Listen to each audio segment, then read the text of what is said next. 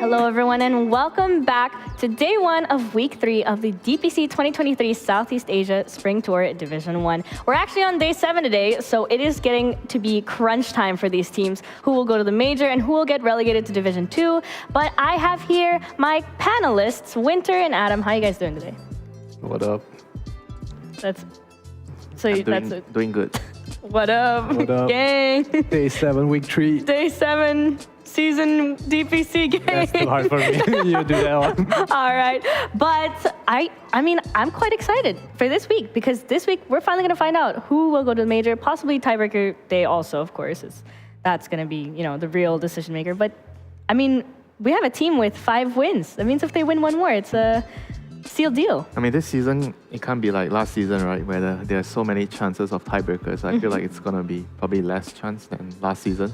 It feels like the tiebreaker will be divided into 2 halves, if anything, right? Like the top half and bottom half. Like the gap in the middle we spoke about was kind of far. Yeah. Like the 4th and 5th team feel like 2 worlds apart, kind of.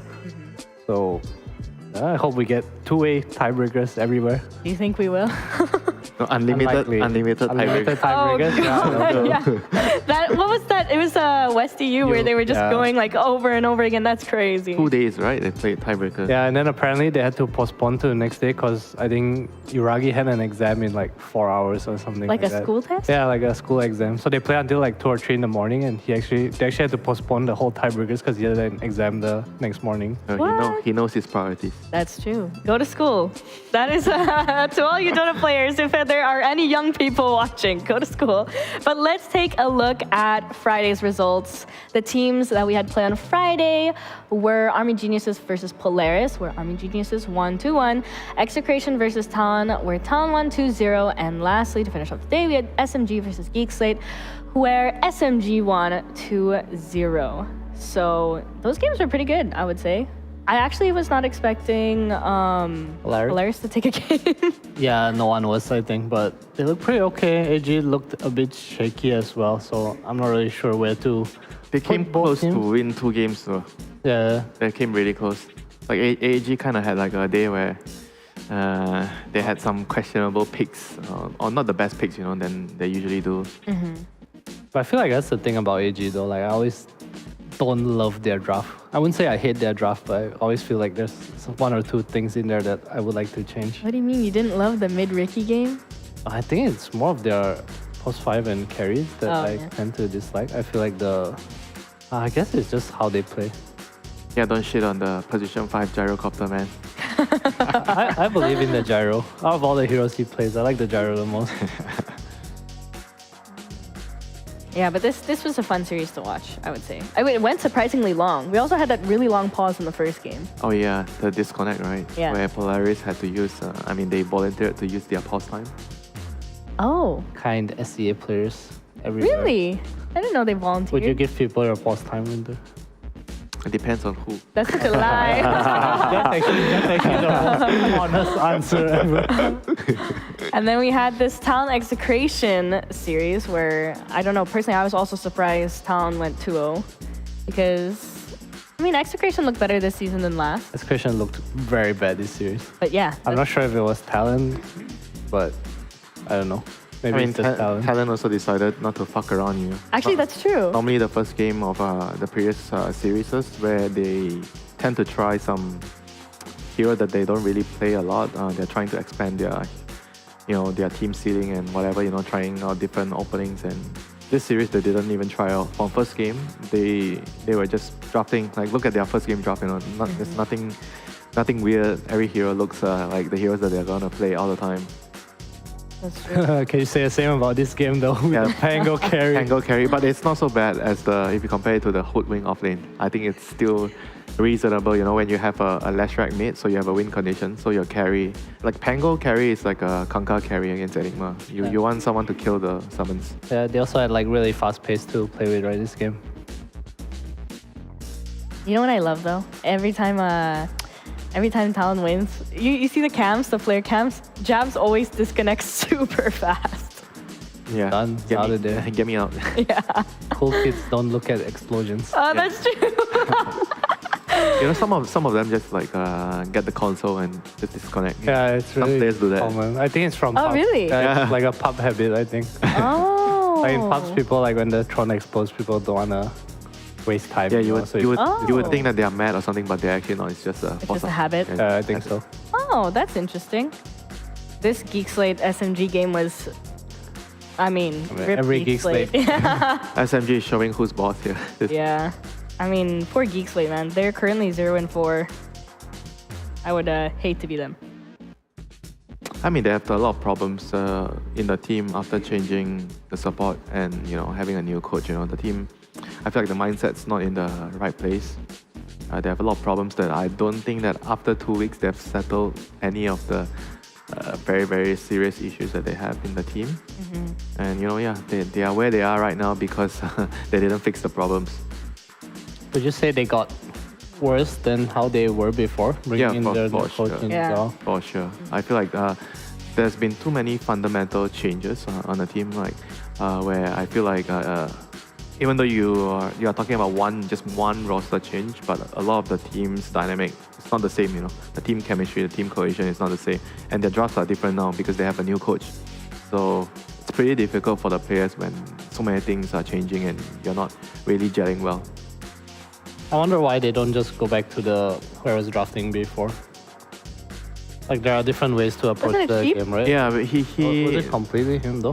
he was drafting with the players, but from what I heard, he felt like because he's also the boss, the CEO. So he felt like it's taking up a lot of time, and he feel like he can't really commit so much of his time to the team. So they decided that they should just get somebody new that can fully commit to the team. Oh, man. Yeah, but like with Execration, they lost March, but their drafting style is still there, because he Yeah. worked with the team for quite some time. I would have expected the same from Geek Slate, where a coach would come in to help them improve and work on their ideas, not change things. I mean, completely. you can say it depends on the coach. Some coaches, they come in, they want to try to, implement their ideas to make things better. But some coaches just he joins the team, he tries to amplify whatever you have within, so he doesn't try to change too much. So, I mean, two teams getting two new coaches and two different results. That's true. They should just clone an AI version of Sheep. I mean, you never know. Sometimes it's terrible in the beginning, but it'll be good later. Yeah, it's true. It's true. Give them some time. But here are our standings of the season. We have Talon in first place, followed by SMG, Army Geniuses, and Execration. The gap between, like we've been saying, the first page and the second page is quite wide, because on the other side of the standings, we have Bleed in fifth, Blacklist Rivalry in sixth, followed by Geek Slate and Polaris, who both have 0 wins. Not looking good. It's one more loss is GG. One more I guess loss it for depends either of if them. Bleed and Blacklist win or not, Oh, yeah, and yeah. like how they've matched up, because either team can get 1-4 right now, right? Geek Slate and Polaris can win a series, Bleed and Blacklist can both lose. And I mean, it looks still kind of close between the four bottom team. For the series right now, SMG against AG, it's pretty big in deciding who's gonna go to Berlin. I guess whoever wins, it's probably quite safe to say that they're gonna be taking the second seed, more or less. Right. Well, let's take a look at this week's schedule, what games we have going on. It's going to be quite exciting because this is our last full week of the CDPC. We have to start off on Monday, AG versus SMG, Polaris versus Bleed, Blacklist versus Geek Slate. On Wednesday, we have Execration versus Blacklist, Polaris versus Geek Slate, and Bleed versus SMG. And lastly, on Friday, we have Execration versus AG, Polaris versus Blacklist, and Bleed versus Talon. So the next two series we'll know today, like Polaris, Bleed, Blacklist, Geek Slate. Those are probably gonna have a lot of weight on who's gonna get relegated, since everybody kind of needs a win. Yeah. If Bleed and Blacklist wins, they'll be on like 2 wins and 3 losses. And Geek They're Slate, going to be 0-5. Yeah, they're gonna so be they'll 0. need to win the next. Oh wait, it's only 6, right? yeah. So they only have one more game, so it it's is pretty much doomsday. Yeah. And then they're playing Polaris the last day. I mean, their last series. And if SMG win this series and Wednesday series, I think they're secured already. For sure. Because that would be 6 For sure. wins. Yeah.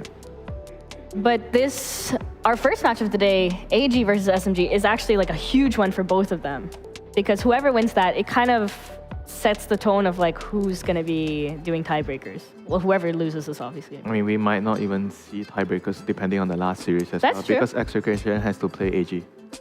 Oh, on that's Friday. right. So if Execration beat AG, then it's RIP Execration. And AG are basically...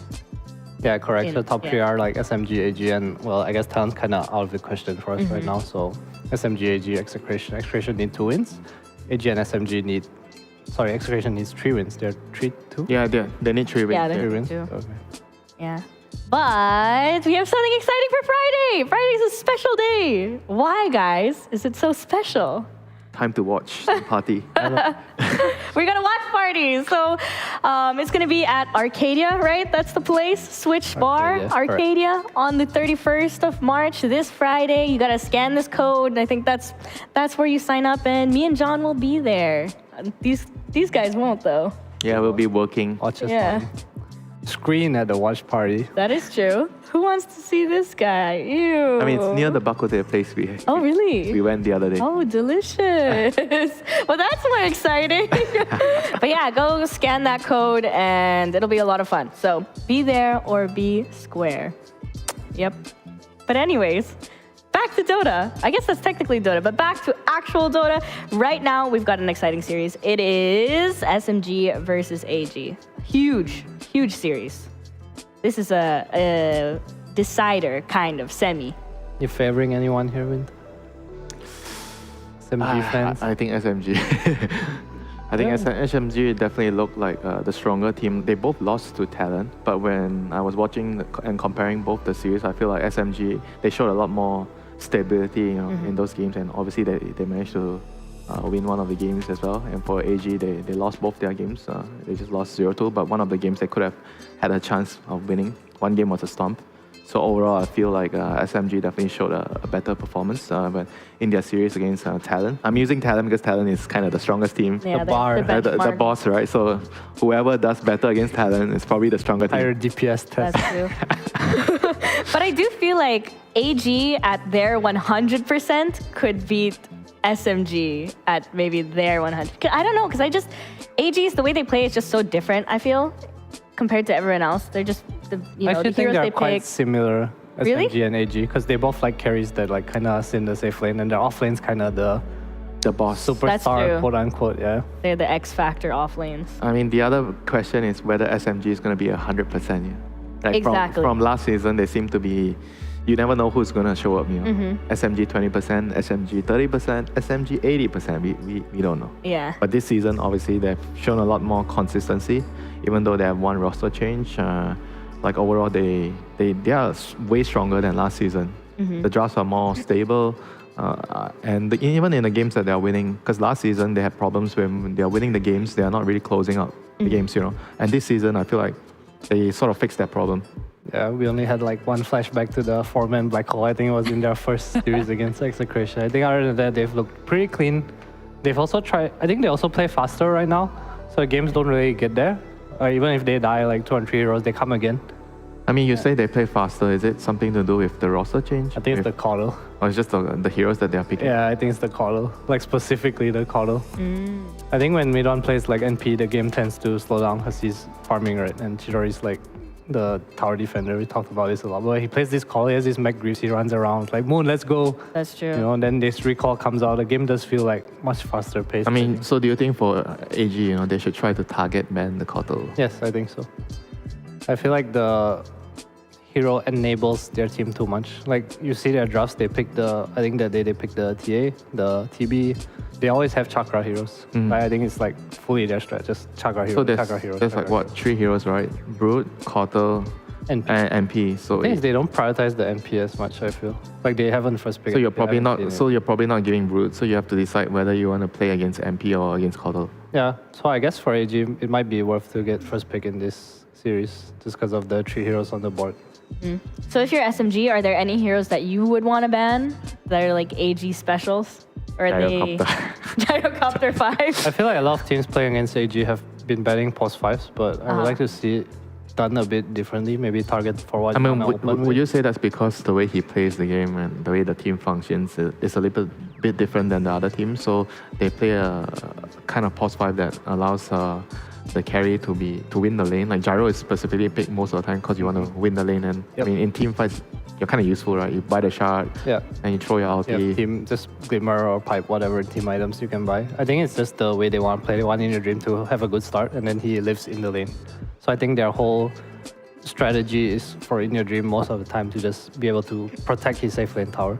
Then I think SMG is kind of similar in that sense. So I like to see how both teams choose to approach this. Like, is anyone gonna try to break the other one, or are they just both gonna play their game? I mean, since you say that, right, they always pick like a lane holder for the carry, life stealer or whatever, Yeah. just sit in the lane, right? So if you're picking Kotal, isn't that bad for you? You I want think to... it's the call runs to mid. Yeah, at least on mid one, from what I see. Like when he gets this mech, he always meets the Moon hero, because the Moon's always playing some Chakra hero. But say you get an Yeah. option, right, on your off lane player, wouldn't you feel like he would rather be like a lane bully, like NP, you know? Or you just save your last pick for the off lane and then you counter the lane holder and then it disrupts the way they play. Because once the carry cannot stay in the lane, then the whole team kind of has a very weird thing to do, because then you have to put a support there. The carry wants to go jungle, then everything changes. Because normally what they do is the carry In Your Dream sits in the lane and then the support just runs around and kills people with the off laner and they go and help them. Yeah, I get what you mean. I think that's a good idea if the Brood, NP, and Coddle are not in the pool. So I think with these three heroes, the gameplay kind of changes, right? Yeah, Because so of how like you said, you know, so this- getting first pick is easier. I don't think so. That was a very in-depth analysis right there about the drafts. That we don't have a draft yet, but soon we will, and we get to go over Yeah, that. I mean, things like that are just pretty bread and butter for the teams every day. You look at the schedule, you have to prepare for 1 or 2 days. And I feel like in the last series that I casted on Friday, it was the Execration series. I felt like you could tell, like in the draft, they were making very small imprecision, you know, like the first 2 picks, the first 2 bans, and then the subsequent 3 bans based on what you are opening your draft with. And you can tell there are certain elements that are not as good when March, compared to when March was around. And one small slip up means that the enemy, like Talon, just took full advantage of it. Right, but we do got a draft ready, so you can keep going, Winter. This is your time to shine. Oh, wow. What's he bringing? Who's first Cheesy tangos. Oh, see, you were right. The support band, the Gyro Pause 5. Gyro, Barrett. So who's first Oh, pick? Brood's in the pool. So yeah, so AG is first pick there, and there's Brood, and they elected to choose MP over Brood. All right, so I think, I don't know if SMG know this, but Claire said, AG's coach said in his interview that Bad Rider is the biggest counter Brood Mother. So I think this bad ban makes a lot of sense. One is, well, Brood or NP would have been in the pool. I mean, he's a counter, but would you say he's the biggest? I mean, that's how AG thinks. Yeah. That's all you need to know, right? But why do you think he? Because you he can thinks always that? find him like throughout the game. Like you always can get to him. Is there no other hero that can like do the same thing? Like Bad doesn't even lane against the Brood in the game anyway. Yeah, I get where you're coming from. I think Moon Kunka, that looked really OP. He like won his lane. He was playing against Mikola just Zeus, X-Mark. remember? Yeah, then he bought Shadow Blade first. Yeah. And the Brood could never protect himself. I think the Shadow Blade catch is Yeah, more insane than the Bad I feel like Rider, there's other heroes that can do similar job, but I personally value the Bad Rider very highly, not just because against the Brood, but it just makes it very annoying to draft, you know, because there's only a couple of heroes that are, like, if you look at the carry heroes, like what's good against Bad Rider? You either pick Slug, Lifesteal is I mean, Morphing's okay, but the other heroes like the Terrorblade, the Ursas, you know, all the other heroes, they really hate playing against Bad Rider. Yeah, AG also love to 8-pick the Bad Rider. It's a big comfort for them. Whereas SMG, I think Moon doesn't really play the hero right now. Yeah, so At least I've not you see picked it. they 8-pick the CM this time. I think they picked CM the last time it was against Brood as well. They like this CM hero against Brood. In the game, you can kind of clear the spiders in the team fight. I mean, if he ever sends the spiderlings to you, you can always use the Nova and get away easily. Yeah, it was the EU. I think EU is the first region that started it. They used to play CM Punch, CM Ursa a lot against the Broodmother. Yeah, Basically, the CM whole idea is it's the same as Lara, right? It's good against right-clicking heroes. So he pops Sensational Hunger, you have a slow, you have Frostbite to like kind of get away. You also can kind of go on him. In team fights, it's very hard for a Brood to bully you because Freezing Field gives you armor and you kind of kill everything around you. Yeah, and I feel like Rubik's Cube, you know, Oh. but That's he's not kinda badass. he's not playing the Rubik. Yeah, but as a CM, sometimes I feel like what differentiates a mediocre CM and a really good CM is how they understand what skill build they have to go. Like usually I see like some players, they go for like Tranquils build. They go for Tranquils and maybe you have a wand and you don't really have much. You have a Wind Lace or whatever, you know, Raindrop, and then they are maxing the Nova. I feel like, because I've seen some players, they actually max the aura, the Nova, you keep it at level 1, because all your other spells, it takes up a lot of your mana pool, and you don't really have many items if you don't go Arcane Boots that gives you a lot of mana. So you can maybe use your spells once each, the Nova, the Bite, and your ulti, because ulti is very, very big mana pool. So you don't have much mana. So if you don't skill aura higher, you actually can't really spam your spells in the team fight. Oh, I see. You also see the like Arcane Boots, right? Sometimes. Yeah, where if you they go get Arcane low Boots, aura. then it's okay to not get the aura. But we've seen a rise on Earthshaker, you know, even in Western Europe, teams It's making a full Earthshaker. special. SMG is kind of different though. They play it specifically on their pos 5. And he usually goes to the safe lane with some Chidori hero. And why is he playing on the hero on the pos 5, you feel? Like, because I think he just wants to impact the early game. you would think that rotations. when you pick a Shaker, right, a lot of the reason is because you want to fissure block the off lane, so you get the wave to your tower. And I get it, it's not as good as before because they nerfed the duration of the blockade at level 1. It's it used to be 6 or 7 seconds. Now it's like 4 or 4.5 or something. It's less, and you cannot get the creep. You cannot make sure that the creep is in front of the offlaner's tower. So he doesn't do it as well. So when you do it when you go to the safe lane, I feel like you're not going to do that, right? So you're just playing him as a normal laner. I think again it comes back to how SMG plays. So Chidori is the lane holder, so this Earthshaker is the one that's gonna move instead of the more conventional where we see the pos 4 moving away. I think Afu is the one who usually makes moves. Like we see even when he plays these Undyings and stuff, he kind of makes the move. No, that's true. So the idea of them picking the Earthshaker is because their carry is going to be self-sufficient. So their pos 5 kind of gets to fuck around, you know. He doesn't need to, hey, don't leave my lane. I can't farm, you know. You fucking stay in the lane. No, but then he gets to run around because the carry doesn't need him in that sense. So it's I would say that in this region here in SEA, they are probably the only teams that do it. Oh, they picked the Pudge. I wonder if SMG is just gonna pick the Morphling here. Are you surprised they didn't ban the Pudge? Like after they No, banned I think Ursa it doesn't play a great Pudge, so I would not have banned it. Okay, fair point. I think the lifesteal Ursa are like much better. But looking at the strategy, if you don't know who is the carry player, you would normally ban Pudge, yes, right? yes, for sure. I think Pudge against Brood is. I think the Brood still gets to play the game. It's just towards mid game when you want a team fight, it gets really. I mean the lane's also very annoying because Frostbite into hook, so it's easy to kill you. I feel like most of the time I see the Brood kind of win the lane until later. Oh wow, it's a Jokam Doom. Definitely a Jokam Doom, right? Yeah, because when you have safe lane Pudge is like not a very expensive carry. He cannot really win the game later. He cannot kill the towers and everything. He just kills heroes. So you need other heroes to be more greedy. So they're probably gonna have like the Nature's Prophet as their pos 1, off lane DB, and then even the pos 4 is like very greedy, you know, with if they're indeed doing a pos 4 Doom. I don't think we've seen in your dream play Pudge yet, though, right? We have, I One believe, game? one series. Was it? I think, Yeah. I don't think he's like. It's not his Specialty. It's not his comfort. He He, looks a bit uncomfortable. he wants to play a hero that can just sit in the lane, like Morphling, Lifestealer, Jug. I mean, no Jug probably because Jug is terrible now. He wants to play that kind of hero. And Pudge is not a hero where you sit in the lane. Pudge is like, you get a good start, you do well in the lane, you have a good matchup against Brood, and then you need to walk around the map, run around, understand where you should be, who you have to unleash first among your other two cores, and allow them to get a good game. You know, it's a totally different playstyle. And SMG go for the Morphling here. Like in my opinion, this is like probably the best carry right now. I think it was kind of expected too, right? What's banned. I think most of Chidori's heroes are gone, other than the Morphling. But say you get to pick the best, like one carry, like among all the carries. Like, don't you feel like Morphling is the one that you would, if you have free reign, you can pick anything, you know? Yeah, I do agree. I think it's good against AG's Ruff as well.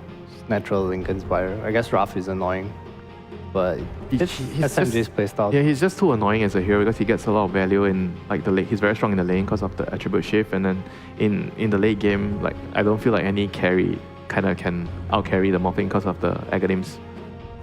Yeah, there's also like no AA, no Vessel heroes. You know, I guess Pajax is kind of one of them, but we've definitely seen this matchup go both ways before. Did you see Jokam's Rubik's Cube? It's almost done. Yeah. He gave up. So they ban out the TA. That's something that you would normally have in your mid lane when you have a safe lane Pudge. But do you think they need that kind of hero? Since I think they need a Roche taker. I mean, because you have offlane MP, right? That's kind of already very greedy, you know, with the Doom. Say the Doom is +4 and you have offlane Nature's Prophet, they're gonna be taking a lot of farm. Do you think that they still need a TA? I think it's more like SMG's supports can't threaten the TA throughout the game. So maybe Moon's whatever he wants to play isn't going to be that good against the TA. I think it's also a big comfort pick for AG. They used to first name this hero right at the start of the season. Because both of the cores play the hero, Yoei and Dream. It's also a bit more of a brain dead laner, I would say, and I think we've seen a lot of the time Yoei has like lost his lane here and there. I always associate brain dead laner to Viper, Dragonite, Death Prophet, but not so much T. Wow, Tinker. Ooh. Juicy. All right, bring out the Moon Invoker.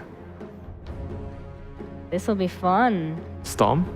Or no, I like Invoker. Quasvex Invoker with Meteor Hammer? Yeah, I think it helps you take map and it helps you like kill heroes this game. Yeah, but why the Tinker here? I mean, I get it, it's a win condition. Since you are Pudge, you need a win condition, but why the Tinker here? It's probably their answer to Morphling, I guess. They also have a lot of bodies, right, in the Pudge and Doom to frontline. Pango. Yeah, SMG has a hard time finding Tinker, I think, this game. I mean, Pango's kinda decent. Yeah, but it's hard for in. the rest of the team to go in, right? I mean, They you also have like you have Brood. problems to deal with. I mean, you have Brood. You can scout with the webs and your spiderlings. I mean, it's not that bad. I feel like they still have some ways. You know, sometimes you see the Tinker and you're like, oh damn, they have nothing. You know. Yeah, that's true. This time I feel like at least they have certain things. It's not gonna be easy, but they still have certain things they can get to the Tinker. And Morphling is not the worst carry at finding Tinker since you have waveform. But you do have to be careful against the Hex data when the game eventually gets to that stage. So whose draft do you guys like better? I like AG's draft. I feel like SMG is on a, I wouldn't really call it a timer, but it's a lot more of execution on their side. I think AG's draft looks easier to play. A lot more solid though, I feel like for SMG. AG looks a bit like out of the box. Out of the box and a bit too far, like with the Tinker. I get it, you know, like the earlier part, but then the Tinker feels like it's gonna bring the grid to such a high level that everybody needs so much money on their team, and I don't know if there's enough money on the map for their heroes. And if they don't do well with this kind of greedy draft on the lane, it'll be hard, you know, spreading the wealth throughout your team because everybody needs money. I just noticed that we have a Sven holding a cheesy tango. Yeah, special delivery. That's what it was. Well, all right, let's get the first game of the day going. I've got Cap and Avery ready to cast this game for you guys. Take it away. Yeah, that's right. We're going to be casting a Tinker game. And Yoei has quite a number of Tinker games, but his history, I've only played it once for Army Geniuses with Yoei playing it, and it was a loss, but that was 4 months ago, so maybe the whole lot has changed in the last 4 months. What makes a good Tinker game, Avery? A good Tinker player. All right. It's that simple. I mean, that's a huge chunk of it, honestly. I feel like this hero can get through a lot of hurdles in a lot of matchups if you're just confident on it and you get to the items, which just comes down to individual execution in the fights and team execution in terms of holding your map, playing around the towers, this sort of deal, right? You need to stall the game out for him to get his items because he's a carry. He's one of the better carries in the game, actually, in a lot of these matchups where he's versed the Agi heroes. Morphling, no exception to this. Like, Tinker will destroy Morphling like it's not even close. But you have to get there. And that is always the issue with Tinker, is how long can you hold your map for this hero to come online? Because he does not have the March machines anymore. He's not that great at just mass clearing waves, mass clearing stacks. You know, he still does it to a degree, but it's not the same old Tinker. So when I look at do you Tinker, think it's the Furion? Yeah, I think Furion's here to keep the lanes in, just stall out the game with an Ags rush. Maybe Pudge Maiden can win the lane versus Brood, keep his game pretty slow. But still, I think if you're SMG, you're going to have like free reign in the first 20 minutes here in terms of if you do well in lanes, you get some power runes, you start accelerating with Pango Brood, you're going to take Roche really fast. You're going to be able to invade enemy jungle. And I don't really see AG fighting that if they're too far behind. It's going to be rough, especially with a Doom 4. I don't know why they exactly wanted Doom 4 here. I do find this pick a little cheaper. Because there's no clear just like, I'm going to doom this guy and we win the fight. So it seems a little greedy, but if there's one offlane that can probably get away with it, it's Yoke and the ED, I guess. Already off to a good start or a bad start? You get 3 bounty runes, but at the same time, you lose first blood. Polosin takes it, so not Moon, which makes things, I think, a lot more palatable. Because now as the Tinker, you actually have more net worth, right? In the, yeah, you do. So he has more net worth than the Pango, so the mid matchup is still fine. It's not been ruined. That's pretty good. I think 3 runes is better than first blood overall, I think. Unless it goes to the mid. Yeah, I was going to say, unless it goes to the mid, right? That makes a huge difference. So I feel ENG not too sad with that one. Early hook top, getting some good trade in. You want to win these early waves, especially levels 1 through 3 with Crystal Maiden. You always want to win them in terms of either CS or region trade. And I think the times that I've seen Pudge Crystal Maiden lose against their Broodmother is when they did not abuse the Frostbite hook over and over again at the start. Like, you got all these mangoes, you should be putting them to use to try and burn the enemy down on some of their early regens. So already off to a decent start in that regard with the big hits on Polosin. It's just hard to out-regen this Brood. Oh no, missed that one. Gonna regret that. This hero just sits there and regens so much. It's tough. Mid is going well for Yahweh though. He is already well ahead in the burn department. My God, Moon got slapped. Yeah, seriously. Wow. I mean, a lot of mana committed from this Tinker, but Tinker's happy to commit it. Because this hero doesn't really need to jungle that much anymore if he can win the lane and just get water runes. Yeah, the next wave is going to be on his high ground. And this is the wave where Moon can't contest. Like, his bottle is coming in, but right now he won't be able to play the lane. So this is a pretty big opportunity for Yoe, whether it's trying to secure both water runes, which actually Yoakum comes over and takes the other water runes. So they're really going to make sure the screws are on Moon here. He is going to be a good rune this deal, like really good. It's going to debilitate this Bango. That is a nice kill. Morphling versus Furion. Normally you do not see this level of aggression, but SMG have been making this Afu Shaker work. I feel like they are just confident in it and what it brings to the game. Yeah. And I also think this hero's pretty good this patch, as long as you can get out of the lane. Which he's not the weakest laner. He's okay. This is a lane I would not be afraid to play Shaker too much into, because I don't think Doom is going to destroy you that hard, but maybe the later levels here once you get a creep and stuff. Something to look out for as top is just... This is not going AG's way. And I feel like with Pudge Maiden versus Brood, if it does not go your way, what are you doing? Oh, there we go. In this matchup. That's the first blood. And your dream may also fall as well, but no. They didn't have... They didn't get out the Fade Bolt in time from Polosin, so... as a result, Pudge is going to be okay for now, but still, killing the Rubik isn't the thing that matters. Getting the Broodmother to be afraid of playing the lane, right? I mean, this is when I would just be throwing out that classic solo XP for my Brood. Yep. No cares in the world. It's not first blood. You're giving a flesh heap, but whatever. You're going to get some eventually. As long as Brood is CSing and getting super high experience, I don't think you care much else about the Brood lanes. Especially this game where he can... I feel like mid one can kind of run over this map. Who's going to have the AoE to stop him in the jungle areas? I don't think it's going to be Pudge is dead this time. I just don't think it's going to happen. So I already feel like AG are in a bit of trouble based on what's happening top. Maybe this mid can skew it a bit, but I don't think Tinker interacts with the Broodlings that well. Especially if you get a fast pipe, it's pretty annoying.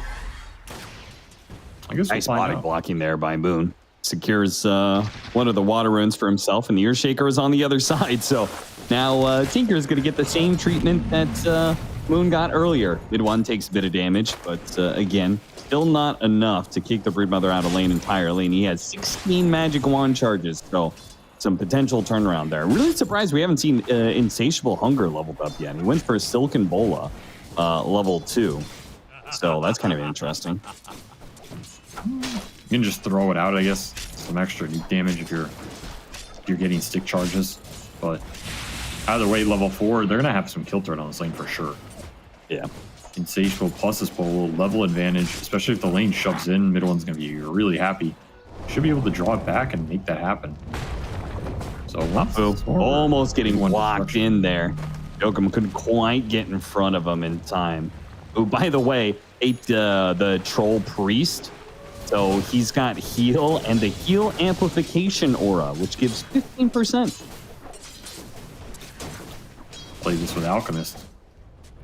Or does it even work with regen, or is it just heal? I'm sure it's just heal. It says heal amplification. Yeah, that's a very specific category. DB is dead for a third time, by the way, while they're fighting up the top lane. As looks like Varys is going to be maybe chased down. Mid one can't get the kill fast enough, and Varys is going to be able to live. So a big win there for Army Geniuses, finally able to kill the Broodmother.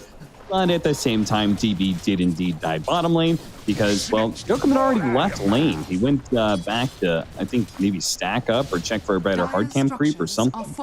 He's not getting the early creeps you want. Either the Ghost or the Satyrs or the Chain Lightning, something of this nature is generally what you want to win the lane. He just hasn't gotten any of it. Yeah. They have all the camps up. Maybe a little bad RNG.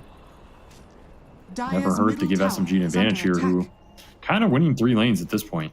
I mean, the Tinker lane's still going fine, but you're trading farm, and the thing is, Moon can make a move. He's going to base right now. He has level 6. I would not be surprised to see him kill one of these side lanes right now. So I feel like both of them are pretty nice to kill. I feel like running over the Pudge at this point in time. Pudge is such a momentum-based hero, but maybe they don't need the help as Eugene's going to be in trouble again. Mid one's going to go for the dive here. 1 hit. Not enough. 1 hit left. And that gets his Vanguard completed. And in fact, they're going to bring Tinker up here. Invis Rune. Jeez, DB is having a rough one, man. Holy crap, he's 0-4. There's that Vanguard. Poor man, leave him alone. Just by Midas at this point, you know. Pretend you're in a pub. You're going to try and catch up Pelosin. Oh no, Pelosin's got boots, so even if they hit the Frostbite hook, it's not enough for the kill. Still getting the Brood kill off the Tinker rotation. Pretty nice, because now you are slowing down this Brood a little bit, and you got the Punch to Vanguard. The other one's going to have to wait a couple seconds to DB back. He's only level 4 to Pudge is 5. So you might be able to get this member up and kill him again before Brood hits 6. I say that, and he's just getting chunked again.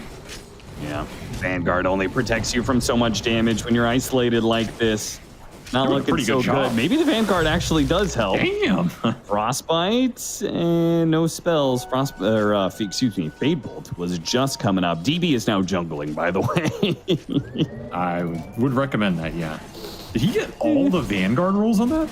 Feels like he got like 6 or 7 in a row. What the hell is that? It's like he was taking absolutely no damage.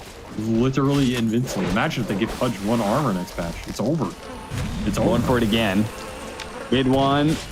He's still up the hook, and they just need the laser to deliver the finishing blow. Yoe managed to pick that one up for another 300 gold. Tinker is beginning to get to a point where he becomes a little bit of a menace. Now he's got the Blink Dagger, so. If Tinker's becoming a menace, is this Furion becoming the Dennis? Didn't like that one. I don't know. I don't think that one doesn't work because it's Dennis the Menace. Yeah, so he's the first half, not the menace part. He's Dennis without the menace because he's having a rough one. He's gonna die again here. Yeah, of course he is. It's just faded at this point in time. I mean, the Earthshaker is gonna die in return. Actually, maybe not. I think it's fine. There's not that much damage in the tank. Huh. DB gets an opportunity to return fire a little bit. What if the DB must have had strength treads on or something? That was a he did. Much tankier Furion than I'm usually expected. I mean, it's the upside of Furion here, though. He'll catch up. You're going to have a hero jungle. We've all been there in the pubs. You pick one hero that's going to grief jungle, you pick Midas Furion for sure. No doubt. And Yokum Doom can also just make up for some of it. It's basically a pseudo 3 here. Will always find some farm, can build some utility if the team needs it, which he's going drum. Is he a pseudo 3 or is he just a grief 4? Well, I'm pretty sure DB thinks it's a grief 4. It's the old Schrodinger's jungler.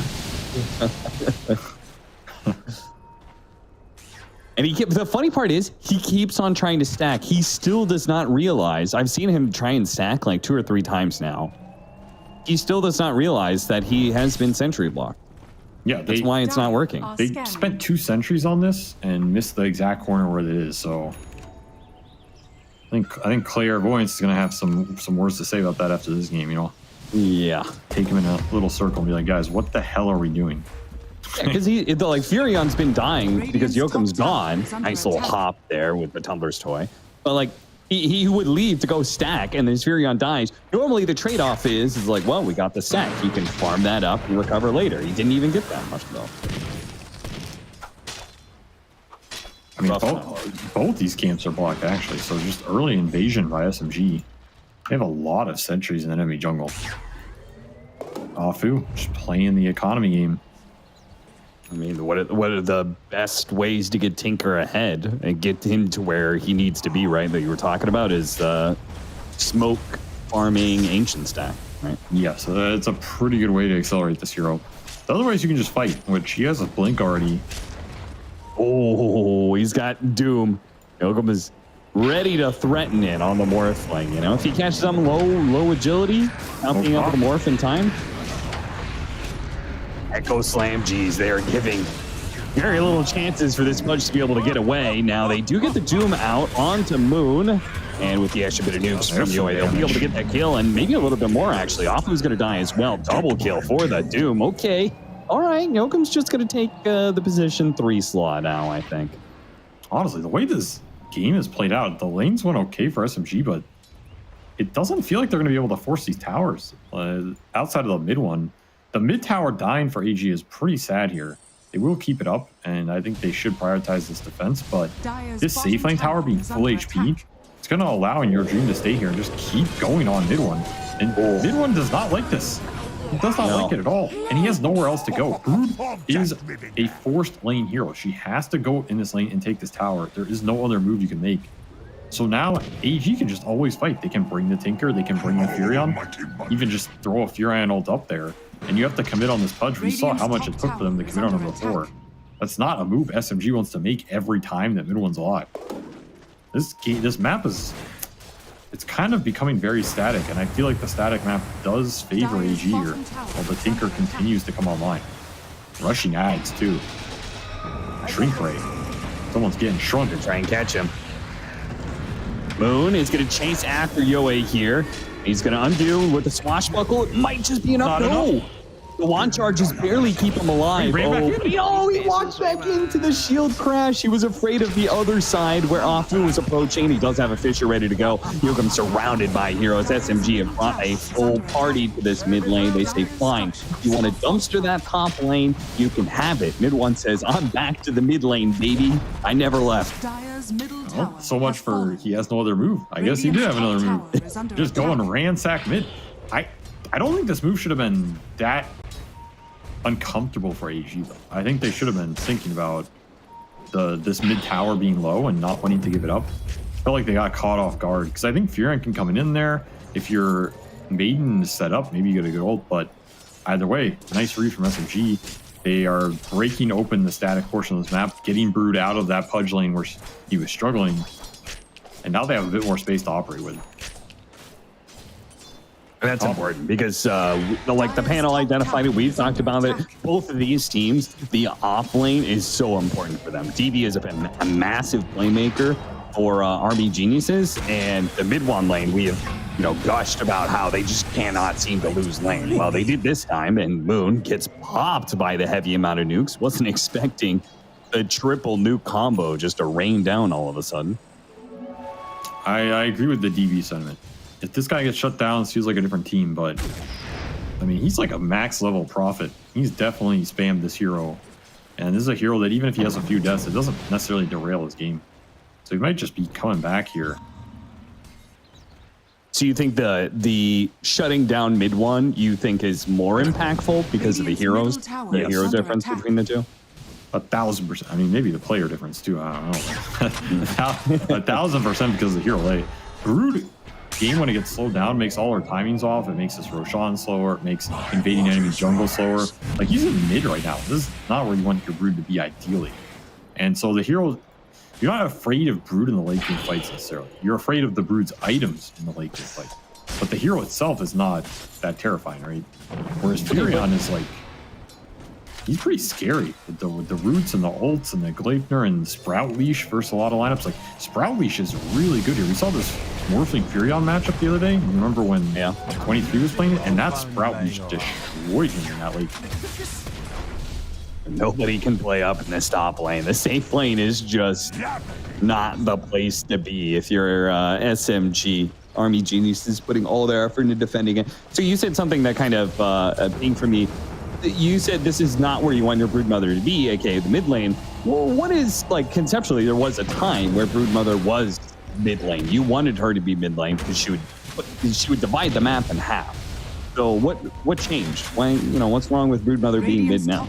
Well, they took Ancients away, and that was a big one. Okay. That mid Brood was broken because she got items insanely fast off the Ancient farm. She was super high level.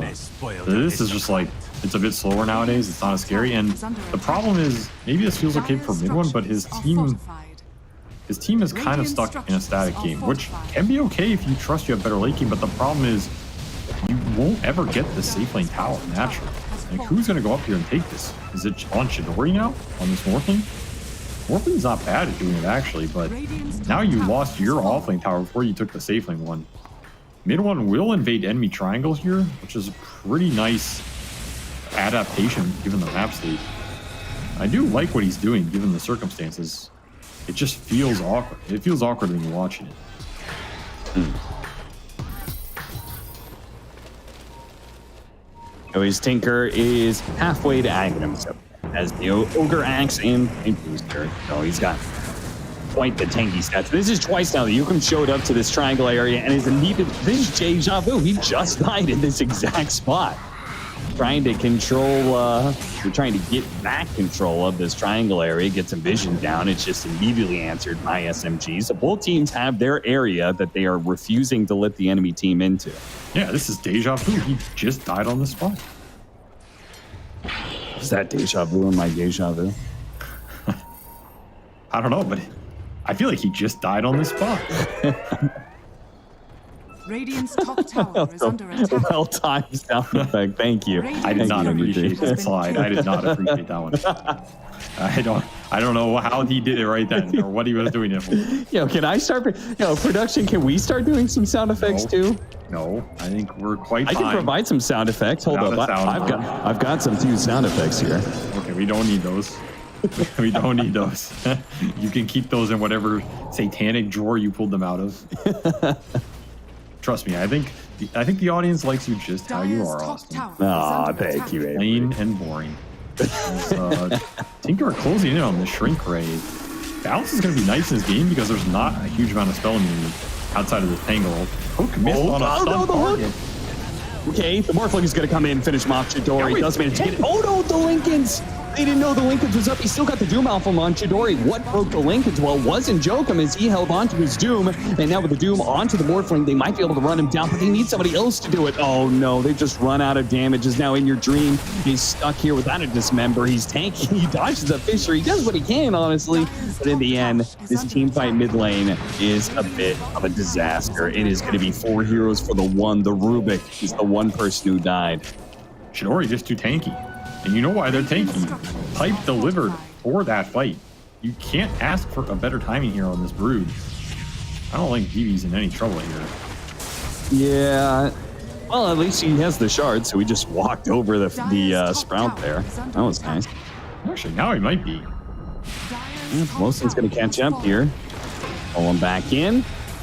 Who's going to die first? Oh, the enchant totem is just enough. Thank you, Afu. He survives. Moon stuck in the high ground or in the trees here. Very low. Yoe cannot afford to be dying again. He blinks in, goes for the kill. He misses, and now Moon's going to come back. He says, were you looking for me? Uh-oh, laser. Makes things a little dicey. Yoe, they're trying to juke through the trees. Blink dagger's up. No, the shield crash. Oh, the two-man stun. Now a blink away is available, and he gets away. Moon barely dies to the scorched earth at the same time while Chidori is caught in a trap. Your push is to put away. Yoe will show up once again, breaks through the link into the team, and delivers the final blow. High five. You got me once. You're not going to catch me again. That time, Yoe outplays them. Damn, that stun. Perfect timing from Jokum as well. This team has good playmakers, dude. They really do. This game's not going too smooth for them, but even in this situation, they're finding some openings. In this mid fight, this is just Pipe. Pipe just wins them this fight flat out. Does so much work on the damage being inflicted. Tinker going down first, of course, is also just I mean, that just breaks any of the fights over here. That's the problem with Tinker. He's a very double-edged sword. He might 1v5 the fight. He may also just instantly lose you the fight. That's why I said these Tinker games just come down to the Tinker player. Positioning, spell casting, how fast are you? Check your buttons. Hope they're well lubricated. Well, one button that was not very lubricated in that last fight, the hook, it barely missed on the Broodmother. That was a pretty rough one as well. Greaves is going to be done for mid one for the next team fight, and they say, well, that's good enough. They build the pledge. They've got Pike, they've got Mech, they've got Greaves coming in quite soon, and they're going to take Roche on. Pretty nice Roche. Give it to the Pango or the Morphling here. Be fine with either because you can just push and be aggressive. And with this double aura timing, I would normally say pushing the objectives or going high ground is difficult, but honestly, there's not a huge amount of threat outside of Yahweh. So even just forcing people back to areas is going to be nice for SMG. The other route is you can just let Morphling solo push stuff with Aegis and you four-man hit squad it up with smokes. That would probably be the theoretical better outcome here. So in either way, if you're SMG, you should be able to build a nice net worth lead here with this Aegis because you can take over a lot of the map. And I think that's why AEG just want to instantly fight. They don't want to deal with this for too long. But is this the way to do it? Got him after the waveform there. Meanwhile, Moon is actually hitting a very nice combo. Rolling around with the help of Mid-One. They're going to do a decent amount of damage. You managed to get the roll out onto the Pango, the Doom. On Pango is going to force him away, walk it away. Nice Greaves usage there to be able to get it across. Nice two-man stun as well from Yokum. Just trying to delay the retreat here, allow anybody from Army Genius to be able to follow up the disables that they've been used, but they just don't have enough. Couldn't get the right kind of hook. That was already used earlier on the Morph. It's another Doom that just says bye-bye as he walks away. Yeah. I mean, there's a decent amount of disengage here for SMG. Yeah. Rubik, Force, Glimmer, some fissure blocks you off. There's a lot. You have to be careful about how you take these fights. Because Breeze is going to try and man up. With the freezing field, that feels pretty good. The hook once again off the mark, though. Now, I really like how the Shaker's been influencing these fights. Just brown boot shard, but it feels like they can't get on top of him, and he's just getting multiple fissures off, multiple stuns off the Echo. It's really hard to play Maiden and Shaker in these fights because you just hold the fissure, you wait for him. You can't really dodge fissure with Tinker if you're playing aggressive until you have BKB. And I feel like this Tinker is probably going to have to go BKB in this game at some point. Dire's middle tower is under attack. This may turn into a rat game here pretty quickly. When you've got Furion and Nature's Prophet, if the game isn't going well now, I feel like it very quickly turns into, okay, just try and survive. As in your dream is going to get burst down. The two supports have to make a run for it, and they probably have to give up this tier 2. Again, might be time to just start cutting waves where you can. And DB cleared their triangle, and he's going to try and cut top, miss the wave, but get the next one. Furion can rat. The issue is you just push here if you're SMG, I think. Because again, that outspam is not that great here for a Tinker lineup. It's annoying, but it's not debilitating. Especially when you have an early Greaves pipe and a Morphling who can just keep morphing. Just keep morphing. I guess you get shrunk. Yeah. When you go up on that HP, Shrink Ray is being more and more effective in some ways. Take 10% your max HP. Amazing what you'll find laying around. I mean, it also shrinks you. It's terrifying. Yeah, that's not terrifying. Was Honey, I Shrunk the Kids a horror movie to you? Yeah, but not in the way you think, you know. Oh no. Freezing Field on the high ground, not bad until the Rolling Thunder top to it. Both supports are going to be sacrificed here, and I feel like we're going to be seeing that a lot. As Marks does end up getting burst down by the last bit of the Frostbite. Well, hey, at least they traded one kill for those two. See, that movie, it's not the shrinking that's scary.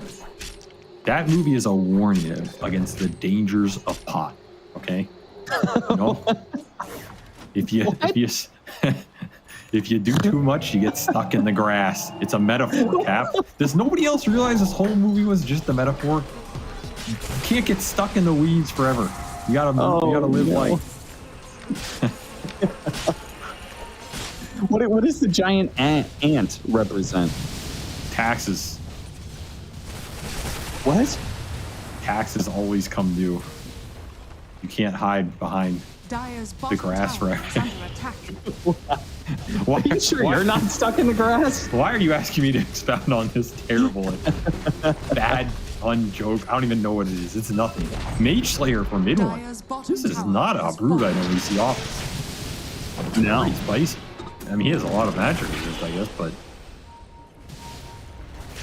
I mean, he's gonna go. Somebody with Yeah, I don't think so. But I mean, he's gonna go Bloodborne eventually, right? Looks like he wants Aghanim for the next item, but they gave up tier 2 bottom lane, and they have indeed resorted to just pushing, as you're just in the exact opposite side of the map. And your dream does get caught though, trying to go for one more wave. I mean, does this reduce the damage Doom does? Do you hit the Doom while Doom is when he casts it? I have no idea. I think it should, right? Because it's spell damage.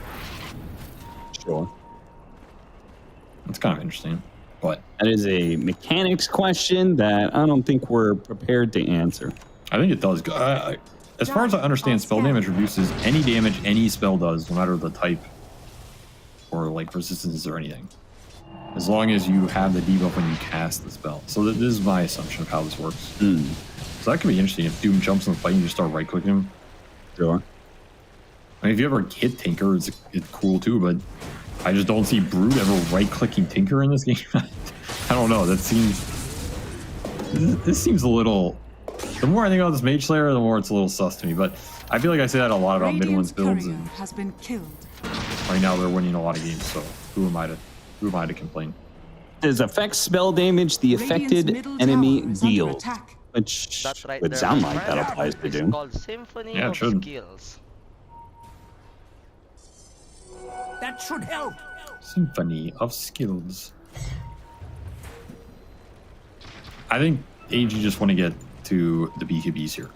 The BKB is up for DB, and they're building it next on Yahweh. I think that's the big timing, because then Tinker can man up in the fight. And you're not afraid of too much outside of Morphling right-clicking you down to death.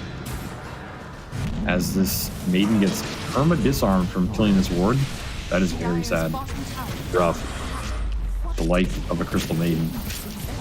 And Afu, he just keeps finding him the whole game, man. are fortified. Every fissure has been a kill. Dire's bottom tower is under attack.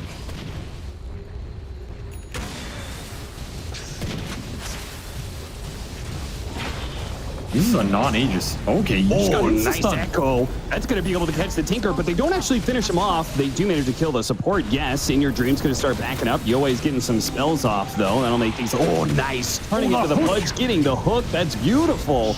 Mid one's going to get run over by Chidori in the end, though, and it is Army Geniuses. They're going to buy back on DB, but it's not looking so good. The auras are too strong. Got to take a fight here. You do have Lightning on BKB too. Prophet. Prophet coming in. Oh, the stop that misses on everything. Still, though, DB has a BKB. They turn around and try and focus him down for now. Afu on the side is going to get bursted by the Tinker. Vari's freezing field does what it can. Blosin, that's another victim of the Tinker. Yoei looks for more. Wants his team to keep pursuing, see if they can find another opening for a core kill. That would be all important for Army Geniuses to get back into this game, but they just do not find it. They don't have the catch. They don't have the hole. The stomp can't land. What else is there? There's a Frostbite. That's it. I guess you can blink Dismember, but you don't have BKB on Pudge, so it's just not guaranteed. Maybe one's sitting on the cliff. Maybe wants to re-engage. Angle roll back up. And the other issue is the Lincoln Spheres. You got two of them. One on Moon, one on Chidori. There's not a lot that necessarily pops it on the Doom initiation. You kind of have to break it with a Tinker spell and then go in. Multiple force to try and disengage. Staffs. Trying to get away from Moon. He catches Yokum. Got the Vari's Lincoln gets Pop. targeted for a second. Actually, the Morphling, they can get the Doom on him. Maybe Yoei, especially with the laser. Okay, he wants to blink away from this Broodmother for now. But it looks like the rest of the team might be able to just kill the Morphling without the help of him. And now they got the Gleipnir on the mid one as well. SMG, I feel like they're kind of losing control all of a sudden. This was a perfectly fine game. They got a buyback out of DB, and now they've given up so much worse. And my question is, why was that the fight, right? Like, was that a necessary fight when you have the second Roche literally just spawned and you're not even pushing base? TV found another one. Lightning onto Afu. Force Staff's trying to get him away, but Yoe's pursuing. The Glimmer Cape's going to help out, but the laser actually bounces over, clips the Earthshaker for a little bit of damage, but he still managed to get away. Still, Pelosic. They don't know he's there, but the one to get caught. Arai was going to catch him eventually. Now the mid tower is going to fall. Now Roshan is available for Army Geniuses. They have an opportunity, a real opportunity to completely turn this game around. This game was at 83%. I don't know what's going to be after this Roche, but it's probably going to be AG favored, maybe. That's just a bad throw. There's no other way around it. No. These are just unnecessary deaths and an unnecessary fight at a bad part of the map you don't have vision. On a go that just felt like what was happening. In Your Dream just walks up the Morphling and eats him into a Doom when his BKB is on 3 seconds cooldown. This is just not the way to try and end this game. Now you give away an Aegis and a Shard. Who's going to take the Shard? That's a big question. They gave it to the Doom? What? They wanted more stun, I guess. I don't... What? Okay. I mean, I feel like you give it to Pudge or Tinker here. Wow, Tinker? I would go with those. I mean, this one's Flare? not bad. It's not bad. It's really annoying on the Morph. I mean, I could see it as another spell to break Linken's, but all right, Chidori. There's enough messing around with this business. Telekinesis, they managed to get a Force Staff to put him back down on the ground. They give him the shield from the Tinker to try and help out. The Gleipnir trying to keep these heroes at bay. The hook attempted, blocked, or actually not thrown out entirely. Wait, he's still going for it. Oh my God, In Your Dream is such a goddamn madman. What a beast. He just did not want to back out. He has the Aegis, of course, but he was willing to go for that +1, a very risky move. Gets it, and now they're going to try and go for even more. He just walks right in. Aegis is going to go out. Yoe in the background, trying to keep SMG honest, keep them from being able to burst down the Pudge a second time. He's got BKB. They broke the Lincolns. They grab him. Not quite. Oh, no. Doesn't have it, and Chidori's beginning to get away here. Moon does manage to kill the Doom finally with the swashbuckle, and it looks like Pudge is going to be left behind. A little bit too aggressive, it seems. DB! He teleported into that fight. Did not know that SMG had some vision there, it seems. It's just a massive overextension. Again, I understand Shaker's dead, but just chasing uphill like that that's tough, man. That is a tough call. They also ran out of mana on this Doom. They had no Doom. Even after the Lincoln pop, they would have got it. It's just not there. Dire's middle tower has fallen. Gotta respect the tank ability from this SMG lineup, especially in a fight like that. And Yahweh has BKB. He's gonna have to use it. Get this member though. That didn't go in that's favor. really awkward. He can't blink away. Too much damage too quick. Vari's gonna die right next to him. That is probably just GG. Had an opportunity to get a comeback, and then they threw it right back to SMG. A little game of ball back and forth between these two teams. Very nice of them. Yeah, why not, you know? Sometimes the enemy dares you to throw and you say, hold my beer. I'll show you how to throw a fight. I mean, this well, throw it's is going to less be at least Megas. I think this just is Megas. No buys. I guess yeah, no buys. It's just game. It's only if you're playing versus Megas here. Afu solo smoked bottom. It is a Tinker Furion lineup. I wouldn't be surprised if they tried playing up against Megas. I mean, they'll try, but I don't see them coming back in this game. Or am I?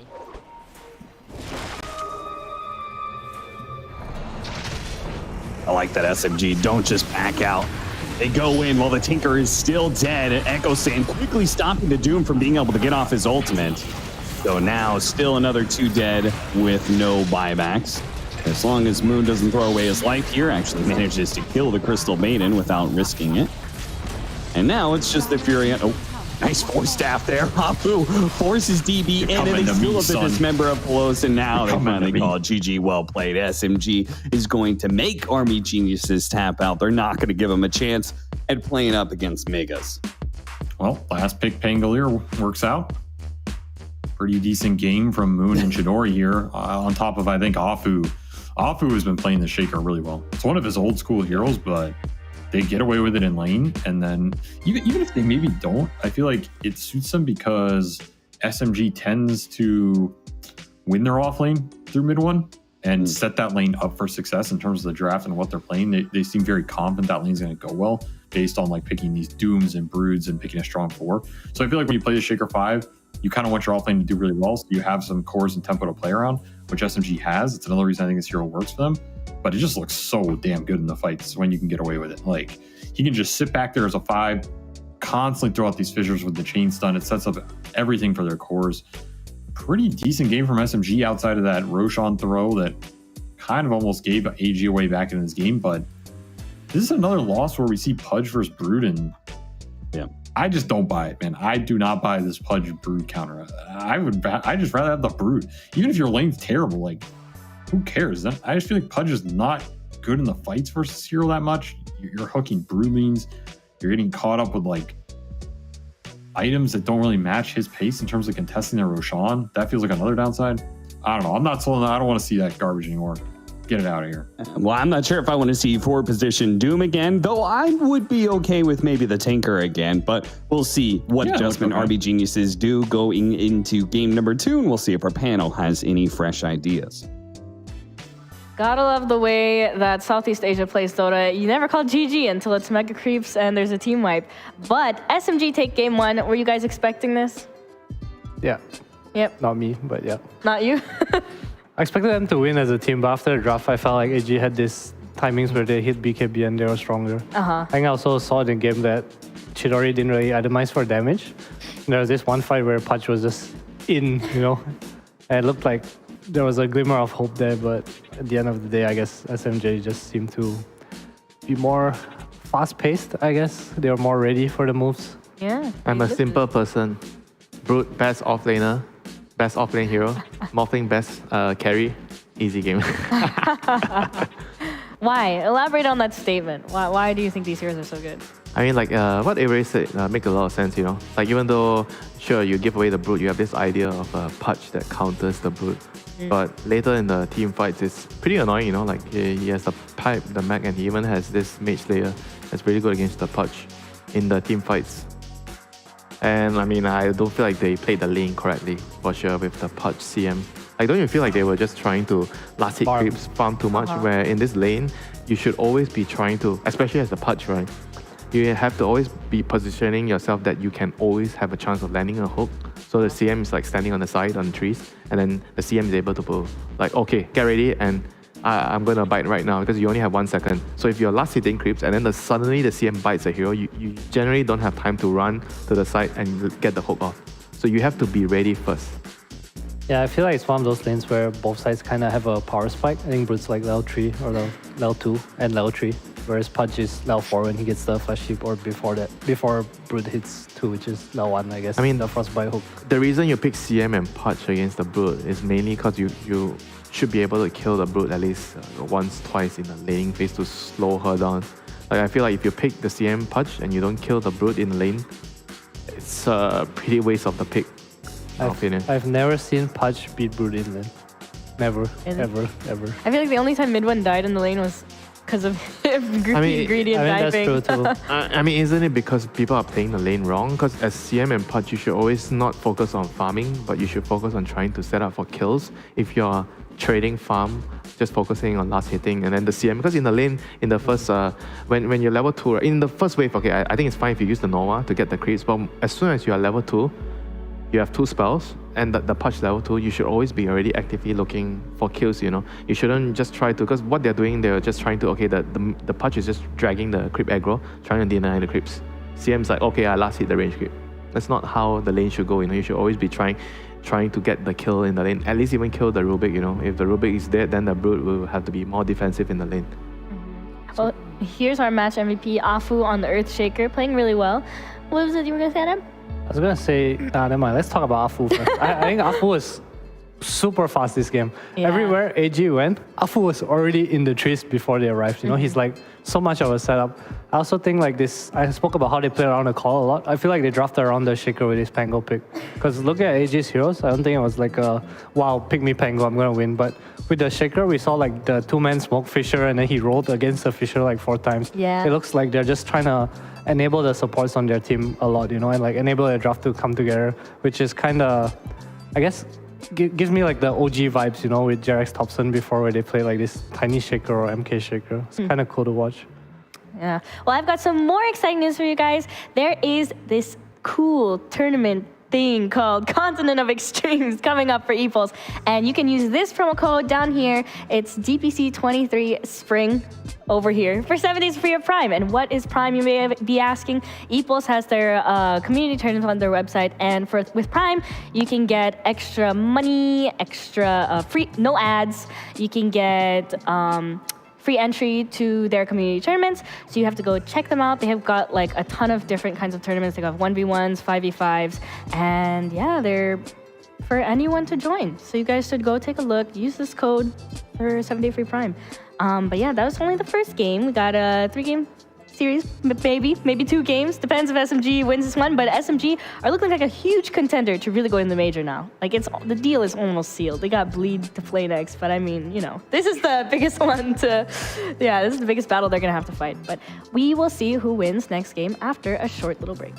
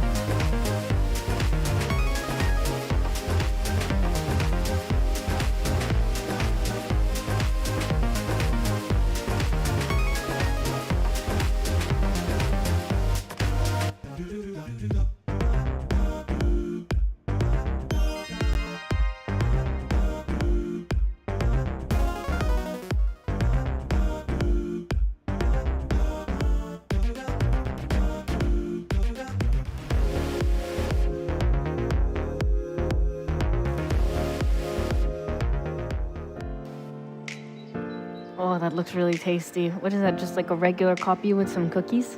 Yeah, but if you get cookies with your coffee, you're Are you some psycho? expensive place. Yeah, not a kopitiam for sure. I see. ain't It's fancy. Cookies in no kopitiam here. It's too fancy. Well, welcome back, everybody. We are back for the SMG AG series, where SMG just took the first game. I'm your host, Sophie, and I'm here with Winter and Adam. How you guys doing? Together we're Adam. Huh? Nothing. Oh, Hey yeah, guys, the how other you way doing? around, I guess. But yeah, I mean, how are you guys doing after that first game? Were you expecting? I mean, clearly you said that SMG looks stronger to win when they were playing, but I feel like at the draft we were like, oh, AG looks like they've got potential. He likes the AG draft. Yeah, it was just me. Winter was right. Winter was right. His dinner is saved. No, who said I bet on dinner today? Today is like Today's lunch. Today's lunch.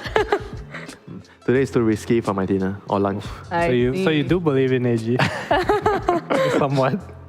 They've got a chance to win. Yeah. You think? I think Winter was talking about it earlier. How if they shouldn't give the brute, it's because they don't look too comfortable playing against it. I think my personal opinion is that Dream doesn't look like he plays Pudge very well compared to when he plays these like life stealers and stuff. I mean, it's not just that, right? When you play Pudge, the whole draft dynamics has to be reset. Because normally they play like a lane holder like on the safe lane, so your other heroes are not so greedy and they don't farm as much. And I feel like he's kind of overcompensating that game. When he was playing the Pudge, he was trying to farm, like he doesn't want to take farm away from the other players, but he's taking farm where he shouldn't, and he just keeps feeding. I feel like he should be farming on the other side and let the Doom take the riskier farm. Like he has to still prioritize his own BKB. his BKB and everything. He needs to try to. He can't just sack himself too much, Actually, what I've noticed is out of all the games that AG has won, there's only one game where they've won 2-0, which is against Blacklist. So I guess 2-1 is kind of their thing. Not today, maybe. But maybe not today. after SMG, they look really good. SMG is very, very solid, Everything they are doing in the game, sure, they have some minor mess ups, during the Roshan when they are pushing the high ground. But overall, you look from the draft, you start from the draft. You look at how they prepare their opening picks, the opening bands, everything has a purpose. They're picking really, really solid heroes. No fancy hoodwink off lane, nothing. No shenanigans. Everything is just serious business. At every point in the game, everybody is like just really, really focused on what they're doing and just playing the game well. All right, well, let's take a look at the serious draft we're going to get from SMG, the no shenanigans draft. And thank you, Sven, for cheesy tangos. Cheesy wedges. I feel like that'd be kind of nasty. Cheesy tangos? Yeah. I mean, if they heal you more. The MP Pugna, the classic AG Not pick. if you have lactose intolerance. That is true. Quite common in SEA. Pyro, tiny, brute. Oh. Okay, so what changed? The Bat Rider, right? The last game they banned.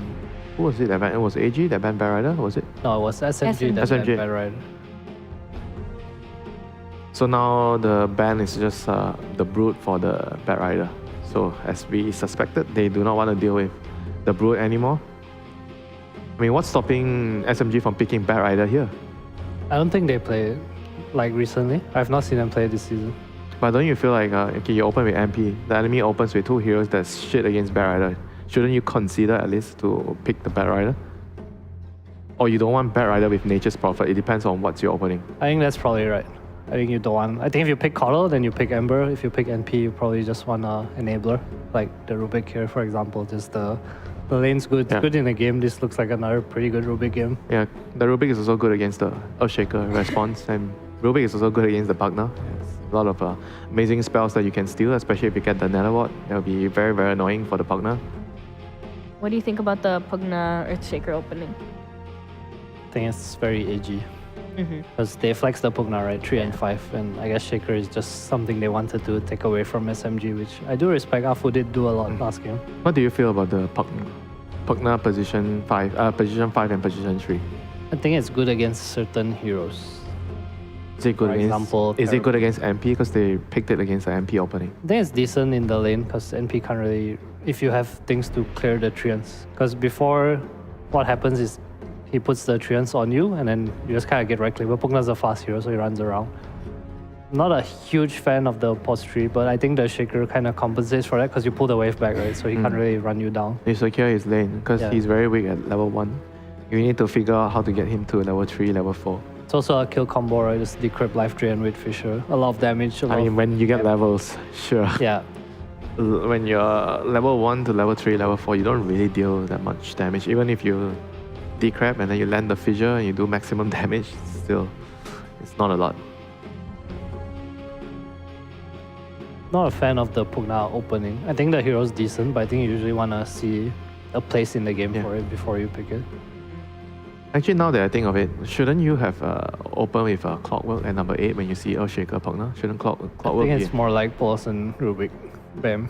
Like Yeah. comfort. SMG is very like in the zone right Because now. Clockwork is like one of the heroes that Pugna really doesn't want to look at in the team fights. Yeah, I guess they made a choice because if they picked the Clockwork, they wouldn't have got the Rubik. I think Afu doesn't really mind playing other heroes as well. So Like Nyx, for example, could be kind of pog here. So SMG bans out the Bat, the Naga, and the Ursa. The Naga is also for the MP. If you're deciding to put MP on off lane, Naga safe lane carries pretty good against MP. Ursa, I guess another just a comfort hero. Or why do you feel like they ban Ursa when you have MP? They banned it last game as well. I think it just gets out of Sprout. Again, Ursa with this CM, for example, can just constantly kill you in the lane. And it also gives AG Roche, which is something they've been playing around this whole season. But let me ask you, if you're talking about like Roche, right, Yeah. and you're banning out Ursa, like what makes it so that you ban Ursa instead of TA? Since TA is something that AG really likes to pick as well, you know? It could be just that Ursa is good against NP, in the sense that you're a Battle Fury buyer, your lane's okay, and you have Urshock to get out of Sprout later in the game. And TA, you have to buy what, Hurricane Pike for that? Yeah. I guess it's probably the timings as well, right? Oh, new hero. Like TA is much more faster paced, but Ursa is like if you're playing for more greedy draft, you're going late game, Ursa tends to fare better that way. But ET plus Morphing combo, I like the aura combos, you know, because Morphing does a lot of spell damage, and ET is like he loves playing around heroes that does a lot of spell damage. I like the ET as well, just because AG, I think whatever they want to pick here is kind of like TBPL kind of territory. Would you say that ET is pretty good against Pugna since you can? I think it's good because you cancel- stop in the fights, right? Like you have a spirit on him. Yeah, then I think in the lane it's hard. he cannot do much in the team fights. But yeah, in the lane it's a different story. But you have a morph, right? So you don't really care. Like you're just gonna buy regen, take damage, and eventually morph hits level 3 or 4 with range up, and you don't care anymore. Should they pick like some Storm here right away? Because they are very light in disable. SMG heroes, they don't have stuns though. They need a hero to play with the Mirana, I believe. Ember? Ember into morph, not a huge fan. I guess I see a Storm a bit more. The Storm is like, I feel like a win condition already right now. Like the 4 heroes that SMG has, they are pretty terrible against Storm. Like the only reliable way is to lift. And it's not that easy to, get the Storm, when the other heroes don't have any stuns and the whole team is just waiting for the Rubik to lift someone so you guys can kill him. Chaos Knight? Ooh. Again, fitting the criteria of AG's you live in the safe lane. Pretty strong lane. They kind of lost their safe lane last game, so CK Mirana? why? Yeah, it's pretty strong. It's good against both. How good is it against the Nature's Prophet though? Because you can always use the creep to your summons to block the arrow. Just micro it around when every time the Chaos Knight goes on you, you have to make sure that you have some treants around you to block the arrow. Okay, I assume that's the lane, right? Unless Yeah, you're probably right. But I think you don't need arrow in this lane. I think arrow's cool, but like level 2 Star So Storm. you still go for Star Storm like how you normally play? Yeah, I think so. Just because of like what you said, right? Like you can treant block. So you don't need to play for this pick off style because I think you're outright stronger. In this. So you probably don't even get arrow until level 4? I would think so. Curious to see how he'll end up playing it. I think CK fits like the picture, right? This TV kind of hero, but CK is more aggression, so it's like somewhat middle ground of what both of us said, where you think they need a hero to do something, and I think they need a illusion hero. And the last hero for SMG should be a stun, right? Initiating hero. I don't see anything else. They can't be too greedy with Just their... Tango again. Yeah, they can't be too greedy with their last hero. Everyone else feels already very heavy. I mean, would you favor Ember more than Pango because of the Elder Titan? You can use the aura. I like the Pango a bit more just because I think it's really good against Pugna and CK. I think Ember can die here. Yeah, makes sense. Makes sense. Tango's banned. So they don't have the Pango, they don't have the Kanka. So that would mean that only the spirits are remaining. How about is there anything else? It's like DK with slow Mars. Interesting. Mars. I Not mean what I Mars. expected at all. But it's the same category of hero. just not something you would expect.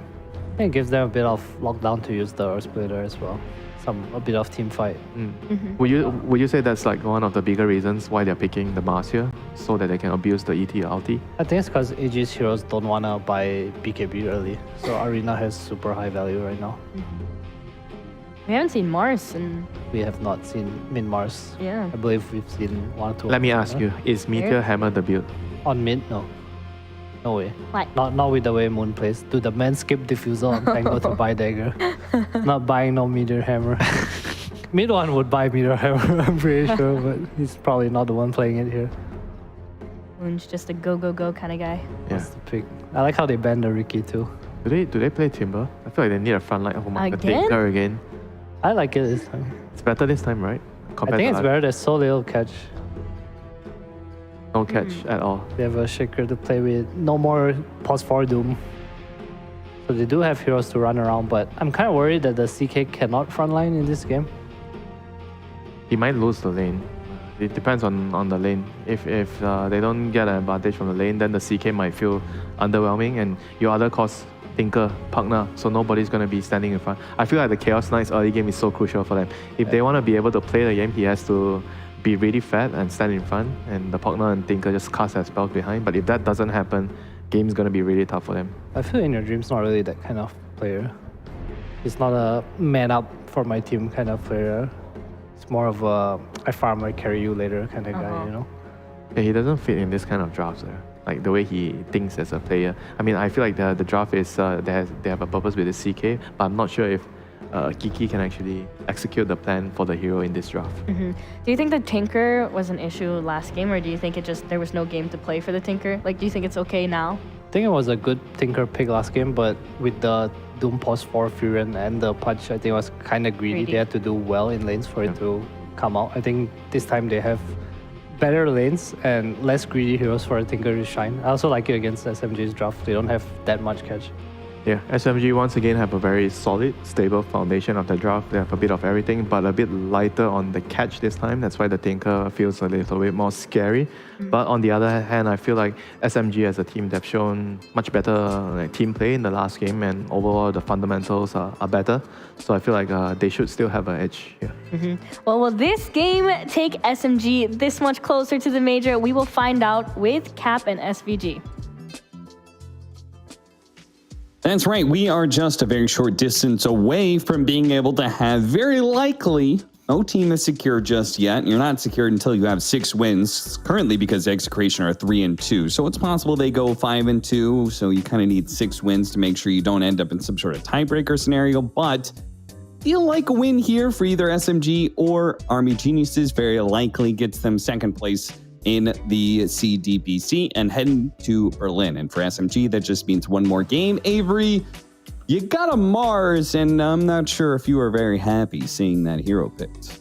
I don't believe in mid-Mars, man. I've seen this tried so many times. I tried it so many times. It can win the occasional game, but it just feels so bad the second you lose any momentum. And then you're just farming the late game on a hero that had a lot of his late game nerfed.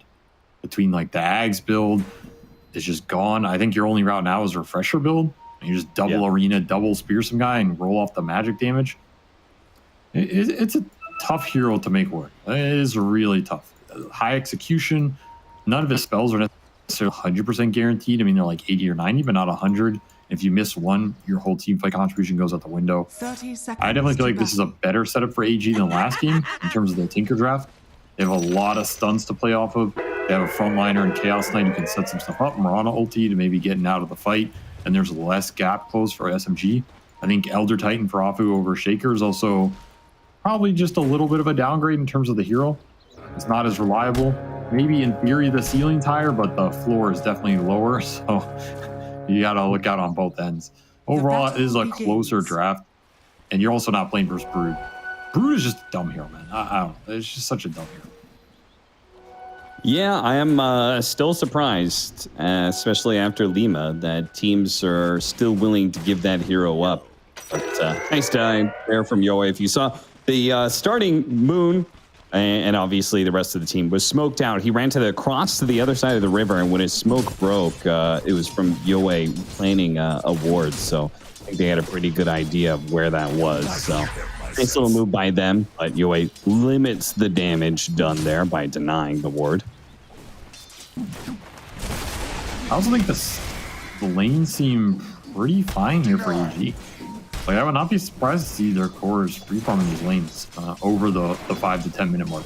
Maybe the first 2 waves are going to be rough, but CK should do fine versus Furin over the long haul. You just start critting creeps down, you're pretty happy.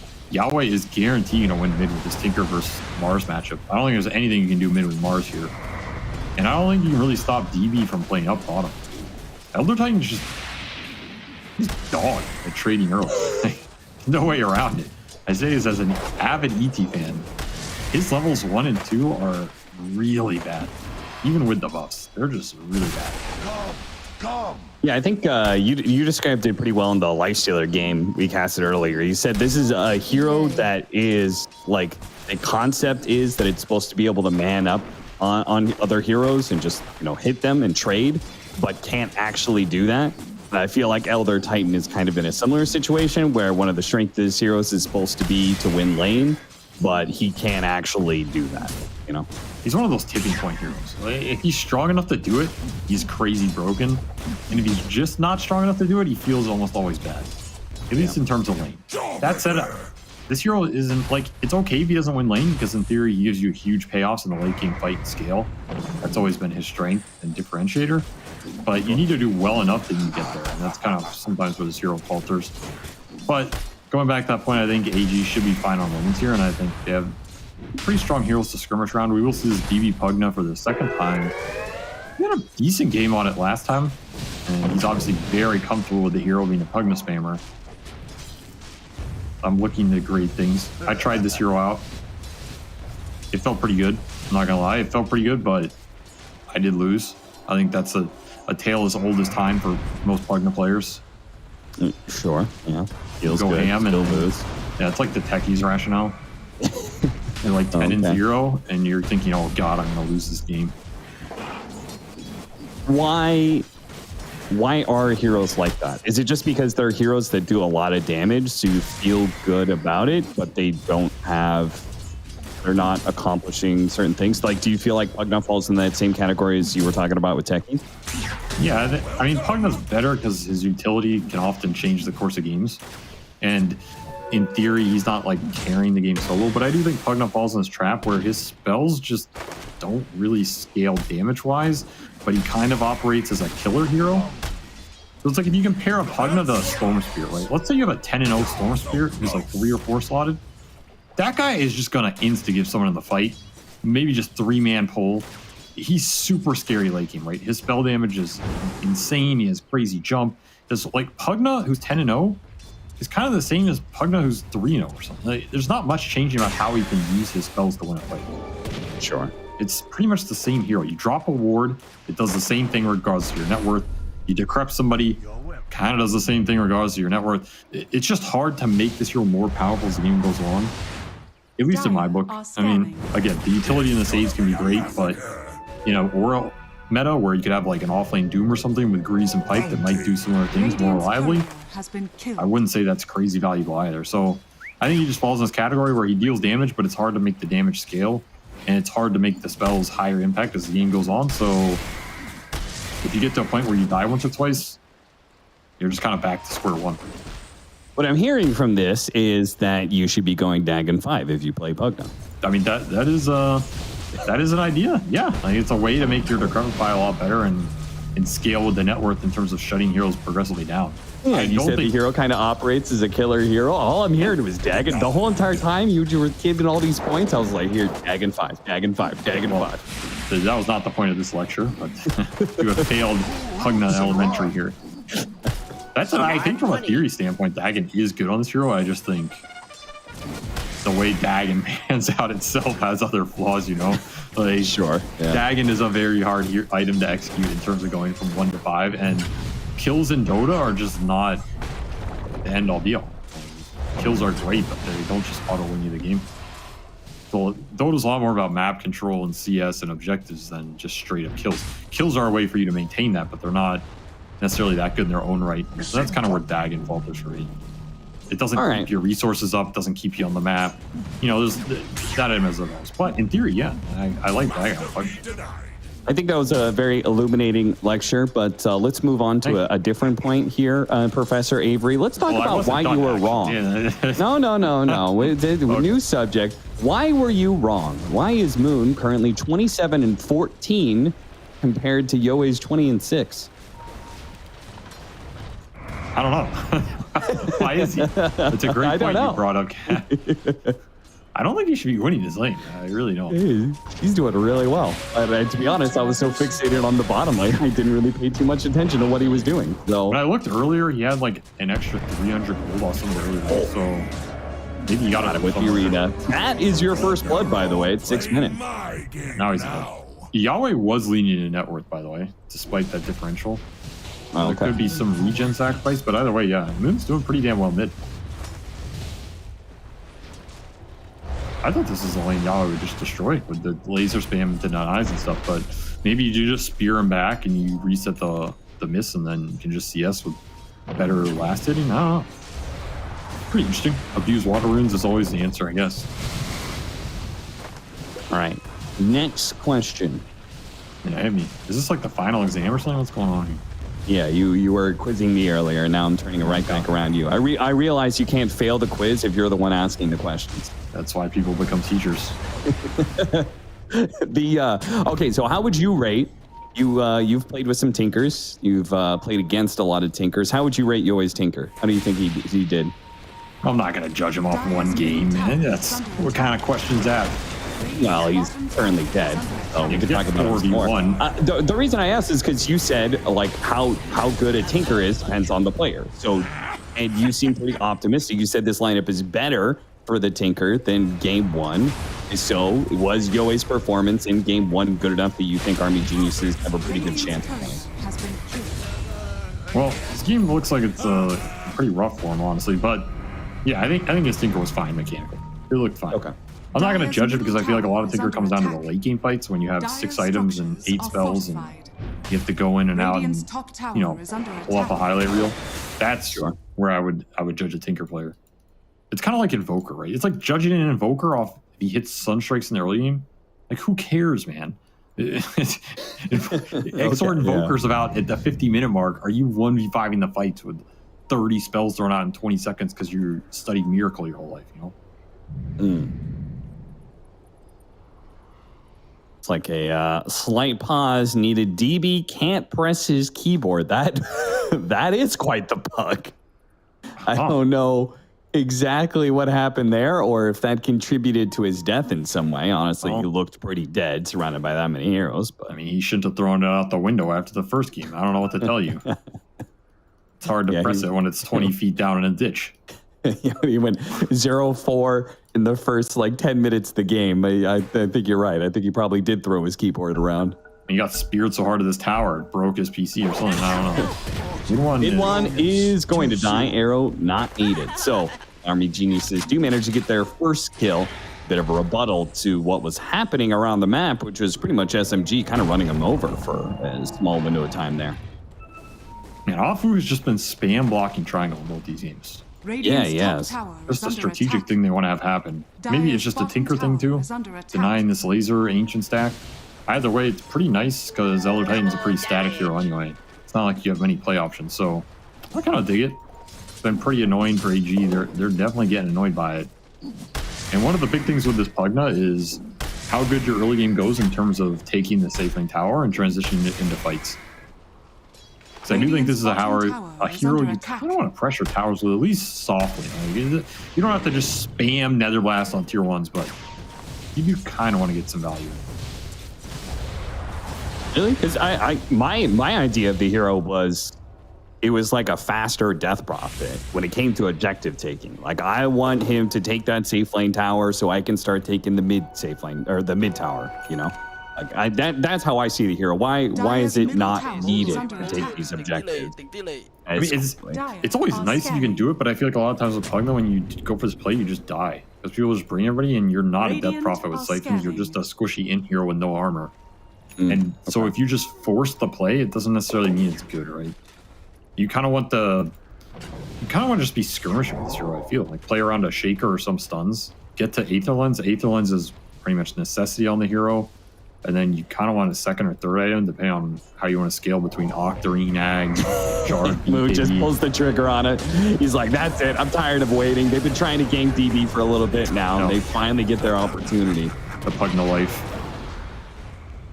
That's kind of what you're talking about. If this Mars gets him inside of Arena, the Pugna is just flat out dead. This is the issue.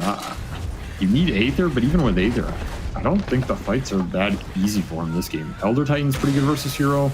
Long range stun disable, plus the aura. If you do crap, it doesn't really matter. So it's an awkward Pugna game. But I feel like every game's an awkward Pugna game. You kind of just have to make it work. So you know what? DB will find something to do. He'll figure it out.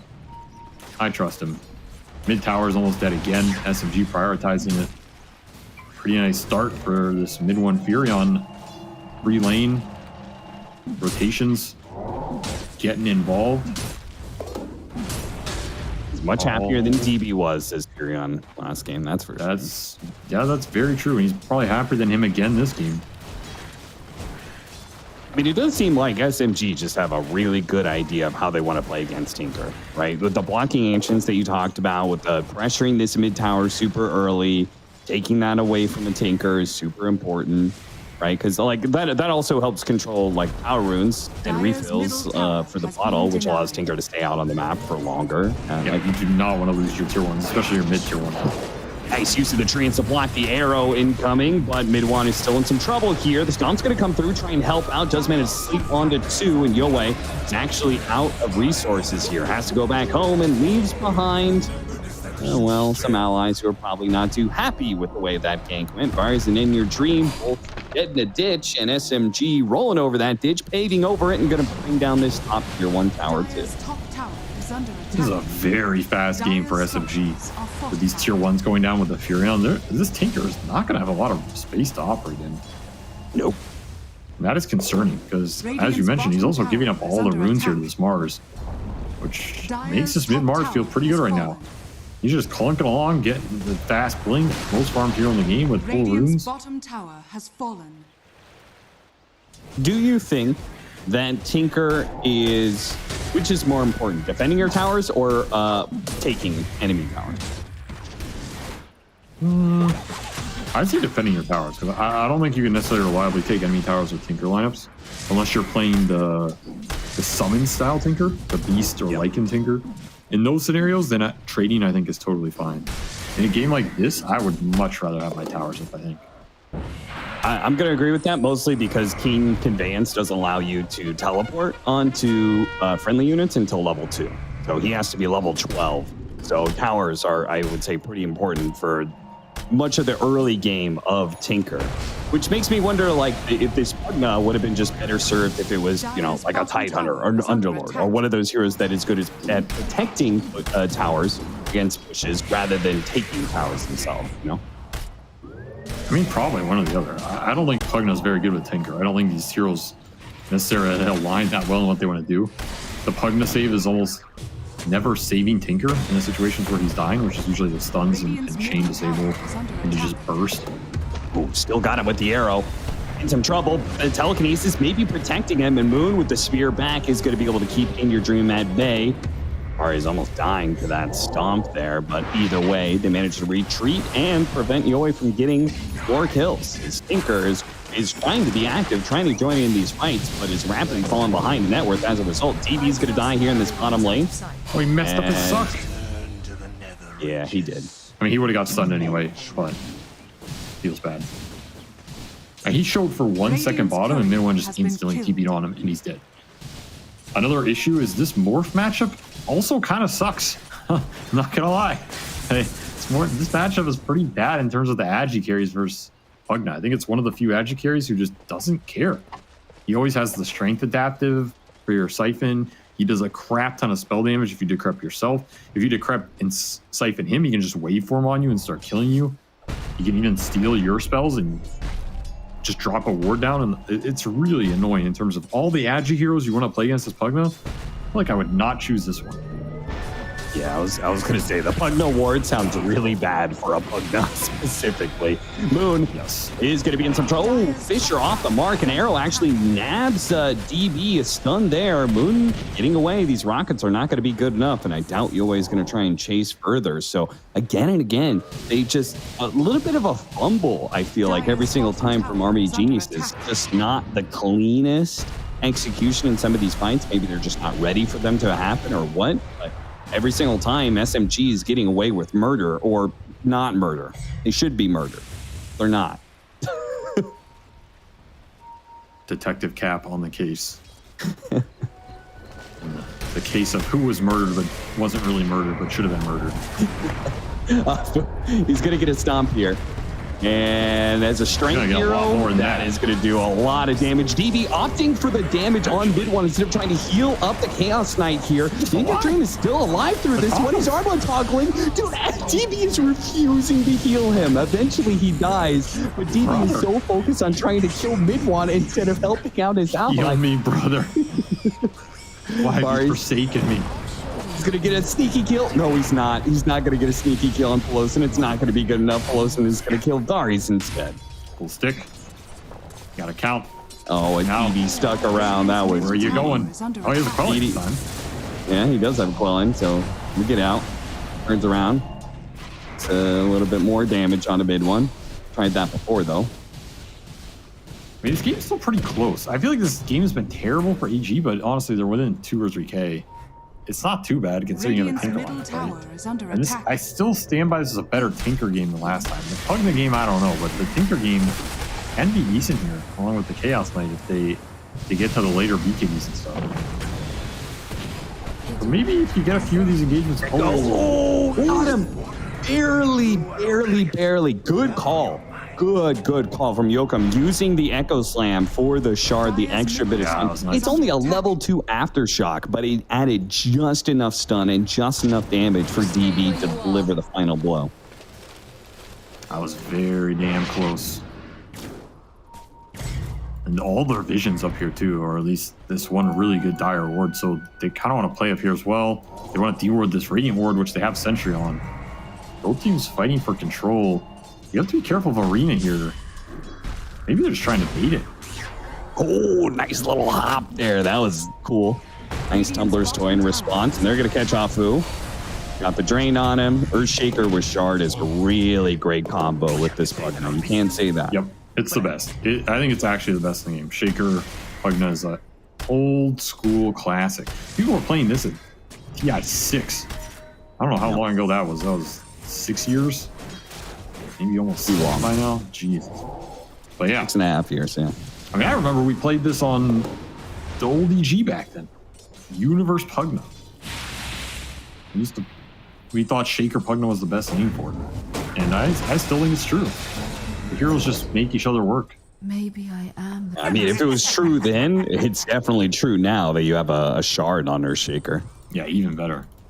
So this combo is still very good in the mid game until you have spell immunity or ways to jump them. It's going to be obnoxious in the skirmish. And I do like that DB went this blink. I like even more that he is going Dagon. The ultimate go screw yourself item build here. All right. I mean, you said the bad matchup against Morphling, probably the worst agility carry to match up against. Well, Dagon is an answer to Morphling. So it is, yeah. And it does, we're on to something, Avery. You and I combined, our analysis combined, came up with Dagon 5, That's not good. Oh no, DB, what are you doing? We should uncombine our analysis. Take the ingredients out of the pot, separate them, put them back in the compartments. Yoei gets caught in the top lane. Moon, he has just been a killer this game. 4-1-4 has killed the Tinker a couple times. Crucial initiations from so far, and very likely will be crucial for the rest of the game, seeing as he is their primary initiator. He is their only real initiator, I guess, looking at their other melee hero being Elder Titan. I don't know, the way mid one plays as Furion. Yeah, as an initiator, man. He just TPs on top of you and sprout Glapers you. Doesn't care. Dire's top tower is under attack. Button waves. I mean, genius this Vision though. is mid. Why are they lurking here? And move quickly. And remember, you get Vision in this game, you're going to get decrept, you're going to get arrowed. AG do not have to commit to the fights right now. Radiant's bottom tower So is you got to under be careful attack. this long range poke didn't come out and where the Dire Vision is. If you're, especially if there's supports for SMG. Ooh, DB. Careful there, lad. You're just a Pugna. You're just a skeleton with a big hat. A baby skeleton at that, I believe, is the lore of Pugna. He's a baby? Yeah. Wait, what? I'm not joking about that. I'm fairly certain that's his lore. Is that true? He doesn't sound like a baby. Isn't that messed up? He's like a baby of his race or something? I mean, I don't know. I don't know what race he is, but Race of babies, I guess. Super old ones. no, he's all right. Wait, what? What? I'm fairly certain his lore is he's a kid who died. Oh, he's a human kid. I think so, yeah. So why does he sound so goddamn old? I don't know. Doesn't Maybe he's make been any around for a sense. really long time as a skeleton. You don't age when you're dead, though. Yeah, well, yeah, I mean, you got to age mentally at some point. Yeah, he's fucking Pugnut. That's what aged him. He grew up in a race of Pugnas. And he aged another 100 years after he was already dead.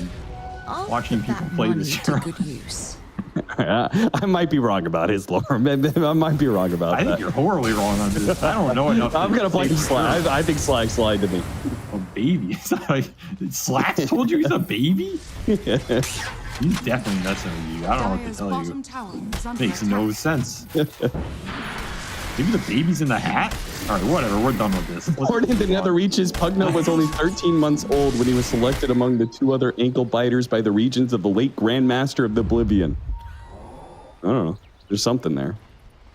Well, there's something else that we don't know. Dire's bottom tower what's is that? under attack. And something AG don't know, which is Moon. He has a BKB and he's coming for you. He's coming A hard. nice initiation. Yokum's already dead. There's no follow-up to this. I mean, Army Geniuses, I feel like they're not fighting unless they get the Fisher Decrepify arrow pickoff that you were talking about.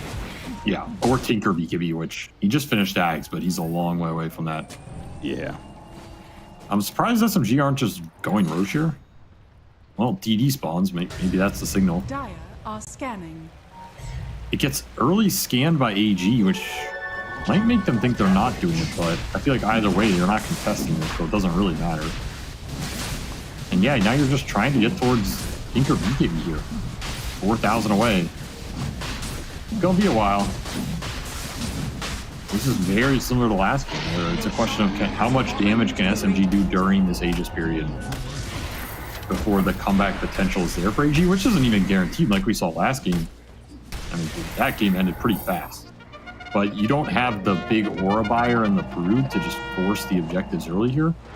You have a Furion who is good at it in his own way, but not in the same sense of letting the Morph just go high ground versus the Tinker spam.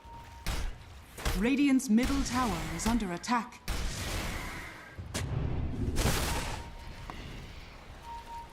All right, well, back to the split push. The BKB soon on Chidori. I don't, like, the Aegis could run out, and I still don't think Army Geniuses are Radiant's fit to bottom fight a tower is under 5v5. attack. Dire's top tower is under attack. Probably not. BKB is just too good for him here. Smoking back, Afu is kind of forward Dire's here. structures are Yeah, if they catch fortified. supports, then the fight is very open. Yep, they're going to catch him here. You sure? Pull him back in, get the chains on the arena at the same time. A nice spear. That's why he's already dead. Moonlight Shadow is going to help protect him a little bit here, and they have the BKB on the Chaos Knight. Turns around quickly, blows up Pelosin. That's a good start, and DB managed to blink away from Chidori, who was going for the kill, but Chidori can now kill in your dream instead. So wasn't the full catch that SMG was looking for, and there was a buyback from Afu in that fight. That buyback was nowhere close to getting back into that fight, but nonetheless, the BKBs just win it for SMG. Triple BKB manning up. This Chaos Knight does not have enough power in the tank. Just man up through 3 heroes right-clicking him when he doesn't have the support. And that's kind of where Pugna sucks too. BKBs. Yo, wait. Oh, this right through the trees? Are you kidding me? What arrow? Can they do anything with it though? No, I don't think they can. Especially since he has Aegis. No reason to try and commit into that. Yeah, that spear was a little unfortunate, but he had a haste rune, so no harm, no foul. What I was saying is these fights when the BKBs are out, if you're DB, you just have to sit there and look at your watch. Yeah. Because you're not having none of your spells, none of your items do anything through the golden hour. It just sucks. You just have to wait and push this game later to where the cooldowns are lower or your cores, your Chaos Knight can survive longer. And then once those BKBs are out, then you can have some impact. Tower is under attack. You did give up on the Dagon Dream, so I guess we were correct in the end. Do you know what the golden hour is? You realize? Was that something bad? No. It's just when the sun like is twilight or something. No, it's when the sun is close to the horizon. Yeah, so it creates a really nice glow for photography. Yeah, it's twilight. I mean, not quite twilight, but Well, what comes before twilight? well, that's probably the golden hour. Did you ever read Twilight? Dire are scanning. I bet they had some baby Pugnas in that one. There's some lore there. Wasn't Edward a baby vampire? I don't know, man. We're way off the rails. Everyone's just in. Hello? Holy crap, that was an initiation and a half. And he gets away with it too. Your dream can't catch him. Chidori, as a Chaos Knight, trying to go for the kill on Yoei, couldn't quite get it, so now he's going to turn back onto that Chaos Knight. Reminder, he still has the Aegis. This is why army teams are keeping their distances. They are going to be able to get the kill from long range. Now with the Phantasm, they're going to go in with the arrow. Oh, and hit the real one too. EV's trying for it. They haven't even follow-up stuns. Jokum's going to go for it. He's trying to keep the chain going. The rest of the team doesn't want to commit. He's so low, and they get him in the end. Polaris gets him with the Star Storm. DB thrown back in. SMG, though, without their carry, I was going to say on their retreat, they're still hanging out. Look at Mono. Oh, my God, they're going for it. They catch DB here. The Tinker's ready to go, ready to fight. BKB TP out. He is going to be able to get that kill and get away. Okay. He still had BKB. Moon just makes it work after the fight, but still losing Morph twice there. That's huge for AG. It's going to stall this game for a while. You kill some momentum. You get a lot of gold off that. And more importantly, maybe some confidence you can take these fights after the BKBs are out with the chain stun. That said, if there was ever a fight that indicated you won Rubik's Shard in this game, I feel like that was it. Oh, yeah. Imagine if there's just a lift throw on this Morph. I don't think you're ever doing that, right? Yeah, the funny part is we haven't been seeing this Rubik's Shard prioritized nearly as much, but it's because these Rubiks have been going like Aether Lens. They've been going a more offensive option. Pelosin knows the importance of utility in this game. He went 4-staff Glimmer Cape, but not the Shard. I'm so confused. I mean, if he saves the Force and the Glimmer for the Morph, then I think it's fine. Right? In theory, it's still comparable. But I do think the Shard is still pretty good, especially in games like this where they have to single target. Like, if you look at AG's lineup, they have to go on one hero at a time and burst him with stuns. That's when saves shine. The Shard's still a pretty good save. I would like to see it on Rubik eventually this game. Maybe you don't need it super early because you have BKBs that are still pretty powerful. Like, I wouldn't expect them to necessarily have it for that fight or need it this early, but later on in the game, in situations like that where AG are trying to burst a hero, the Shard could become really nice. And you still get the shaker effects, right? So, where's that thing still bugged? Dire's middle tower is under attack. Want to say that again? The shaker spells on Rubik. You get the aftershock, right? Yeah, no. But you get it no matter what. Changed it. Dire's middle tower is under They changed it attack. somehow. I don't remember. Yeah, Radiant's bottom tower is under we're attack. kind of remembering the same thing. I think there was some sort of change. I just don't remember exactly how or what. Oh, whatever. We'll look for it. But Is under attack. what does he have flying out? He has Blink flying out, so a lot of initiation power. Maybe trying to lift and find this Tinker in the fights. Not a bad way to have impact. You're gonna get the mid tower. Meanwhile, Radiant's middle tower EB has is fallen. finally able to bring that one down. This Tinker is just the poorest core in the game, man. Yeah. Feels bad to Not be the good. poorest core on this hero. Radiant's middle tower is under He was attack. taking a lot of CS though. Dire's top tower is under attack. I mean, all the cores in this game are, but Pugna's at 195. No slouch. He does have a lot of network. Another reason you have to make these fights last a while, because so much of your net worth is on his Pugna. You can't have impact, the fight's over in 5 seconds. He ain't doing nothing. All right. Yes, that's pretty Maybe a neat. little bit of bold positioning there from Pelosi to be so close to the tier 3, and that's going to lead some more openings here. Within your dream, finding off through in the mid lane, And a DD gets popping Phantasm for it. killed by a Treant. Nice heads up play by mid one, but oh, you bots these Phantasm illusions too. That's pretty nice. Something you have to think about in these like random CK ganks, right? You can just Phantasm ults on you in a side lane and suddenly Tinker bots is in. I'm looking for more.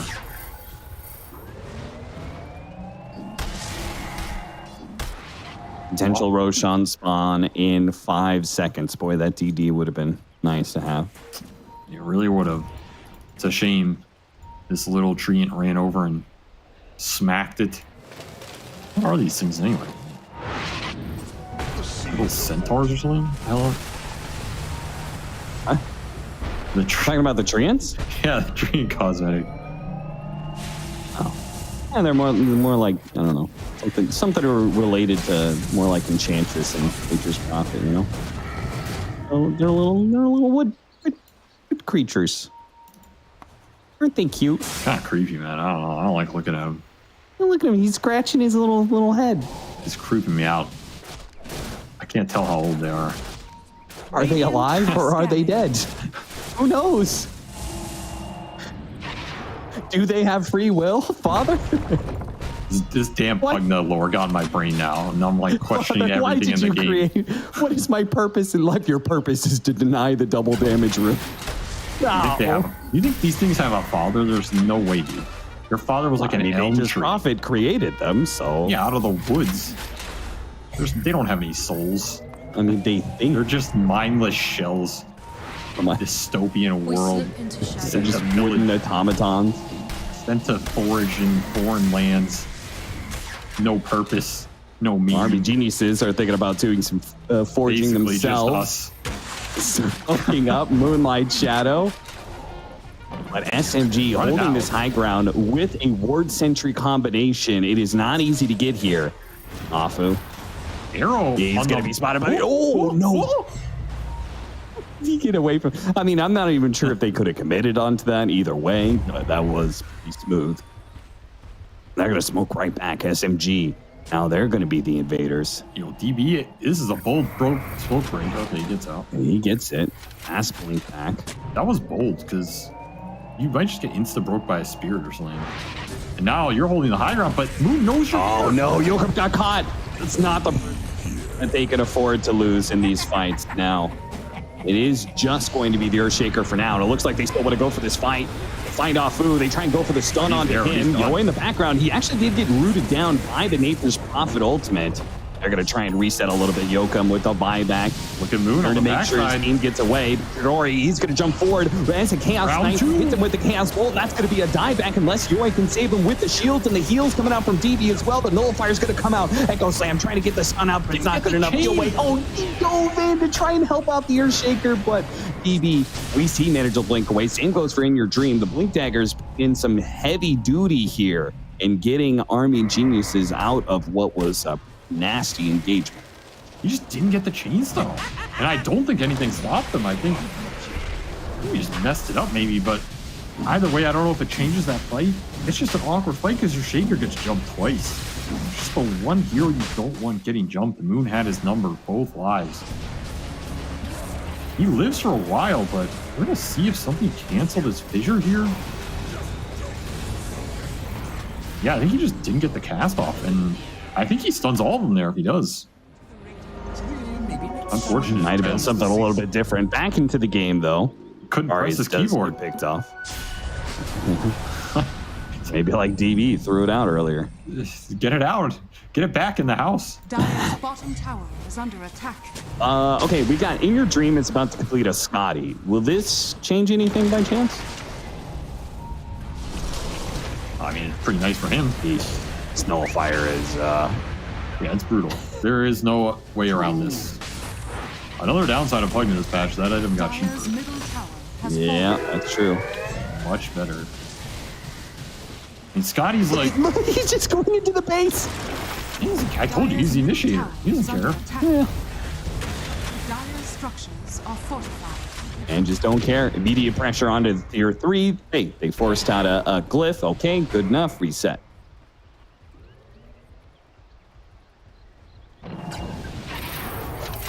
That did hurt Moon.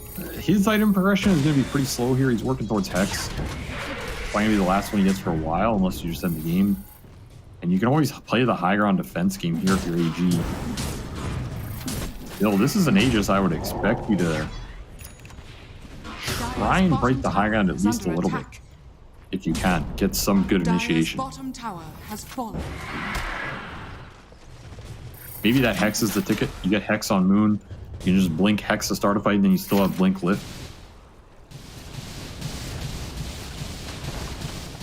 You have BKB on Yahweh now, so this is like the big Tinker timing that I always think about in terms of you get to this, now you can just commit aggressively in the fight, which means when you fissure stun and chain some target, that guy, it's a very high chance of just dying, regardless of some 4-staff or something. Right. So the dynamic of these fights is going to change around this item a lot. Hex on Moon is also going to change it because if he ever blink Hex as a core, there are not the easiest saves here for AG if the Nullifier comes out from mid-lane. It's just going to seal someone's fate. They don't have anything outside of the raw utility of 4-staffs, Glimmer, Decrep. All that goes out the window. And here's that high ground break attempt. Gonna get some cheap damage done here. And with double siege wagons and a Morphling standing in front, it may just be more than cheap damage. It may just be entirely free. Cutting your way. Okay, he's walking away here. He does have BKB. He really doesn't want to use it just yet, though, and he's forced to. Chidori got it out of him. And they do manage to maybe kill Chidori for it. He take away his BKB on Morph. It's not going to happen. An arrow. Arrow. Oh, it's timed once again. Varys gives him an opportunity to be able to go for the kill. But do they have the follow-up stuns? A 3-second there from the Chaos Bolt. Any more? A Fissure to follow it up, and an Echo Slam to deliver the final blow. Chidori overextends himself, gets himself caught, and now it is just all out. AG looking for any kills they can get. You could see DB is desperate for more. Not finding it just yet. He spots a hero. In Your Dream might be able to follow it up, but no, everyone's going to get away, I think. I didn't blink for that chase. Mercy. Mercy was shown. This is another fight where Chidori just dies twice off the Aegis. This is deja vu for sure, dude. I feel like I'm watching the last game.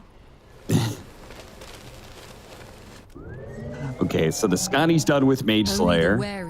So, In Your Dream, when he hits Morphling, I feel like it's decently impactful. They cannot afford, it's still a game all about the Tinker, not getting the Tinker caught. Yoe hiding away, but almost like spotted by Pelosin. Holy crap, DB. Blinking in once again. Yoe is so dangerous with these aggressive blink-ins. Going to be stopped by the Fissure. Well played by Yokum. And I guess you're right. With no Morphling, maybe there's just no damage to catch him. Yeah, SMG just not understanding what's in the hand here that they're playing. With no Morph, this fight is not scary at all. Like, there's no damage. And DB, he was just outplaying there. Got that quick blink off where Moon and Midwin were trying to find him in the trees. Extends that skirmish. SMG linger. Reinforcements come. Suddenly it's not a fair fight anymore. The baby skeleton has baby friends. He's been making a lot of them as they've been holed up in the base for quite some time. 13,000 net worth lead, and that's after a really nasty team fight. 93% once upon a time to the favor of SMG, plummets downwards, and now we're heading to well below 80%. Still pretty favorable, but one or two more things go wrong for them in this game. The Tinker will start to kick on. He's got Arcane Rune now too. Smart money. And he's about to get the overwhelming blink. The overwhelming blink Shiva's combo is typically how you can clear through waves. He also has Timeless Relic, which is massive for Tinker. I mean, I kind of want to see him go side the Vice if he's got a Timeless Relic. I'm down for anything as long as he plays the fights well.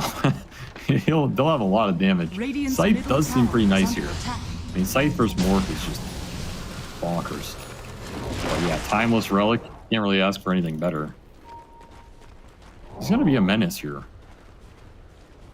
Earth's bounty. I do like Shiva's Strength Blink here too, though. Just the tankiness, especially versus Morphling. In those situations where you get waveformed on, he starts right-clicking you. It's honestly not that fast to kill this Tinker. He's gonna be extremely tanky. EV stuck. Yoe's gonna try and TP in to help him out, but mid one is very strong. Now he's got level 25, so he's gonna be teleporting all over the map constantly, combating the Tinker split push. Yeah, he's the real carry. The Morphling is just a baby Furion. You're really stuck on this baby imagery now, aren't you? It's a good one. It's a good meme. He found Mid one. Finds the Tinker. BKB goes out. The arm can't get out. Oh, hey, that I really thought he was going to be okay, honestly, but just can't get the blink. Not in time. The mid one's just playing him, man. He's just playing him everywhere. Gets all three lanes in. Another Siege on the menu. No Tinker for 65. Does have buyback. So you have to be careful of an overextension dying into that Roshan spawn. But otherwise, you're feeling pretty good right now. Middle one's gonna have buy as well. Dire structures are fortified. Time to get those buybacks out of them if they can. Looks like they want to hold on to the Pugna one if possible, but they're going to lose a full lane of barracks in less time than that. They are smoking around the back here. And your dream is going to look for a clean initiation into Arrow. Who do we want to get? Who's the most important hero to catch first? Pretty good. Mars would be pretty good, but he managed to blink over to the high ground instead. Afu, Aeon Disc goes out, BKB, and your dream taking a ton of damage. You just cannot compete against Chidori's damage, that's for sure. Okay. All right. Not much of a man fight. No, that routing did not work at all. Moon just too quick. They quick drew each other. And Moon was the fastest gun in the West. Even if it meant cliffing himself. Blinked, he says, Arkeezy up here? He's not, guys. I checked. You can win the fight. That kind of training they give to a CEO, you know? You think he went on a special fast draw retreat? Yeah, it's the Dota version of the golden parachute, you know? You go to Wagamama's camp for 2 months and you come back and your links are 10% faster and they're like, holy crap. Scanning. All right, time to play for Roshan. That's up in a minute. Minute and some change. Pelosin, he's going to be able to get an Octarine soon, so he's pretty damn farmed. Chidori has another 3K on top of the Daedalus he had already picked up. Mid one, of course, 6 slotted. Not really much to say about him. I mean, he could just swallow an Aghanim Scepter and start going for some mega luxury. You think there should be a luxury tax in Dota? Power to the people, you know? Okay, but does the tax get like redirected to the creeps or to the lower income supports, or where does it go? To the people. The people in this case. Do you hear the people sing, Cap? The song of angry supports. You know that back in never mind. I was about to reminisce about some Warcraft 3 stuff. AG are smoking outside the base, and they just run straight into Moon. They got him with a Fissure. Arrow, where's the arrow? going to slide on through, but hits a Morphling illusion instead. They're not going to be able to get that opening. I think it's really nice. They still go for it. Echo Slam, they still go for all in for this one, but they don't have the damage. And now mid one's in the back line. He's already got DB with a nullifier. He is ruining this goddamn Pugna. He cannot do anything. And Yowie slowed down to a crawl. He's not going to be able to get out of this one, I don't think. It's just laser after laser. Blink. Oh, barely got it before Chidori can get that last hit in. Refresh, blink, refresh, blink. And he does manage to get away. But without any supporting crew, you really can't push SMG out of the base. Dire's top barracks are under attack. I mean, you gotta spam some missiles for your life, son. Yeah. I think you're getting megas no matter what. There's one barracks bottom. Dire's middle Got no team, got no base, got no game. Yeah, GG. Yoe's going to call it. He can't handle it all by himself, not for a full minute. And that the rest of his Morphling team illusion, dead. it did him dirty. That did him real dirty. Just another solid game by SMG. They had a good early game plan versus Tinker, shut him down in terms of net worth. Lost his towers, lost his triangle. Didn't really get much going in the early fights. There wasn't a lot to bots around to. And then you're just playing catch up on a hero that's not that good at playing catch up. It looked okay in some of the later fights in both these games, but honestly, SMG just the better team today, man. The spell casting, the overall strategy, not a lot of throws by them, which I think has been one of their weaknesses.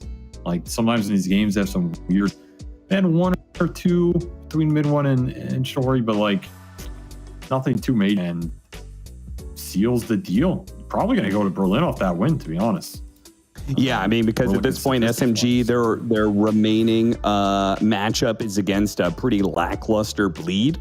And even if they don't win that, then I believe they're guaranteed for at least a tiebreaker scenario. So they're currently 5-1. They could go 5-2 if they lose to Bleed, which would still place them at a tiebreaker with SMG and Execration.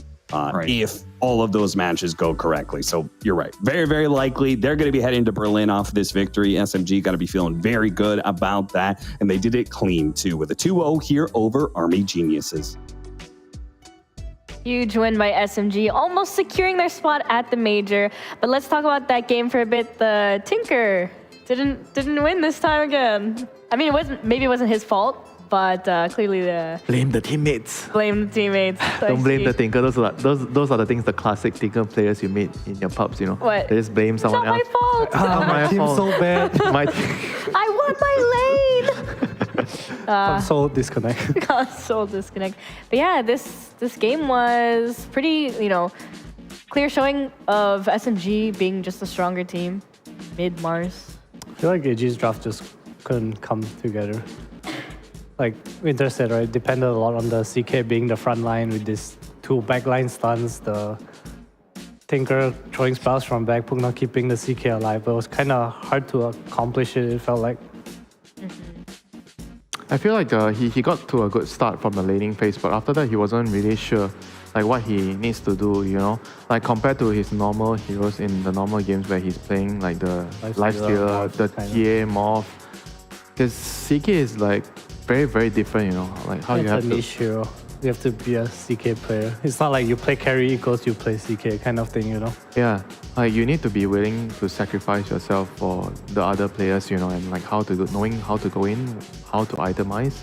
Like I feel like this game he needs to be jumping in first in most cases, even if you don't really like going in.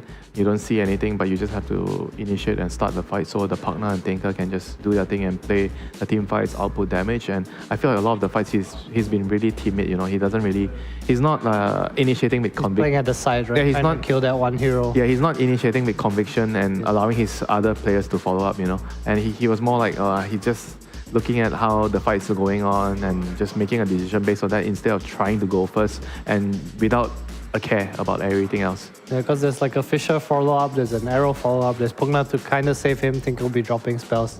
He was the knight of the round table, Yeah, he Knight in shining armor. Yeah. He just needs to YOLO and start the fight, whatever, Just start the fight and trust your teammates.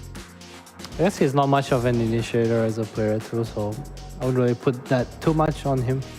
Yeah, Out like of his comfort zone. even in the Pudge game, I feel like he wasn't really comfortable with what he has to do. Like it's the same case, in the Pudge game, he has to start the fights with Blink, go in, and at the same time he also needs to be farmed. Like I feel like there's too many things he needs to do, and maybe he's giving himself too much pressure, and in the end he just couldn't accomplish a lot of the tasks that he needs to do as the Chaos Knight. And for this game, I feel like he should have been able to do more considering how he started the game, because he was pretty fat after the laning phase. It's just about finding the angle of attack, right? Yeah. I think it's not something everyone's very good at nowadays. But you know who is good at it? Mid One, our match MVP on the Nature's Prophet, always flying in, finding people to kill. With the Glepnir, his Sprout, just destroying everyone. But I mean, personally, I didn't think this series was gonna be so one-sided. I thought AG would kind of put up more of a fight. Yeah, I agree. I feel like a lot of the issues came from the draft, like Adam mentioned. A lot of the drafts, it's a bit weird, from AG, and it didn't really allow their teammates and the players to shine. Well, we got an interview with Afu, the 4.5. Actually, their Wikipedia says 4/5. But hello, Afu, congratulations on your win. How do you feel that you're now this much closer to the major? I don't know. I think happy, and I can farm more, play with Wilson. Is that a flaming booming? No. Can you tell us a bit about this Earthshaker? And well, I guess ET is kind of a new hero you played today. You haven't played before. Can you tell us a bit about the Earthshaker? Because you're playing like more of a roaming hero, right, on the safe lane now. It means Dota is just a game that you can play whatever you like, right? So I like Earthshaker, so I keep playing it until people ban it, right? That's good. Okay. I accept that. So this season you guys have been doing a lot better, So compared to last season, what has changed? What has improved in the team so much that the team is so good right now? I think our draft better now. I think you are right. I like the answer too. I feel like you guys come together a lot more. Like the way you guys, I guess draft is like you all always have something to do in the game. Like I think your team is using you. Like you're really good at this set up heroes, and Paulson's like he's gonna win the lane. He's gonna have farm. And well, I think Moon is like super aggressive as well. How do you guys come to this from how you were last season?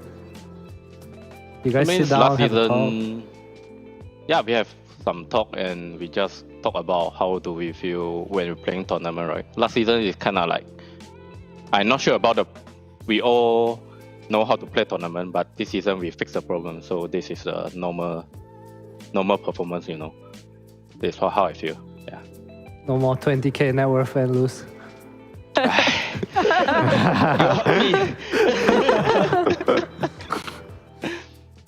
Yeah, so you said that the draft improved, right? So last season, who was actually drafting? Were you all drafting as a team, and this time one person is just drafting, or is it the other way around? Nah, actually that one just kidding. We always doing like me and mid one, right? Two of us, we keep bring out the topic, and five players will keep talking what we want to play in this series. Yeah, kind of like that. It's not one man do the job. Yeah. I mean, would you say this season everybody is thinking of the same thing more compared to last season? Like everybody is like thinking like one person, the five of you. I mean, I think last season is kind of like we have more outside game issue, Like this season is more like we can just focus on inside game. Outside game is all fixed. Yeah, that's how I feel. Right. Can you tell us about, I guess Chidori and Paulson are kind of new to the team. Can you tell us a bit about both of them and how they fit into SMG roster? I would say because Chidori is the rookie, right? We always bully him. So just kidding. And Wilson is like, last time actually kind of close with us already. And if you guys know what is the means of Pokai, Do you know Pokai? What's that? Winter, please translate. What does that mean? What does it mean? Something very good. I would not like to translate. Oh, no. Yeah, we have a lot of Hawkeye in our team, and we can fit together very easily. You know. Wait, what is that? For lack of better word, I'll say they're all degenerates, so they can be together. That's not what it means, but I see. close. It's a little more degrading It than is. degenerate. It is. I see. Huh. Yeah. You guys know any more? Because I got a last question for you, Afu. How do you feel that your last game is going up against Bleed? Bleed. I like Ice, and I want to bully him. That's all. All right, well, thank you so much, Afu, and congrats again on your win. I hope you have a very nice rest of your day. Bye-bye. Okay, thank you. Bye. I was waiting for something spicy, but I guess bullying Ice is his motivation. The only thing I got from his interview is that Afu is a bully. Yeah, a lot of bullying. A lot Yeah. of bullying. Yes, a lot of bullying. Man, but to be an SMG fan, it's a good day. I feel like SMG fans haven't gotten to rejoice this much in so long.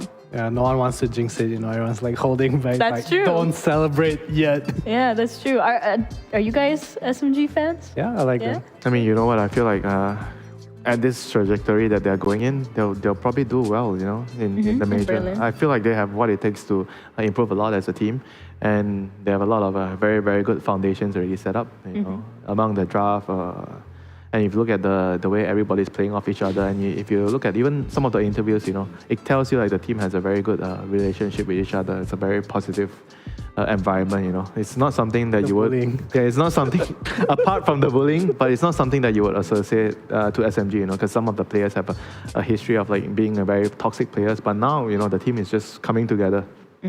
But to be an Army Geniuses fan, it's a bit of a rough day because now you are sitting at 4 wins and 2 losses, and Execration have 3 wins and 2 losses. So there could be a possible little tiebreaker. Yep, exactly. But we've got content for you guys, so stick around. That's going to be some fun to watch. I think we're watching our good old buddy Winter talk about his favorite thing, food. Gordon Winter Ramsay, his name. I hope not. Hello. My favorite food is easily ramen. It's just like, it's one of those foods that like I could legit eat ramen every day, like even including like instant noodles. Like I love ramen, you get the warm noodles and like a little piece of meat and seaweed. It's perfect, yeah. I really, really, really like bakute and like ota. I mean, they're kind of like different. Well, actually, is ota from Malaysia? I think it is, right? Yeah, kind of, yeah. But I like ota because it's like, it has like the spicy little taste to it, and it's like, it's soft, it's nice. And I like bakute because like the herbal, like pork broth is, I love food. So I can taste it already.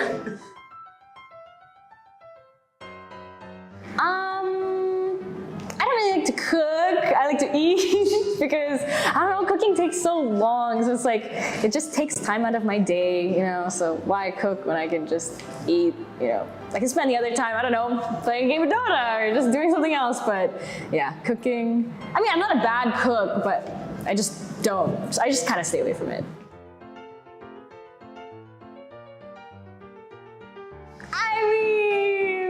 I guess. Well, if you don't like to cook, then I guess it's like someone who doesn't even play Dota. Right? You don't even do the thing, but you like to watch it. But I mean, that's not me though. I'm definitely not 2K. Yeah.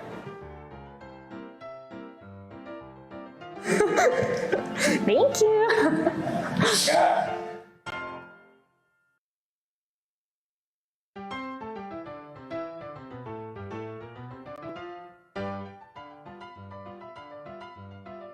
Hello, boss. Let me see. Paella, because my best friend is Spanish.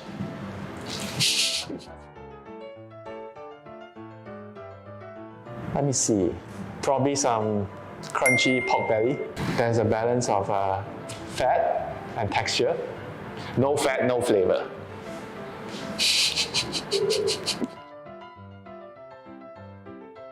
No, I eat. Yeah, I just eat. No. I mean, I had basic culinary lessons, but no. I can't even make rice.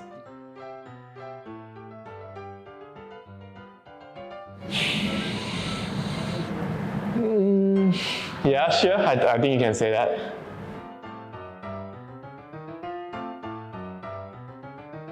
Yeah, exactly. There you go.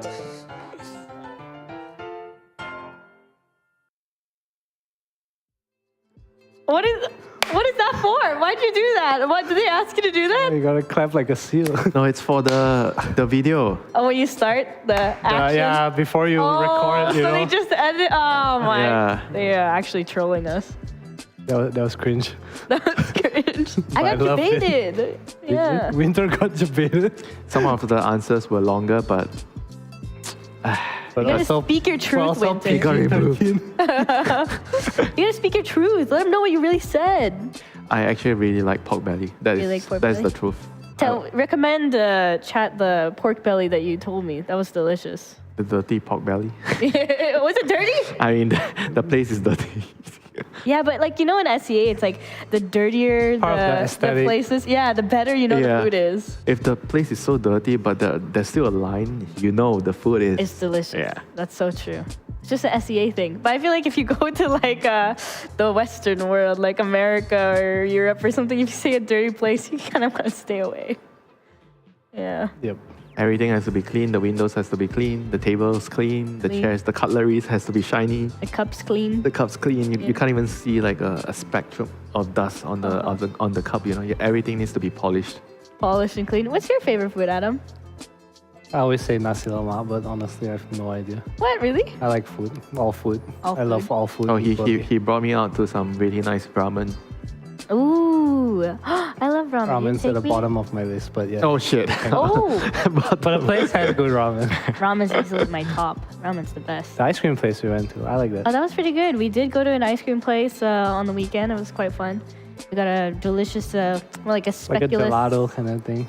What Lotus is it actually? Biscoff. Yeah, Lotus Biscoff and hojicha. So we went 4 of us to ice cream's churn. Okay, so we went four of us there. We all tried ice cream. 4 of us ended up ordering the same thing. We did. You know that should be something the players do. You know, in boot camp, right? After a good day, you win your games. get Let's ice go cream. ice cream. Yeah, that's what a team should do. Each org should just have an ice cream truck and roll up to each Bonding. boot camp. That'd be nice. If you're boot camping in Malaysia, let's go Chendol. If you're boot camping in Philippines, let's go Halo Hello, Halo. hello. Or dirty ice cream. Do you know what that is in the Philippines? No. Dirty ice cream. It's like do you have like a little truck, and then usually there's like 3 different. They just drive containers. around. It's not like drive. It's like a push cart, but yeah, the flavors are usually like ube, cheese, mango, cheese ice cream. Why is it good. called dirty ice cream? Actually, I don't know why it's called dirty ice cream, but but it's more like on the icy side and less on like the creamy side. It's just very specific. Have you ever tried cheese ice cream? I feel like I have. I'm not Cheese sure. ice cream. I'm not sure. I've had cheesecake ice cream. In KL, we have this like, it's a thing where motorcyclists, like in the evening, they come around with like ice cream in the bag. You know, it's just Like a a backpack? container of ice cream. No, it's like the boot of the motorbike. It's a square box, okay? It's a chiller. And he drives around with ice cream and he just turns on this ice cream song. It's the Mud Cool song, okay? How does your song go? Matku, you go. kawanku. So he just plays and he just drives around the neighborhood. If you want ice cream, you walk outside the house and you like flag him down. Oh, that's like a nostalgic moment for you. It's just a very normal thing here, I think. I mean, really? they always have someone selling, you know, after school, you know, school ends, somebody's always out at the door selling the ice creams and Always on the bike. they're always on the bike and there'll be the same song and everybody's buying every day. I feel like this just turned into like some food podcast with DPC, Southeast Asia Who. But yes, we will go back and come back after a short little break talking about DPC. No more food, but we'll see you in a bit.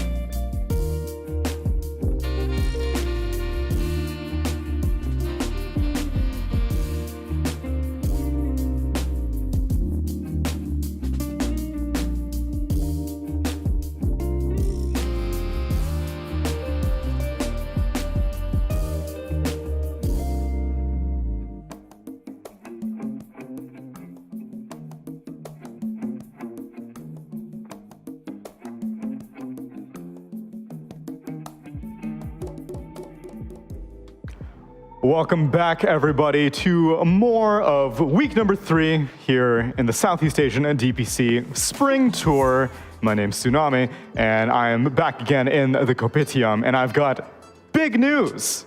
John, I've got big news. Adam, big news. Let the lower third come up. Give a quick say hello. Hello. Hello. News. Great. Big news, everyone. We didn't have the bracket calculation technology to announce this already, but now we do. Bring up the standings for me, because 2 teams are now officially locked for the Berlin Major. Talon and SMG are now confirmed to be showing up in Germany. Well, visas notwithstanding, but based off of their performance here in the DPC, they are now locked, as no other team can knock them out of contention. Only one other team can get 5 wins, and it'll be either Army Geniuses or Execration. And that will depend on how their next few series go, but those are the only 2 teams that can still have a chance of making it to the Major. Everyone you see on the right side of your screen, they're irrelevant now. Forget about them, aside from the series that we're about to have. But the left side of your screen, Talon, SMG, and either AG or Execration. Yeah, it's a great victory for SMG, you know, to have that security to go to Berlin after all these years of this team existing. They finally make it. When's the last time they were at a major? I'm about to look that up. 4 years? No, I don't think they ever went, did they? I don't think they've ever did. SMG, As SMG, guess no. not. As SMG, I don't think they've ever been to an international event, and they've been around since the beginning of 2021. Well, time to change SMG. Still moving underground. No, it's got to stay every time. Still major gamers. Still major gamers. I love it. Yeah. There we go. Yes, as they have now confirmed their slot, and Talon having a stellar performance this entire DPC. We were pretty sure that they would be guaranteed, but with SMG now locking their slot, Talon by extension are also locked.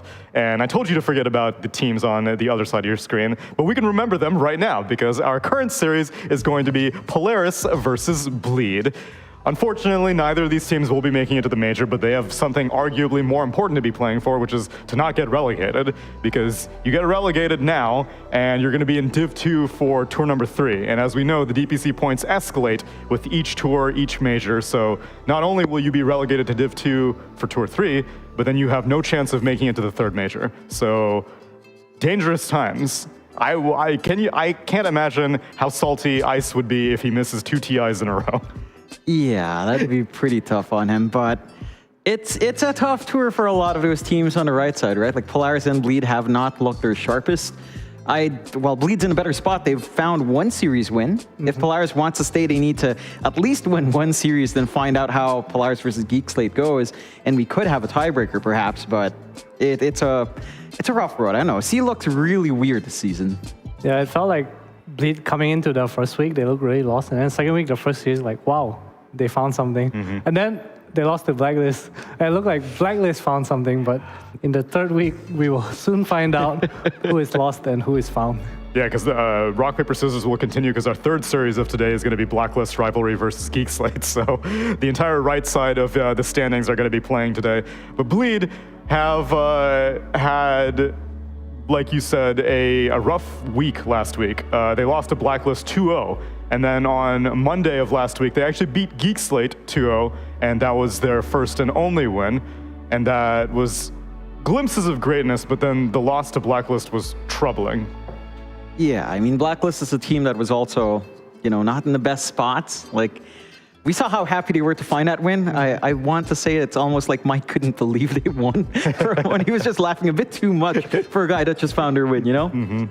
Yeah, I mean, I hope to see them bring momentum into, well, today's games at least.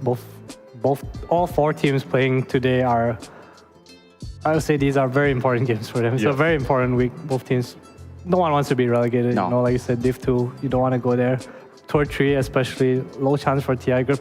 Probably play from the lower bracket again in LCQ if there is one. Right. It's not where you want to go. Yeah, and the regional quals also have, it's not just LCQ that will have seeding based off of... it's actual TI qualifiers. The regional qualifier. Yeah, so yeah, starting out in lower bracket, only being able to lose 1 series, and having to think about that like 4 months in advance, because right now is the time that these things might be decided.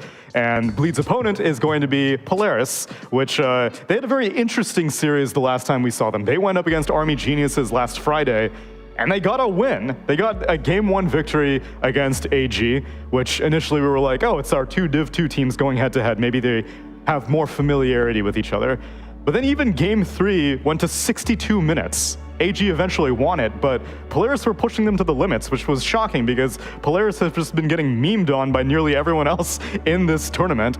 But somehow against Army Geniuses, they turned it on. Was it an opponent-specific thing, John, or after 6 days of DPC, they're finally putting some pieces together? I think it's maybe a little bit more opponent-specific, like we talked about that these two played against each other for a bit in Div 2. You know, they faced off against each other multiple times.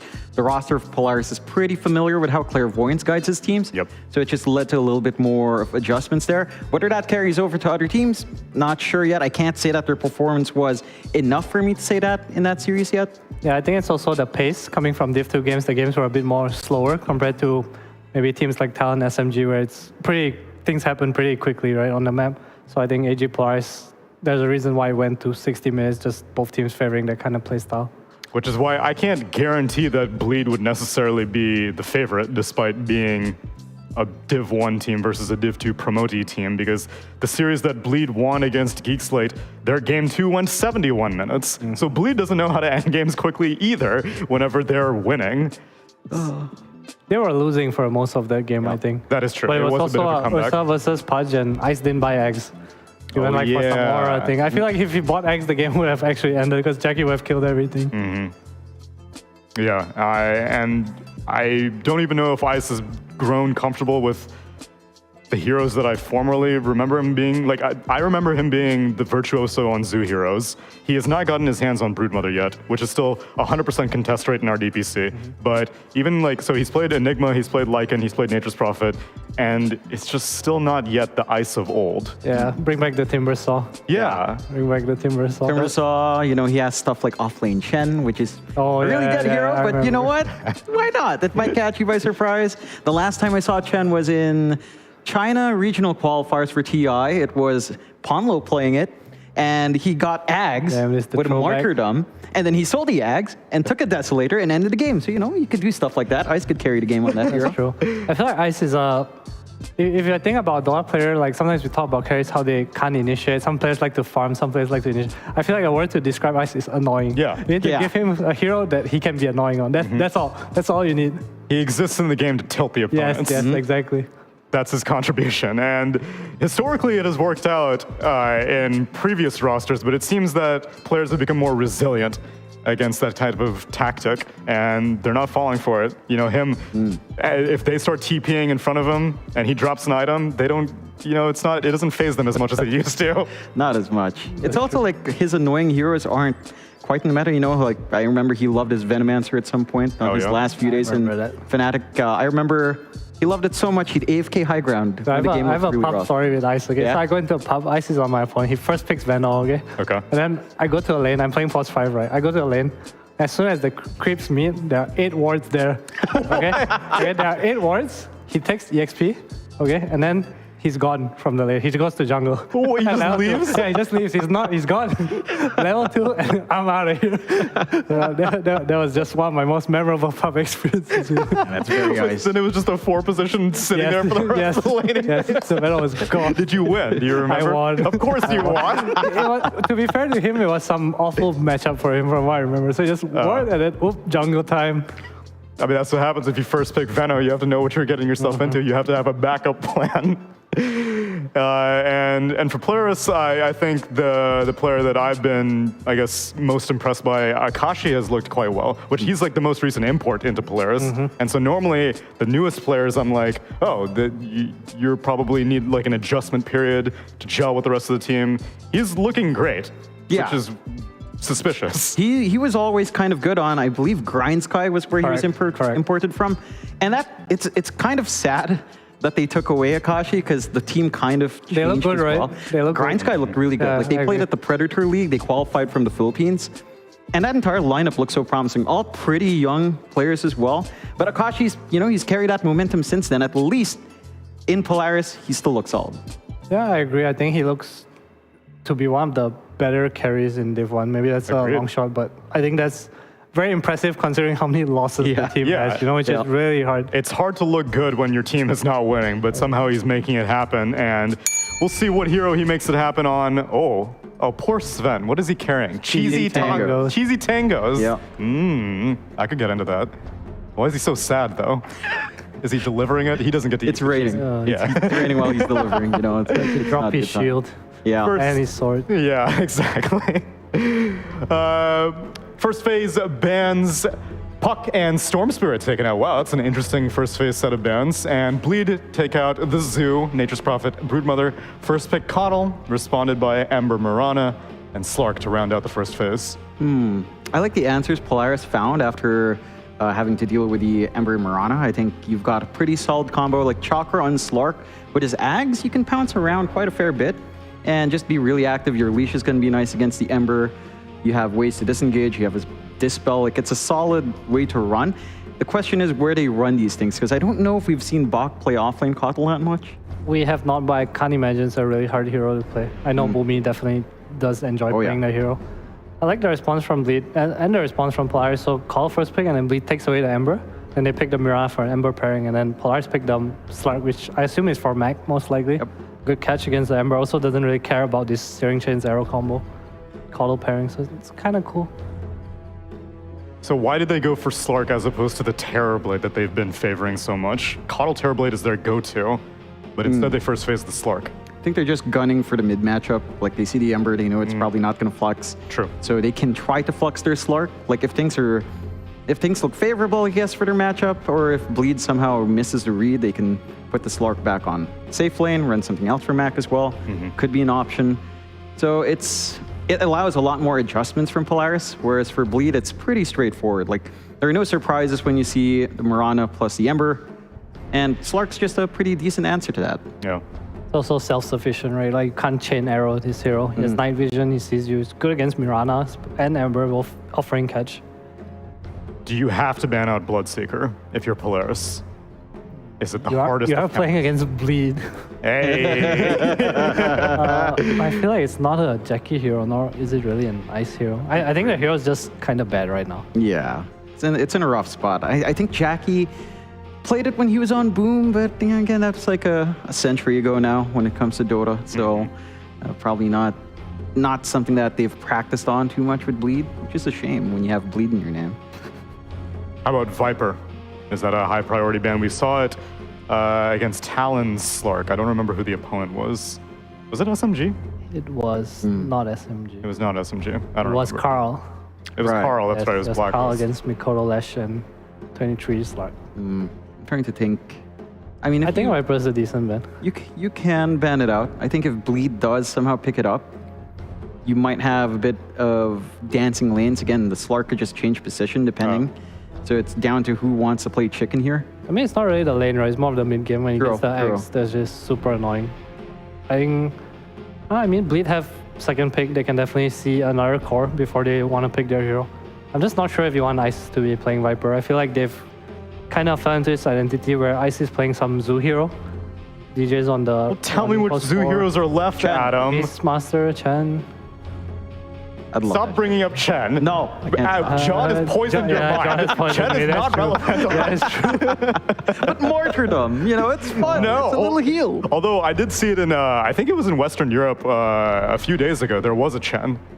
And then it was Fishman. It was Fishman, yeah. Yes, he lost. He lost. They lost bad. He lost bad. They got smashed.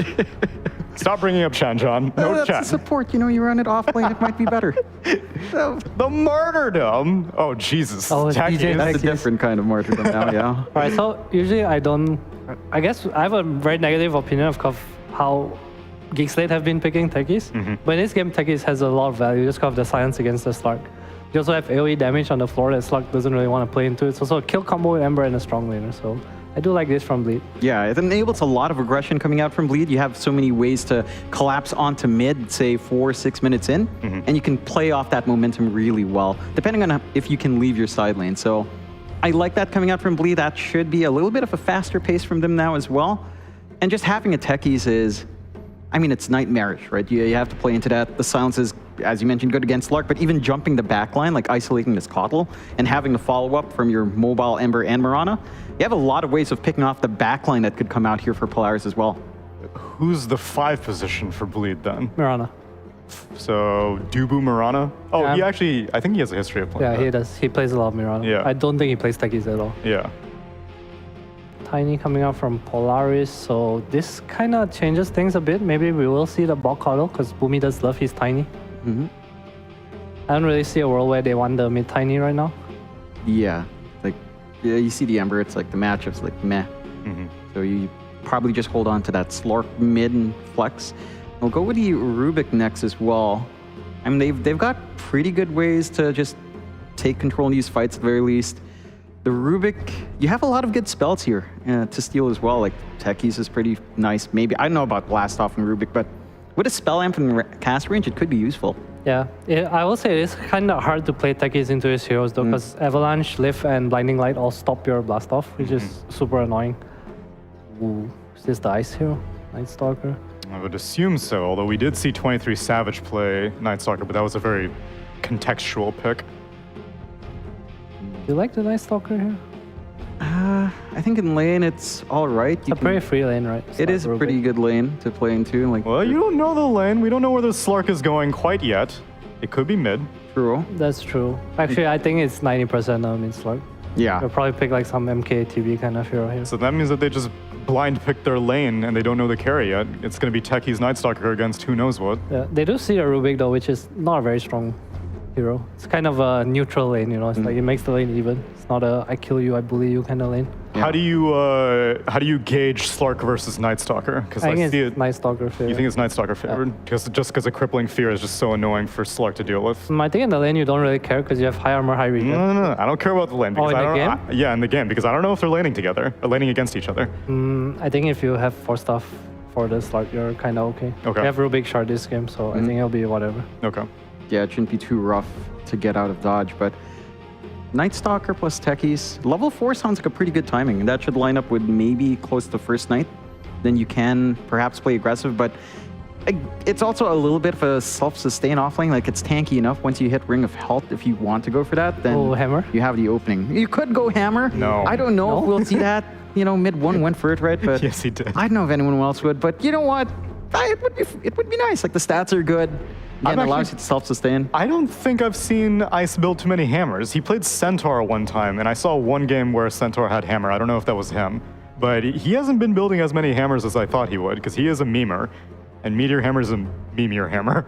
Oh, yeah. I like the hammer if you don't go armlet on Night Stalker. I think you need either one to kind of live on the map.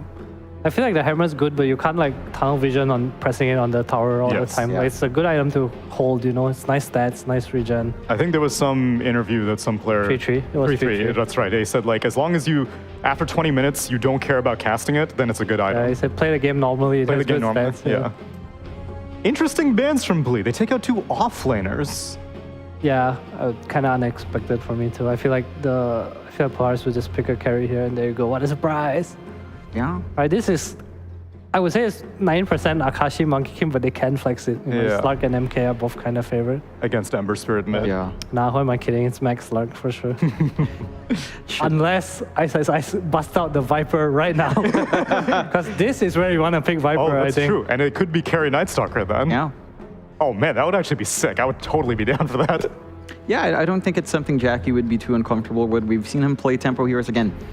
Way before, I want to say Motivate Trust, he had a couple of tempo heroes he used to play. That's like 2 years in the past now, which is very removed, but he has done so before, you know, so he can kind of set tempo. That would be interesting to see from Bleed because as we talked about before going into this draft, like a lot of these teams in the lower 4 have been a little bit more slow and cautious. Yeah. I wonder what's actually a good carry here if they want to carry. I don't see too much. More whatever. TVs, whatever. Yeah. The lane's hard is the thing. All tiny. Ursa. It's okay. It gives you Roche, which Bleed definitely needs help with. I feel like they need a bit more wave clear. None of their heroes push waves right now. It's really hard for would say all of their heroes to push waves actually, compared to how this Coddle, Rubik, MK, Tiny, you know, just lane shoving in. It's also a bit cooldown heavy with the Dark Ascension, so Bleed is carry Night Stalker. Yeah, it should be Jackie playing that then. The DP into either melee core kind of alright. Yeah, into the Monkey King, it's not the worst thing. It does give them push and a little bit of Roche, right, with the EXO, but 2 long timers now on Dark Ascension and EXO, so it could throw them off a bit if they don't play around with spells right. They have 3 silences. A lot of fun Slark game. That's rare to see in a Dota lineup. Did they fix the DP Siphon on Slark? Yes, you cannot spam the Siphon to do 1,000,000 damage on him. I don't know if I like Bleed's draft very much against what Polaris have. What's your issue? I like Polaris's draft a bit more. I feel like Bleed have to get a lot done. Yeah, like they have to play around their tempo. We have to see Corden, Dubu, and DJ basically play like a unit, and Jackie and Ice Ice Ice connect when they can. And if they can do that, again, you have pretty early timings, especially with Ember plus Techies and Mirana. If you play with those combos, they can overrun mid, rotate elsewhere, and just snowball from there with the early tempo the Night Stalkers should have. Yeah, I just think there's a world where this Slark plays with the Coddle mech during nighttime, like first and second night, and it gets really complicated for Bleed. Yep. And then come late game, I immensely favor Polaris' draft. For sure. Sorry, Polaris, my bad. Yeah, I don't really think that there will be much going on for Bleed after like 30 minutes with their heroes, but who knows? In the last 4 standings of our DPC, anything's possible. So let's send it over to our casters for game number 1. It's Cap and SVG. That's right, Avery. We get yet another chance to be able to cast a Techies game. Geek Slate has been disappointing with this hero, but I have faith. DJ is going to show the way, the path of the Techies forward into the land of green, into the land of W's and plus 30 MMR. Show us the way, DJ. I can't see it. I cannot see the way, for it is too difficult and too tiny. There is no path forward to victory. I do not believe in this hero. I'm going to say it. I don't believe in it. So far, it's one win out of 3 games in the CDPC. Yeah. All of them being Geek Slate.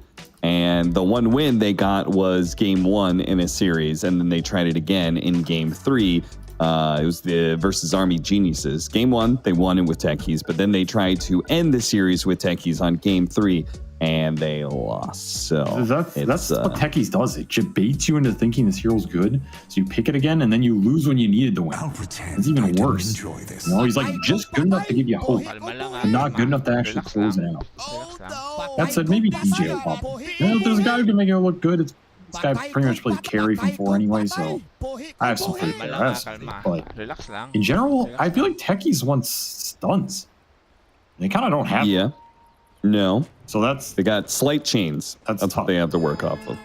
Yeah, that's not necessarily reliable versus Slark, who can dispel monkeys, a BKB buyer, or plays in the trees anyway.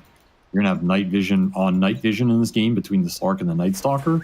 That's a pretty interesting interaction in general. Honestly, if you bet me, would I ever see a Techies Night Stalker second phase? I don't think I'd ever take that bet. I don't know what the odds would be, but I don't think I'd ever take it. I don't think those heroes really have natural synergy. I don't think they have any synergy. The superior vision might be nice. I mean, it's pretty funny how the night versus nighttime matchup you're talking about, Slark and Night Stalker, and they both did the exact same thing because they have the superior nighttime vision, and of course the Dota starts in nighttime. They both ran to the mid lane to see if they could spy the other mid laner placing down a ward.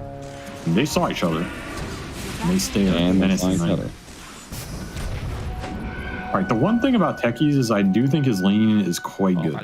His first like 10 or 15 is really strong. You just keep hitting the sticky bombs, get a bunch of right clicks in. This hero's really obnoxious on lane, and their lane's pretty strong. Death Prophet, Techies versus a melee core on Monkey. They should have a very good time up here. I'm expecting them to snowball this lane pretty hard. On the flip side, Bach should also free farm bottom on this Coddle, because I don't think you're stopping him with a Night Stalker anytime soon. So both offlaners for both teams should have a pretty good game here, and it's going to become a question of which lineup can accelerate off the utility, the auras that these 2 offlaners are going to buy for their team. And Polaris is expecting to win mid lane as well, right? Because they've got the Slark versus Ember Spirit matchup, which is pretty favored, in my opinion, anyway. It's definitely favored, but the problem we've been seeing is that this mid Slark runs into some wall in the mid. I don't know exactly what it is, but I feel like his first item is a little slow. He doesn't pressure the map that well with runes. He doesn't destroy the lane. He wins it, but he doesn't obliterate it. So I feel like a lot of these mid Slarks we've seen lately have not been overly impressive in terms of all, it's like a gotcha pick, right? I almost rather just have the Dragon Knight or something. Like the Dragon Knight Ember matchup. When we saw a lot of those lanes, that looked really good. And then you have this pretty good Dragon Knight hero who he just starts taking towers. But what is Slark's game plan with the lane win? That is always my question. What is Mac going to do with a one lane in this game? Is he going and pressuring side lanes? Is he getting runes with bottle or something and ganking? Is he just scaling and farming? And then you're letting Corden come back? This is the answer that I am, or this is the question I am posing. And I expect an answer. I feel like it always by Monday. I feel like it always turns into, well, the Slark is the carry, and then you're just left in this huge side lane deficit where there is a enemy mid laner that is making plays into the side lanes and crushing, and there is no reaction because the Slark is just kind of like, well, I'm kind of farming, guys. I'm the carry. So it kind of leaves you with this kind of, I would say, the 8 to 15 minute window where you just aren't nearly as powerful as the opposing squad when it comes to these small skirmishes that happen around the enemy mid laner.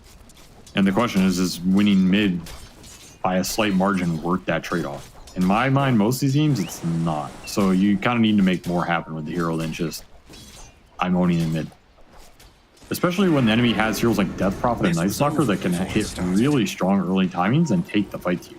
This is not a bleed lineup that wants to sit back and farm. This is a bleed lineup that wants to do well in terms of their cores on the side lanes and then get early exo, get an early darkness, start putting it to work in terms of pressuring the map or getting core kills at least. And that can free up space for Corden even if mid's going slightly bad for him, which it is, but as you said, to be expected. The real winner might actually just be Akashi up here, man. He's rolling on this lane that I thought was going to be hard. Yeah, how is this lane? Like, I've seen DJ be a little distracted by CML, but double range heroes against melee hero. I thought this was a winner, for sure. CML got a nice courier kill, and he's just been hitting them a lot. Buying a lot of regen for this monkey who has 10 stick and fairy fire on top of boots. He's really farmed off the early stage of this lane. He's just getting away with it. He just keeps pulling aggro, and there's no punish. Maybe level 3 is a bigger window here. We're gonna see. Yeah, and I guess when you pull the creep wave back all the time, like the downside is you can't get the range creep, but they have Monkey King and Rubik. Like these heroes. Oh, nice telekinesis timing. Get out of here, son. Action. Get the hell out of here. But yeah, they have 2 long range abilities to secure range creeps, so they really don't miss out at all. He's 25-2 on this one. There's crazy good CS for any lane. I don't know one I thought was going to be a pretty tough one. So Polaris showing up early, showing up hard and fast, and try and make it work out. He's getting the stacks up here. Oof. Yep, stealing 21 agility right now. Corden's not a happy camper, but it's just the way the lane goes. You're just playing to get your level 6, and then you can start moving around the map and making some stuff happen. The prize is mine.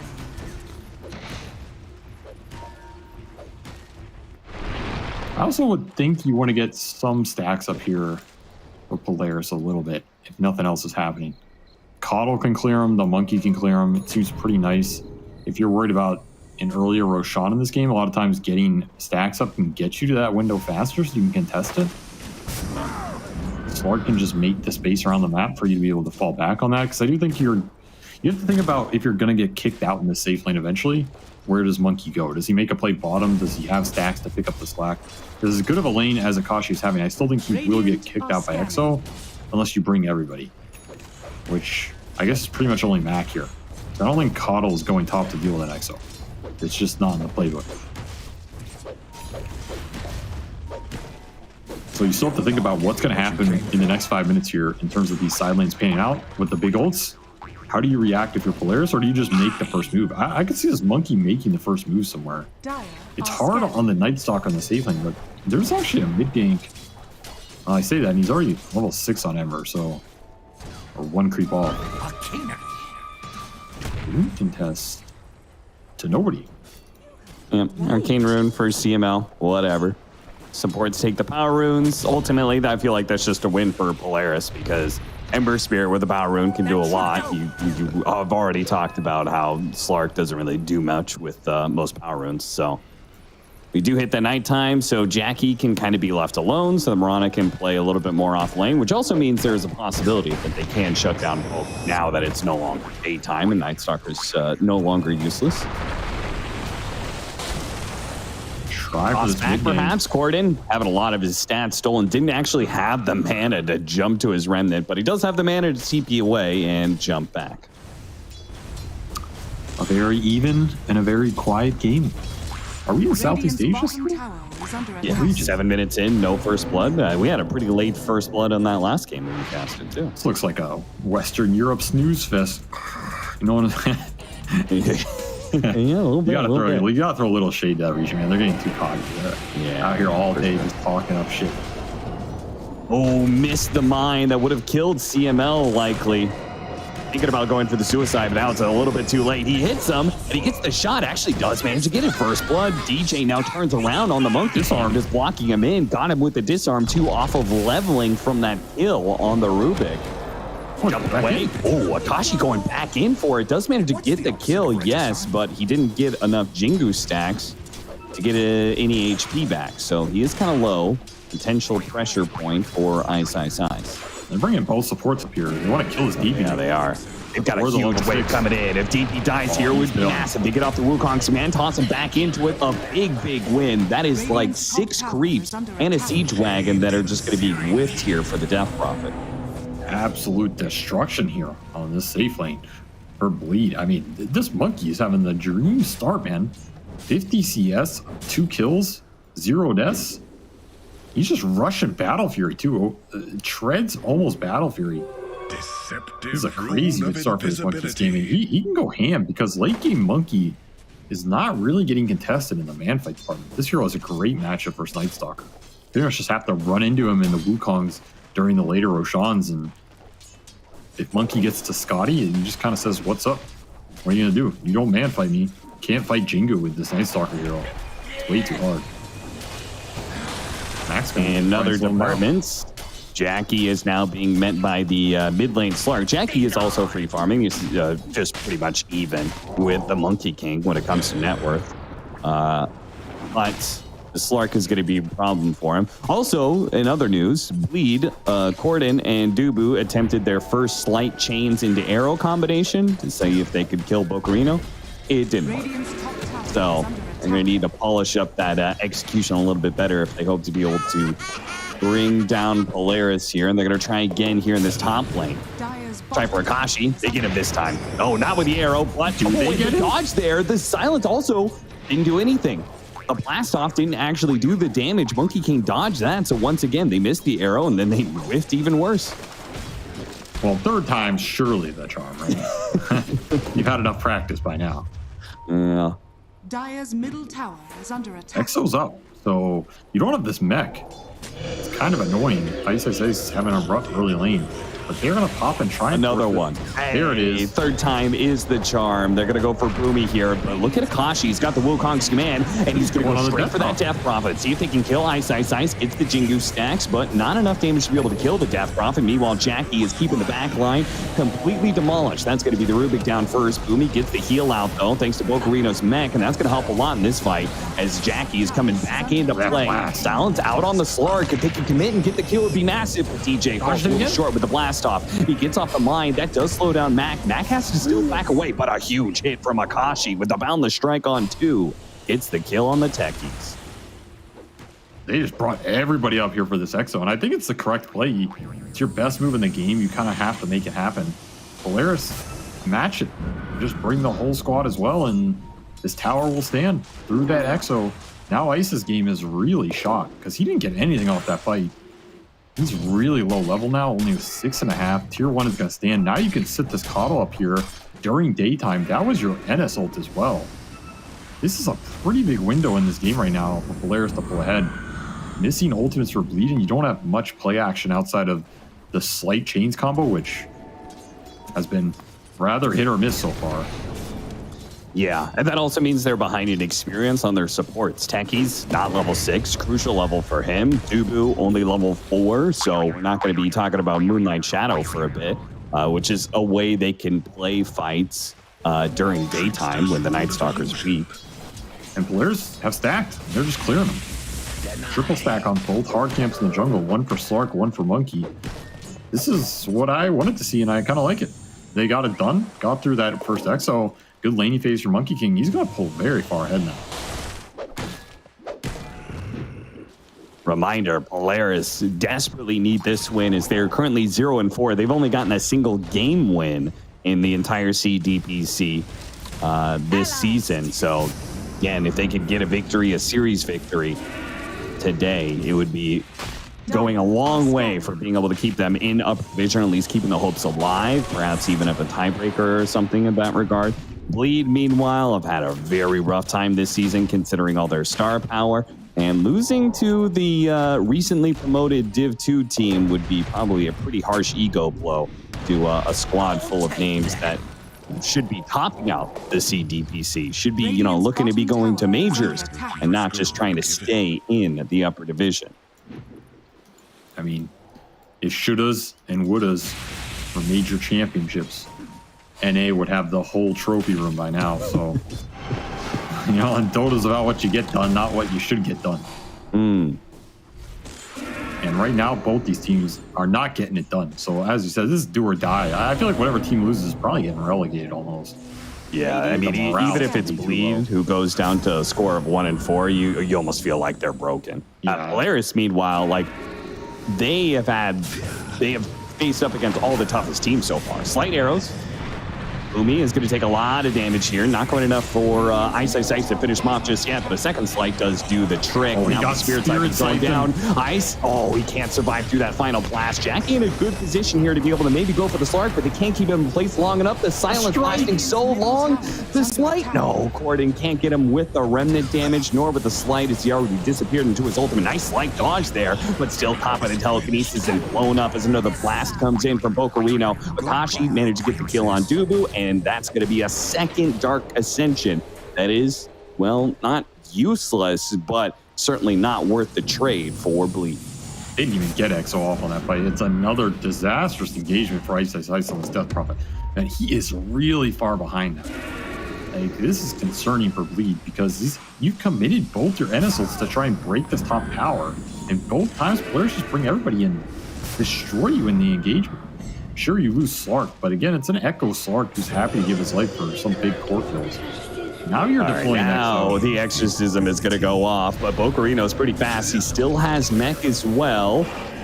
A second change, 3 seconds. They're going to have to dive in really deep for this one. Perhaps an arrow or just run him down eventually. There was no help from Polaris. Apparently, nobody wanted TP to try and save that one. Looks like they're finally going to give up on defending top lane.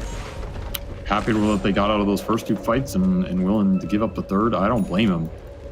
The other big point of that fight is CML got Spirit Siphon. And I feel like Spirit Siphon on Rubik is one of the best spells you can steal in the game, honestly. The more and more I see it, it just goes up and up for me. This spell's so busted on this hero. The fact that the extra charges is so insane. Yeah, instantly getting full charges, but also the increased cast range on that ability is massive. And then if he does have the shard, then that just makes it, agreed, one of the strongest spells he could possibly steal. And he takes me back to Boxy wiping the major with it, right? This spell just straight wins you team fights. You get it all. So 3 charges back up for CML here. You gotta be careful if you're Bleed overextending it as Rubik. And at the same time, it's night, so they want to get stuff done here. White arrow, but a force staff gets him through that little gap, and CML with the Spirit Siphons is not an easy hero to kill, especially if you don't land your ability. That's another Dark Ascension that Jackie just can't get anything done with. Hey, I'll hit some Ursa creeps. But it's not what you need to feel bad for Jackie here because, I think he's going to the right engagements, but I don't think they're losing the engagements because of him, you know? No, he's committing a lot to... Oh, that would have been an opportunity right there. If he caught Mac underneath the tower with that silence, it would have been massive. You're gonna have a... Yeah, I mean, Akashi's behind him He's here. dead already, but Akashi behind with the Wukong's command, hits the stun onto DJ, managed to pounce on him and finish him off. And speaking of pounce, Mac is going to pounce for a little bit more. Cordon's going to be locked in. Slight jumps over to the Remnant, but he's right next to the Slark, who gets the final hit in. Ice. Trying to return fire here, but quickly finds that effort to be stymied. Has to just run away. Same goes with Jackie. They can see the enemy, but they cannot stop them. Radiant structure. Pretty nice fight for Polaris again. Just bringing this Monkey King to every engagement. Oh, Dubu. That was too bold. Greedy. That was too greedy. Bold and greedy in capital letters. I don't know if Bleed's feeling too good right now with his techies. Like, this is where this hero feels pretty bad. If you're not winning the early fights with him, I don't think they get better. Because this hero sucks versus BKB. Yeah. It really Dire's sucks. top tower is under attack. And you're going to have a fast BKB on this Monkey King. I mean, to be frank, if you're not landing arrows, you're not landing blast-offs. So that's very true. Also, they have some blast-off counters. Blinding Light, the insta-lift. Yep. He gets caught in some tiny throw. There's a toss. Yeah, there's a toss can happen too. Gordon gets blown up so quickly. He's just dying to CML. What happened? Just got caught on the low ground. Too much damage and didn't have the escape plan ready. That's that old goblin voice line. What's happening? Another arrow goes out, not gonna land. Bleed. No control here. And this is nighttime, they're getting pushed out, which it is strong for Slark as it is for Night Stalker, but Jackie's their best hero right now in terms of the game. If you're not taking these fights at night, you're giving up a lot of space. You're giving up kills, you're giving up triangle.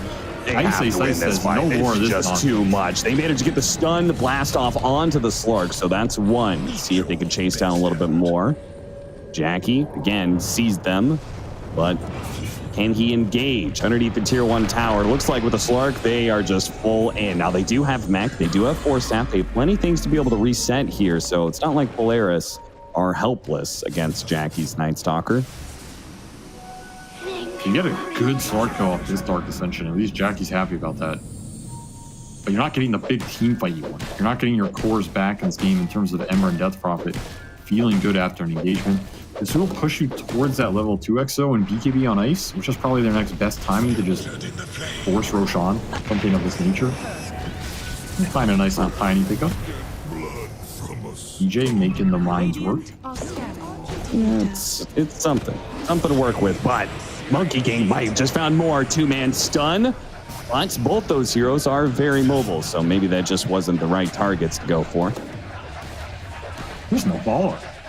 Yeah. And something Akashi has to think about this game. If there's no Tiny to follow up with his Wukong, there's not a lot that keeps him in it off a straight jump like that. So he does have to be careful about how he throws out his BKB, throws out his ult, and don't let Bleed just skirt around it, then be able to re-engage with those items and spells on cooldown. A lot of the teamfight is still based around this Monkey King, who is very far ahead in this game, but kiteable.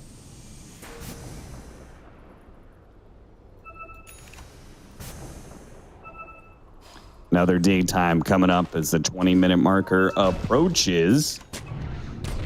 And, well, I would say that Polaris could take some objectives, but they've already taken the outer towers. Their team is not great for Roshan, at least not until they have Aghanim Scepter on Monkey King, so maybe they just kind of chill out and keep getting bigger. I mean, obviously their lineup is heavily favored for the late game, so it's not like there's a rush on things.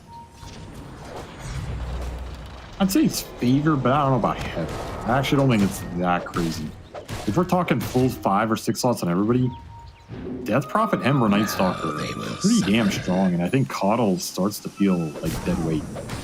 He's going pure utility. Okay, I do agree with that, but surely Monkey King and Slark are both stronger cores than any one core on Bleed, right? In a straight up fight, yes. But it doesn't have to be a straight up fight. The Batman knows many tricks. Much guile. I've seen the movies. Guile. I'm not sure if anybody's said that phrase before, but it's something new.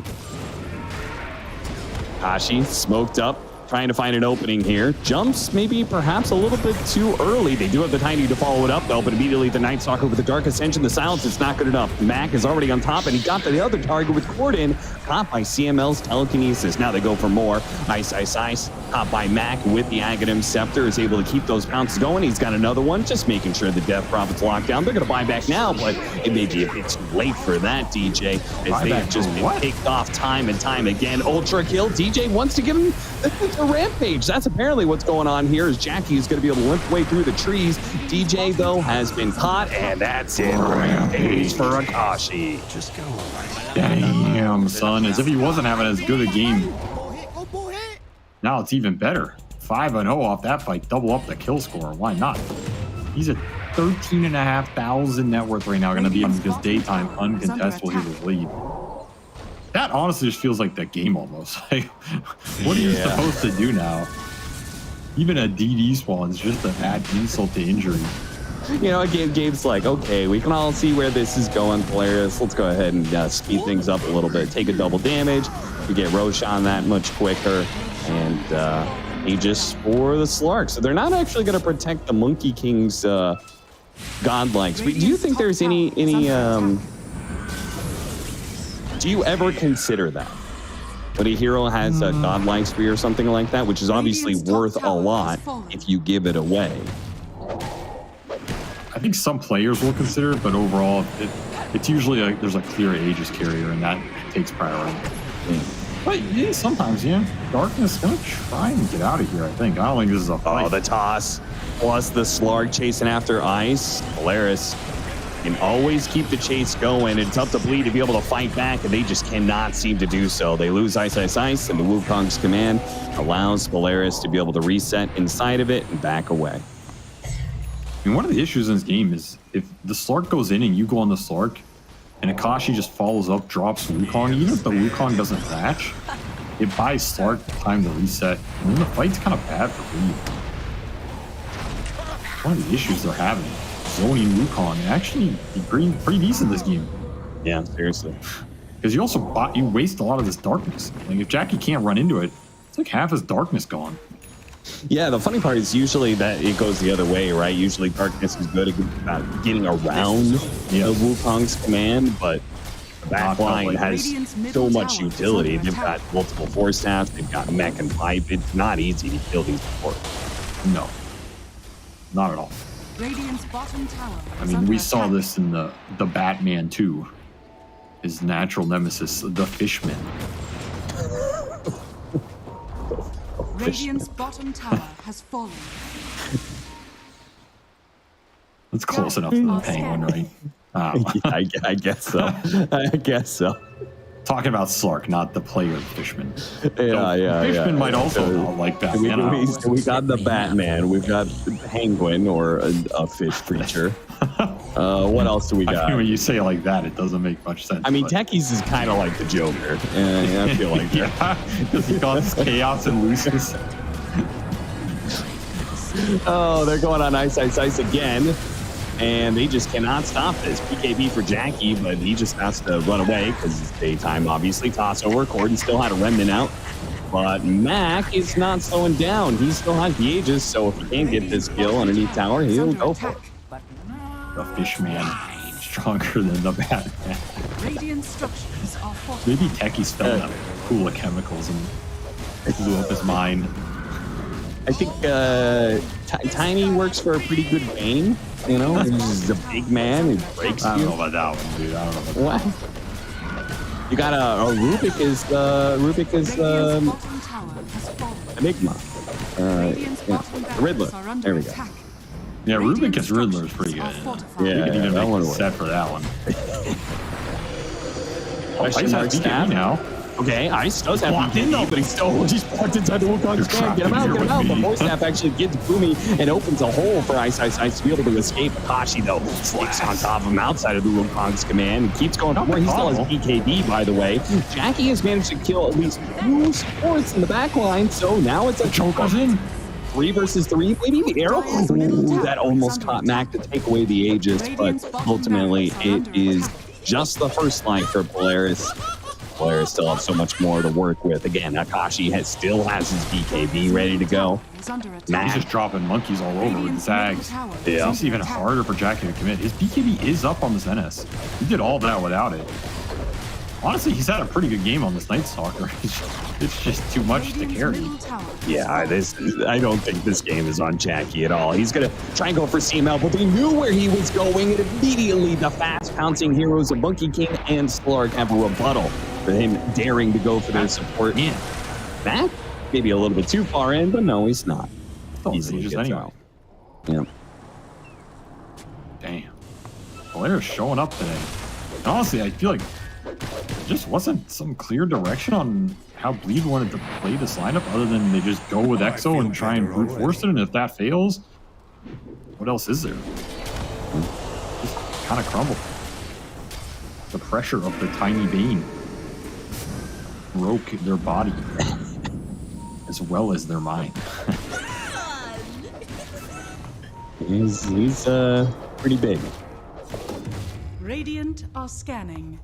20,000 net worth lead in 27 minutes. This is a way to start a series for a team that, again, has only gotten a single game win, and that was against Army Geniuses just recently. We just passed that one last week, 3 days ago, in fact. Getting a second win and doing it like this has got to be a pretty big confidence boost for a team that had to face all the toughest teams at the start of the season to begin with. They matched up their team in order had to go up against Execration, SMG, Talon, Army Geniuses. All of those teams in the top 4. And well, yeah, but those teams are in the top because they beat them. I mean, tower is under attack. Well, they're in the top because they beat them and other teams.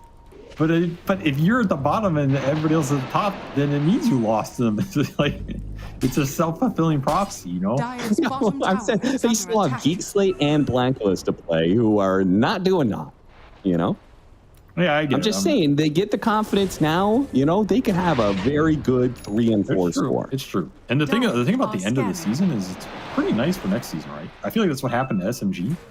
Yeah. They had a pretty good end of the first season after a disaster start, and now look at going to Berlin. So things are still pretty nice for your team. DJ, you gonna skedoodle out of there? No, toss back in. There was no escape. Arrow, nabs, book. Fishman hunts all. Poison. Oswald is going for it, and he's got a BKB, so may not have the Aegis anymore, but he's got the invulnerability he needs. Ice is just running forward. He identified the supports, and Jackie did too, and he tried to blink on him, but immediately pretty easily controlled up. An arrow actually does manage to hit the Rubik. Now the arrows are really landing, but it's just too little too late. Ice is going to die. They have no damage but the Ember Spirits, and GG is going to be called. Dubu is going to call this one, and I'm glad he did, honestly. This was not a fun one for Bleed. I was watching that last fight, and at some point I just saw Corden's corpse get tossed into the monkey. This game's over. That did not look pretty at all. I do not think Bleed liked how that game went, because I think they had this top idea with the EXO that you have to play through it, and I agree, but it can't be that just black or white, right? If you bring 5, they bring 5, it was a lost lane. It felt like that game was just dependent on how that lane goes, and Akashi just outplayed him on that lane. I still think that's a DP Techie's favorite lane. I don't think it should go that bad, and it went pretty bad, and Akashi just ran away with it, man. 13-0 on this monkey. Kudos to him. He showed up today, at least in his game 1, on a hero. An absolute MVP performance for sure, right? Yeah, he just 1v5 this game, basically. Like, won all those top fights, won his lane, didn't die a single time, got a rampage, supported the Fishman versus the Batman. What more can you want? Perhaps a sequel. We're going to get that. Game 2 is coming up next. And Boogaloo. see if our panel can keep these analogies going. Bleed v Polaris 2. This time it's personal. Parabellum, all these other sequel things. Welcome back, everyone. Wow, thrilling performance from Polaris. I can't believe that they have 0 wins after a game like that. Where was this, Polaris? I don't know where they were, but Akashi really popped off. You know, it's like what we were talking about pre-game. Like Akashi has been looking like probably one of the best cores here in C. And it really showed here. Like his lane worked out well, maybe a little bit misplayed out from Bleed. Like they didn't really focus Akashi at all. They were trading more with CML. And that just gave that free lane out for Akashi. And a couple of issues in that draft, right, Adam? Like not expecting a last pick carry from Polaris, banning out those offlanes for Bach instead. I don't know what they've been watching, but if they saw this Slark against Ember and they thought it wasn't on Mac, even when the Monkey King came out, I think they need to go back to the drawing board. Yeah, because Death Prophet was the last pick. So you see the Monkey King come out, and then you have one more chance to be all like, oh, it's probably a Monkey King that I'm laning against in the offlane. And they still picked Death Prophet. And they didn't even get the top tier 1 tower for ages. No. They used 2 exorcisms, and they never got it. Yeah, like there were pretty strong defense fights from Polaris. They missed the opportunity to find a DP kill early on, but it doesn't matter. They hold the objective, take the fights. That's probably one of the only times Akashi also popped his BKB in that top fight. Like he was just in such a comfy spot. And for Bleed, I mean, it was all about tempo with his draft, but it had to be executed nearly perfectly, and we just did not see that at all. I just felt like their lanes were rough. Like, sure, Jackie won his lane, but we talked about it, right? He's a Night Stalker. He doesn't really want to do anything till 15 minutes, maybe 1 rotation. We saw him move top, but it was quite an even fight. I think Bok had mech at that point, and Ice didn't. Top of that, this Monkey King, he was just kind of huge. And Corden not having the performance that I remember him in Tour 1. Tour 1, I remember you give him like Pango or Ember, and life was great. He would be making space for the entire team. He was winning his lanes consistently. This performance, like, it looked sloppy, honestly. Many times he did not have a Remnant up to travel to. He was out of mana on a lot of occasions. His initiations weren't very clean. But I guess when you're going up against a virtuoso performance on Monkey King like this guy, 13-0 and 11 Akashi MK. Yeah, it's difficult. Like Akashi, again, he played perfectly. You know, we were maybe asking a few questions about, say, the Battle Fury build-up being a bit slow and not connecting with a Kotl, but they managed to outplay anyway. Like, he was always at the right spot to have impact in these fights, to set up these fights for his team, and just clean up, and there was just no clean answer. Like, after you go through a lane like that, I mean, it's hard to manage the Monkey King. I don't know, I feel like Bleed draft, they really had to take advantage of their timings, but it felt like Polaris hit their timings first. Monkey was over leveled. The mech came out first for Bok. Mech just could rotate top. They had better wave clear and tower defense, and I feel like Bleed had to keep running into a wall, and eventually they did, and they lost. Do you think that the Bleed draft was still viable? Like, in theory, carry Night Stalker, offlane DP, mid Ember? I think they had to be the better team. Okay. Like, clearly the better team to win here. Yeah, it looked like an uphill battle for this game number 1, but perhaps a great deal of it was contributed by the draft, and that's, in theory, easy to repair once you get a lesson in game number 1. So let's see what Bleed have learned before game number 2.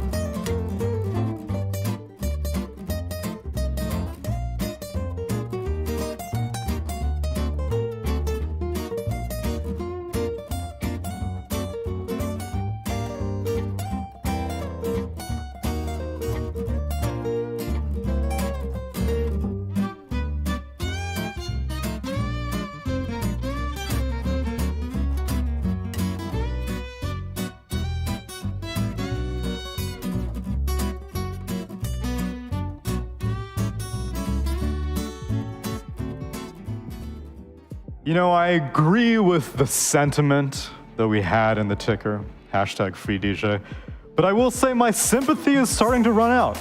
At a certain point, I love the guy, believe me, but I also love watching good Dota, and I don't know if I'm getting it. I don't know if I'm getting it yet from this Bleed lineup. I want to see it. I saw the announcement, I saw the roster, I was like, this is going to be some quality performances. And then I thought that about Fnatic and Boom for Tour 1, didn't happen. So at a certain point, I think I'm okay that the crown is being passed on to the next generation.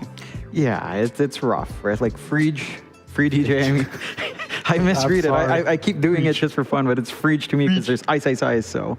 It's so tough to see a veteran team like that just pretty much crash. Like Corden's the only sort of relatively fresh face, and I don't know, like, the change in 2 players, maybe it's the same issue as Blacklist where you have too many voices now clashing inside, although to be fair, I don't think Jack is that talky. Yeah, he's definitely very quiet. He's a very quiet lad. He lets his team call for him, so I'm not sure. It's just a little bit, not directionless, but it's falling flat very hard. Yeah, I will say this game is a big outdraft though. I think their lineup was really hard to play, so I think they can definitely try to fix things, get more of a 50-50 draft. The thing I would like to see most is to not pick Corden's hero early, because I feel like against certain mid players, like I think SMG did this in Tour 1 too, where they also played like a Slug and Monkey King against the Ember. And I feel like in every game, Corden's like super poor. I think even the games that he's been playing Storm, the games they won, he was like 6 in net worth, below all the other cores. He still made movements on the map, which is good for them, but he's always poor because of, I'm not sure if it's because of a matchup or it's because of a personal thing, but I think they have to address the issue somehow. So then would you prefer that they pick more flexible heroes that could be Corden or could be Jackie or Ice, or do you want them to pick Ice first phased every time? Or I wouldn't mind just first 2 Lycan. It worked for them. Yeah. I'm not sure why they went away from it. I think picking up like a Morph 8 pick or something could work as well. It's just a way to enable a player, I think. Or pick and ban for him maybe, not 7 pick Ember, where he gets countered by this Slug and you can't really move the Ember to another lane as well. They were sacrificing him in Tour 1 also, though. They were oftentimes picking Corden first phase and being like, you'll figure it out, go deal with it, and the rest of our players will win the game, but it has not proven to be the case in Tour number 2. Yep. I think the difference in Tour 1 was that Masteros played heroes that eventually lived on his own. Like Timber is tied about Ring of Health, and then the post 4 would come and help Corden in the mid lane, rune control, kill, whatever, you know, the stacks. There was something for him to get back into the game, but I feel recently they have not had that. Instead, it looks like Polaris are stealing the Ember away. They take Coddle and Ember, which is a combo we have not really seen. I see SMG ran it. Oh yeah, that's true. SMG did run it.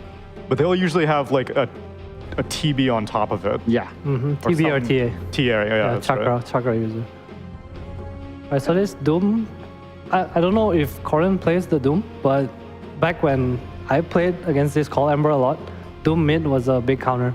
One is you get a Purge creep, and so you can just AFK mid, you don't care about Ember at all. Okay. And in the game, you can't, if you Chakra a Doomed Ember, you know, it's kind of useless. Back when it was good, was the small camp still mid though? Yes. Okay, then where are you getting the Purge creep from now? You have to ward your jungle to see it. Oh, okay. I think that's the way. You just walk away and get the creep, it doesn't matter. Okay. You don't want the Purge creep until like level 5 or 6, you don't really care before That's that. true. Yeah. I mean, you have solid answers on Bleed, right? Like, you're keeping it much more open with the Doom as well. You can run it safe lane if you feel the need. You can still do that mid matchup if Corden feels down to it. Although I think it still feels like Ember should be okay, but I guess with the armor Doom has now, it's a little bit tougher to shove him out. It should be stable farming. This kind of opening is a lot more stable, right? In comparison to game 1 where we had, what was it? Ember +1, right? Ember Mirana straight up. Yeah.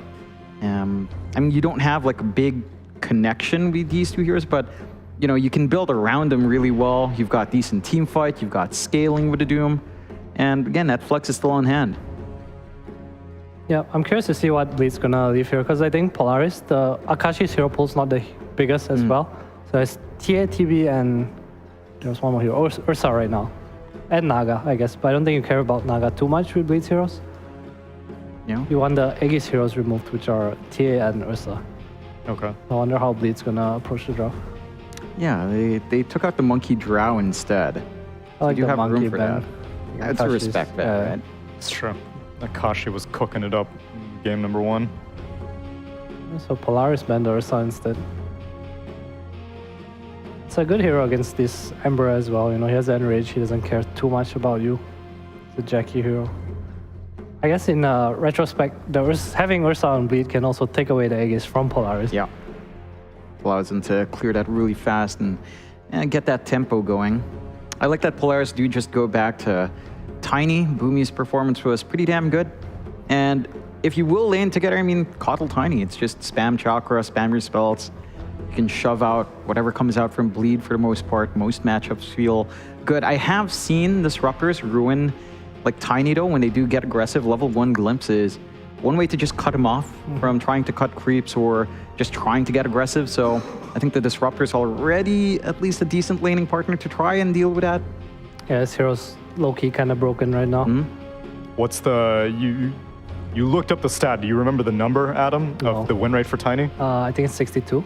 65. Oh, In Southeast Asia, Tiny has been picked 23 that's times. because he won the last game. Oh, sure. That's fine. Fair. 23 picks, 65% win rate. And incidentally, Coddle, the first pick, 16 picks, 62% win rate. So Polaris looking good right now. Yeah. Well, Ember Spirit has a 46% win rate, so it's not all plus 50, but their heroes are very, very strong. Balances out, right? Like you even out the lower win rate from the Ember with the coddle condition. Yeah, fair. Get yourself to 50%. Also, incidentally, this is the first time I've been looking it up. Morphling, 11 picks, 81% win rate. That's SMG. And Talon. And Talon, that's exactly. cheating. So yeah, Chidori and 23 Savage are going ham on that hero. But then, I mean, no one's stopping other teams from picking it. I would be okay with either of these teams. Still, I think Morphling would be fun. Well, maybe not on Polaris, now that you have to deal with Global and Static Storm and Doom. Yeah, there's a lot of team fight, a lot of pick-off potential coming out from Bleed.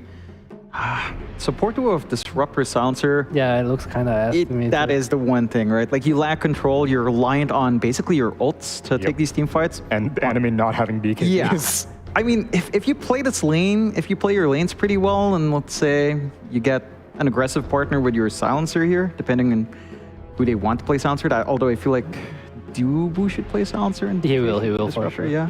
You can make that work. I like what Polaris is doing though, like straight into Lycan. Great offlane to have. That should be now, what, a Boomy or CML? CML Coddle, pretty sure. Yeah. Boomy Tiny. None of these supports can deal with Lycan running at them. No. Dude, it's hard. Even Ember, like Ember is, it's double-edged, right, against this double silence. Like if Ember gets on you, one chains, Chakra, another chains, and Tiny just combos you, you're kind of dead. Yeah, and like... It's also hard to go in. The moment you get an early BKB on any of your cores, your two supports do nothing on Bleed. Yep. You commit these cooldowns for literally nothing. You're going to be relying on Doom. Again, that should be Ice now with the Tusk being picked up, so that should be Corden mid. So at the least, Ice should still have a stable lane no matter what his matchup is. So you should still be able to just farm up. I guess you have a little flex. You could maybe do something like a Jackie Doom, but I don't know if that's what Bleed really need right now. It doesn't feel like it. Like it can lane into Lycan okay, but I mean, we just saw Jackie play some like Night Stalker. All right, let's get some Jackie Swen. Yeah. I feel like they need that kind of hero. Hero that goes in, kills people with Global, and then you have Glimpse, you have Doom, you know, another one. That's kind of what their lineup looks like to me. He also needs to be sort of a win condition, quote unquote. I feel like Swen always kind of gives you that, you know, you have immense damage, sorry. Yeah. It's a pretty good foil as well for, say, the early physical output of the Ember and the Howl coming out from Lycan with your Warcry. You can kind of last a little bit longer for your entire team here. Troll instead. I guess Troll's a way of protecting his team, although I'm not sure if it's enough. Also, at some point in the game, you get eggs, so you also don't care about this poke. But there is last pick for Polaris here. It also seems like a bit of a deny pick, because I thought Troll would have been pretty okay against what Bleed have. Because you were mentioning, well, I guess with Lycan, they have Roche potential on Polaris.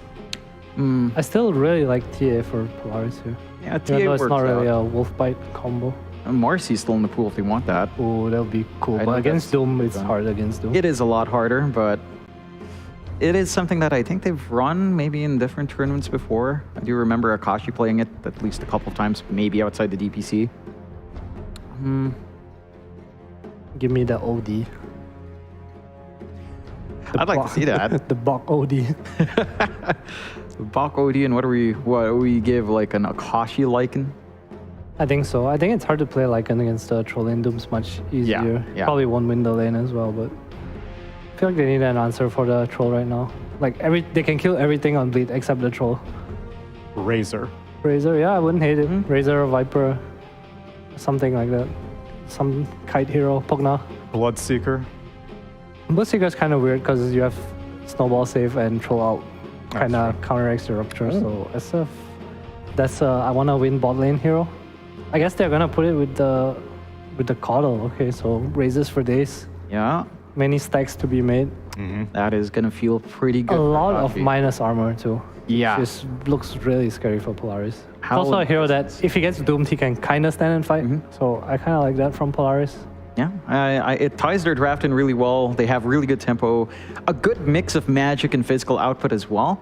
I think for Bleed, the same issue still stands. Like outside of your troll, the weaknesses of this duo, especially on Silencer and Disruptor, it makes it hard for me to see them making this draft work. Like we talked about the last game where they had to play perfectly to execute that draft. At the least, you had a clear play that you had to execute. This one is a little bit shakier, I think. I think Bleed have a way to take fights. They initiate with Doom, you have Glimpse and Global coming out. And also at some point in this game, the Doom on Ember as well as eating the Ancient Creep comes into play, which is kind of nice. I just feel like Polaris has much faster pace. I'm not sure if Bleed can kind of deal with that. I feel like you use Doom once and then or Global once and Polaris walk into Roche and then what? Yeah, or, well, I mean, Polaris, if they have BKBs, then that's what. Yeah, that's true too. And the supports are completely powerless unless, you know, maybe a Philly Stone will drop and Disruptor works his way up to an Aghanim Scepter, but other than that, Silencer is going to be very sad because most of these heroes will gladly build Dispels on the side of Polaris. They also have a Lycan issue. Yeah. Even though they have the Massive troll, Lycan I think it's really hard to shut down Lycan. Like he pulls the wave, Which you one don't you really take? interact. Polaris for me. Polaris. Yeah. Same. I think their draft is just easier. We may be looking at a 2-0, but let's see what our casters think. It's time for Cap and SVG. Oh, I believe we also think it's going to be a 2-0. This looks like a pretty scary Lycan game, Avery. I don't think you would like to be playing the Silencer in this game, right? No, I would ask to swap. When I win a game, I would click swap on DJ and be like, yo, bro, I think it's a really good 4 Silencer game. I know you weren't considering it, but I think it would really work out well because I don't want to play Silencer in this game. I don't even know what I'm silencing. Like, I guess Ember, that's it. Shadow Fiend, no cares. Coddle with utility, no cares. Lycan is going to destroy you every fight. You don't really have AoE control to stop him. I think this is an out draft. I favor Polaris here. I don't see the tools we have stopping Polaris from just getting this Lycan Shadow Fiend ball going, which is a combo we've seen multiple times, you remember. And I think a combo Bleed ran, in fact, with when they were playing the Ice Lycan. So if you run out of gas in the mid game, this combo just goes high ground at like 25 or 30. It's really scary how fast the damage comes out line with the double minus armor aura. You just melt heroes, and they don't have any outspam on Bleed. They don't have any zone control. They don't have any summons control. I guess you could eat an Ancient Creep later with Doom, but that's pretty much it. I feel like if Bleed want to win this game, they need the side lanes to go really well. This troll needs to shut down the Lycan as much as he can, which if you're going to pull waves, it's hard. But I really feel this off lane for Bleed needs to win. Need Doom and Disruptor just snowballing the hell out of this game. Yeah, and that's going to be difficult because it's Verse and SF, which can be very hard, but this is a good start. And just get a glimpse back on Akashi. He's certainly dead. And see if they get the first. Oh, DJ? You just going to do that? You're just going to do that to Court. You're just going to take his first blood. It's DJ, bro. Stands for don't juke me, because I'm taking your first blood. Okay. Yeah, I feel like in the melee versus melee matchup, Corden would be pretty happy being able to have a bottle coming out to him right now. But, well, he's still happy because they won the rings. So the network already favoring Bleed here. for the first time in perhaps the series. It's been a first time, and well, I guess Bleed hasn't. Bleed is, I believe, 3-7 right now. So they've won. They won a full series against Geek Slate. They took a game off Army Geniuses, just like Polaris did. So I was going to say this is the first time they've been in a lead in most of the DPC season, but no, it doesn't go that far. They've been doing okay. I mean, they haven't looked great, but there's been glimmers of what this lineup can do. Yeah, what about Bleed do you think needs the most help? Like, do you feel like they lose their draft more often than not? Or do you feel like their individual play or something is just not right on some of their heroes, or what? I think the synergy between the lineup, it's a pretty new lineup, and there's a lot of strong-headed players on the lineup. I feel like they haven't clicked yet in terms of who they want to play around and what that looks like. Like, who are the win conditions? Who are they carrying for? Is Jackie a space maker? Is he the carry? Gordon's hero pool maybe causing them some issues in terms of being limited. And otherwise, it's back just again. A draft thing. Kashi, I think he's dead again. Now he's going to hope to be able to get the kill on DJ before he does, and he does manage to get that. So at least he gets some experience on his way out down to hell. See you there, brother. Yeah. Yeah, not the start of the Shadow Fiend won it. All based off that rune. 2 deaths already. In a lane that I feel is not that tough for him, honestly. They're not feeding away some early deaths here. Yeah, there's twice now we've watched the double ranged lane lose. Like, not just not win, but also lose much harder than we possibly could have expected. It's pretty strange. And this is before Doom even gets a creep. I mean, he went the fighting build with the early Infernal Blade, but he's going to go and eat a creep now. He can get the golem if he wants it. Doesn't want it. Oh, he will get a Satyr Mind Stealer. Easy for ice here. Mana regen, extra burn on this Shadow Fiend. I mean, unfortunately, he has a coddle, but it's still pretty nice damage, and the mana regen is what you're looking at. Another glimpse here. I think that's another kill. CML is just going to get burned down pretty quickly. 3 kills in this bottom duo. DJ and Ice. There's a lot of comments about these guys being washed up. Who the hell Definitely said that? not yet. A lot of Redditors. A lot of Redditors out there, They say everybody's washed, though. Like, who isn't washed in Dota? It's just a giant washing machine. I've heard entire regions are washed. Who the hell is dry? Are they wrong? Are they wrong about that last one? Maybe not. I'm just saying, like, Nisha's the best player in the world. He goes to Major, gets second, and all of a sudden it's like, he's not that good. Like, what? It's just the volatility, man. This game's volatile.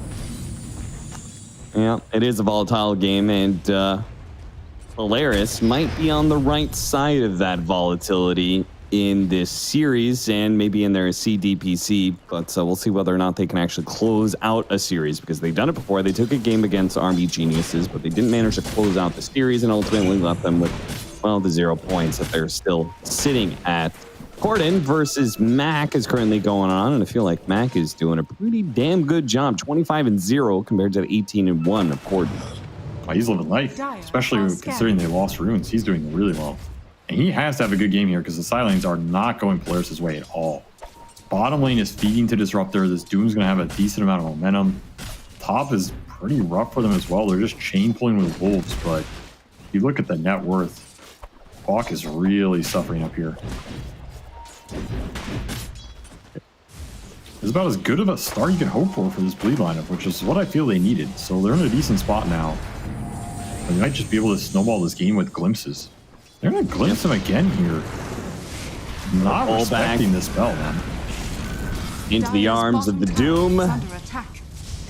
And nice body blocking here from CML. That's going to help out. And they even turn around and get some damage back on Ice. Meanwhile, the top fight, they do kill Boomy, it looks like. Jackie finally gets more than just Wolves. And he really just ran him down, huh? Damn. 8 seconds duration. Just caught the whole lane up.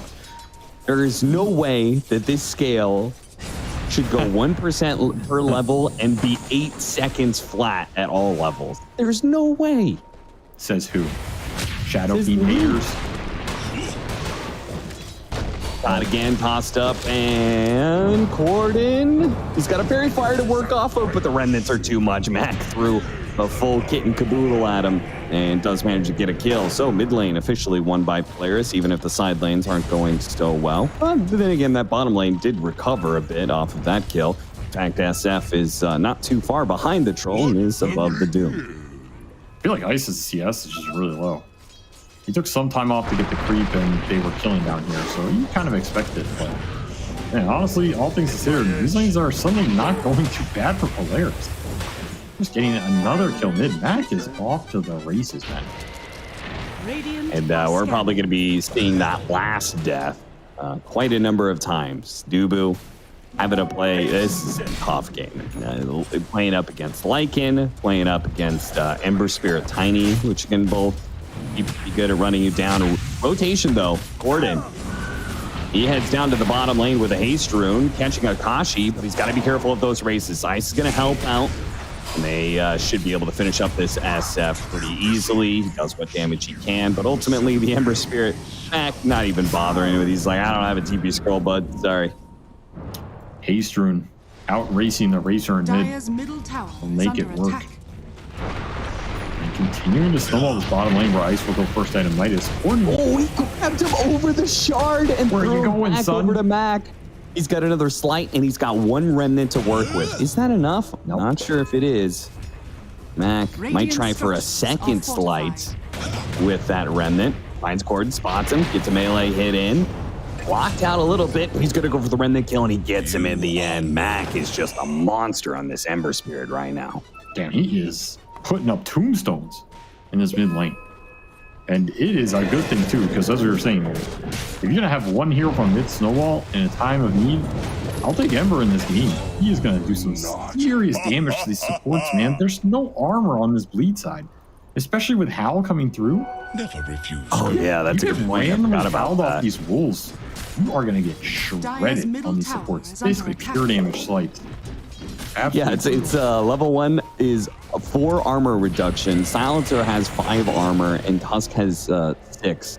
Disruptor 4. So yeah, you're right. It's pretty much pure damage on these heroes. On top of Orbital Corrosion, you're in negative armor territory. Oh yeah. And DD top. Lord Gabe, have mercy on my soul. I was not prepared for this game, says Dubu. Run, boy. Run.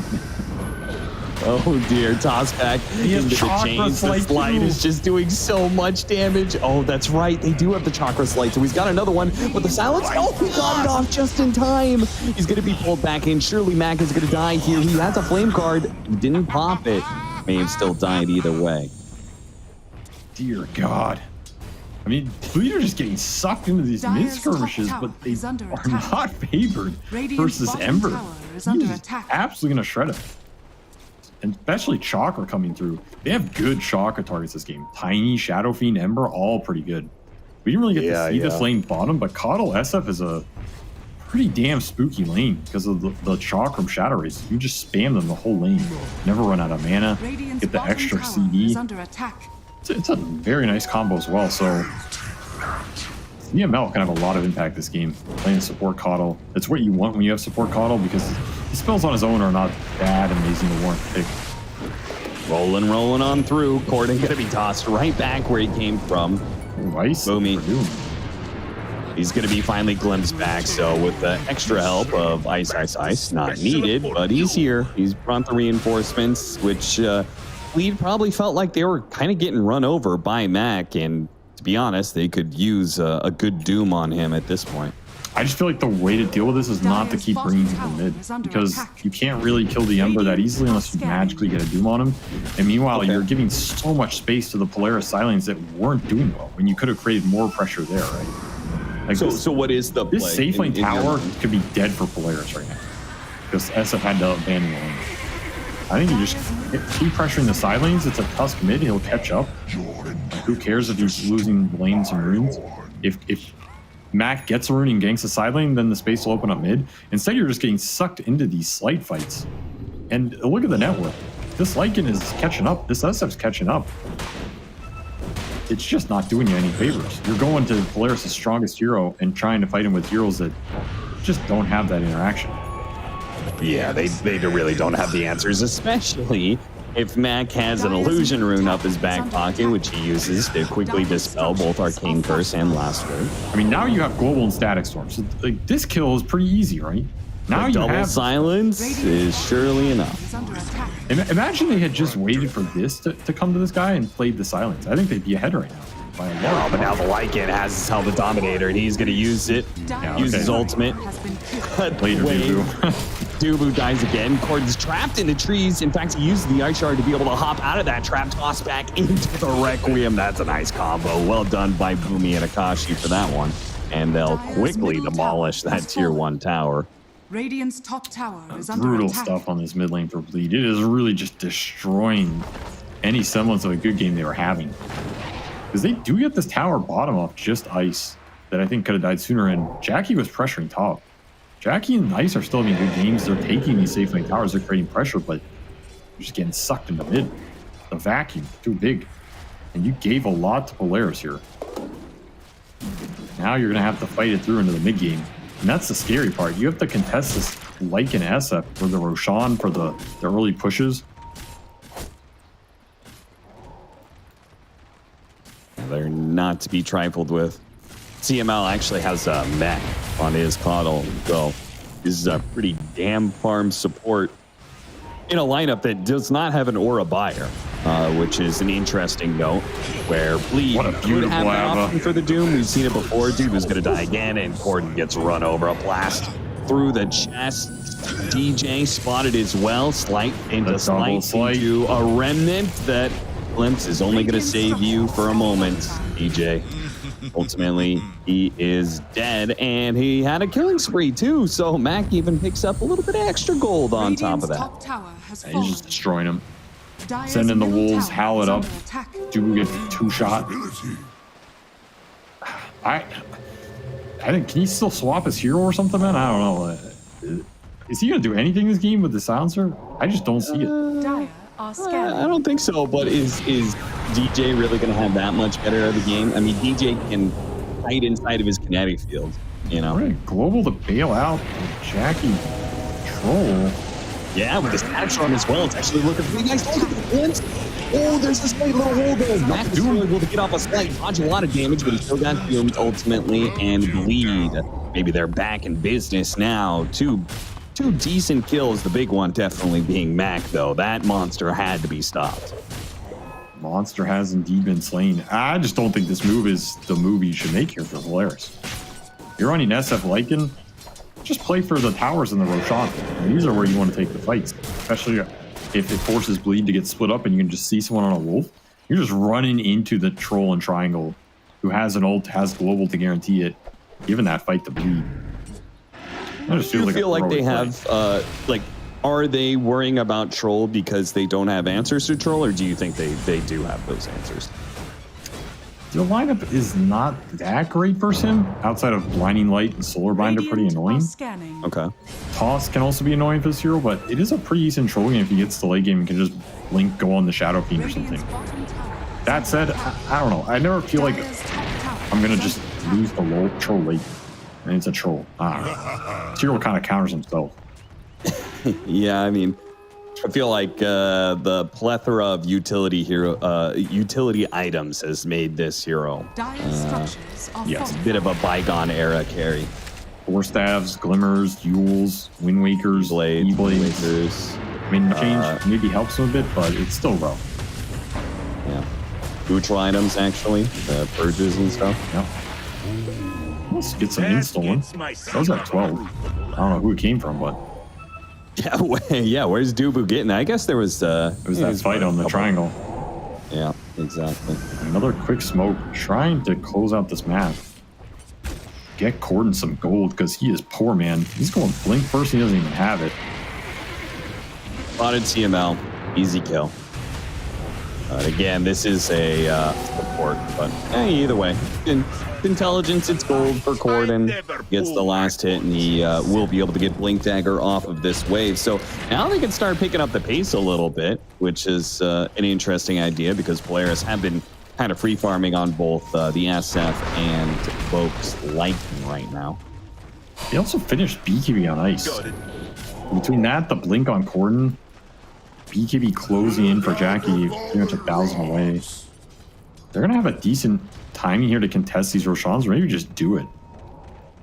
I don't think Polaris are really looking at it too much this game. I feel like they just kind of want to keep farming and playing the map. Looking at Jackie bottom, they have wolves on him. They also have wolf on him. They're going to go for it. TP cancel. He cannot TP here. He needs his team to bail him out. Ice is here. Let's see if he can get the right kind of doom. Polaris actually resetting. Spotting the glimpse. Missed the remnant out. They went for the global silence though, and Mac went too early to that remnant. Doesn't dodge it. Boom is going to be caught as well. Bleed with another successful catcher. They're bringing multiple members to these team fights, just overwhelming Polaris in any move they try and make right now. And that's going to get Jackie into his BKB territory. Things are beginning to change here, Avery. I feel like it's all just because they're tunnel vision on this control. The fights that are going well, they just kill the supports first, right? Get a wolf on the silencer, get a wolf on the disruptor, and just jump them, and they melt. And then the fight's easy because they're all the control for bleed. Instead, you're going on a tanky core, and then you're just getting global glimpsed and all this bullcrap, and you don't even see supports. Your lineup is designed to take the squishy supports out first, remove the control, and the fight opens up. I feel like Polaris aren't playing to that. That's why I feel like they're just tunnel vision. Like, oh, we gotta stop troll, but it's just not on the menu. You have to plate to the menu, Cap. When people say, let me cook, well, then you gotta step up and be a chef. You can't just start plating random crap. Yeah, Corden was getting cooked in that game one, certainly. Cordon Bleu. But this game, he's doing the cooking a little bit with the Blink Dagger, working towards a BKB, and he's got two very, very farmed cores next to him. Ice is second on the board with this Midas BKB, soon to be Blink Dagger, and Jackie with the BKB complete of his own means he can both play team fights pretty well, but he can also like push really aggressively, right? Because they have no BKB Pierce. They have no way to be able to stop him, just BKB TPing out. They also don't have any of the save utility up yet. This is a good chance for Bleed to take the fights off Glimpse. Oh, and they spotted Poke. He's going to be able to get off the shapeshift, but if they get the lockdown, oh, Jackie just didn't get lucky. Still, though, they had the Glimpse, and Ice hits him with the Centaur Stomp. Pulled back in to the setup there. On the side, Boomy actually managed to kill Corden. That's a little unexpected. What did he die to? I see Death Summer here. He got blasted for 400 damage by Coddle and killed by Lycan summons and combo. So, yeah, nice backside kill. Get another Centaur Stomp, but this time they got the Static Storm, which Boomy jumped into as well. So that's a nice little cherry on top to an Ember Spirit Sunday they were already enjoying. You go Roche. That's easy, Roshan. Lycan doesn't even have ult when he respawns here. Oh, like if you can test this ult, they're gonna back off. Maybe just want more kills. I mean, they do have a Luminate Blast, and there is Akashi with the BKB Requiem. I guess it's a little hard. You don't have any sustain here. You don't have the Vlads or anything. No mask for this troll. Yeah, maybe that was a little preliminary of a call. The downside is if you don't do it here, Polaris will. Because they have this Helm of the Overlord.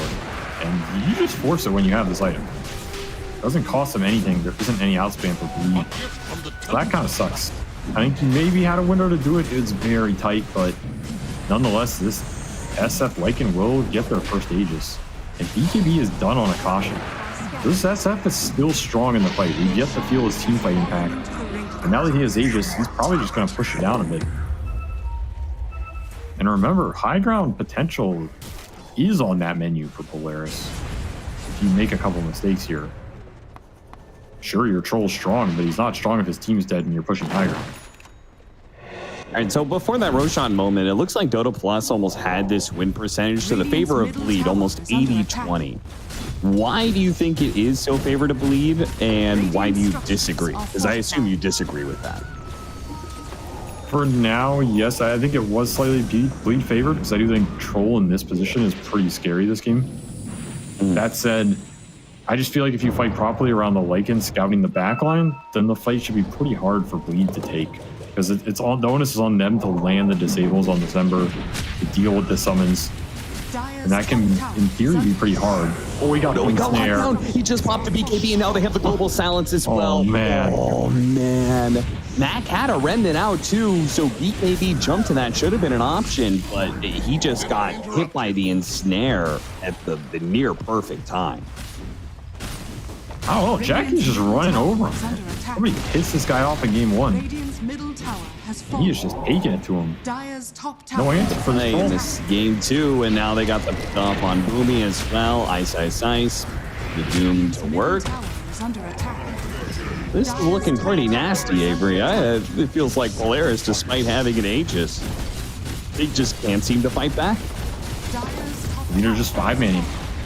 Even Boots are bearing on DJ here. Just orienting it up and choosing not to split and give an opportunity for pickoff off position. Max game got killed in the last 10 minutes here. Kind of have to just go late here if you're Polaris, I think. Radiant This troll's way too strong. It's gonna have Satanic soon. Sheesh. I'm a little bit surprised he's going Satanic, because I feel like one of his issues is just he needs to get on top of ESF to start a fight. Am I wrong on that? Well, in some ways I feel like the SF also has to get on top of them. And Troll can just meet him halfway. I think he'll get the blink eventually. Dire's middle tower is under I don't know, attack. Satanic's interesting here. I don't see him dying with Satanic, which sounds pretty cool. Yeah. I mean, anytime you feel like you can't die, it's hard to argue that that is bad. Sure. Yeah. Also, the extra dispel here for chains or something. Solarbind, there's only a few disables in this Polaris tank. Bleed had a trap set out. Gordon and Ice. We're chilling down there in the bottom lane. Off the map. Chilling now, though? Oh, they killed him on the TP. I think he got changed anyway. I don't think he would have made it. Yeah, he wouldn't have made it regardless. He did indeed get changed at the last second. Under attack. But double damage on that Ember as well. Definitely helps there, having 2 of them. Well, I don't give them an objective that they haven't gotten one of those in a hot minute. Radiant's top tower Polaris, is under despite attack. getting Dire's likened to a bottom point where they tower had has Helm of the fallen. Overlord, they did stall out a little bit. But now, trying to cook up again here. They got Akashi laying into this tier 2 mid, trying to force it because he has an Aegis for another minute and a half. So, Dire's as the middle old saying tower goes, has Avery, fallen. if you don't use it, you lose it. You seem like you have some familiarity with that one. A little bit. He's going to go Hurricane Pike, which will increase the gap between him and the Troll when it comes to these fights and where the Troll wants to play. Who, with Satanic, is now once SNY.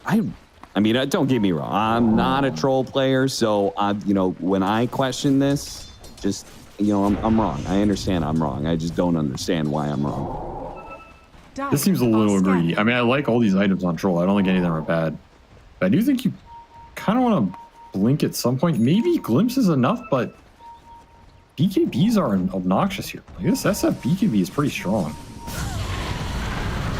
Blast coming through. Initiation attempted, but Boomy with the 2-man avalanche stops that initiation entirely. Mac tries to go for the kill, not quite getting it. Gordon goes for the punch up in the air. They do manage to get the Doom onto the SF. Yeah, but Matt's so the hero that what? doesn't care about it unless Jackie can finish him off. They're trying to get to him right now. Is he just out in 2 seconds? Away to the side. Just right out. He just about to fall. He dies as he falls. Oh, no way. What a perfect timing for Bleed. And the back line protected by Ice. Oh, couldn't actually kill those easy to kill supports like he thought he could because Ice hit him with the War Stomp. Now it looks like Ice gave up his life to be able to do that. Mac still may have a chance to catch Doobie here. Slight Chains gets them once. CML gives them another round. Slight Chains again. God, that is annoying. There's no running from Ember Heaven. Still a decent fight for Polaris considering that Aegis times out in literally the last second. He should have died faster, man. Yeah. I kind of saw him running. I was like, bro, why are you running? Go back Timer's close. Should have just manned up, but what can you do? You are doomed, and doom is the phrase. Like if he had died, he would have come back with a BKB Requiem, which would have been, and Jackie's BKB would have been down. Yeah, I think there you just fight. Die. Yeah, I don't think they recognized it, right? So you have to just die there. It ends up being 2 seconds too late. Costs you a lot in this fight. Jackie gets a huge amount out of this, but still you're able to clean it up on the back end.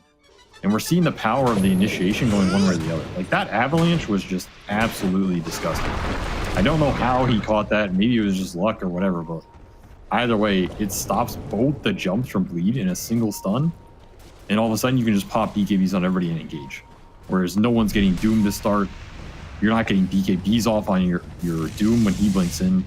That was a huge turn on that fight. And a pretty big turn in this game. Because honestly, Corden is now falling behind on his Tuskar. And it was a question of, is Tusk going to be behind or is this Ember going to be behind? Well, Mac got a lot out of that, and Corden got nothing. Yeah, and Mac is going for the Aghanim Scepter, so your whole premise of the supports game is very hard to play, and they're going to be picked off first, and Aghanim Scepter Ember Spirit is going to make that so much worse. DJ does manage to get off the Static Storm in the situation. Jackie can take full advantage of it. The BKB goes off. Nice blast pushback from CML. That's a beauty. Put a better shards. Locks booming in. The Requiem, though, toss up in the air, but the Snowball grabs him at the same time. The blazing catapults are insane right now, but Akashi, big bad BKB, but now doomed and locked down by Jackie, so he's dead. Many plays as they had on the side of Polaris, seems like Bleed just had one more answer to it.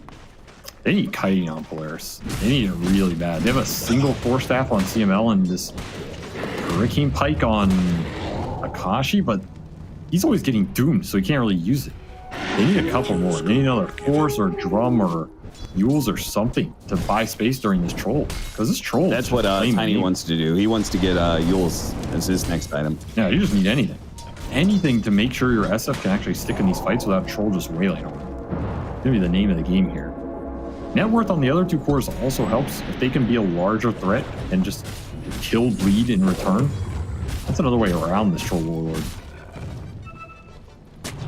Ags on Mac definitely helps. A lot of extra damage and backline jump here.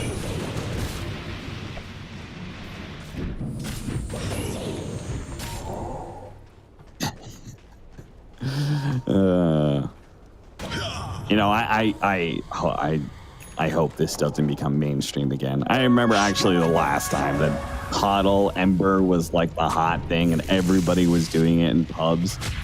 God, it's so obnoxious. What, you don't like mainstream technology? You're only a hipster? Slight chains is bad enough, but then slight chains times 2. Like what? Yeah, that's balanced. Yeah. Buy a Dispel. What's wrong? Well, when you're it's 25 minutes in, how many supports have a Dispel?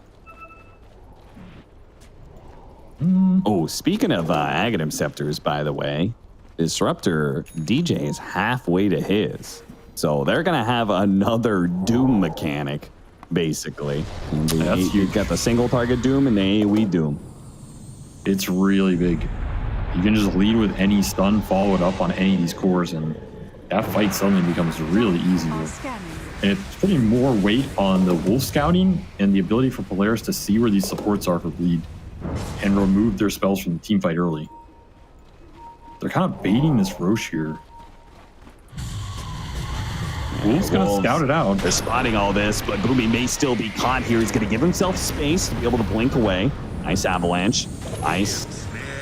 They use Scorched Earth. Nice slight chains onto 2. Corden's actually a little bit low here.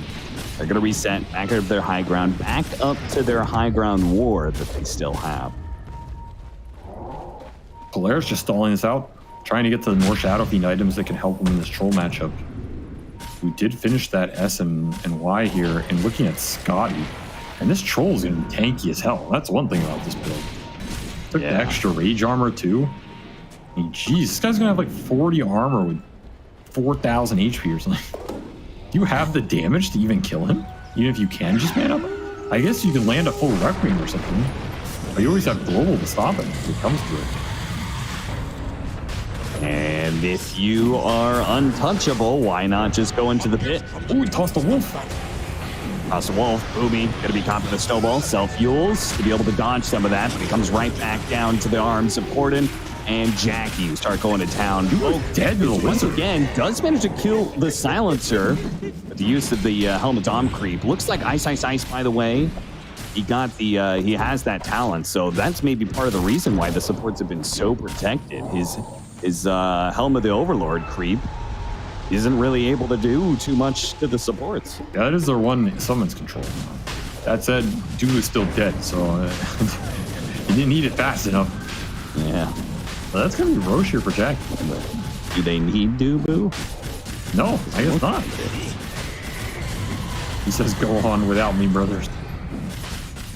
Ice, pop of the BKB jumping forward and just keeping them back. But they still have an opportunity. Let's see if he can seal it. Mac jumps in. Ooh, he got kill the on Roshan, but he could not get the Aegis. Did he get the shard? No. No, he did not. Only the kill. Jackie got both the items. It looked hella cool, though. It did look pretty damn cool. So, I mean, who really won that Roshan? Style points going back. An instant smoke here with the completed Silver Edge and AC. Yeah, the BKB is on cooldown for Ice. Oh, they see the wolves. Found Dubu again. Get the initiation on a Dubu. Once again, for staff though. This time he gets it off of the Doom, actually already landing onto Mac. That's troublesome with Jackie coming down the high ground, straight up challenging whatever heroes will have him. You'll have to be able to dodge a little bit here. They managed to get the glimpse back on the Doom to Ember Spirit, so Mac is definitely dead. The snowball on out, Corden with the BKB. Oak is demolishing the back line at the same time. The supports are desperately trying to get away from this wolf, and Jackie is going to chase away that wolf while Dougal hides away in the trees. They finally managed to catch up to the wolf, and they caught him. Jackie did manage to root him down finally. The rest of the team, though, going after Ice. Avalanche up. BKB, though, refresh thanks to the Octarine. Was able to get it back up again. Boomy limping away, but Jackie is just not to be trifled with. Oh, one more hit. To finish him off. Okay, he broke him. Not sure if that really does anything. As you said, he is a tanky son of a gun. And he really does not take a whole lot of damage from this SF. I don't think Jackie can die unless he's the last one. Or he gets tossed into Requiem. If he gets tossed into Requiem, he for sure dies. But even then, maybe he lives with the Scotty if he can get there. Too much HP. Yeah. He's also got the Sanj for the status resistance. And Titan Slayer. Actually, decent amount of status resistance, 30% for this troll. Yeah, maybe it's not even guaranteed off that. Otherwise, I don't think you can ever really start him or ever really kill him unless his entire team is dead. Which is kind of what they're trying to do, but that costs him an Ember buyback there. Which is kind of, you're not going to have that tool for a long time now, and it is one of the better tools to take these fights, just plowing through the Doom with an extra life. But this Doom is not long cooldown anymore. 80 seconds, we're at that point with Octarine talent. And there's a reason Bleed are chasing. The low ground, but the snowball chased after him, and they had the vision for the glimpse back as well. Boomy, he did what he could and got some help from CML, but it wasn't good enough. And that'll complete the Scotty for Jackie here. 2 minutes left on this Aegis. Do you want to try and go high ground or just force pace with this? The line's been drawn mid. I feel like he does. Like, hey guys, I am invincible. I am a troll god. I will make them bow to the troll deity. Kneel and see if Polaris is going to bend the knee or not. They're going to try and kick out the side lanes here as much as possible to relieve that pressure that's coming down mid right now on him. Jackie will not be stopped. Freight train's coming. Radiant's middle tower is under attack. Picking up steam with the fervor stacks. And this tower is not going to last long. There is no option to split pushing here. You're going to have to fight him somehow. Ag's done for DJ as well. Oh, they try to get the Avalanche toss back. But Jackie had already kind of reset. A minute and a half left on the Aegis. This is the perfect time. I think they're force. Yeah? I was going to say, I think you stay because you can just jump this Ember in Static Storm. Yeah. He has no buy. And you know he has no buy. I don't think you should be too afraid here. There's a lizard pushing top. Kind of scary. But yeah, the more time they don't head down mid, the more successful this side lane push is becoming. Ice will quickly deal with that lizard. There's no way you let them on a base here. Only high ground's fine, but this smoke is a hard smoke to land for Polaris. And they don't have a lot of wrap around here. play to their ward.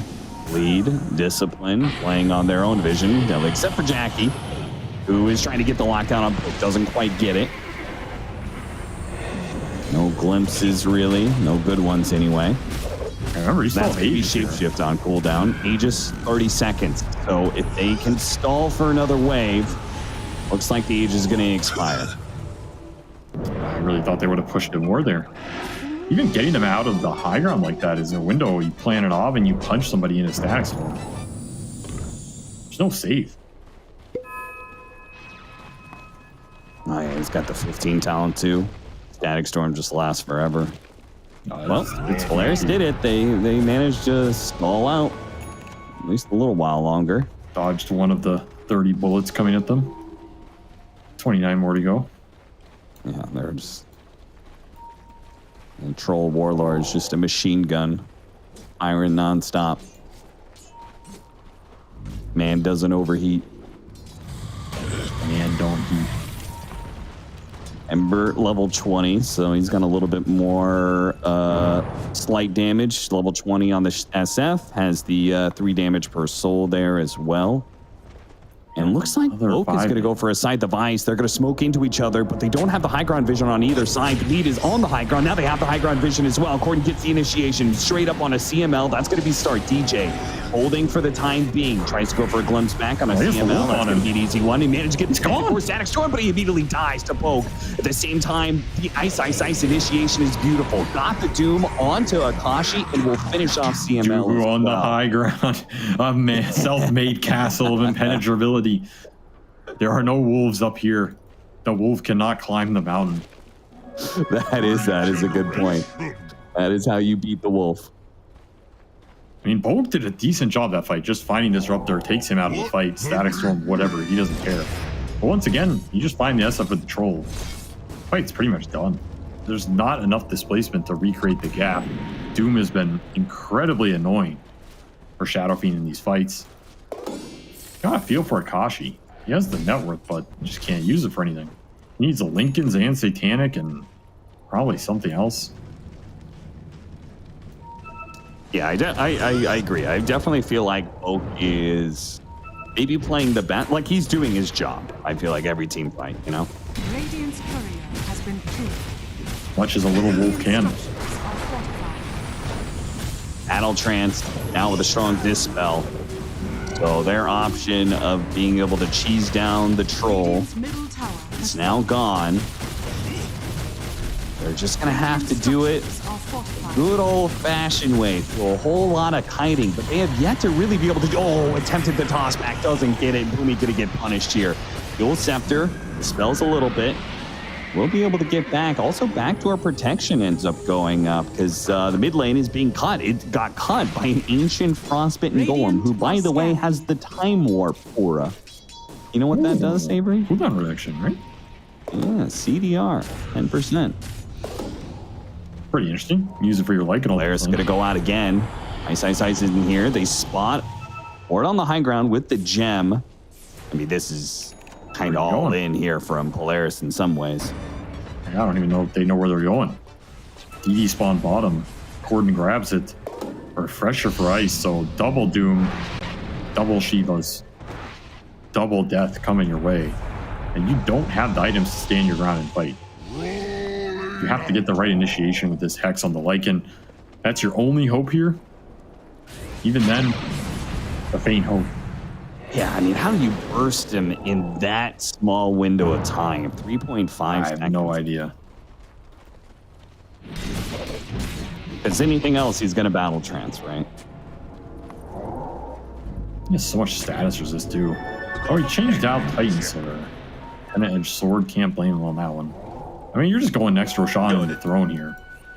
And if you're Polaris, 30 seconds. I don't think you can stop it. I just don't think you really have a move.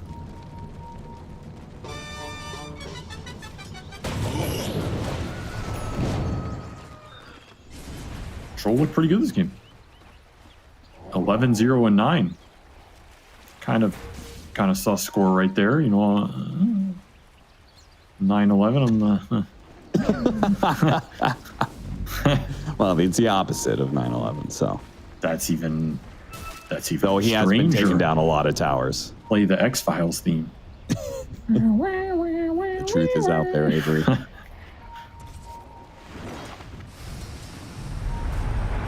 I mean, that's better lore than bottom lane. Baby Puggy. Yeah. Well, that was a real lore. Well, maybe this is too, you know? Maybe he trolls into conspiracy theories. We don't know. Seems like a guy who could be. Might be weird. It might be weird, but it is science, Avery. I'm assuming you want to be Mulder. I'll be Scully. Yeah, that's fine. I'm gonna be honest. I never watched too much X-Files. What? I just like the theme. Smoke across the side here. 12,000 net worth lead for Bleed. I mean, he knows it's coming. Going to Wolf break on him. Mac. Is Mac going to see this in time? Stormcrafter gives him a little bit heads up. He jumps inside the Roshan pit. The Requiem's going to go out. Does manage to get the fear onto the troll. The snowball. Oh no, it's headed toward the SF. Once again, the SF. He pops the BKB, gets some distance, but Mac got caught by the Doom at the same time to the troll. He is just running at Akashi every chance he gets. They have a sight, but again, they can't kill him fast enough. He starts backing up over to Mac. Mac, who or your second life. Still going to be caught on the second life too. That's going to be a dieback for him. The Wolf locked down. Jackie not going to be deterred by this. The Yule Scepter goes off for a second. Poke though comes right back into the hands of the troll. Akashi just one-shots Dubu, but he cannot handle Jackie. He's desperately trying to get away from Jackie, but there is no escape. Jackie will claim the triple kill and end the game potentially. The troll cometh, and ye bow before him. There is no life in the face of this man, the red face of death. He is an absolute unstoppable monster. He really is just the epitome of rampage. He's just going through, just running at the SF, and the SF can do nothing but run backwards. There is no options. He cannot fight the troll. There's just not enough damage in the tank. I mean, this build, you know, the satanic SNY Scotty, it's paying off. Paid off for sure. They felt too far behind in damage. And maybe if he died once, this game could have turned, but he didn't die. And now he's just an absolute untouchable monster. 14-0. Ags comes in, he just eats it. Doesn't even want the one from Roche. Says, I don't care.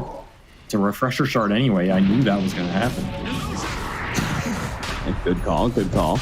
I mean, you can give this to DJ now. Double Static Storm sounds hella good. Yeah. Yeah. Ice already has his own, so no one else to give it to. Ice also has Arcane Blink, so those Dooms are gonna tap out even faster. Like how he just hasn't bothered with the Aghanim Scepter in this game. He doesn't need it. Just Doom's Ember. Doom the SF. Okay. That's enough. What's your play here? I mean, there's still an Aegis, so I have no idea what the play is, but Ice is going to let them get a play off. He immediately jumps on to Poke. This time around, the supports will not be terrorized. Speaking of terrorized, Requiem goes off, quickly kills Corden, but Ice, he gets a stomp onto Akashi, but he got the Invis off in time, so they didn't actually have any vision there. DJ tries to catch some more with the Static Storm, but doesn't really do that much with it. Jackie, controlled up a little bit, pushed back by the Hurricane Pipe. Actually gets a little bit low, but again, that's just half of life number one. Which and is Satanic up in 3 seconds. Nothing. Yeah. So after all that, I guess it's pretty good for Polaris. I don't know. I mean, I thought they were going to lose the game there. But they get Corden, they get the gem out of it, I think, too. Only got recovered. Ice licking bottom. You are doomed. It's Akashi. Good luck. They have to stop the troll. They toss him into the tier 4 area. They're trying to get him away from the SF, but without any help against the Doom, he'll die all the same. Boomy limps back once again, has the Ghost Scepter, Mule Scepter, so many Oh, there it is, the refresher. DJ, what a hit. Blinks forward, Kinetic Field, Static Storm on 2. And now, well, now it's just Did he toss him into it? Yeah, I think he did. Get the hell out of here, bro. We're going next. Tired of this game. This stupid troll. Going to a game 3 Bleed.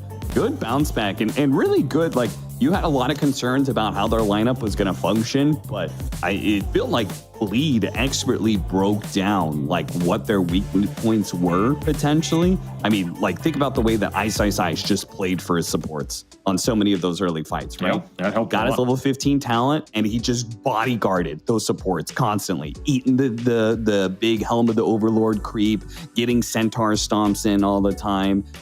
You know, they did some serious work together. I mean, the synergy looks good. Yeah, that game they looked like a team, you know? It looked a lot better. Yeah. And the side lane execution is what ultimately wins in that game, because mid was an absolute disaster. But we talked about the most important thing in that game is that Troll has a good start so he can get ahead of Shadow Fiend, because then that matchup is very nice for him. And contesting the Roshan is on the table. And the Disruptor and Doom have a good game so that your playmaking potential's there and you can start glimpsing people around the map and just chain killing everybody. Bam, bam, bam. That's how you can play that type of lineup. They executed it really well. So props to them. I still think that was a tough game, honestly, for them to get into that position. Like if you play versus a really good team, they get out of lanes better. SF Lycan starts rolling. That can be a very tough game because Dubu is food, right? Dubu fed the whole game. There's nothing you can do about it. But if you're far enough ahead, it doesn't matter. So yeah, props to Bleed striking back in game 3 for relegation potentially. Monka Giga. Yeah, seriously. All right, going to a game 3. We'll be right back. But first, we're going to talk to the panel.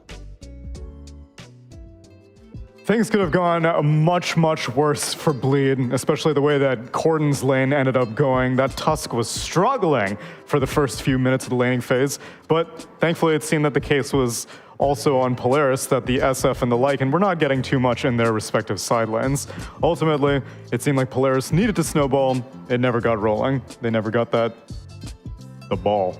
Yeah. The ball never formed. No, I mean, they were playing against the snowballs. And again, they had pretty good solutions to Corden. He basically had no lane, no impact for at least 10, 15 minutes.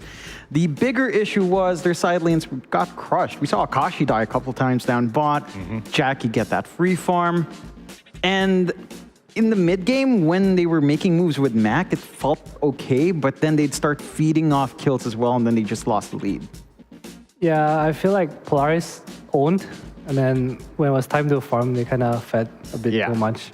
It's not like Bleed were very far behind. The Doom and Troll were always top in the network, but Polaris could definitely hit a timing where they just walk into Roche with this SF, BKB, and maybe from the Aegis they could snowball the game, which was, I thought was kind of a game plan, but Mac dying a bit too much with the lead he has especially hurt them so much. Yeah, initially I was skeptical with how much Ice was participating early on, because he, like we said, bullied the SF out, and could have very easily stayed bot like perpetually and been fine. But I think he recognized that like I need to go make Mac's life hell by constantly dooming him, or at least giving the pressure that I may doom him. And it ended up working out. And also him going for the Doom Devours Ancients talent proved to be pretty useful against this Lycan as well. Yeah, just removed bot from the game. Like it felt like he had no impact going forward because of that talent coming out. And one big thing for Polaris as well, it felt really difficult for them to play anything but pickoffs. Right, that's where most of their success came from, jumping the back line, killing maybe Dubu, and killing Corden, but at that point, it doesn't matter when you kill those two heroes. You've got to deal with a Disruptor, you've got to deal with Doom. We saw them queuing up Lincolns, and both Akashi and Mac just never came out in time. They were just too far behind. Yeah, I feel like buying Lincolns in a game like this, even if you do get it, you're kind of far behind. Like, how do you kill Jackie? You know, Lincoln's not going to help you. I feel like I would have liked to see a bit more of an aggressive approach. Maybe the Hex on bot, you know, toss back Hex with some Requiem. They need to try to blow up Jackie. I think that was the only way they could have won the game. But that being said, Jackie did have Aegis for the most part, so not easy. Well played by Bleed to not give the opportunity to them. Yeah, and it was also difficult for Polaris on their supports to try to play. Like, we saw Boomy toss back a ton of Wolves. Like, it felt like maybe a little bit off in the coordination, and they missed out on some opportunities from that. Yeah, I'd be mad. I'd be mad. If you were Boomy or Boomy's if I was teammates? Boomy. Oh, okay. If I was Boomy. It's like, why is this dog biting him? Yeah. Definitely not the standout Tiny performance that we've been seeing in this region. So that means that the win rate's going to go down now. Oh, because we were saying that it was 60. It was 65. 65, so it'll drop down a little bit. And Troll's win rate will improve as Jackie is our MVP. Troll has been picked once. No, this was the very first pick. 100% win rate. 100% win rate. 0% deaths. Damn. Jackie's really hard carrying these stats. I mean, he had spectacular performance, right? Just worked his lane, knew his timings, knew when to join in, and at that point, you couldn't touch him. Like, you had no answers core to core wise here, unless you hit very specific timings out from Polaris, and Jackie understood that very well. Yeah, he definitely snowballed hard off the laning phase. Once he got BKB super early, and even with Polaris getting the first rush, I think the game felt really hard for him.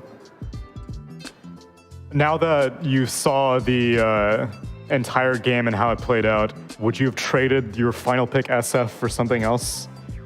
Or do you think that it was just the laning phase went poorly? They could have theoretically won with the SF.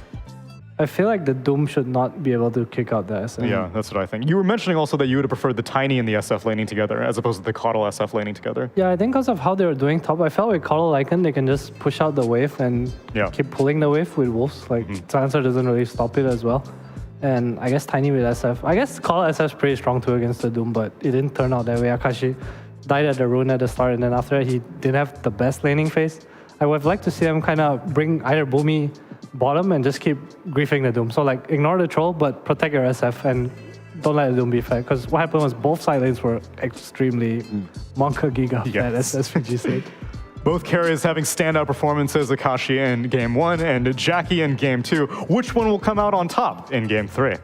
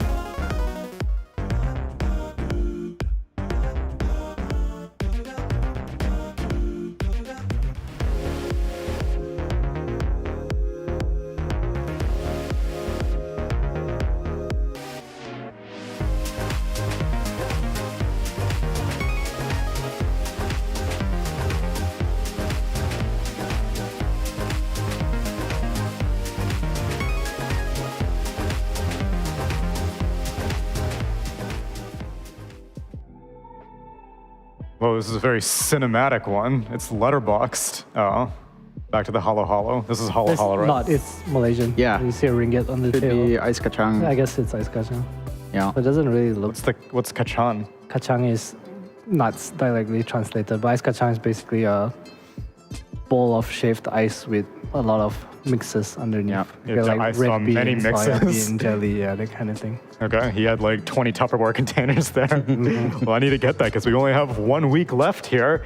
And we're wrapping up our first day of the final week of last full week of league play. There will be one match in a week from today, which will be Geek Slate versus Talon. But for right now, it's game number 3 of Polaris versus Bleed, which is proving to be competitive. You saw it in the ticker. Game 3s are becoming kind of endangered. We have not had one since last Friday, the Army Geniuses versus Polaris series, which props to Polaris. You know, they're making their series competitive, because after first week and a half, I had written them off. I was like, they got promoted, they're going right back down, but they're putting up a fight.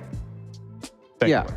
They are. And that's actually something Polaris has done a couple times, right? Like they've promoted, relegated, probably the most out of all the teams. Yeah, it's between them and Execration. Yeah, they've bounced around here. I think NGX was also up there when they were. I think we were never in Div 1. You were never Div 1? No, you got promoted once. Yeah, once. I was interviewing you guys, so right. one time. But yeah, like, I think this is just the roughest season I've seen for Polaris, though. Even from their cycles, this is probably the roughest one I've seen them in. Although, game 1, again, looked pretty good for them. Game 2, it didn't look so sharp, so I'm keen to see if they can just shake that off and bounce back. Yeah, it's weird in these teams' shoes. Like, when they look good, they look really good, and when they look bad, they look really bad too. You know, there's no middle ground, no consistency, I think. I think it's similar to AG. When they look good, they look great.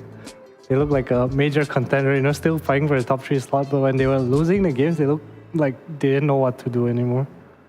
Yeah, and usually there's like, for our game 3 draft, there's like pieces for each one. Like sometimes, I know for Execration, the way I look at it is, if Bob has a bad game, then all of a sudden the game just looks lost. But on these other teams, like, yes, Akashi didn't have a great game, but like, a lot of the players on Polaris didn't have a very great game, and so it's not like I can just pinpoint one player and be like, this is the guy, which makes it less easy for them to also identify this is our guy who's going to win the game for us every time. Yeah, I think that game 2 draft was a lot more spread out. Yeah. Like everyone needed to win. Exactly. It's not like all in. In game 1, it's a little bit weirder because it was like Akashi was all in, but they were also winning everything. Definitely. Anyway. But I feel like the Ember had too good a start that game. I feel like Ember should have, I guess towards the 15-minute mark onwards, he had way too low impact for me. I feel like for a start he should have taken over for most of the game. Agreed. Which is maybe why we won't see it first phase for the first time this series. It's all up to Polaris. What are they going to do? Give me the 7th pick Ember or what? No, you don't pick a core. You just pick the tiny man. Yeah. Okay. Oh. Beastmaster. Beastmaster. Oh, I've seen this opening before. Not a fan. All right, what do you see? Storm for Bleed? Yeah, they could get away with it. They might just pick Doom again. I wouldn't mind I don't see why they wouldn't pick Doom. Again, another ancient creep eater. Yeah, and we saw how badly Bach struggled once that was taken away. Like, again, barely any impact in that Lycan last game. There are ways to circumvent that on the Beastmaster, it does feel like. Like, you can go a little bit more into team support auras. You know, that is one way you can go into. Ignore the helm entirely. There could be an argument for maybe a Meteor Hammer if you feel the need. I don't know if that's really something you'd want, but it's a possibility that you can't throw away. But Bach's not really the most experimental player, I don't think so. I don't see anything like that coming out from him. No Radiance Brewmaster. Don't think that's experiment. That doesn't take the box. That's not experimental. That's just super ancient. All right. Yeah, super that's, right. That's a throwback. Yeah. That's fair. He is a very veteran player. Undying 8th pick. I know Winter would be frothing at the mouth right now because that doesn't seem like the kind of hero that changes up a draft, gives you a win condition, and he loves 8th pick win conditions. So instead, they just pick their support duo.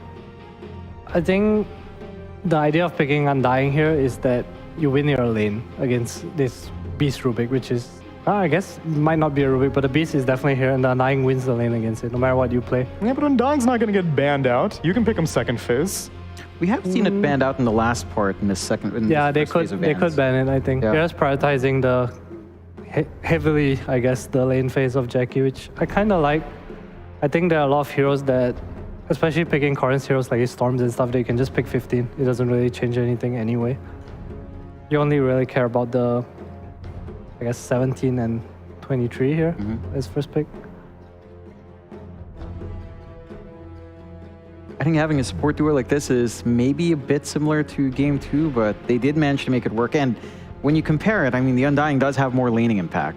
So it should feel better You can play around Tombstone in these fights. You can still just rely on the Disruptor for control.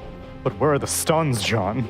I mean, Glimpse Wall might be enough. It did feel like it was enough last game.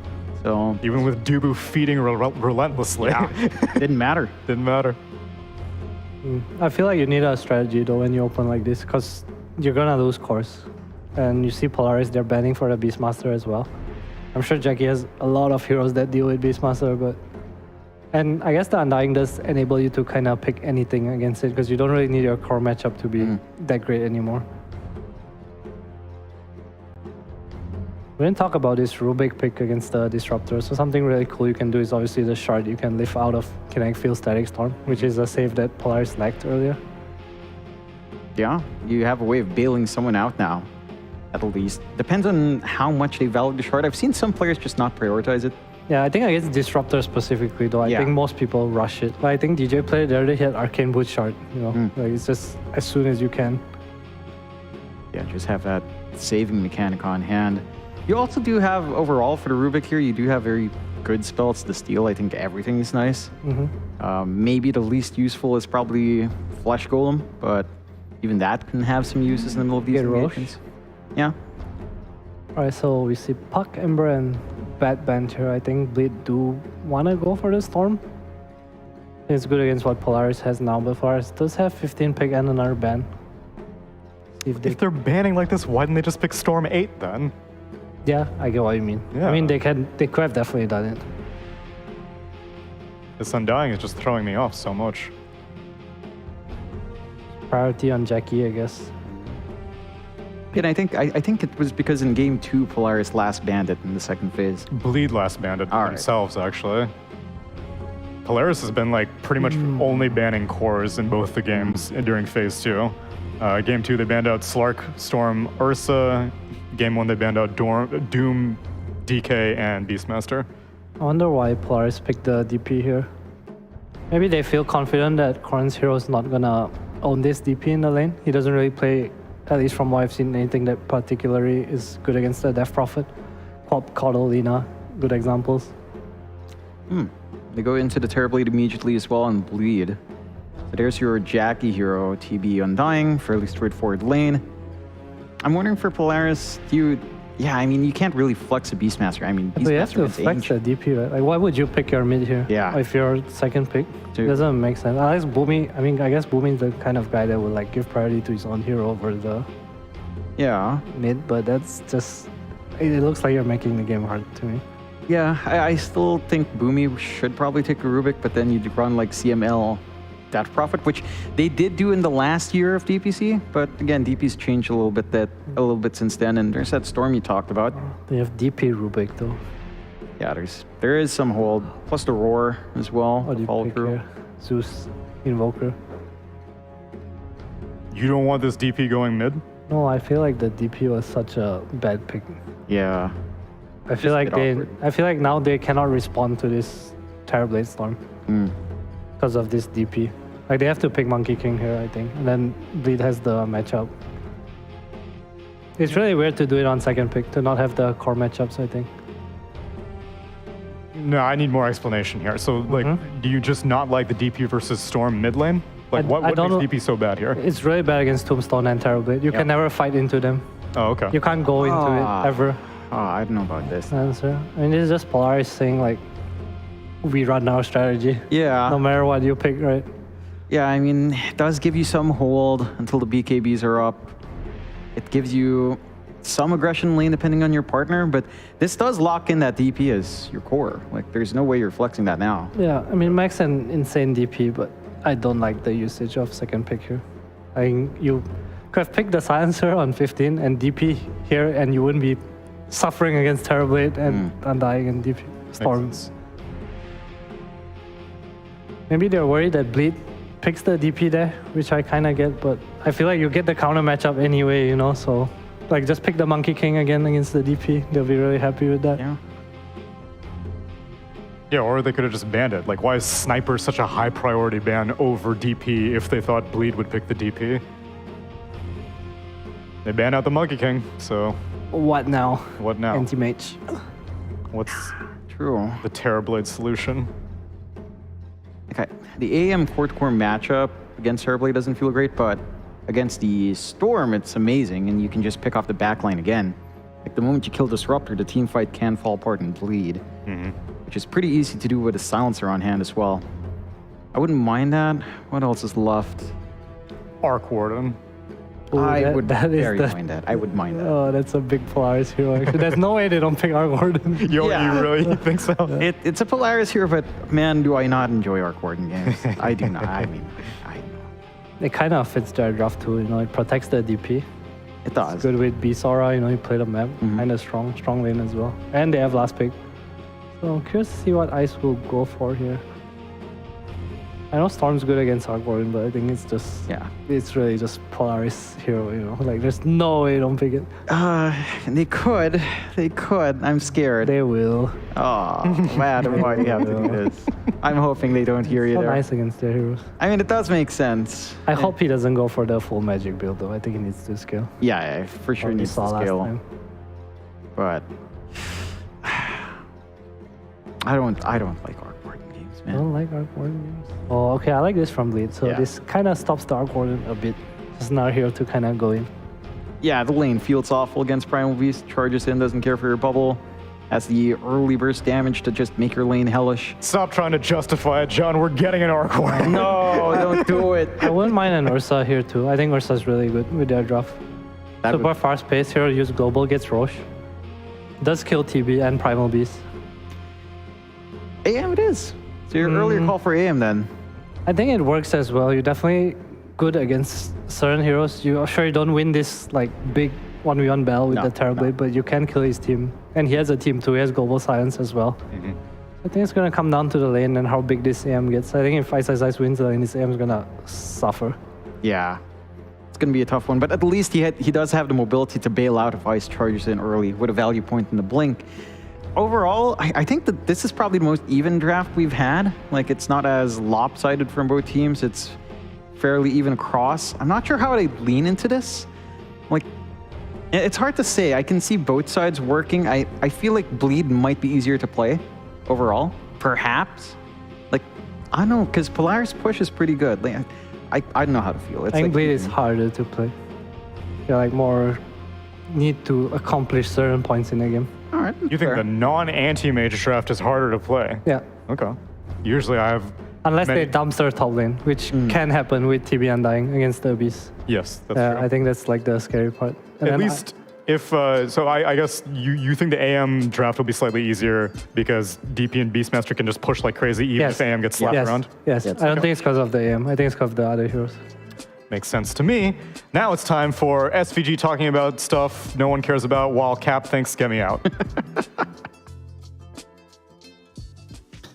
Yeah.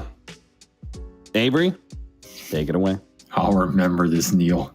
I'll remember this when I see you next. And you know what's gonna happen? I can't do this bit, I'm sorry. I mean, what happens in this game? What happens in this game when Terrorblade hits Anti-Mage and he reflects him and he starts burning his mana? Well, let me tell you, that's what's going to happen to Neil the next time I see that goddamn son of like no good. I'm just saying, this man's talking a lot of crap from very far away. Okay.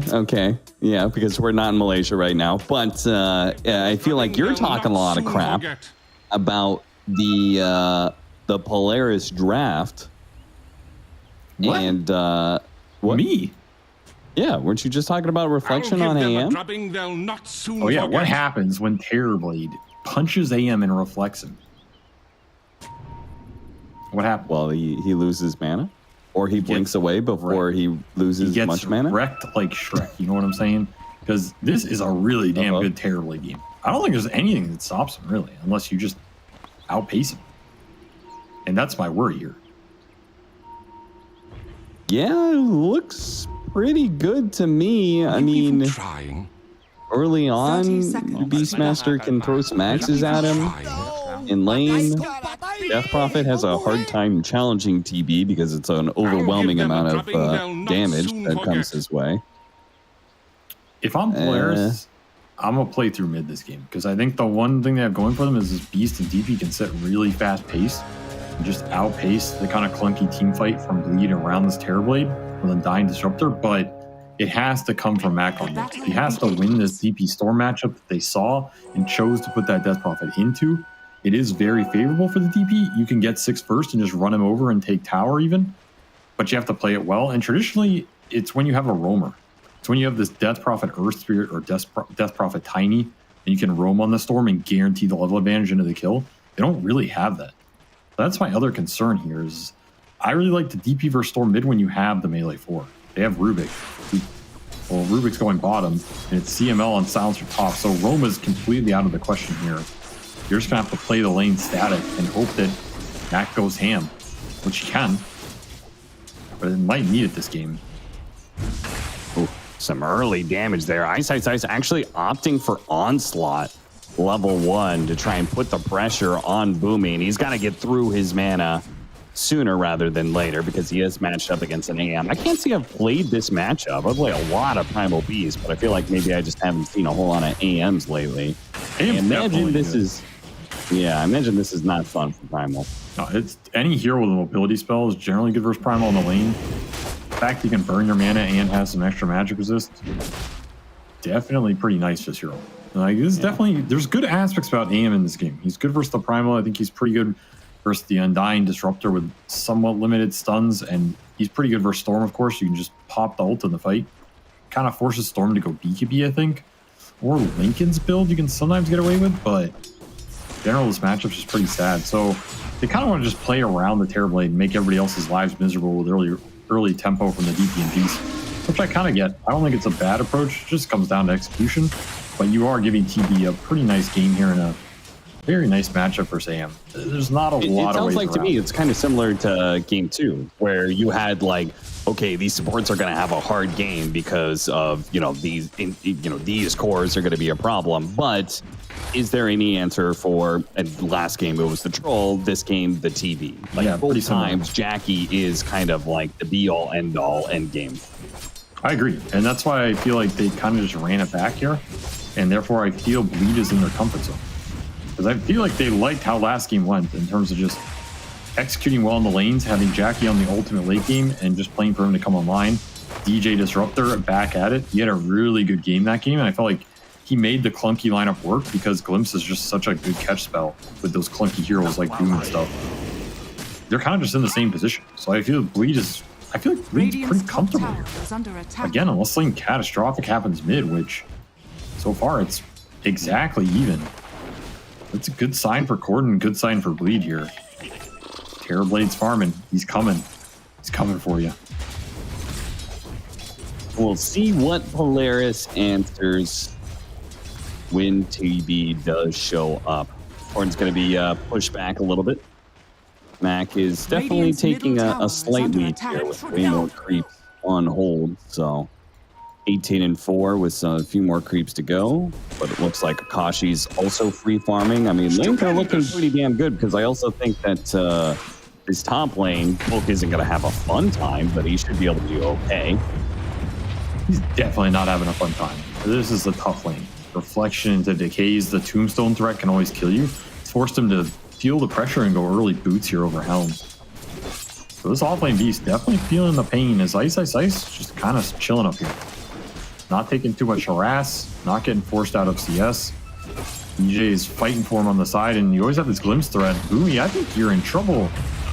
Yeah, pull back in, and the Primal had some mangoes to be able to work with, and will be able to do the last minute damage underneath tower. He got it. First blood goes over to DJ instead. Once again, the star support player snags the first blood and gets a lot of damage on Akashi too, who does have a ring of health. Will probably need his support to come in with a few extra tangos.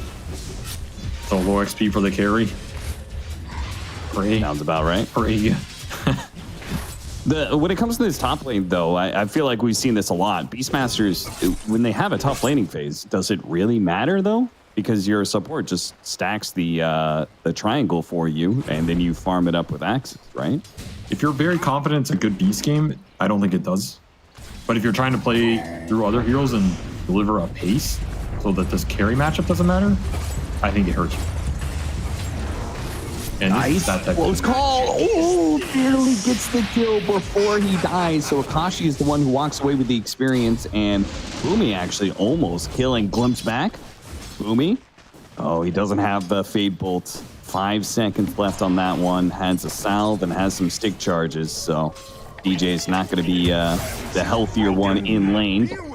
Who is heading over. I'm not sure where he was heading over. He might have just been jungling to get his level 6. Either way, he finds a kill on TML. Get the lifting, yeah.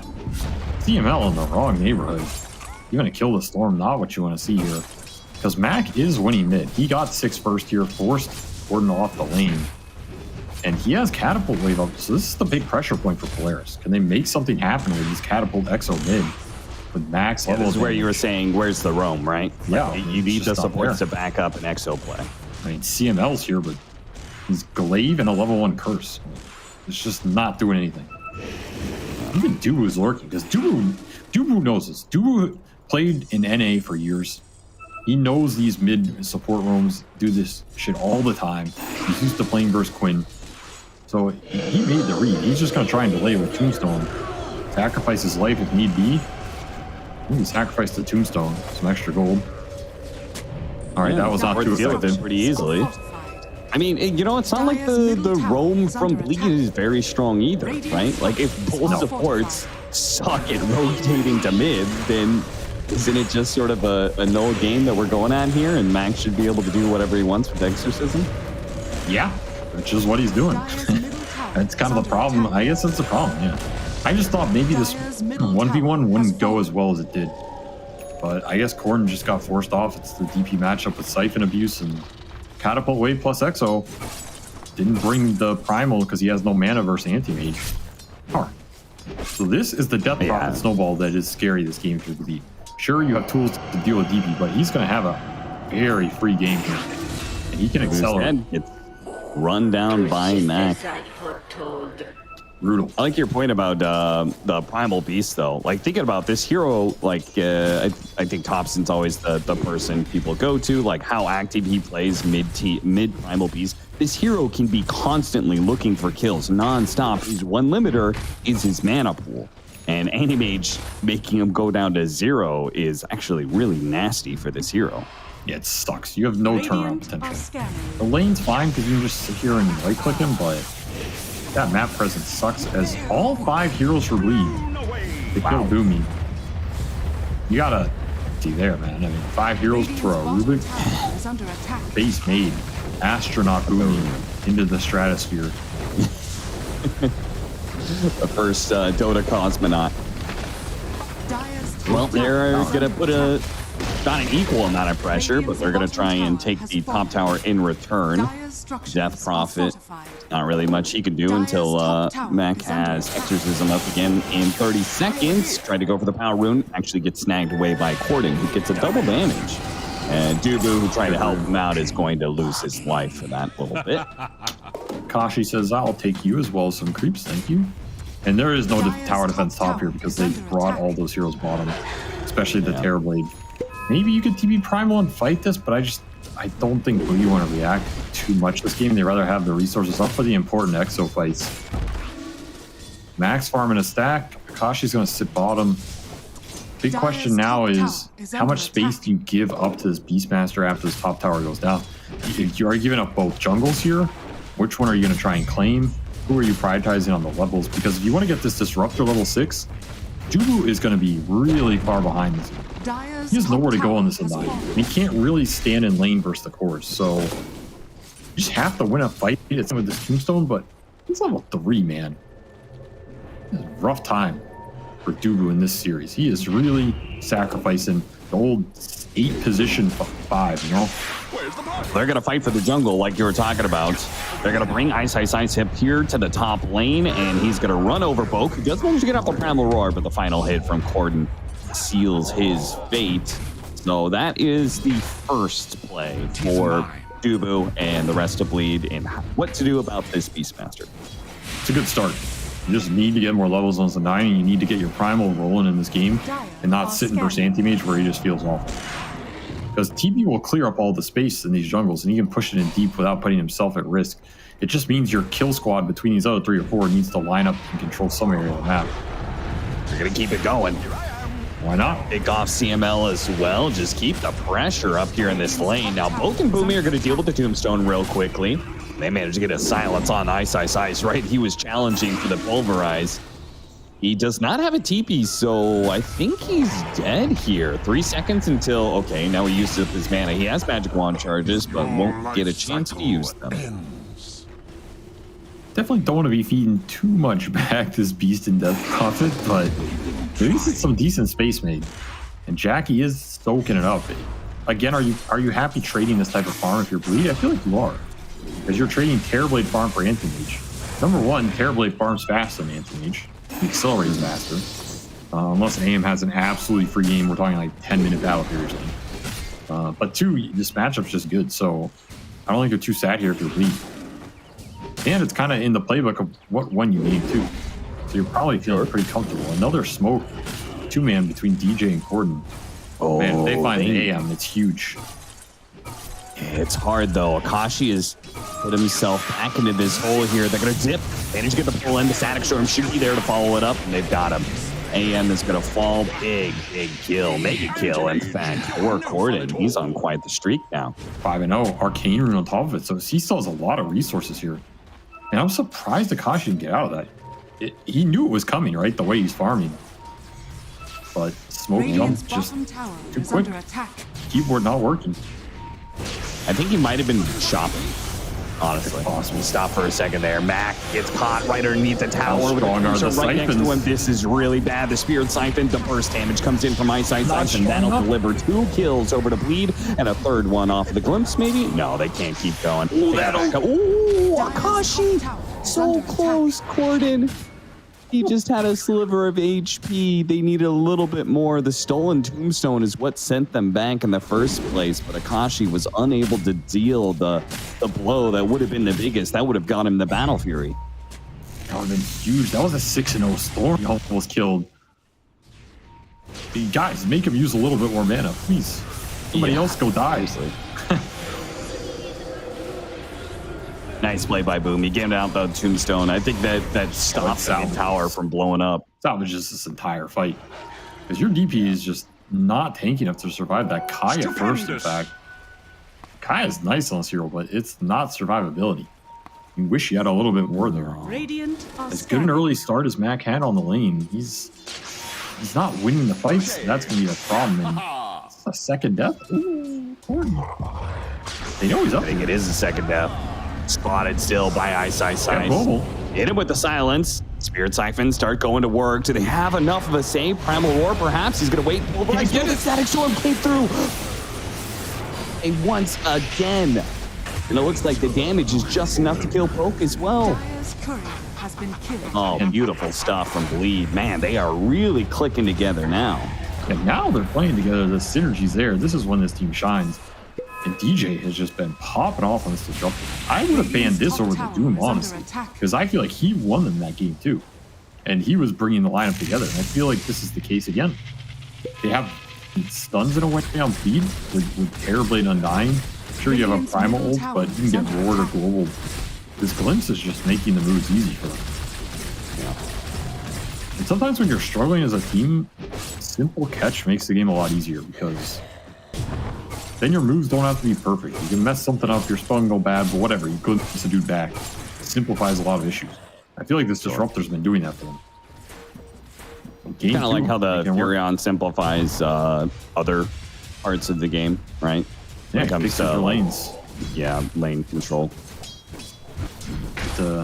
Another term for those types would be brain dead heroes. As I'm sure we've all called something. Well, that is the same species of a different genus, you know. Yeah. All in the same family.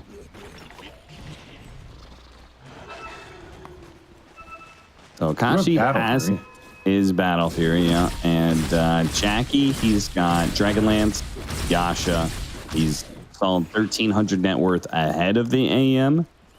He's going to have Manta at a pretty decent timing, it looks like, from here, which is where the TB really starts speeding things up quite a bit. He's having a very good game. He's also 2 levels ahead, which counts for a lot on this hero that's pretty stat-based in terms of 4 agi level. Sure. AM is also just not going to really join these fights unless Polaris set it up for him, where he can come in and just ult the Storm. Whereas Jackie can lead the fight. He can just push objectives, push the Tier 1 into the Roshan threat. Like, he is not scared at all. Now, and this is the big difference. His role. He's got Tombstone to back him up. Forward, extra jump from both his cores. Showing a little restraint here. Doesn't know where all the enemy heroes are. Doesn't want to get EXO down.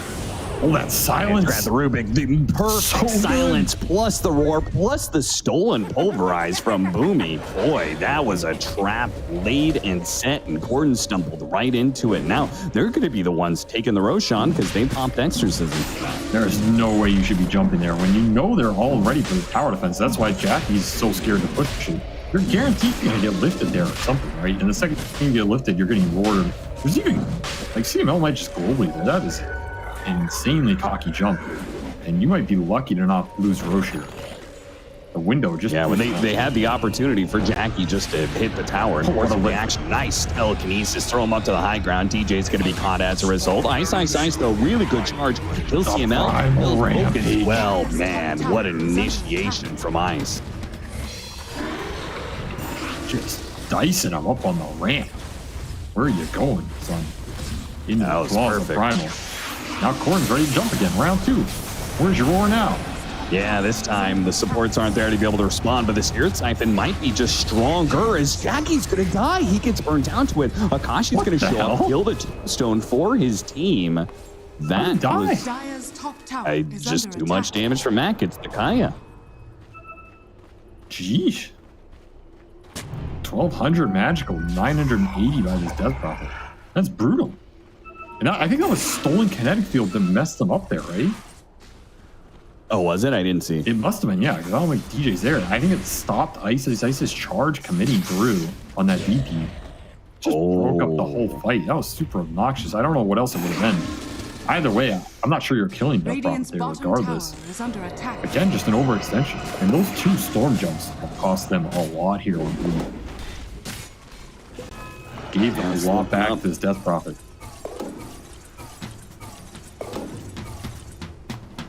Meanwhile, Akashi did some, decent damage, did 800 damage to the top tier 2 as a setup to that last team fight. So, got to be wary of that split push that is going on.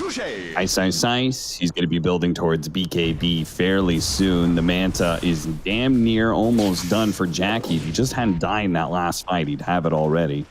This game is a race to BKB because the BKBs let you commit for the Roshan or the aggressive map control you want here, and also in the fight.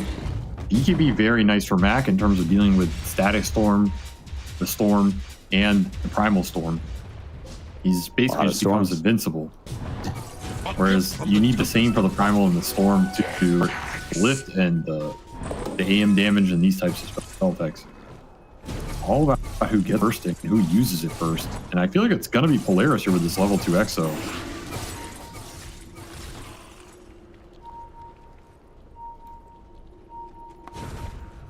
DD in his back pocket. As long as Mac doesn't get picked off.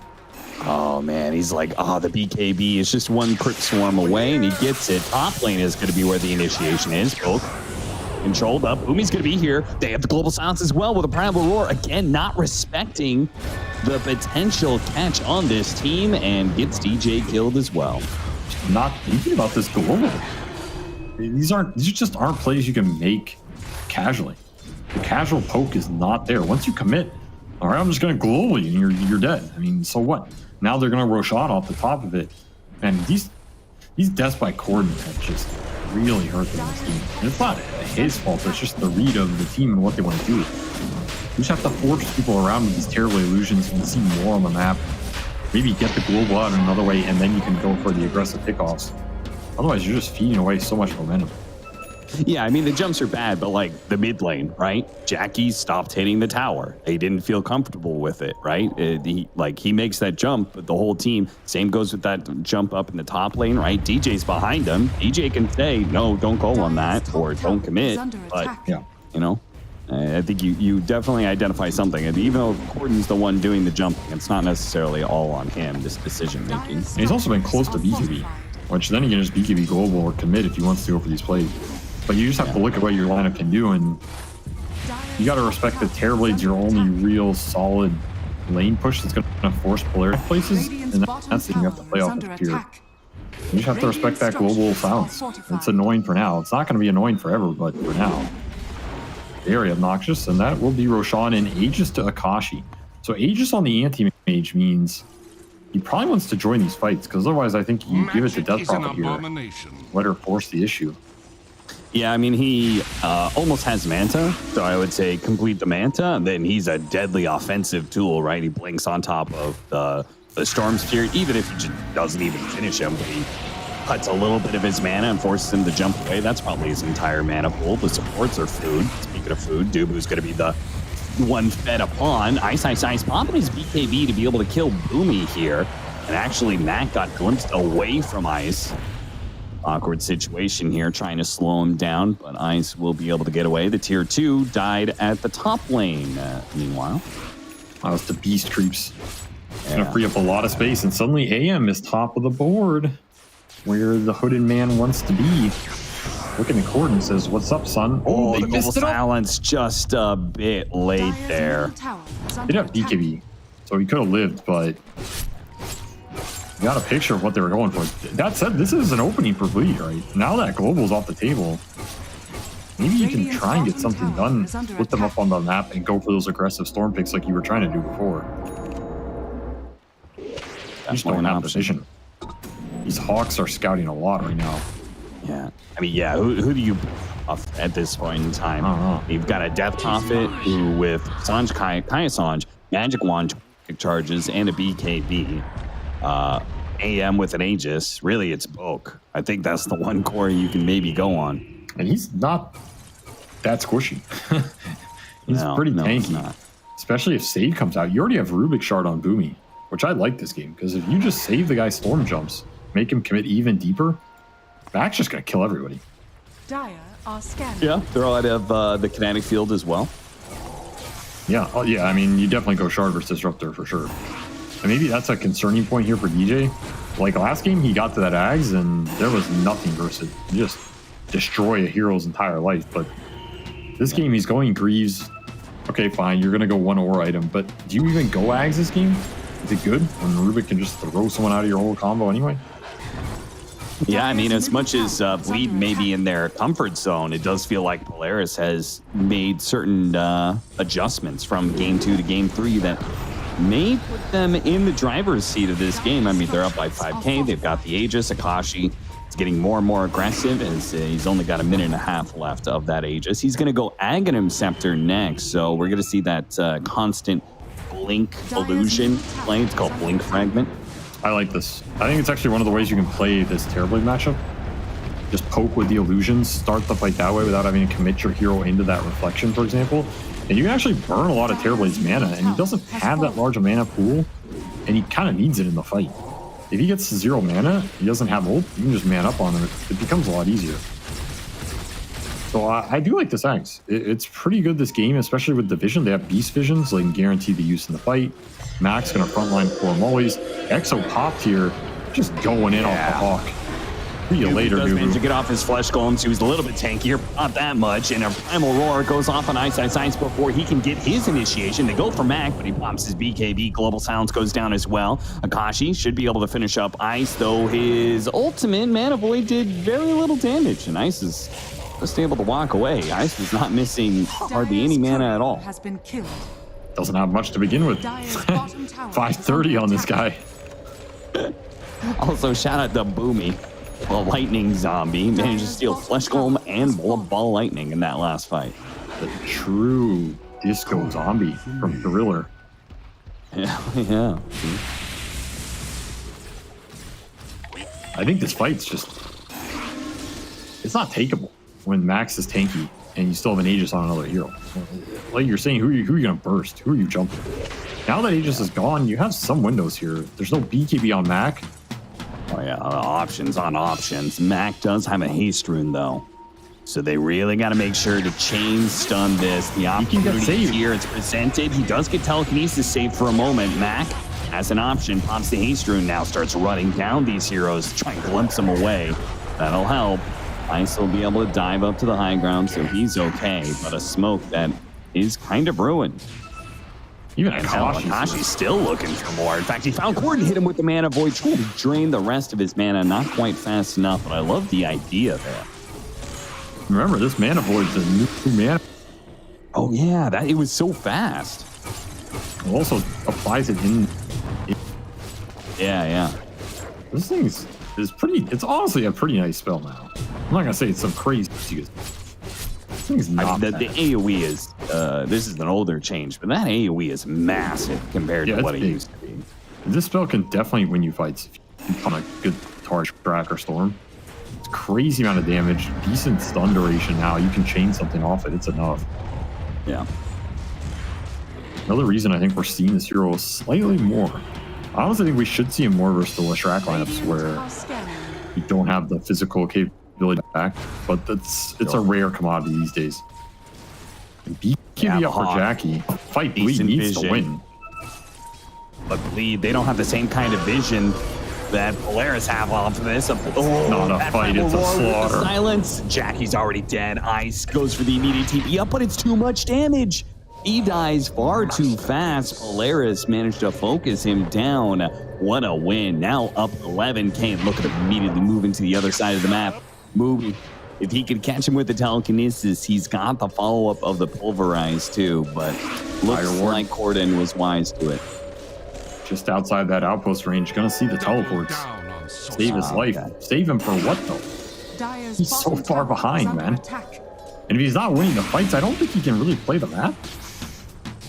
Too much vision, too much catch. Magic is getting out of control for Bleed. Maybe they have Terrorblade, but Terrorblade can't. You can't just magically 1v5 all of this network. It's way too much. Dire's bottom tower has fallen. Kashi with the double damage. Soon to be a basher, so Corden's, like you said, unless you're winning, can't really play the map. Well, one of his few opportunities is the fact that AM doesn't have a disable, but once he's got that basher, then he's mine. Every step outside of the base is a potential 100-0 opportunity for the AM. Corden's game is really hard now. There's no way around it. He is probably going to die in the fights. It's just a question of how much do you set up for Jackie to clean. That's your only goal right now if you're Bleed. Keep the Terrorblade alive and keep him swinging. Everybody else's life is expendable. Somebody's going down in the global and the roar. It's an inevitability. Now they're going to wrap all the way around here into the triangle area. If they somehow catch the AM, it would be massive. They got a scan on that high ground, but they have to back down. Good luck catching the AM in this game. Like with the vision he has with the front line and Mac, they're just trying to force Bleed to jump this death prophet every time. Look at him blinking forward, using that blink fragment to kind of explore that area up there. Immediately finds Ice. Even more vision they can use to just prevent the initiation. Just throw some fragments in.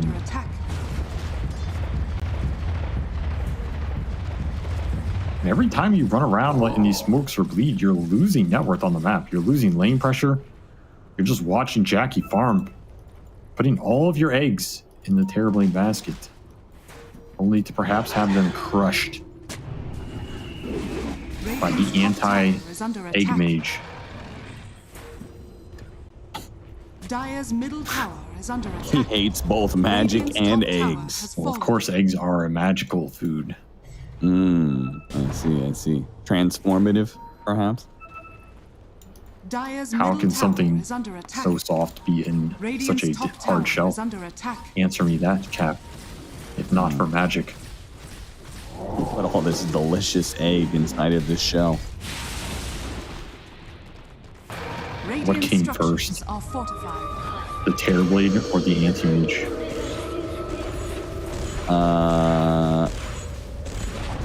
I forgot the draft order. That was a lower question. You failed.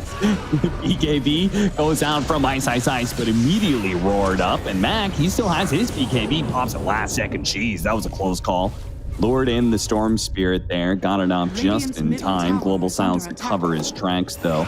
And Bleed immediately pushing out. Exorcism is still out, but Global Silence was used. They feel like maybe this is their time to strike with the meta in play. They're going to go for it. The AM, he breaks the smoke. Ice trying to catch anything here. Maybe he's jumped a little bit too far. Gordon used all of his mana to be able to grab Mac, put the telekinesis on. Jackie's not doing any damage right now. He's turning and hitting AM illusions. There's not the real AM. Mana Void. Now he's bounced over to the side. The Mana Void. He's going to get him. Gordon, he's going to see him. He's going to spot him in a second. He goes for the blow-ups. Not quite enough damage. The mech goes out. The Greaves, in fact. Oh, he pulled him in. Pull him, though.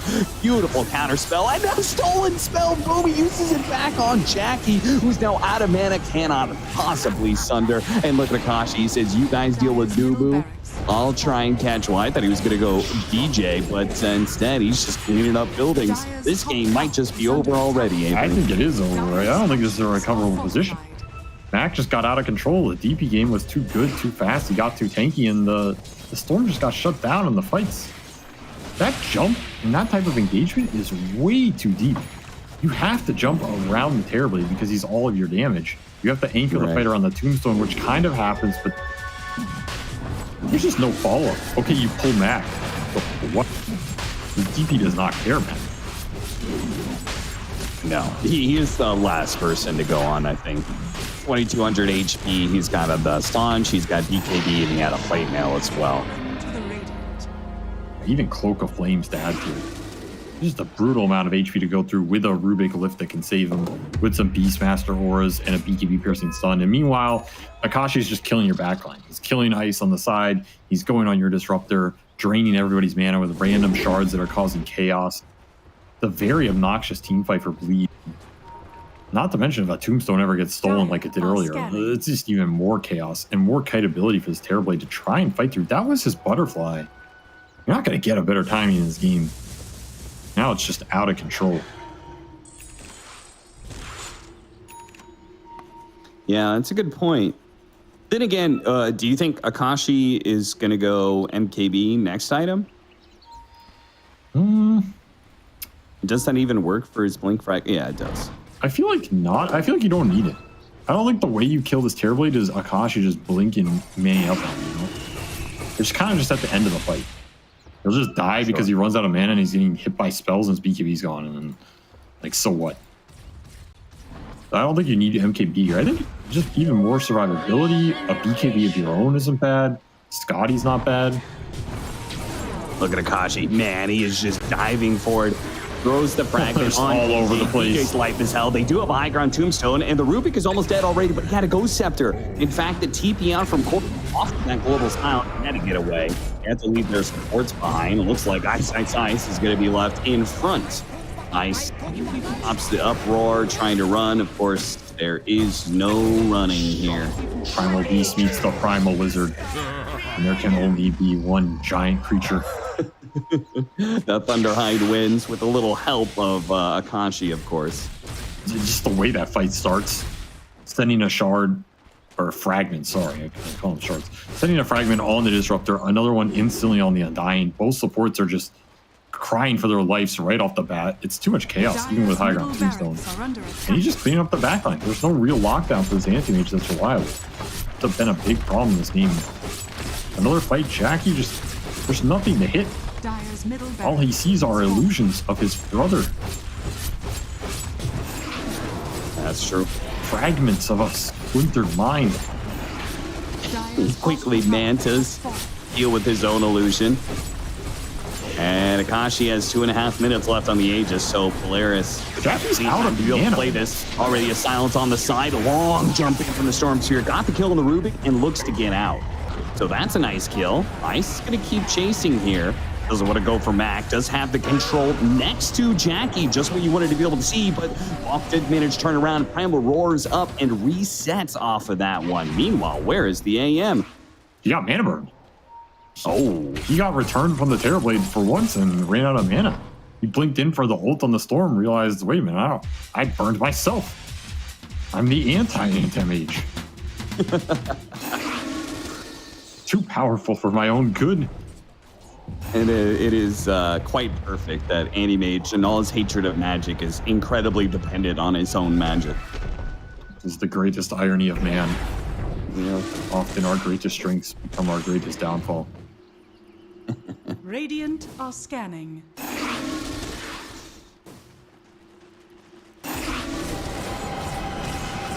Well, they may have bought themselves a little bit of time on the side of Bleed, but it is going to run out eventually here. Or maybe the Aegis is going to run out. Maybe Polaris. Okay, never mind. They blink backwards to smoke and run forwards. They're going to try and use this last minute of the Aegis. And we'll see what Bleed does in response. They don't have too many more buildings to give up at this point. I like the fight concept from Bleed, though. Ignore the AM, try and kill supports into the beast or something. Yeah, probably the one way you can win a fight here. Because AM's not going to kill your Terror Blade if you're killing everybody else. You can ignore him to some degree. There goes Akashi. Telekinesis, grabbing the Primal Beast. Out of mana, can't use the BKB. Pops his wand, gets it off now. Uses the Overseal Totem Club to be able to get away, but it's still the range barracks dead. Akashi, he is gonna be out of an Aegis here, so probably just resetting so he can get his mana back. Jackie just goes. Just have one last push ready to go. You're gonna need some big crits here from Terror Blade. You're gonna need him soon. Oh, Matt gets the glyph out of them. That's an early and can glyph. Still keep going. They're going with this without Akashi at the same time. Kind of weird. Still okay though, as the telekinesis save always, and after that the BKB if necessary, and global silence. So there is a lot of ways just to be able to sit there and force a reaction out of Bleed, and if Bleed commits too much, there is a counter or several counters. Could just wait next for Sean, honestly. I don't think there's a necessary reason to force this. Maybe they're just waiting Tombstone. Tombstone's gone. They're probably pretty confident fight too. Are looking for Death Prophet, and Mac is alone, but he gets almost BKB. got him, but the BKB goes off first. If they could have got him with the Pulverize, it was an option. Jackie's now been caught. He's going to pop his BKB, but the Primal War goes down. He can't get off the Sunder again. Static Storm goes out, but Polaris have already won the fight. Stolen Static Storm, in fact, now for Boomy. And that's just it right there. Akashi's just going to run forward, do what he can, but ultimately Bleed. There's no way for them to play against Megas this early on into the game. 37-minute game, but Polaris, they managed to get their first series win. Again, they had to face up against the toughest teams in their first 4 matches, but now against Bleed, they get their first series win, and we could see a run back, a chance for them to be able to keep themselves in the upper division. Damn, they look hyped, man. That's like one of the best feelings in Dota. You lose 30 games in a row or something. One of those scrim bouts where you just lose every scrim for 3 weeks. Team's about to disband, and then you beat somebody, and you're like, "Yeah, you're worse than us." And it revigorates the life of a Dota player. You know, it's just you found somebody doing worse than you. But truth be told, I thought it was going to be all about like how a team, you know, they're telling themselves, "No, we're a good team, guys. We're getting better. I mean, there's almost some of there." that And too. then you get the proof, but no, it's all about no, it's somebody else worse than that. There's somebody else lower on the totem pole. I mean, yeah, there's like, you know, oh, we got better and we improved and we fixed a bunch of stuff. Sure, there's that. But I'm telling you, it's the thrill of finding somebody struggling more than you are that is just so satisfying. I mean, props to them. NA Dota's finest mind right here. No, in all seriousness, props to them. It's a tough position to be in. You feel like you're just spiraling out of this DPC, right? You don't want to get relegated, thrown back there. So they find some momentum, find some win. Obviously, Bleed are still struggling in their own right. Bleed is back to spiraling again. Yeah, so they are not on the right path. They're back to the wrong path here, but it's just tough. This team just brought in a bunch of new players, like new org. They're trying to find some momentum. These are also, like I mentioned, players that have a lot of strong ideas about how they want to play. Ice is a very veteran player, but what that means is he has a lot of ideas, a lot of things he's been told in the past, a lot of teams and very strong captains he's played with. It's not the easiest player to just throw in a team and like, oh, it's just going to work, right? In fact, I would not pick Daryl to be like that. You know, I don't know who I'd pick. I'd pick some stable type of offlaner, right?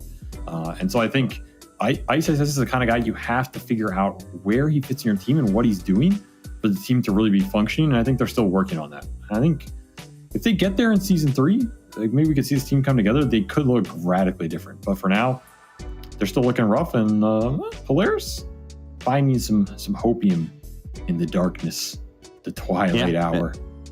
They beat Bleed. Next time we are going to be casting, they'll have a matchup against Geek Slate, and then their final series against a Blacklist. So they have an opportunity to be able to run it back, and specifically now with Bleed, also with Geek Slate and Blacklist, they have an opportunity to push other teams down the totem pole, like you're talking about. That's what it's all about, other man. teams down to Division 2. Damn straight. Drag them with you. Drag them there, brother. I'll see you on the other side. All right, guys, that's going to be it for this. I'll see you on the other side, Avery. I love a good crab mentality exit as we get into the post-game analysis of Polaris versus Bleed.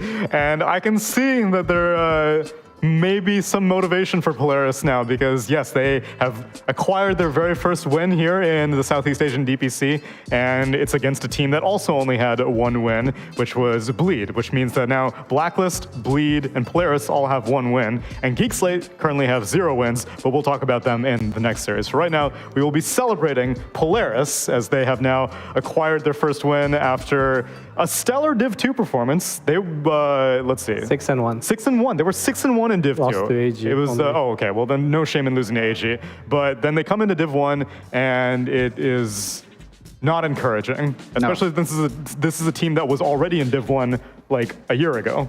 Yeah, they've been up and down this tour. It's been pretty much all down. It's been really rough for Polaris. Like taking back Boomy, I don't think should have affected them that much after putting Jing away. Maybe it's a change back in playstyle. Again, we talked about this early in the tour, but you know, when Jing was there, they made Bryle, CML, their captain, right? He had to grow to be that voice to replace the voice of Boomy that he once had. So maybe coming back in and Boomy's time in SMG, he had very different ideas as to what a game of Dota should be like. And maybe there's just some awkwardness around comms, awkwardness around your understanding of Dota as a team. It's shaping up better here for sure. I think we've seen some shining performances. I think Akachi's shown us once again that he is certainly a top tier core that's maybe not on the best team for his sake, but he shines every time we see him in these games. Yeah, I agree. I feel like on the other hand, Corin has been on the downhill. I'm not sure if it's a team thing, but I feel like the performances in a lot of these games are really hard to watch sometimes. I think in this whole series, like they talked about this Terrorblade versus Anti-Mage matchup, but the Anti-Mage never got hit by the Terrorblade. Jackie just had illusions. Well, he hit himself with the Terrorblade made him hit himself. Yeah, the Reflection had more impact. It's kind of like matchups against Luna where Reflection is actually really yeah, you just don't thing. go in, you just press Reflection all the time. It's not enough if you're relying on that. And I think one big part for Bleed that made this game ultra hard was around that mid tower when they were taking it, they were super hesitant, but then Corden jumps in and then dies. And then off that defense, after another fight, Polaris went for Roche and it just collapsed from there.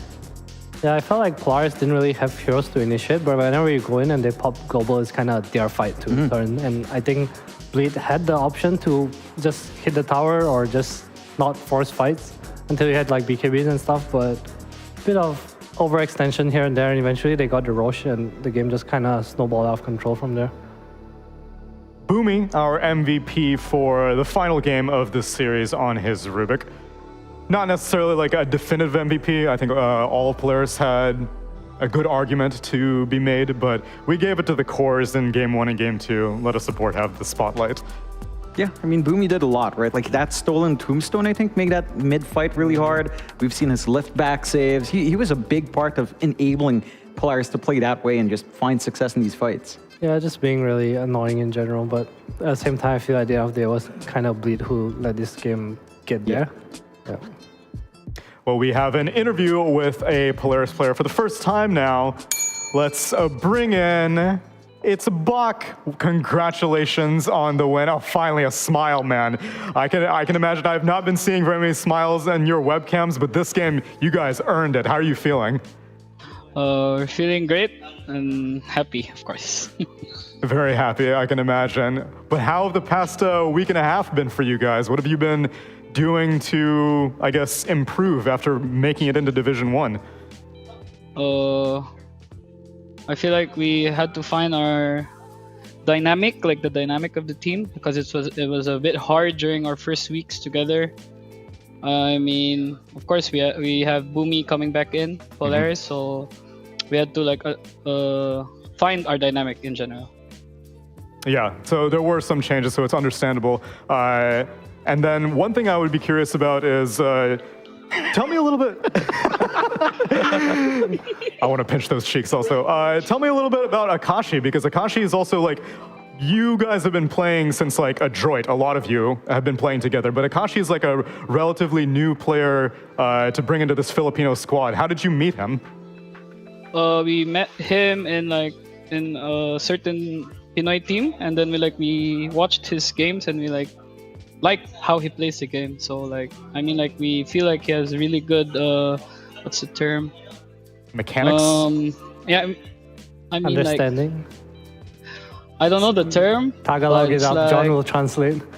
It's like he's okay. Let's just say understanding of the game. Okay. It's better compared to other people. I can definitely see it. John, you got any questions for Bach? I have one question. Bach, it's been a while. Good to see you finally take a win. I have to ask, what happened to you guys? What happened after Div 2, right? Like, you talked about it a little bit, but like legitimately, like, what happened? Because it's a rough ride right now. I'm just curious. I felt like the Execration game, like our first game against Execration, we should have won that series. Like in our opinion, we just did a lot of fuck ups that like fucked us up. So yeah, it happens. That is what they do. Yeah, I am curious about one thing. It's been a while since we've seen you and Boomy play together, right? How is it like to be on a team with the old squad again? Because there was, you've been on this roster, it's in and out, but how is it like to be with him? Like going back into it from Div 2 with Boomy again? Is it fun to be back, or is it rough and tumble? I mean, playing with Boomy again is really fun. Like, we already know each other, so like, in lane perspective of the game, it's quite easy. Like, we know what to do already, and things like that. How do you guys feel going forward? You talked about how you took time to find your identity and stuff. Do you think you have got to where you want to be right now? I feel like the past few days we've been playing really well, like together. It just started the past few days, so yeah, I feel like we're slowly finding our groove and shit. So yeah. All right, thank you. Good luck. Happy to see the optimism, Bach. And since we haven't had many chances, any shout-outs or anything you want to mention while you have the opportunity?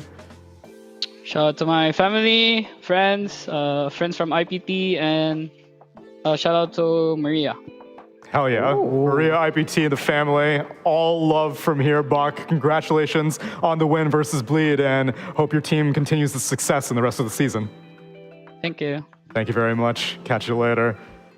Finally, we get a chance to speak to Polaris as, I'm guessing you probably did your fair share of interviews during Div 2. Yeah. Winning quite a bit. I've talked to their whole team more than once. But I guess, honestly, they didn't have that big of a gap because Div 2 ends and then you have, I guess, the Lima Major in between. 3 weeks. 3 weeks. Roughly 3 weeks. Yeah, so it's been maybe a bit of a stamina issue as well as they are rolling. Also, Boomy coming in. Yeah.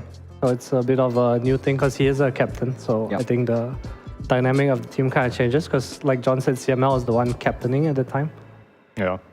But we still have one more series here on Monday. So come back and we'll be back with, wait, what was it? It was Geek Slate versus Blacklist. Blacklist. Geek Slate versus Blacklist. We'll be right back.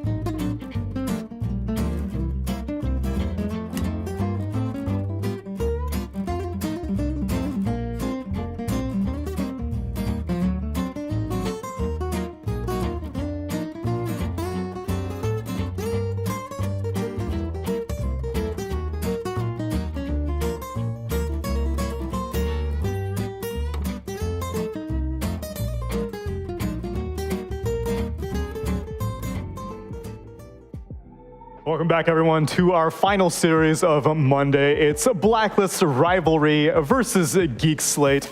And Ticker Person may have to eat their words, because it said Sewer Derby Round 2, but it may not be so simple. As I welcome the panel, John and Aurora, welcome. Thank you.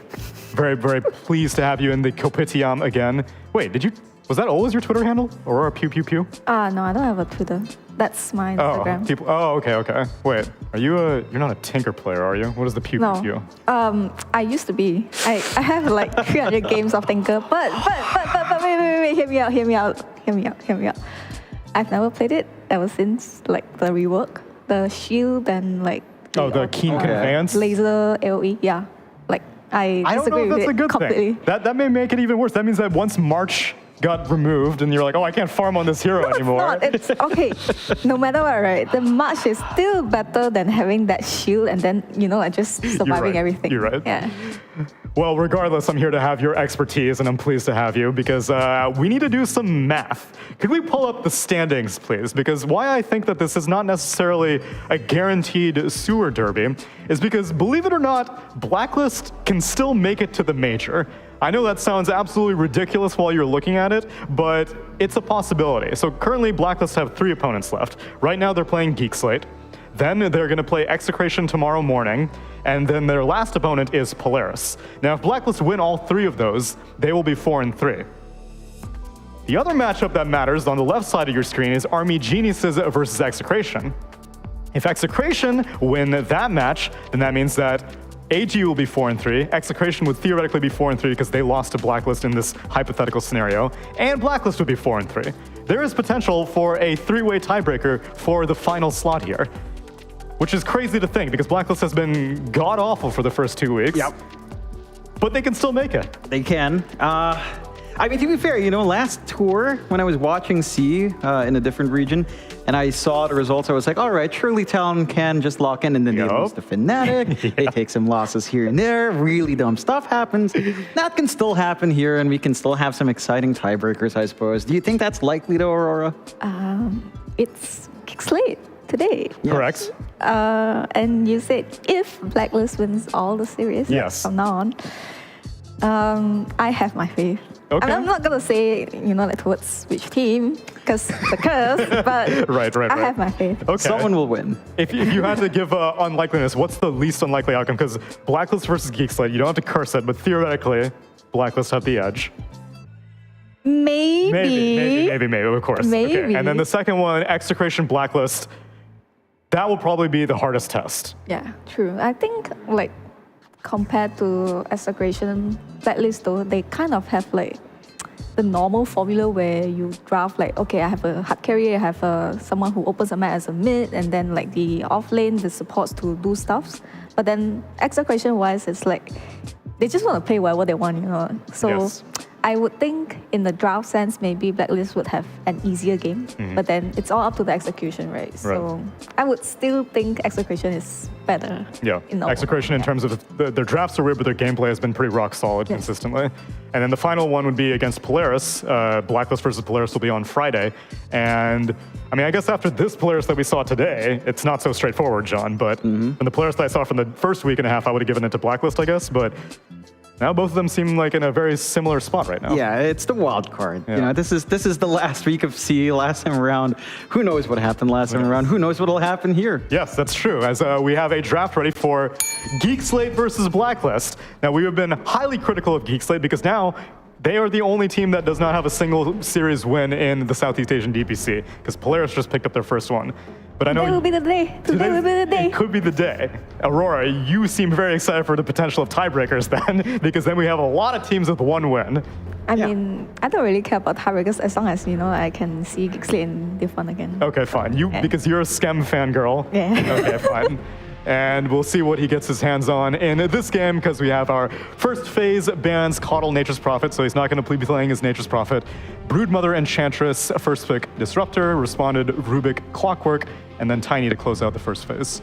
Yeah. I think like Blacklist just straight up don't want to fight any zoo. Yeah. Yeah. Like the whole Division 1, they just ban out all the zoo. They don't really even take the zoo heroes, like the animal heroes. But like I thought Cuckoo have always, like played all that stuff and, kind of aced in it because he's so annoying. But then, not sure why they're not doing it like in this season.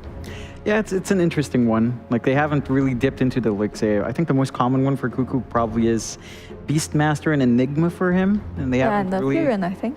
Furion as well, and the next one that comes to mind is Venomancer. So I don't know about that one. Mike's not here to get angry at me, but yeah, that's not something you should say. I mean, he's toxic without it anyway, so True. he doesn't need it. True enough. True enough. This kind of opening's a little bit different from our last series as well, right? Like both teams are emphasizing, say, just supports, so they're just setting the foundations. It doesn't feel like either support duo has like a slight edge over each other, though. I think these are really balanced. Like there aren't too many things that you can't do on either side just yet. At the same time, it's super open. Like there's some flex for Blacklist. I think we've seen Tim's run the Disruptor, but it should be more than likely, say, maybe a Tim's Tiny or a Tiny flex on mid for Carl, perhaps. Like it's open enough that you can get away with that. I feel like when like either of the team does this like 2 support picks in the first phase, right? Like the other team would try to punish it, but usually only like the first pick can do it because it's the 8th pick. But I guess they reacted with the clockwork because they saw the Tiny and then they were like, oh, okay. No, other way around. Oh, it's the other way around. Disruptor, then Rubik Clockwork, and then Tiny was 8. Right, my bad. But yeah, it's like if you saw like the Rubik and Clockwork and then you still pick Tiny, it's kind of right? to me. Like you can punish that. You can find a support that can just make it hellish for these two to play. Yeah, that's what I thought. Like it was a Clockwork in reaction to the Tiny because now it seems kind of sus. Yeah. But I thought maybe like you saw Rubik, you saw Clockwork. Why not just like pick Bad Rider, right? But Bad Rider is still in the pool, so it's kind of sus to me. Yeah, that's actually a good point. Like the Bat Rider is just completely ignored right now. Okay, they're going with the Undying, so that should be a core Tiny then, but a mid Tiny perhaps coming out for Carl.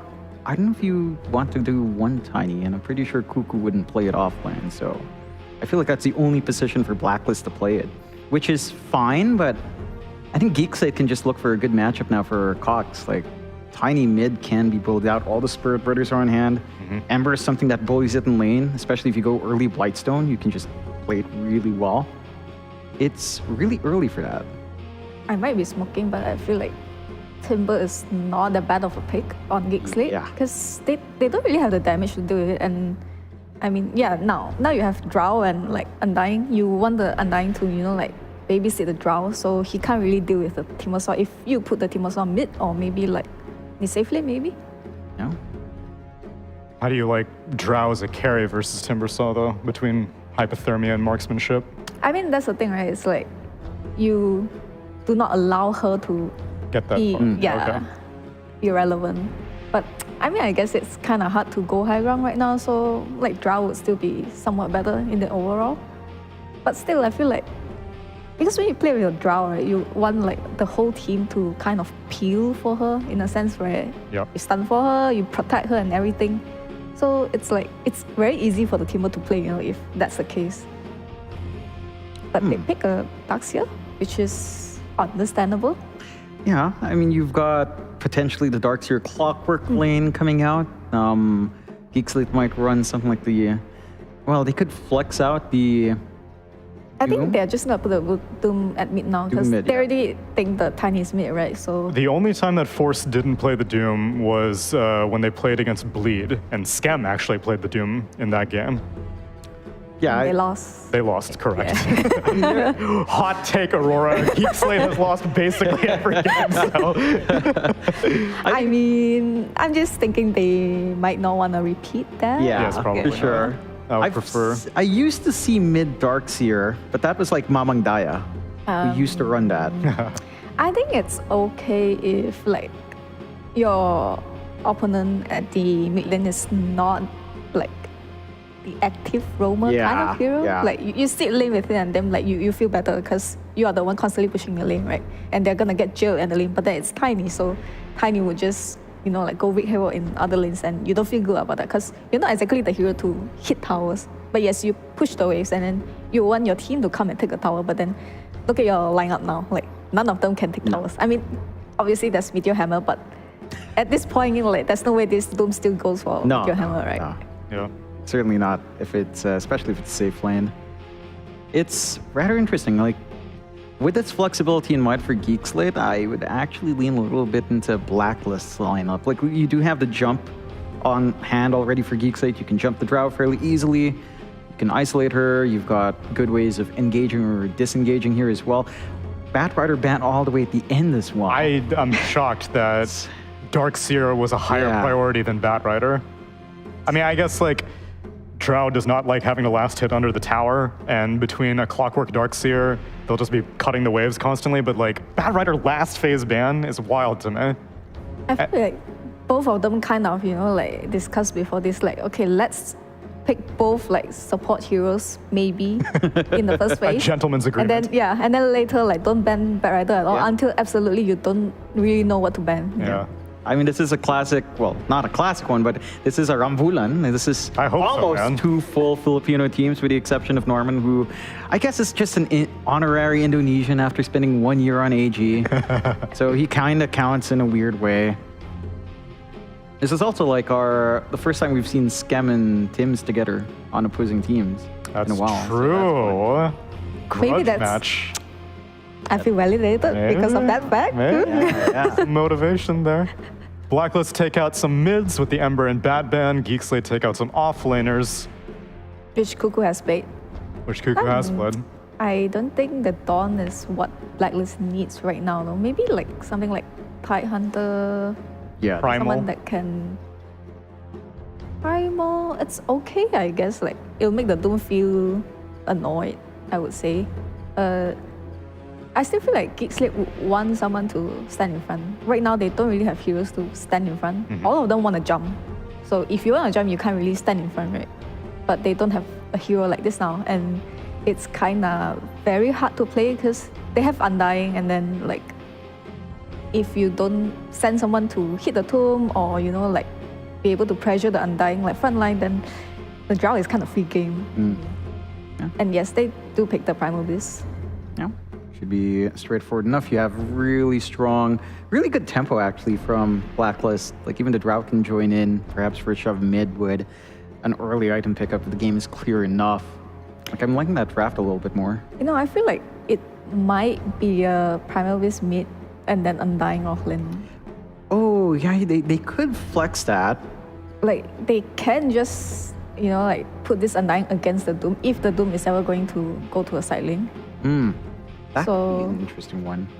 Yeah, because I think Tiny 4 is still better as compared to Tiny 2 or 3 here, because that's a cloud, you know. Lycan coming out for Geek Slate, so... Finally the Zoo Hero. Yeah, the Zoo Hero comes out, but it's not for Blacklist. We were talking about Cuckoo being a force on that. Instead, is that... So Force is going to be on it. Maybe he could still take the Doom. Or maybe Skem will be playing it. Yeah, I think Skem Doom. Oh wait, Lycan. All right. Okay. I know I'm right. You know. You know. This is an interesting one. I don't know how to feel when I look at Geek Slate's draft. There's a tempo to it, but it feels like once you miss your power spike at 15 to 20, maybe 25 max, Blacklist takes over, and they take over pretty hard. Especially if Raven's just allowed to freeform. Like, that Drow, all you really have to catch is either surging forward, catching out somehow with a blink vacuum, or the hook shot, and those aren't the most reliable, especially once you get Hurricane Pike or BKB up in the Drow. She's pretty safe here. I mean, I think you can kind of get a lot of aura items on Geek Slate. Like, there's the Doom, there's the Darkseer, and then even the Lycan could probably go for a Helm. I don't know. Because I don't think Blacklist have heroes that can deal with, like, the Lycan's micro stuff. Talking about my boy Primal is just going to step on everything inside. Yeah, but like, what happens when he turns into, you know, like... And you're screwed. Yeah, exactly. I mean, you have the kinetic field. That can stop it. Sure. You stop the summons. Surely. And that cuts out a lot. Surely. Still a stressful game to be a Drow Ranger, though. Yeah, it is. I mean, I still think it's kind of difficult because you don't really have heroes that go on top of Drow and wouldn't get sent back or, you know, like Yeah, but if you throw like a million things, throw the Clockwork in, throw the Lycan in, throw a Surge guy in, she can't deal with all of that. I mean, I think you can do that, but you might end up dying just because trying to kill the draw, Yeah. Well, only one way to find out. In our game number 1, it's with our casters. It's Avo and Seek. He knew it because casters can't cast more than 2 a day. So then he's like, I got it this time. I know their names. It's Avo and Seek. And we always do the last one, even though one time you showed up for the first match. Yes. And we've never done the first match. It's true. But I want to usurp that place from Cap and Avery, and I was unable to do so. Right. Every day I have a word of the day dictionary. Today it is sewer. Let's get right into it. Blacklist versus Geek Slate. Blacklist Rivalry versus Geek Slate. I do not know who is going to win, but what matters here is that the winner has chances to avoid relegation. Oh, okay. Has what? I said fun. Oh, yes. But it's they really want to avoid relegation, both these teams. Blacklist Rivalry is in a better position. Yes. I think winning puts them away from relegation. No, they can still tie and be relegated, right?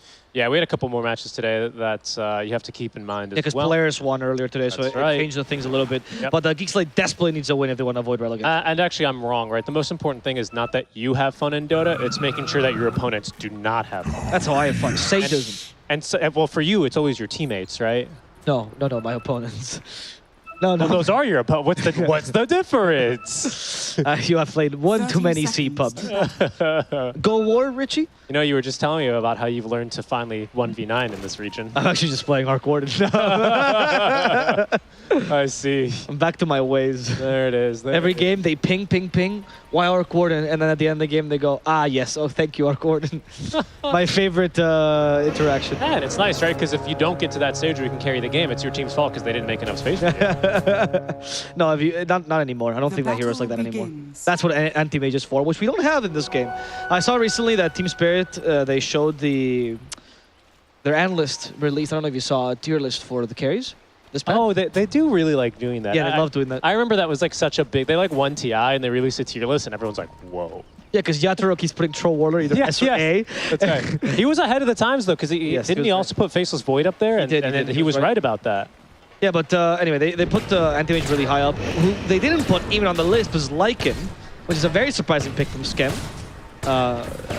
It's interesting because Eastern Europe is the only other region that actually still favors the Lycan carry.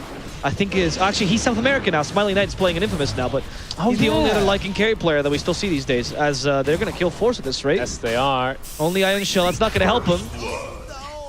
Goodbye. And Forrest is feeling himself back to the voice line spam, as it looks like they're maybe going to be able to punish Narman here. Really aggressively going for a pull. Tim's is going to mess up the body block a bit. Has Glimpse, and they will be able to set up for this.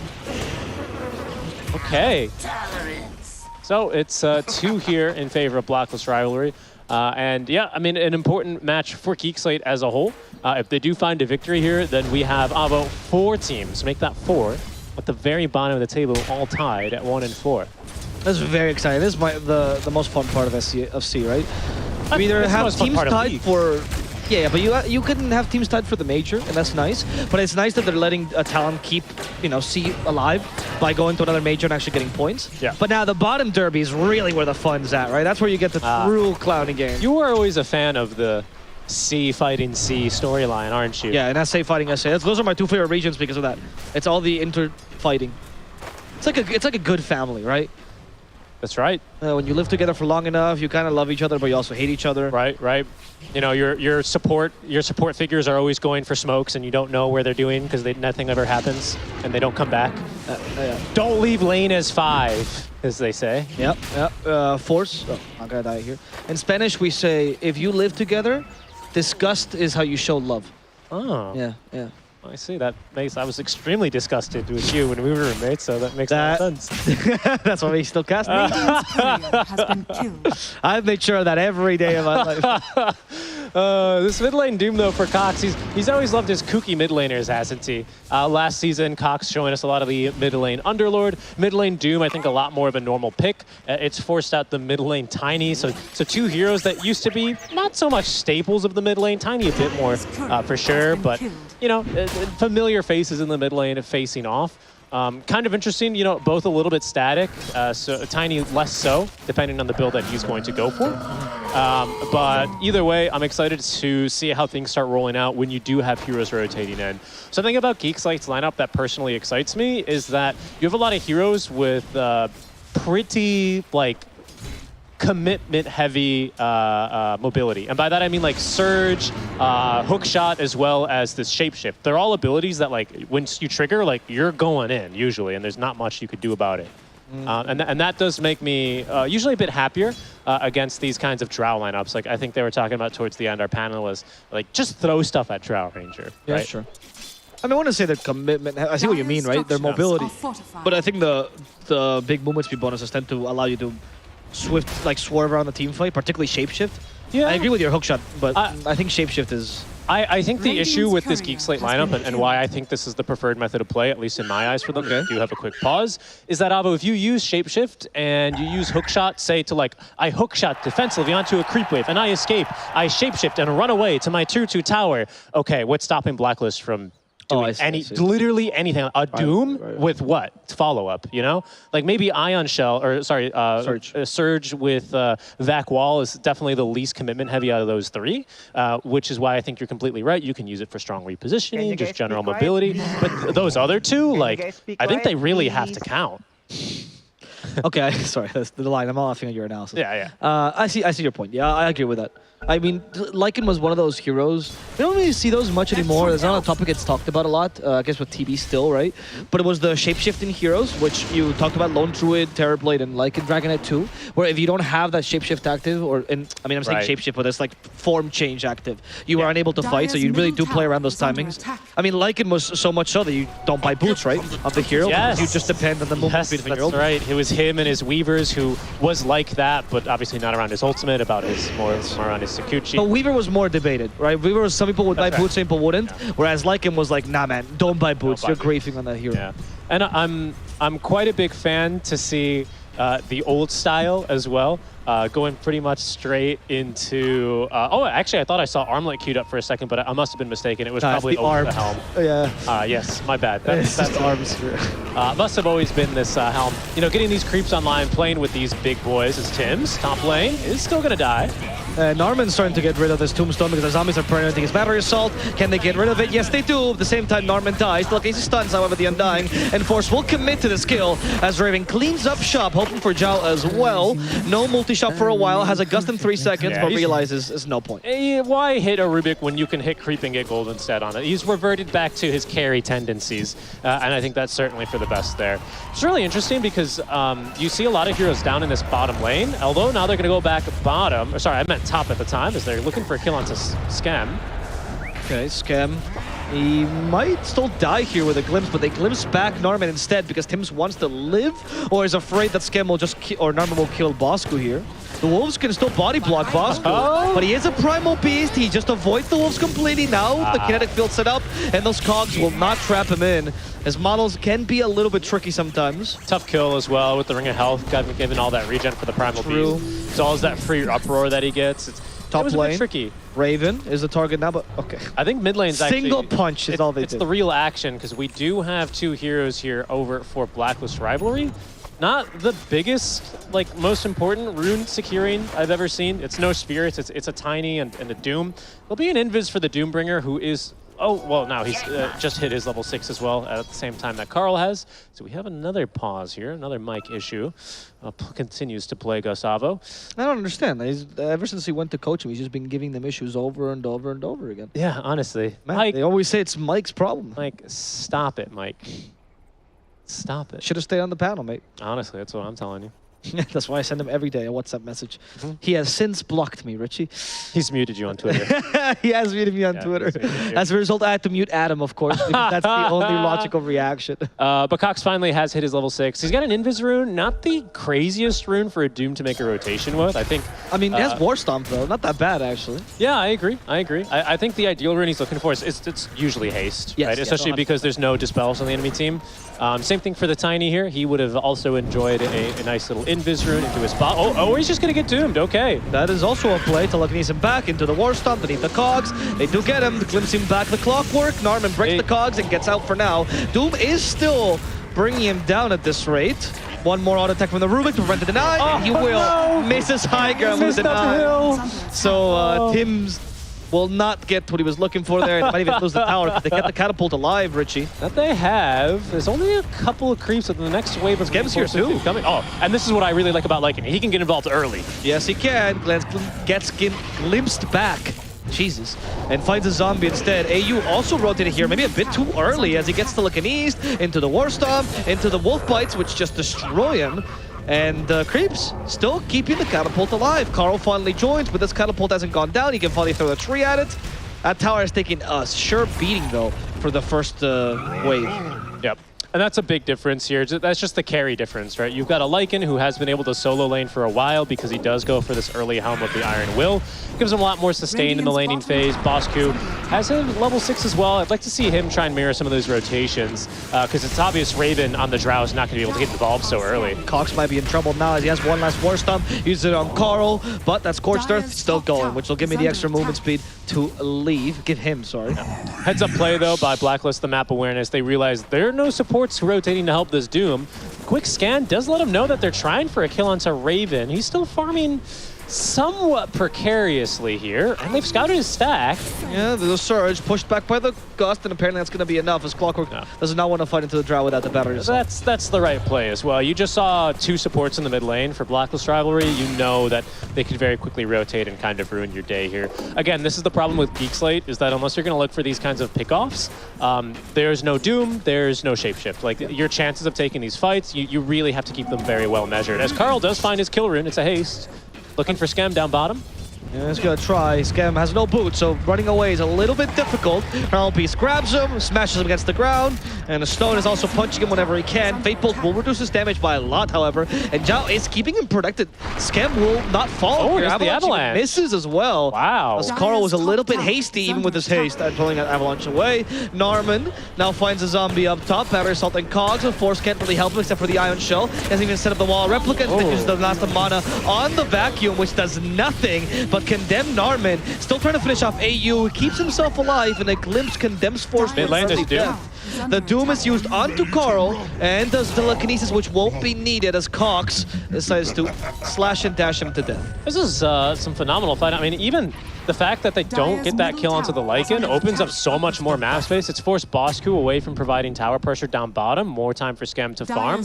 Top lane, you know, that is now, I believe, the third death here on the Dark Seer, which does start to feel a little bit bad. I think at some stage they should maybe focus a little bit more on just farming up some creeps, getting some items on Force. I think you are giving a lot in this lane to Raven, who's 2-0-2. I would be a little bit scared about accelerating his game any more than this, especially because once you get to the stage of the game where you can invade his jungle and kill him, like, you have a lineup that's match-made to do that. If they're looking for a kill onto Tim's now with the Shapeshift. Yeah, the Helm creep might just kill him here. That's maybe Scam getting a little support kill with the Shapeshift, like you mentioned, and maybe now a little bit of push as well. Yeah. He might just rotate the creeps, honestly, to the mid tower. He could have done that instead. I have to say, I think it's like, something's understated about a lot of carries, but I have to commend Raven. I think he's playing a phenomenal early game here. Like, it's hard for him to play a much better early game than this on the Drow Ranger. He's not been caught out a single time, which is fairly commendable given the lineup he's playing into. He's been very on the money on his scans. He's been playing only a little bit more precariously when he's had supports to back him up. You know, picking up kills when he's been able to, but not chasing and wasting time, you know, when he could be farming. I think he's playing, and he's the richest hero in the game right now. Like, he's doing a great job. Yeah, it is the Raven's specialty, right? To be consistent, to not make mistakes in the early game. I think that's where he excels. Unfortunately, him not being able to play aggressively with his team has led to Lycan be much more impactful. Yeah. But it's just the nature of a Drow Ranger. Yeah, that's exactly what it is. And I like you're saying, a hero specialty. That's where I do want to see Bosku a little bit more active and involved on the map. Has his Vanguard moving into the Arcane Boots next. Would like to see him start getting the ball rolling here. As Cox is going to be able to take the mid lane tier 1 tower uncontested.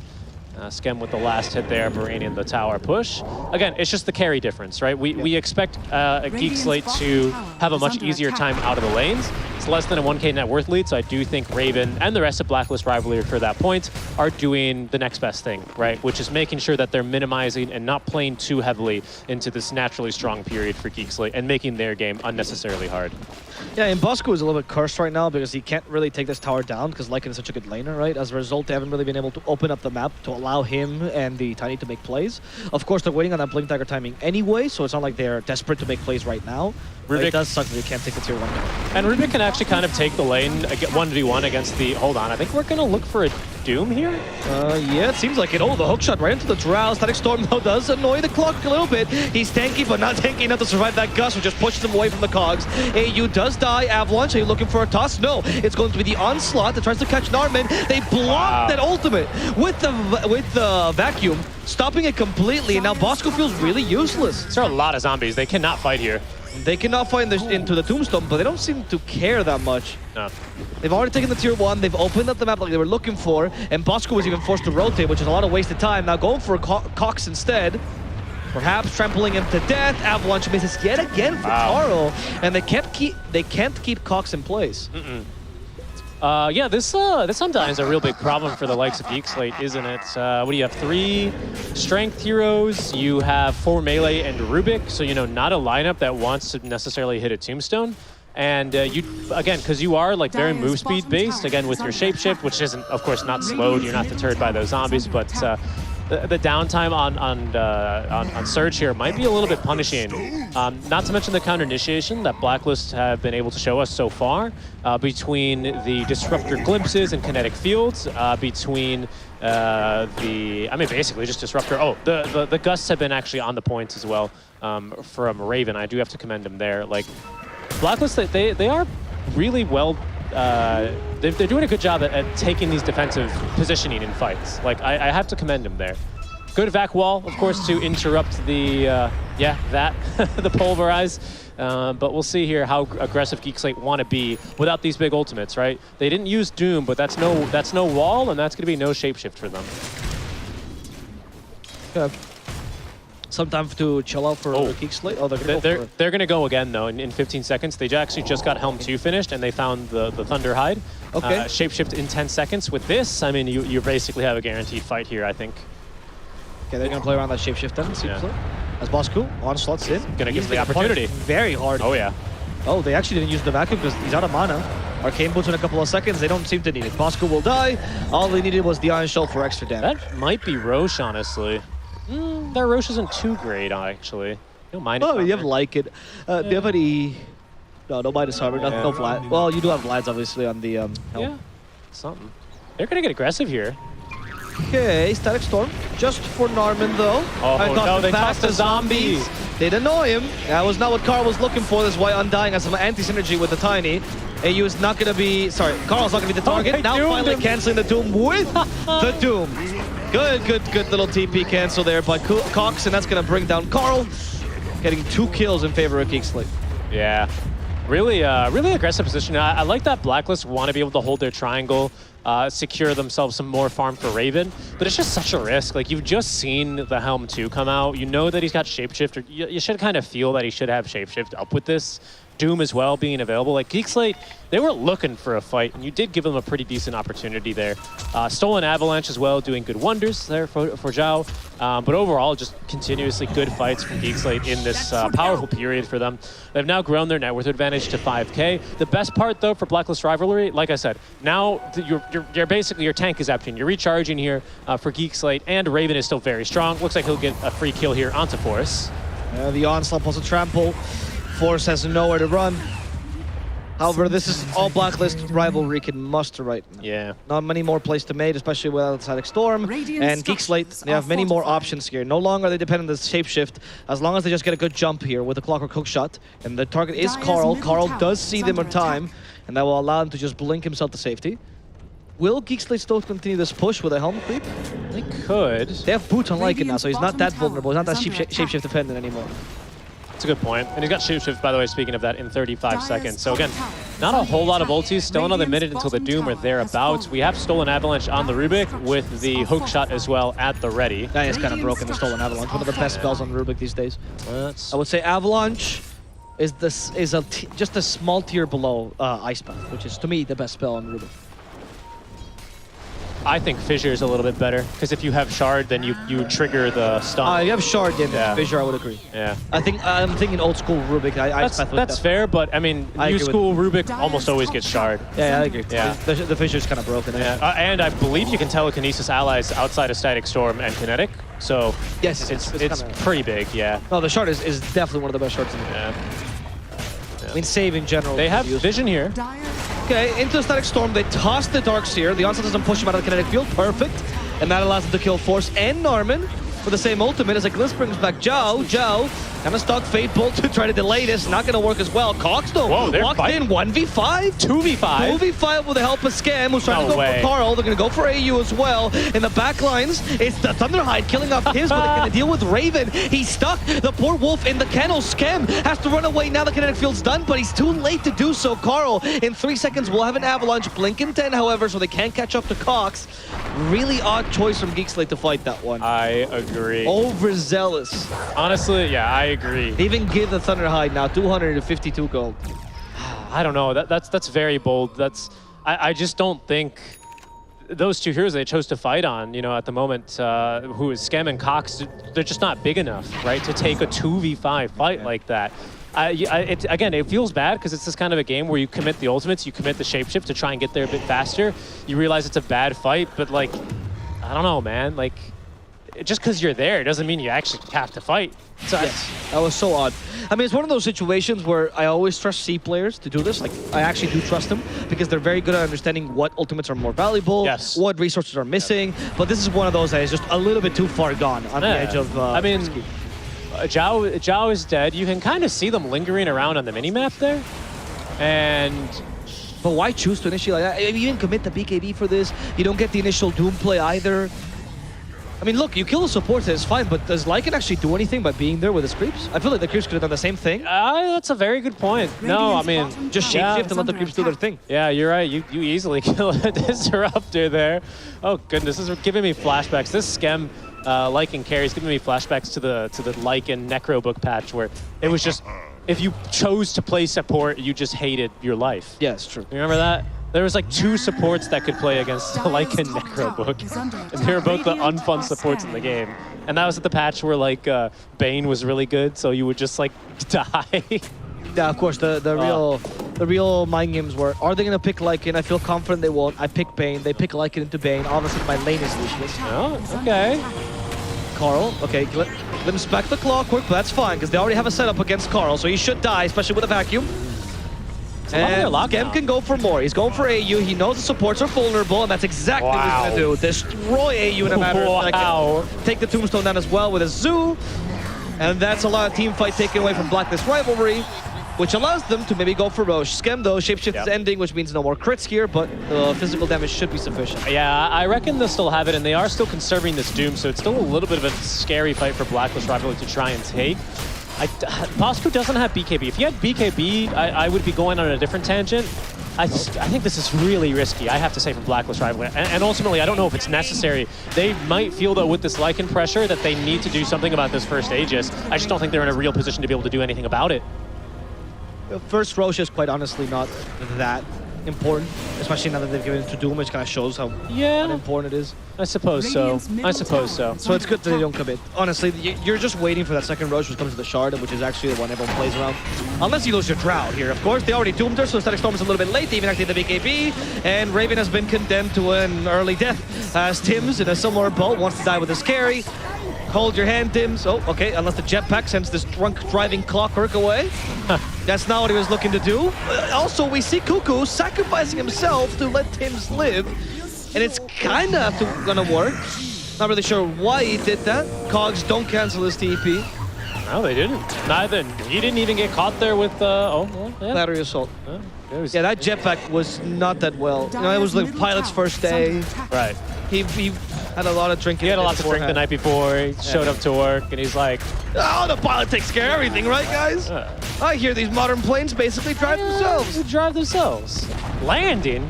Nah, dude, we're in an airplane. We don't gotta land. I heard that guy drove it right into the Houston River when he was drunk, and it worked just fine. Was that not it? Hudson. Sorry. I don't know the name of the the famous rivers of Houston, Texas.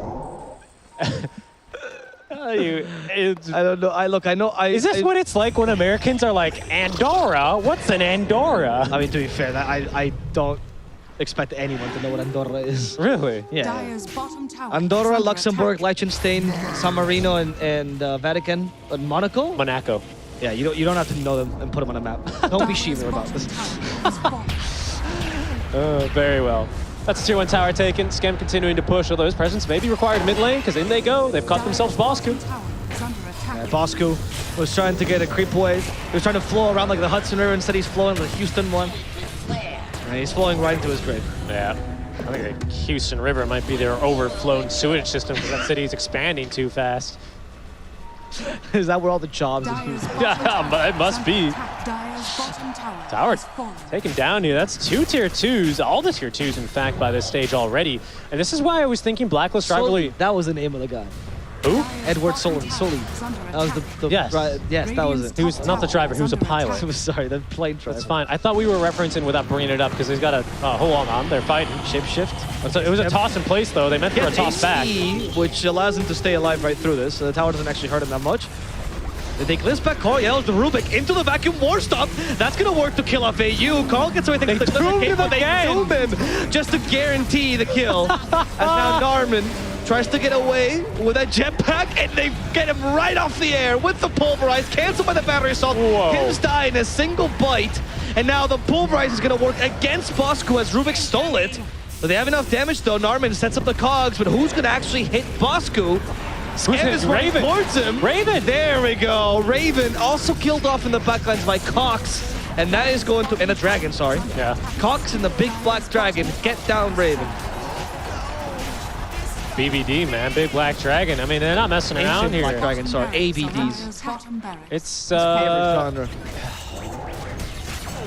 It is, you know, Blacklist, I was talking about how this may have been a reason why they were looking to contest that Roche so aggressively, but I think they can honestly only blame themselves. This has basically snowballed from that couple of kills in the mid lane from where Raven decided it was a good time to start hitting a tier 1 tower of all things. I mean, that's how we got here. Don't get me wrong, I think Geek Slate, we're certainly going to look for the rest of the tier 2 towers to poke and prod at these tier 3s with the Lycan summons and force back and ruin the farm efficiency of Blacklist Rivalry. Yeah.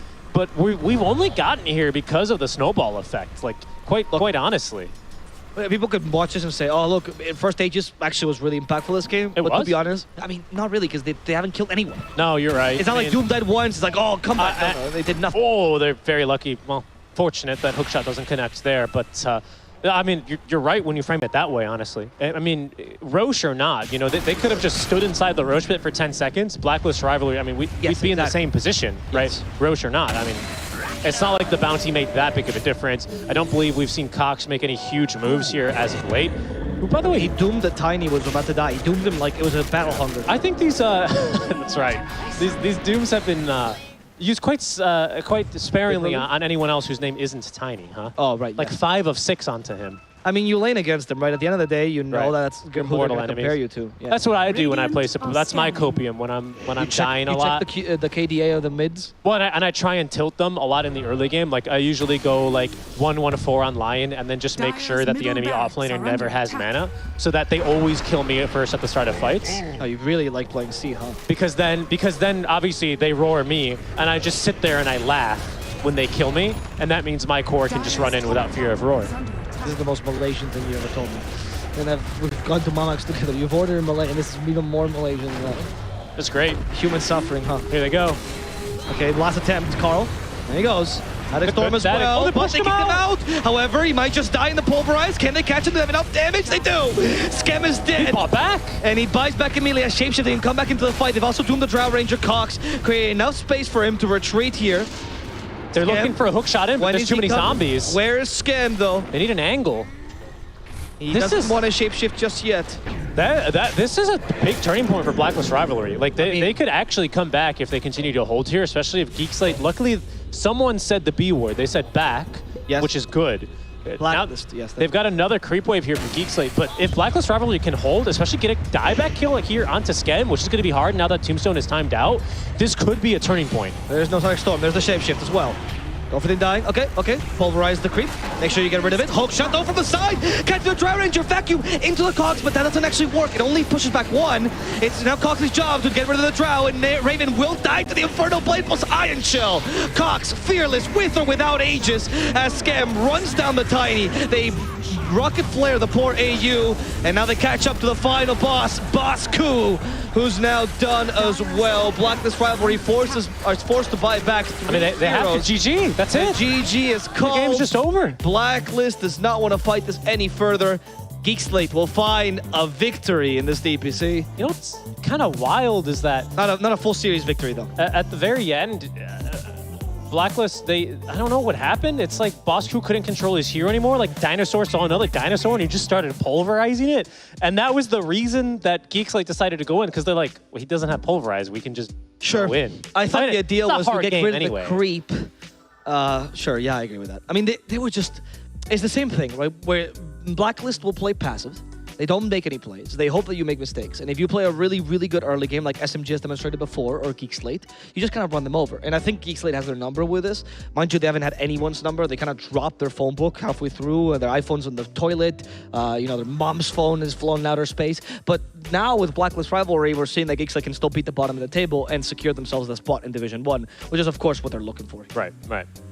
Yeah, I was a bit surprised this game that it turned out that way. I mean, Carl just didn't really feel like a mid lane Tiny, felt like more like a support Tiny. Bro, a lot of those Avalanche misses in the early mid game were crucial. That's a good point. I mean, it's kind of... That haste Avalanche was... Yeah, it does feel silly to harp on those things, but I do think you're right in 26 minutes, that's all you get. No. I mean, I think you're right, especially on such a momentum-based hero like the Tiny. You know what they say, a rolling stone gathers no moss, but if you sit still and your Avalanche isn't hitting anything, you're a very mossy stone by the end of the day. Yes. Also, never trust Tiny people. No, it's true. This Boss Crew, speaking of moss, was like stuck in amber by the end of the match. Is not doing a whole lot. I mean, it is a tough game for Blacklist. I think this is one you can just write off, because now you need to find a win here to make sure you're not the only team to fall to 1-5. I believe this would make them.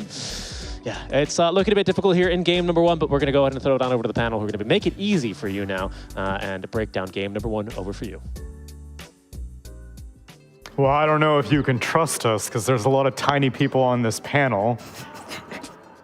I heard. How dare you? How dare you? I heard a cackle off in the distance. I heard Richie, yeah.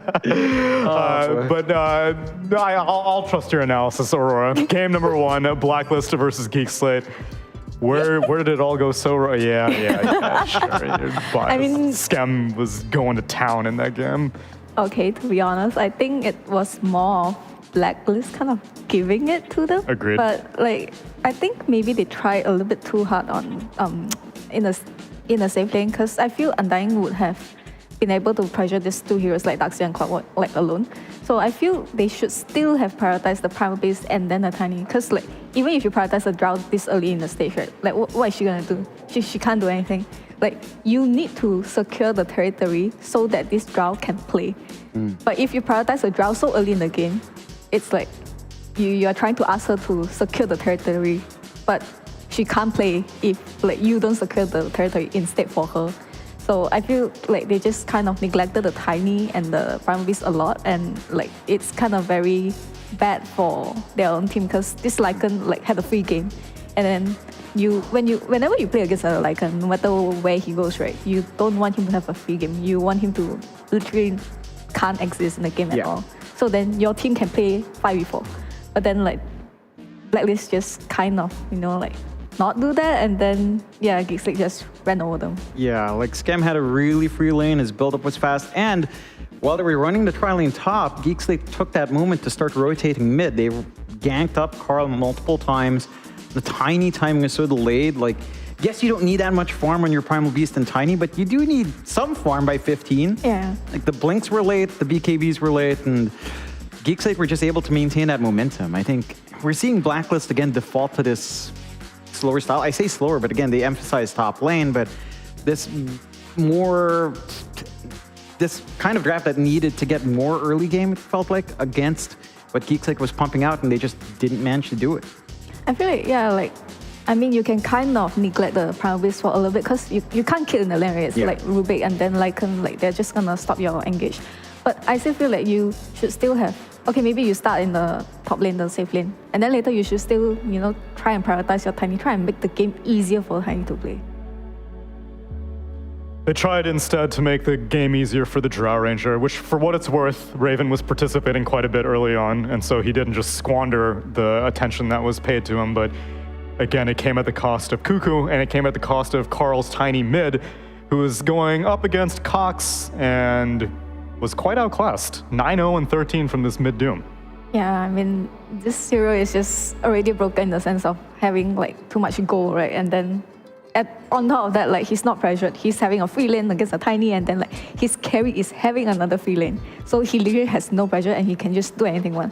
He ran over Tiny twice after level 6, and that was just unbelievable. Yeah. I don't expect that from a Doom versus Tiny. Yeah, his item build-up as well, it was phase boots, drums. He didn't even bother Midas. Yeah. And he was just really active, so I like what Cox did. It was very, very situational for that game, it seemed, which was just, oh, you're going to put all your eggs in the Drow Ranger basket? I'm going to smash the basket then. Yeah. And they pulled it off quite well in game number 1, and Blacklist Rivalry eagerly looking to make a recovery for game number 2.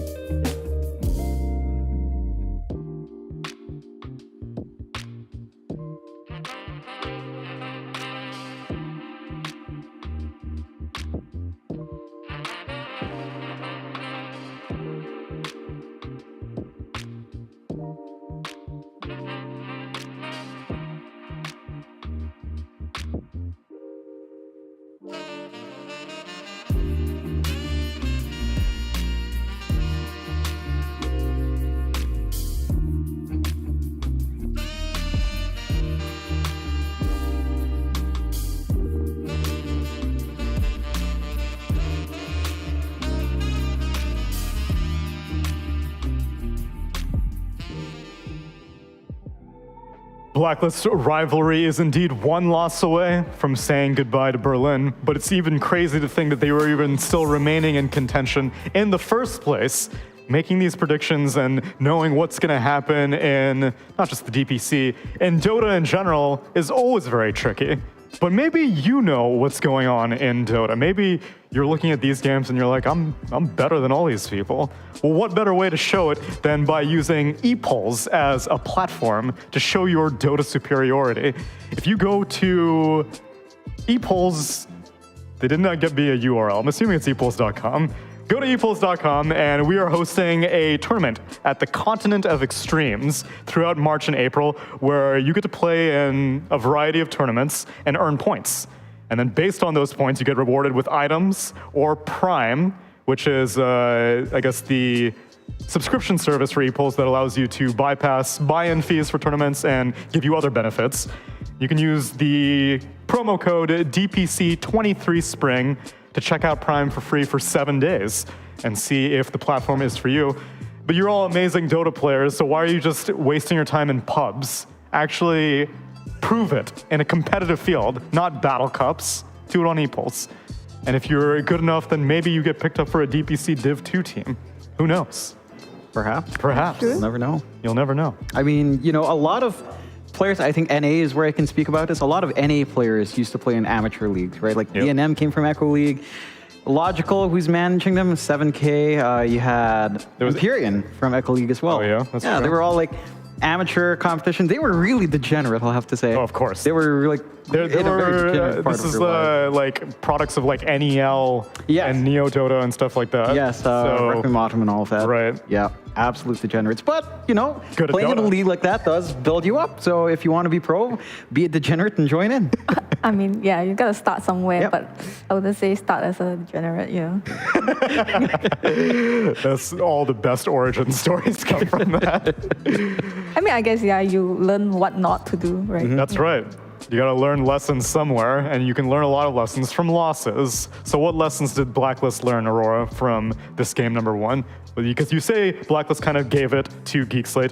Did they give it in the gameplay or did they give it in the draft? Probably both, but which one had a bigger emphasis? I feel like they picked the easier draft to execute, but they didn't execute it at all. Like they just have to, okay, if you're doing this like one hard carry like the Drow, you want to peel for her, and then like the Tiny, the Primal Beast to go in, right? So you need to prioritize the Tiny and the Primal Beast because like they need to hit their Dagger timing, they need to hit their BKB timing, or else this Drow is not going to be able to do anything. Like she's so frail, you know, like it's so easy to kill her. Even supports can kill her. That seems almost counterintuitive to me then, because if it's like a 4 protect 1, then shouldn't they protect the Drow early on? But you're saying... Yes, but like you still need to make sure this Primal Beast can get their way. Otherwise, like, okay, you can make the Drow really, really fanny early, but like, how early is she gonna be able to get like BKB and still do damage, you know? But the Tiny and the Primal Beast can do that way early because they just need to be able to go in and then, yeah, they'll make a lot of distraction and then this Drow can farm. So you don't really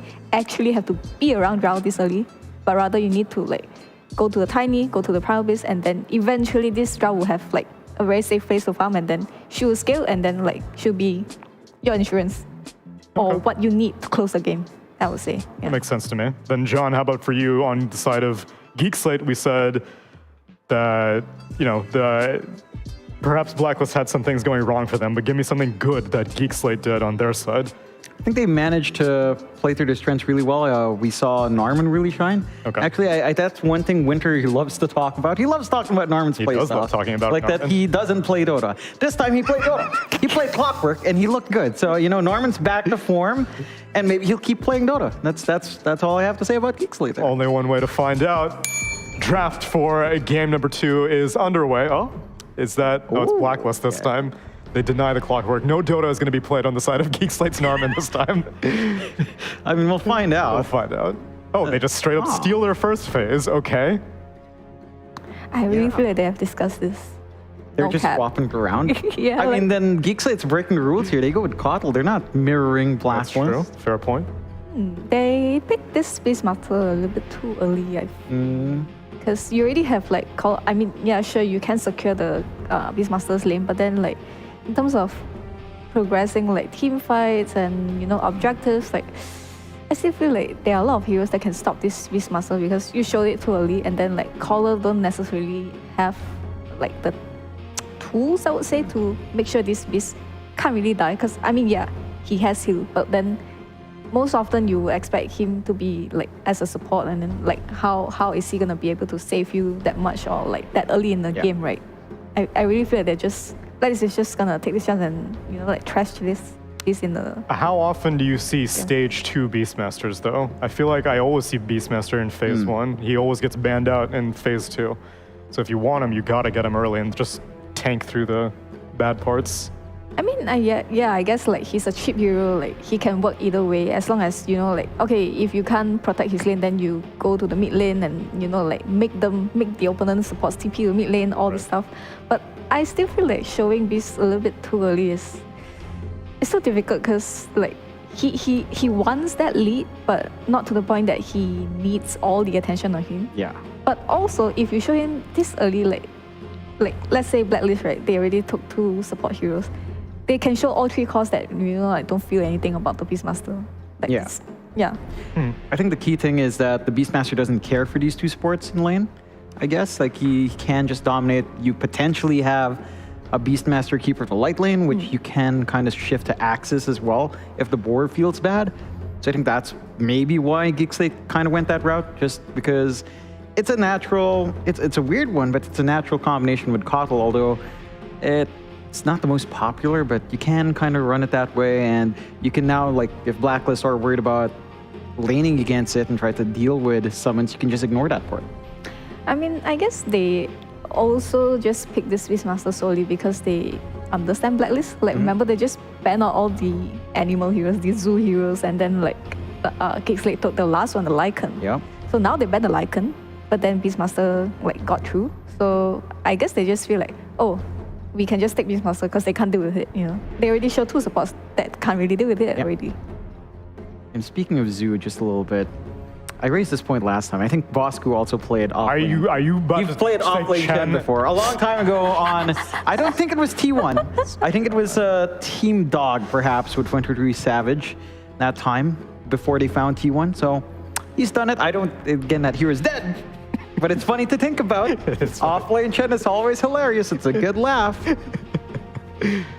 Well, they do take the Kunkka. Like, I've seen Blacklist take the Kunkka a lot. Like, they prioritize this hero a lot. I'm not sure if this hero is still better than the usual mid heroes now, or even say as a carry, is it like really that viable?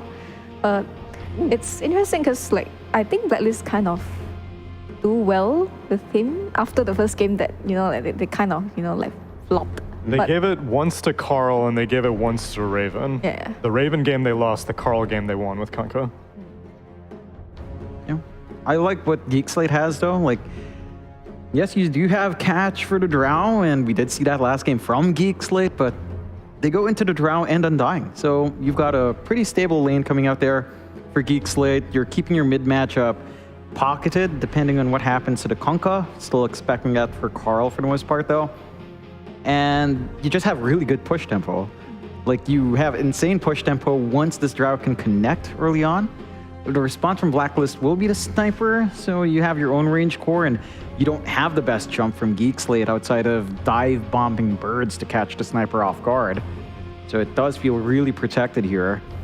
But like, I do still feel Geek Slate has like the better overall draft as of now, because they can stick and do something together, right? But Blacklist, like, they kind of require a little bit too many items on the 2 cores they have now, like Kunkka and Sniper. And I would like to point out also like how Geek Slate drafted like the entire second phase. Like, okay, they picked the Beastmaster, right? So they have to get the heroes out that would pressure this Beastmaster or make this Beastmaster feel useless. So they took out the TB, which is great because like he's really good in the lane against Beastmaster, and later on like one Raw is not enough to do anything to the TB. And then Storm, because you don't really have like reliable catch for the Storm, right? And then like even the Night Stalker is like really an underrated counter, I would say, towards Beastmaster Dispatch, because only recently teams started to pick this hero up. But like, this hero is actually really great against Beastmaster. And then on top of that, all these heroes actually relate to the Drow pick. So they actually like make sure they can't punish this beast, but they also can't really like punish this Drow. It's a really protected Drow now. Like, your only concern is going to be hook shot coming out from Blacklist. Maybe down the line, we've seen early tidal waves actually throw a lot of teams off guard. Yeah. Like, it just puts you way out of position, and that's one way you can punish Geek Slate. But it's going to be down to execution, and just looking at the draft, I think as long as Geek Slate's lanes hold steady on the side lanes, and you do get that much more even farm distribution with your Beastmaster here and your mid, whatever it may be for Geek Slate, then you have a pretty good time. In fact, looking at the mids left for Cox, Ember's still on hand with a Kotl. They could go for that. I mean, the matchup against Kunkka maybe is a little bit rougher, but you still end up with Ember Kotl, and that can still dance around. I mean, I think like if you can put someone against Kunkka that don't actually really have to lane Kunkka, it's actually good, because like Kunkka's damage is just impossible to tank through. Why not just put the Kotl mid then? Yeah, but then like they would need someone to kind of move around the map. Like, I mean, Color can move around a map, but like you still want someone to be able to pressure the sniper, right? And Color can't do anything to the sniper. Maybe like a puck then? It's not bad because the supports don't really make the puck feel anything, I would say, at this point. But then puck laning Kunkka is sad. Yeah. Puck laning sniper is also sad. Yeah, it's tough either way when they flux it here. I feel like they really need someone that, okay, maybe he can go in, but also needs to be able to play around the draw. Because if you go in alone, like, look at Geek Slate's lineup, right? Like, you can send someone go in, but then, like, all these 4 heroes, they can't follow you. They're too slow. Or, like, they want to play behind, so might not... Oh, so... This tells me nothing. It should be our mid Coddle for Cox, unless... I don't think he'd play mid Earth Spirit. That's a Norman special, which we haven't seen in a while. But I feel like if you put it... Like, if you put a Spirit with Beastmaster, you might just get crashed in the lane. Yeah. So... I feel like it's okay as a Spirit mid because you would rush for Vessel, which is really good against the Kunkka and the Clock as well. You really have to know that hero, though. You can't just hand Cox, hey, here's Earth Spirit, figure it out. Yeah. I'm trying to recall if on his time in Neon, if he's done that while he was still under Avatar mode, and I can't recall him doing that. The random mids that are able to pull it out, it's like burned in my memory. It's like, oh, this dude knows how to play Earth Spirit mid, and I don't feel like Cox comes to mind like that. So we'll see. Especially if it's a Narman specialty, I feel like they'll just make it a support. The one flux you have on hand, if you really don't want Coddle mid somehow, is maybe a Beastmaster mid, but again, that's not been a thing since the Ags was changed, so I wouldn't expect that. And also, the matchup against Kunkka is really rough, or Sniper. It's rough either way in a solo lane, and the Enigma comes out for Blacklist. So there's some micro coming out for Bosku, right? Kuku has some micro in hand. True. And it's a really protected Enigma. You have the Rubik on your side. You've got good team fight now in Blacklist. You've got the Sniper in the back line. Norman will run the Earth Spirit, so we will have our mid Coddle out for Cox. I mean, I guess you can just pull the waves because this game is different. They don't have disruptors, so they can't really stop the Osiri from pulling. I mean, yeah, okay, the Clock can follow you, but then you can still kick him away, right? So it's fine. Yeah.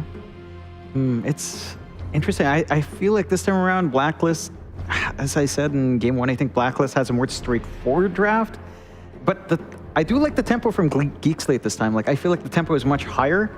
And if they do manage to shut down, say, Carl and Raven and prevent them from hitting that critical mass when you have some early items up, and then the game can feel really good. Like, you have good ways of clearing out the Eidolon spam, you have your own team fight lined up, you have this jump for the backline of AU, or jump for the backline of Raven with the Earth Spirit, and Narman has performed spectacularly well on Earth Spirit before, so I would lean Geek Slate just a little bit more. I just think this is in their comfort zone. I think Geek Slate just need to, like remember to only group up when you have your items. Because last time they always just, like go to the opponent's high ground and then like they don't have BKB, they don't have like whatever they need to stand there and then they just all stand and die. So I feel like as long as they make sure they have their BKB, they have their 4 staffs, everything together, the mech, and then they can do something. Okay, I like that analysis, and I'm excited to see Earth Spirit, a hero that has not been showing up at all, perhaps, in Southeast Asia as of tour number 2. All right, Avo, I know you've been dunking on me. Using primarily food or restaurant references, please describe how this game number 2 will go. Primarily food or restaurant references? I was Restaurant references. You've been dunking on him because he's... Oh, because the donut. Because he's... Oh, yes, that's right. Because there's a hole in the middle of him which is missing, and that's his heart. Right. That's Tsunami to me. I was going to say it's because you're 185 centimeters and you can dunk on him in the back. Oh, wow, that was brutal. That's what I thought it was going to be. I mean, come on. Meanwhile, I'm more like a jelly-filled donut because you go inside me, there's just more. And there's just jelly in there? There's just jelly. That's mostly what my stomach is in this case, honestly, it's more of a yogurt case, a yogurt-filled donut. But shut up, Avo. There's Dota to talk about. Let me think about this game culture. No, because I'll let you think because I am pogged out of my mind here. We have a hustler Earth Spirit. Remember the other day when we were talking about impactful position 4s on your Tusks, on your Shakers, on your melee 4s, you were talking a lot about DJ, and I brought up something that you hotly contested, that you said you didn't think Hustler Earth Spirit was one of the greatest of all time Earth Spirits. And I disagreed. And now, well... And C, I thought that were better. Well, I think this is a game for you to change your mind. I mean, this is a hero like Neil was talking about, not too commonly picked up. And this is the guy, Hustler. This is Hustler Narman, ex of Reality Rift. Was probably the last time you saw him right before COVID locked us in our rooms for, well, depending on what part of the world, anywhere from 2 days to a year and a half. Here in C, a little bit more closer to the year and a half, which destroyed this man's career. You know, unfortunately, Geek Slate not doing so hot this season, but I'm glad at least maybe, you know, someone will see this game on this Earth Spirit and will be a little bit just as pogged as I think we are all about to be, because I honestly think he is one of the best in C, one of the best in the world, I would even say, on this Earth Spirit in particular. I'm really excited, honestly. Thank you for covering and hyping him up so much. I think I have the food reference. This game, if I were to compare it to food, it's like one side is cooking mushrooms and the other side is cooking haggis, okay? Right. Or any sort of sausage. You see, when you cook haggis or sausage, there's a specific amount of time that you have to cook it at. And if you do it 1 minute more or 1 minute less, it's not going to be okay.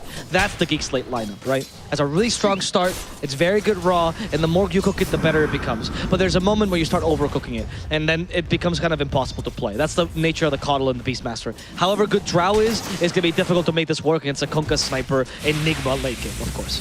But in the case of Blacklist Rivalry, as most of their lineups, it's just like cooking mushrooms. Mushrooms are scientifically impossible to overcook. You can literally cook them forever. I've been told that's wrong, by the way, but do continue. I don't care about who told you that. I watched the program made by the FTC, the food and allergy one for Americans. FDA. I watched a documentary by food them. And drugs, by the way. Whatever, I don't care. That's both the same. They go hand in hand. Yes.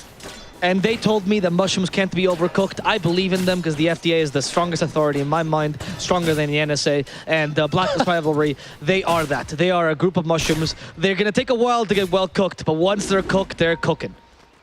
Okay, you know, honestly, with gas, with fire, with gusto. With gusto. Yeah, sorry, I went gas, but I said gus.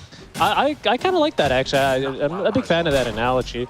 I mean, we'll see if they can get there. I do like the fact that they have a lot of heroes to play around to enable this. Again, Earth Spirit, we haven't really seen ever too much. I think there was like maybe one Earth Spirit kind of dominated patch, but he's never been like as prevalent as, say, like a Tiny has ever been, or like a Mag 4, or any of these like kind of one-off I mean, the heroes. past while, yes, I would say.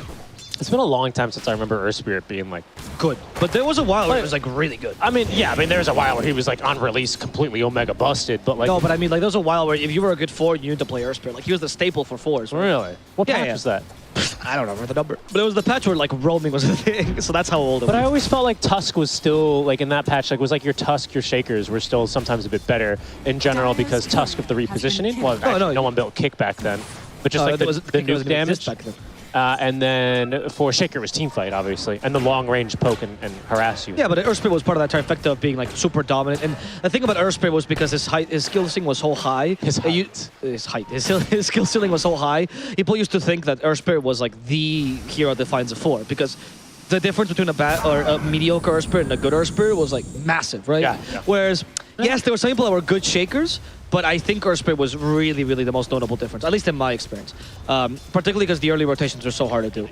I personally thought that the banner creeps, when they were introduced, would bring back roaming a little bit. In Earth Spirit, we could see again, right? Because you could like technically roam on the right timings and get banner creeps across from them and maximize your gold. Interesting. It was wrong. It did not bring it at all. And it's one of the main reasons why Earth Spirit has been kind of dead. Like he's just not, he's okay as a laner, but he's not better than the others. I think if anything, like I don't know, like banner creeps do make a big difference, obviously, in the lane. And you can tell they don't because, matter for roaming at all. Well, in fact, I think, in my opinion, they kind of kill off roamers because you're much rather incentivized to take someone like a Rubik who can fade bolt to secure CS, you know, than an Earth Spirit who can kind of secure creeps. Like low-key Boulder Smash is decent, but you're not really going to be able to use that to secure CS because then you have nothing else to fight with in the lane, which is what your toolkit is more focused around anyway.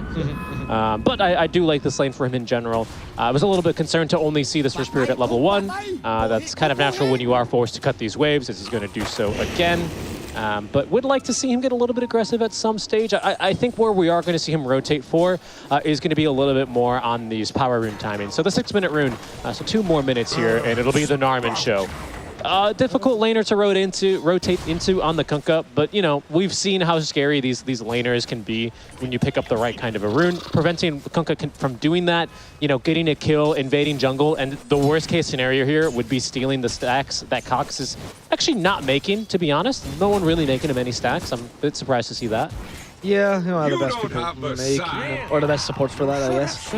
I will also say that you don't want to rotate into a Coddle either because, you know, Coddle's not supposed to play the lane. The moment you try to rotate into him, he's like, what are you doing? Couldn't I hear you, my man? Don't do that. I was supposed to just shove the lane and leave, and that's what he's doing right now. That's a good point. Kunkka's a hard target in any case, right? No, I agree, but I mean, it was Kunkka and Net Profit that used to be the anti-Earth Spirit, but I don't think Coddle's a good one either. Horse might die bottom. We have batteries. Oh, it's only level 1 battery salt. He's not going to die. I actually thought AU at level 3 by now, but not the case. Yeah, not a killer Earth Spirit game now that I kind of take a look at it. Yeah, you're amazing against the Kunkka. Sorry, you're amazing against the Rubik is what I meant to say. Against the yes, and the sniper. Against the Kunkka, you do provide a little bit of annoyance because you can always just geomagnetic grip or stun him in the middle of one of his combos. Yeah. And he is annoyed by that, you know. But other than that, you're mostly just a hindrance to that core in particular. Enigma's a little bit of a hit or miss as well. Given that most Enigmas, you tend not to see them go too much into like the Blink BKB, Refresher, I Am Black Hole machine. Now you have a way of canceling Black Hole fairly easily with a simple geomagnetic grip. So that might be, you know, a little bit annoying for him for sure. We'll see how impactful that ends up being though. The Kunkka, though, now that the water park exists, I think, I mean, area denial has always been the bane of Earth Spirit's existence, right? Because you can't misshape properly. That's why Clockwork, you didn't mention us like being a counter, because he counters the Earth Spirit with the cogs. Yep. And I do feel like Kunkka with a water park build can also do that. You set up Torrent Storm, Earth Spirit needs the BKB to initiate. Yeah. I mean, it is usually the second item Earth Spirit's build these days, like just straight into BKB. Yeah. But as a 4, it's going to take a while to... I gotta be honest with you though, I'm generally, you talked about mushrooms, much akin to your mushroom analogy about Geek Slate being able to get cooking. Like I don't know, like if you're just gonna serve me a dish of mushrooms that have been soaked in olive oil and cooked for 3 hours, like I think I'd rather take whatever Blacklist is cooking up right now, to be honest. Yes, well that's because any time I would start cooking garlic in olive oil, you would come out of your room and say, oh, what are you cooking? Yeah, that's true. It smells good. I would say olive oil. They are going to try to kill the Earth Spirit, and they will succeed. Raven cooks him, and a little shrapnel olive oil. Shrapnel oleo? Shrapnel. That's good. Kind of works, nice. That was nice. Kind of works. Force is feeling good. He's got the voice lines out as he was saved by Norman. That's the other thing. I remember a good old meme video, Frey557. Wherever he is now, hope he's doing all right. But he made a dank Earth Spirit video about how Earth Spirit is like a firefighter. He's best built to save your mates, and he certainly still can do a good job at that. They are fighting, though, in the jungle. That's the boat combo used for not much effect. It does get that level 2 tombstone out, so at least that's on cooldown now. But no real stacks being contested or anything as a result with boat being used. Just probably a small win here for Geek Slate. Carl's been a little bit like this in the whole series, where he's not doing things wrong, but he's also not doing things right, and it's rare for Carl to do that. He usually is quite an active player. He's been a very neutral, you know, no acidity, no basic. I would say if I could take a stand on this, in this kind of a game where your cores are Sniper and Enigma, not doing right is you doing wrong. I agree. You need to be the active one. Yes, exactly. Right. But as you were saying, this is a problem. I mean, it looks like Hustler is going to give him the opportunity here to make things right, to make amends. Yeah, make amends and kill Hustler a second time. He can kick someone. He can. He actually got him into the high ground. Well done. Not bad. We'll see. I mean, he can't get himself down, so yeah, he's going to have to TP. But it's not that big a deal. I wonder what build he's going to go for as well. I feel like this game you really can't afford to go for anything remotely greedy on the Kunkka. No. So I wonder, okay, he's just going to go straight BKE first? Okay. I think that's right. I think BKB, if you can actually eventually in this build, whatever your next item is going to be, get up towards an AC, I think that's actually what I'm thinking too. That's pretty huge for your team here, right? I think AC should be second item actually. Yeah, I'm just wondering if there's not something better that you can go for. I actually, to be honest, wouldn't mind a second item shard and then AC. Sure. I mean, we always like the shard, but they never build it. Yeah. So I'm not even going to try. I actually wouldn't have minded an armlet either this game for the Kunkka as a transitional item. Yeah, the bonus armor is really good as well, right? Yes. So obviously you kills cleave on the Beastmaster's damage. units. Really annoys the Coddle because he doesn't have any DOTs, so you actually just armlet away the Illuminate. Yeah, that's true. You do have DOTs in the Boar Poison and Magnetize? No, not anymore. It's Oh, just sorry. Just the Magnetize then, and Zombies, so... Yeah, I mean, I wouldn't mind in general, though, even if you're not going to be able to get some Pog armlet toggles off top lane. The boat connects on a Schem. Schem does not have Gus, so he's going to have to TP in the middle of this. And they cancel with Malefice, so Schem is going to die to something.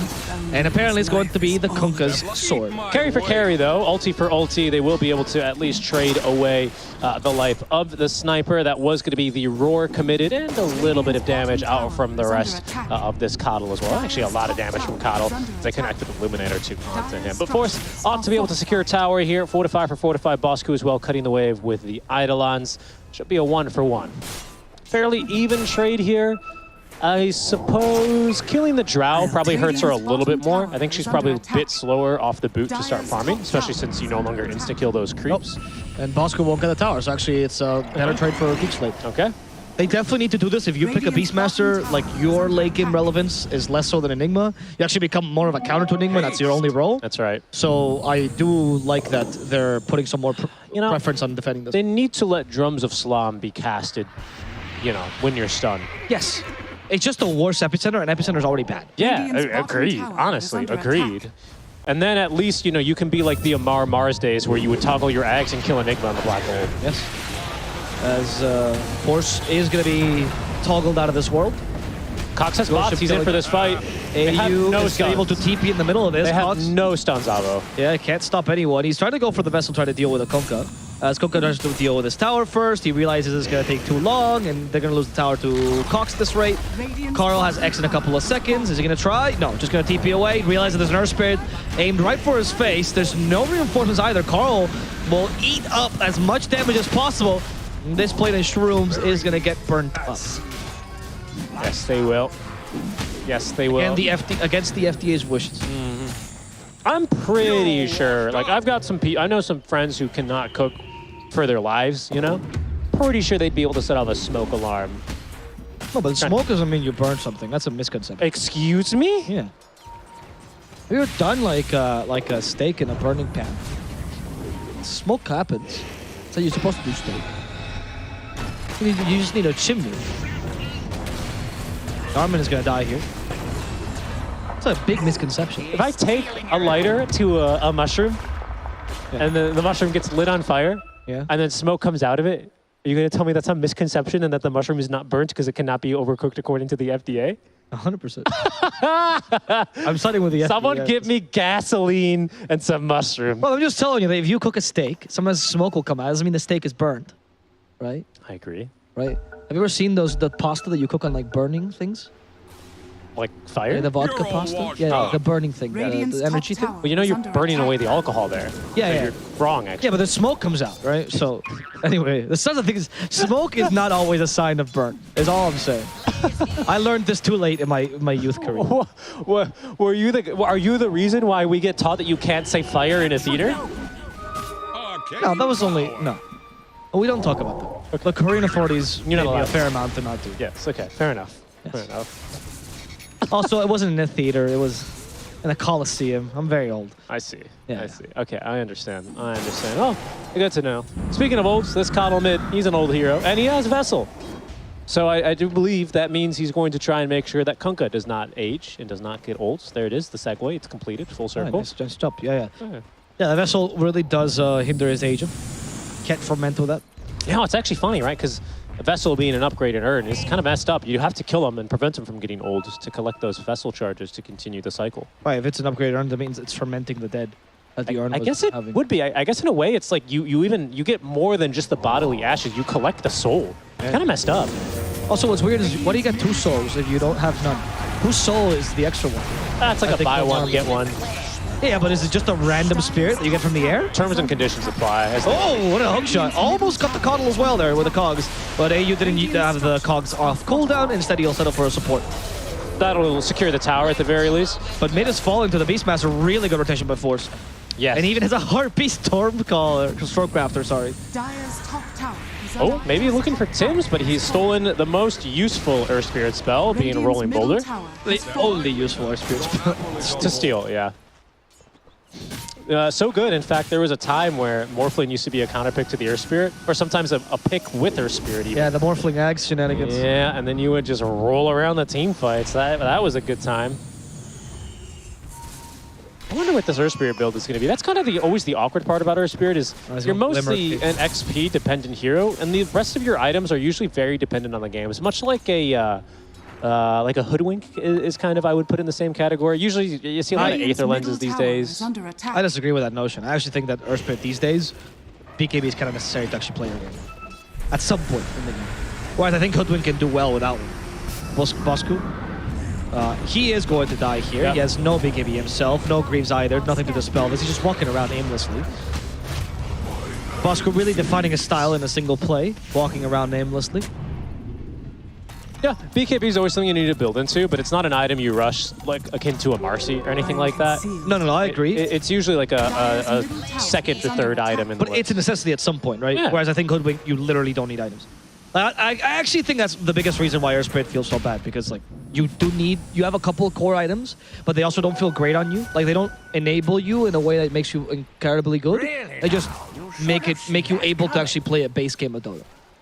And I think BKB is one of them. I slightly agree with that. I also think, like, if we were... I'll be honest, this is not my opinion. I'm actually paraphrasing Effie completely. I have no clue about this. I think if I would disagree, like, I agree in this kind of a meta, but if this was a better patch for, say, these cheap value items like Veil or even Solar Crest or, I even forgot Medallion, you know? This year would kick some ass. Oh, I agree. Yeah, like, those items were better, yeah, sure. But right now, because those items, like the only buildable items are like a Glimmer in cases where Force Staff is not that amazing. I'm surprised. I guess Force Staff is not that, I mean, it's good against, not good against Kunkka, good against Clockwork. I'm surprised he's not going for it this game. Doesn't Force Staff just crush Earth Spirit though, too? The fact that there's so many Force Staff in this current meta? He's not like a new nullifier. Yeah, I mean, that can certainly be got a the little yo-yo of bit death off, huh? And the rolling boulder. Well played. I mean, it means nothing. But gonna you know, roll away. He it was chase with this. Oh, he is gonna chase. He is, but Raven's here, and he's just gonna kill in exchange. In fact, they might get a second one, and this one is much more valuable. Cox, the old man, is stuck in the cogs. Cox and cogs. Now Cox in coffin. Be taken down. Raven with a double kill up there in exchange for the Rubik support. He'll be quite pleased with that. His game is progressing actually pretty nicely here on the sniper. Is he gone for any stats? He's gone for the single point in stats now at level 13. Well, actually, I don't know when he's gone for these stats, I should say. I don't like when snipers do this personally. Do you think he's only gone for the 3 points in shrapnel deliberately? Let's see, what is that? 15, another 15. No, I don't see why you would do that. Genuinely, I don't see. Move speed slow. I find the single point assassinate to be useful almost always. Agreed. And I also find, you don't need to max it, but the single point is useful.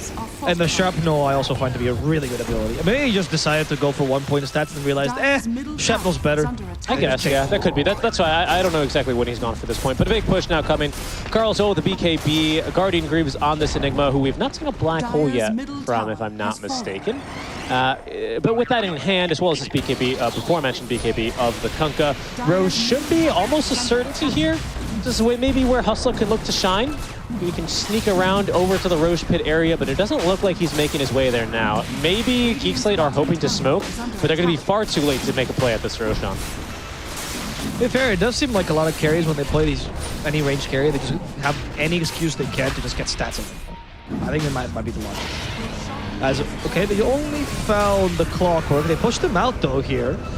Into the Illuminate, apparently. That kind of worked. The Clockwork's dead. The Force that actually saves Force won't save Zhao Noel, who does die here. At least they get rid of this Tombstone as well. They're going in. And this allows Blacklist Rivalry to fight around here. Norman was a little bit crazy, gets killed off. Scam now stuck in the X1 spot.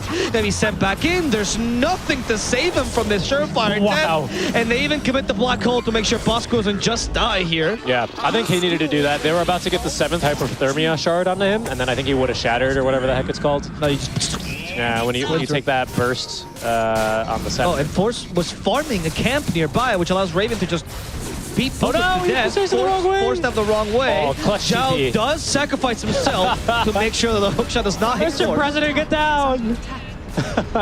That really sucks for Geek Slate. That was a fight that they felt like they should have been able to take. What is happening? And What are only- you talking? That doesn't really suck. Why would you go back in? Oh, Your tombstone gets destroyed. I don't know why they went back in, but that was the fight where you have Helm too, which is why they were smoking up and going for that play in the meantime. It's like, oh, that really sucks for Geek Slate when they used the gun and shot themselves in the face. I mean, God, it's Geek Slate really To be fair, They thought they would no bullet in that they gun. didn't know how quickly they were doing Roche. They knew about the BKB on Kunkka. No, I mean, the initial fight was okay, but they were coming back in. Yeah. I mean, it's just an Undying. I mean, And afterwards, they shot themselves in the foot. They were like, what if I try this on my face? And then, oh, it works. I think it's not an unrecoverable fight for them. They also do expect a buyback on the clock rate. This fight, it's stolen roar. Oh no. And Cox is farming in the middle lane, which of course isn't great. The telekinesis sets up for the ghost ship. Cox, just in case Cox wants to run away, and he's not going to be able to. The old man's dead. However, Narman continues this fight, activating the Magnetas as well. Tibbs, he hit by the own roar, has a force in 2 seconds, but not the mana to use it, and that will set up for the kill that they were looking for. He actually used the Illuminate, which prevented him from using the Force Staff. I don't know if he would have lived regardless. Oh, interesting. Yeah. Yeah, it's actually kind of a bit of a rarity, right? Force Staff. Hookshot, they're fighting. Finds Force and his Dragon too. That's a lot of gold for the sniper. No, Enigma takes it. You greedy bastard, boss. It's okay. It's okay. You can't say that. He's the CFO. Is he? No. Is that the meme about Bosku? I don't think so. I thought it was more like a mafia boss type. I thought that was the Bosku. Oh, like a Don. Yeah. Really? I didn't know that about him. I thought Kip said everyone just called him boss. Yeah, but here in Southeast Asia, that doesn't necessarily mean you're the boss. So I hear you want to make a new stack, huh, kid? You want to make a new stack of Filipino players? You coming to me on the day of my TI elimination, asking me for a favor. You know, you're the first person that came to me and brought me no sisig. You think that's a way to greet the boss? Cannot refuse a request on the day of my TI elimination. Skem, sent back into the ghost ship. That was a perfect time by Carl. I will explain this interaction in a second. It's my favorite thing about Kunkka players. If you know there's a silence, which she of course did, you time the X marks the spot, you wait a couple, like a half a second, 0.8, and then that ghost ship will hit automatically. That way, even if you get silenced or stunned, it will always hit. Yep. Carl is a smart man. There's an auditory cue on this. The bass, Kunkka is a bassist, and bassists, as we know, much like drummers, must have... Actually, the bassist for Blink-182, but it's part of the lore. Yes. Bassists must have, much like drummers, a very good sense of rhythm. Yeah. Otherwise, you completely throw off the band, and you're a bassist, so they don't pick you for your looks or your ability to sing. They put you in the back for that reason. Yes, that's true. Next to the drummer. And if you cannot keep a good time, you're going to be kicked out of the band. But this is all to show that X marks the spot, I believe, plays an audio cue once every a third of a second. Yeah. I would say for Kunkka, you know, it's all the small things, right? Very good. Very good. As they're going to now push out this bottom tier 2 because this is the most useless tier 2 in the game. But you say, might as well, we're already here. The sniper is just pew-pewing it to death. Actually, it's a base though. The rest of Blacklist are smoke. And going across the map. Oh, interesting. So they're fighting without their main damage source though. Hookshot actually catches Force. Bosku is coming in just for the Malefice. And Force will die to these two heroes. A little bit of help from Tim's in his multi-shot. Raven as well, he actually, pretty nice job. They were expecting the rest of Geek Slate to be positioned more or less in their jungle. They're kind of right here. You can see Narman and Jean-Noel doing support things together. Oh no, I think Zhao, he's gonna have to leave him behind here. Oh, wait, but Cox as well with the force step? Okay, he'll get him away. Nicely done. He's alive, but he has to still to do something useful as well. Well, I mean, that is a good point. Like, it's great that he's living, but it's more like, what is your life for now? He needs to find a purpose for his existence. Right. Yeah, maybe he can look to become a bassist or something like that. I don't think that's a good purpose. Okay, that's a purpose. That's a purpose. Nice yo-yo of death killing off AU. And now thanks to the Gust, they actually put the Enigma in that position. Well played.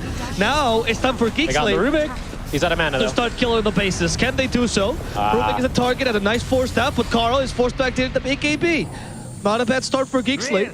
They already got one core. They got the other core to activate BKB. Yeah, they're happy with that. Yeah. Even with the AC, Kunkka still in a pickle there. Sniper is still a problem, but I suspect if the fights start going a little bit better here for Geek Slate, that is where I should say this Air Spirit does come into a little bit more into the fold. But excuse me, with the kind of game that Raven's been having, excuse me, it's been more or less Raven, you know, doing that. He just kind of kills you. He's so good. He's making you choke up. It chokes up, man. It chokes me up. It's like it's Raven. Every time I see him play this way, I just think about when OG was eliminated. Radiant's bottom All thanks to Raven. Great. Now you're gonna make me go home and watch TI's True Sight 7 and 8 or 8 and 9 real quick. Yeah, right. I'm sorry. This is 7, right? Sorry, OG fans. Or 6. It was 6. Don't take my OG fan card. I forgot the ones. I forgot the holy duo. A true OG fan doesn't only know their victories, but also their losses. And of especially the ones against C. The very famous shoulder checks as well. Shoulder bumps. I don't think it's... It was a shoulder check. Was it a check? What is it that? was to me and all OG fans around the world. Radiant's bottom tower is under attack. I felt it right here in my shoulder, Avo. That's true.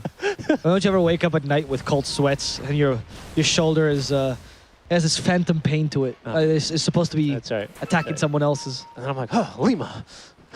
Oh, Jesus. That does happen to for very different reasons. Right. Oh my God. Because OG wasn't there, of course. In the middle of the night, I wake up saying, Ramon! Okay, this is two inside baseball. Sorry. That was the last one already. That's my last one. We're going for Water Park on Kunkka, by the way. No tidal wave because they hate this ability, but he is going to be going for Torrent Storm. This will heavily nullify the Air Spirit. But he did end up going for that AC, right? Yeah, I love this build. I think it's fine. I just wish Shard into Torrent Storm.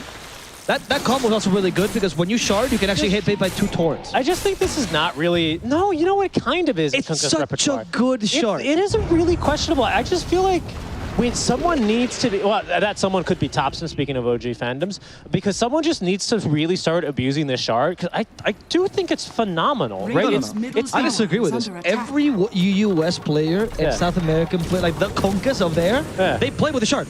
It's just C that refuses. This is the only region that heavily refuses to buy shard. I'm not saying it's like a priority number 1, but do they buy it within like their first 5, 6? Yes. Where C is like, oh, it's 60 minutes in? Whereas C is like, oh, I can either give, who's got a crappy support shard?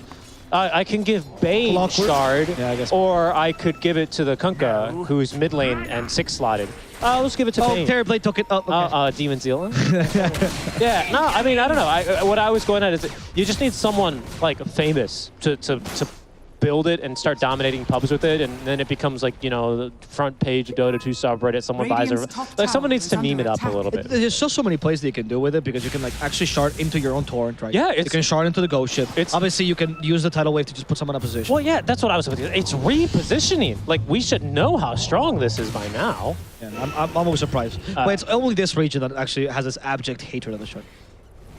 Everyone else. I mean, one of the logic that I have seen is the mana. Cook already has mana issues, so you don't want more abilities. That's a good But point. it is 75 mana, so that is not enough of a justification. I mean, it does kind of... I mean, that's 10% of your mana pool right now. And that makes a difference as well as you have a refresher. Like, they got the Earth Spirit now. Armin activates the Glimmer Cape, but it doesn't really matter because Kunkka has physical damage. And a Gem of True Sight. Yes. Those two things combined make Glimmer Cape useless. Yes, they do. Yeah, no, I mean, I don't know. I could... Whoa, wait a second. Dude, you see what AU's got queued up? Is that Nullifier? Yeah, on a clock? I mean, yeah. I mean, it's to deal with a Hurricane Pike, I suppose. Look, I mean, it makes sense, right, obviously. Don't you also get this bonus attack speed now inside your cogs? That's what he's going to do. He's going to turn into a carry inside the cogs. No, only if you got... Ags as well. Well, Ags should be on this build list as well, I reckon. I think it's just straight Nullifier. No more items after that. Not allowed. Not allowed. Yeah, that's the only one. I mean, I think Nullifier is an undervalued item in general. I think it's one of the few things that actually makes melee carries more useful than people give it credit to. Yeah, that's a good point. And perhaps the Sacred Relic cost on it does actually, or the price decrease. That's a good point, actually. Makes a big difference. Maybe that's the little nudge that Ice Frog's trying to say, hey guys. When I saw that, I remember all the posts going, I can now build Radiance on everyone, and I was like, Nullifier, anyone? And then you casted that one game with Bach, and you went, nice. No, then I thought, never again. I can't play Brewmaster seriously anymore.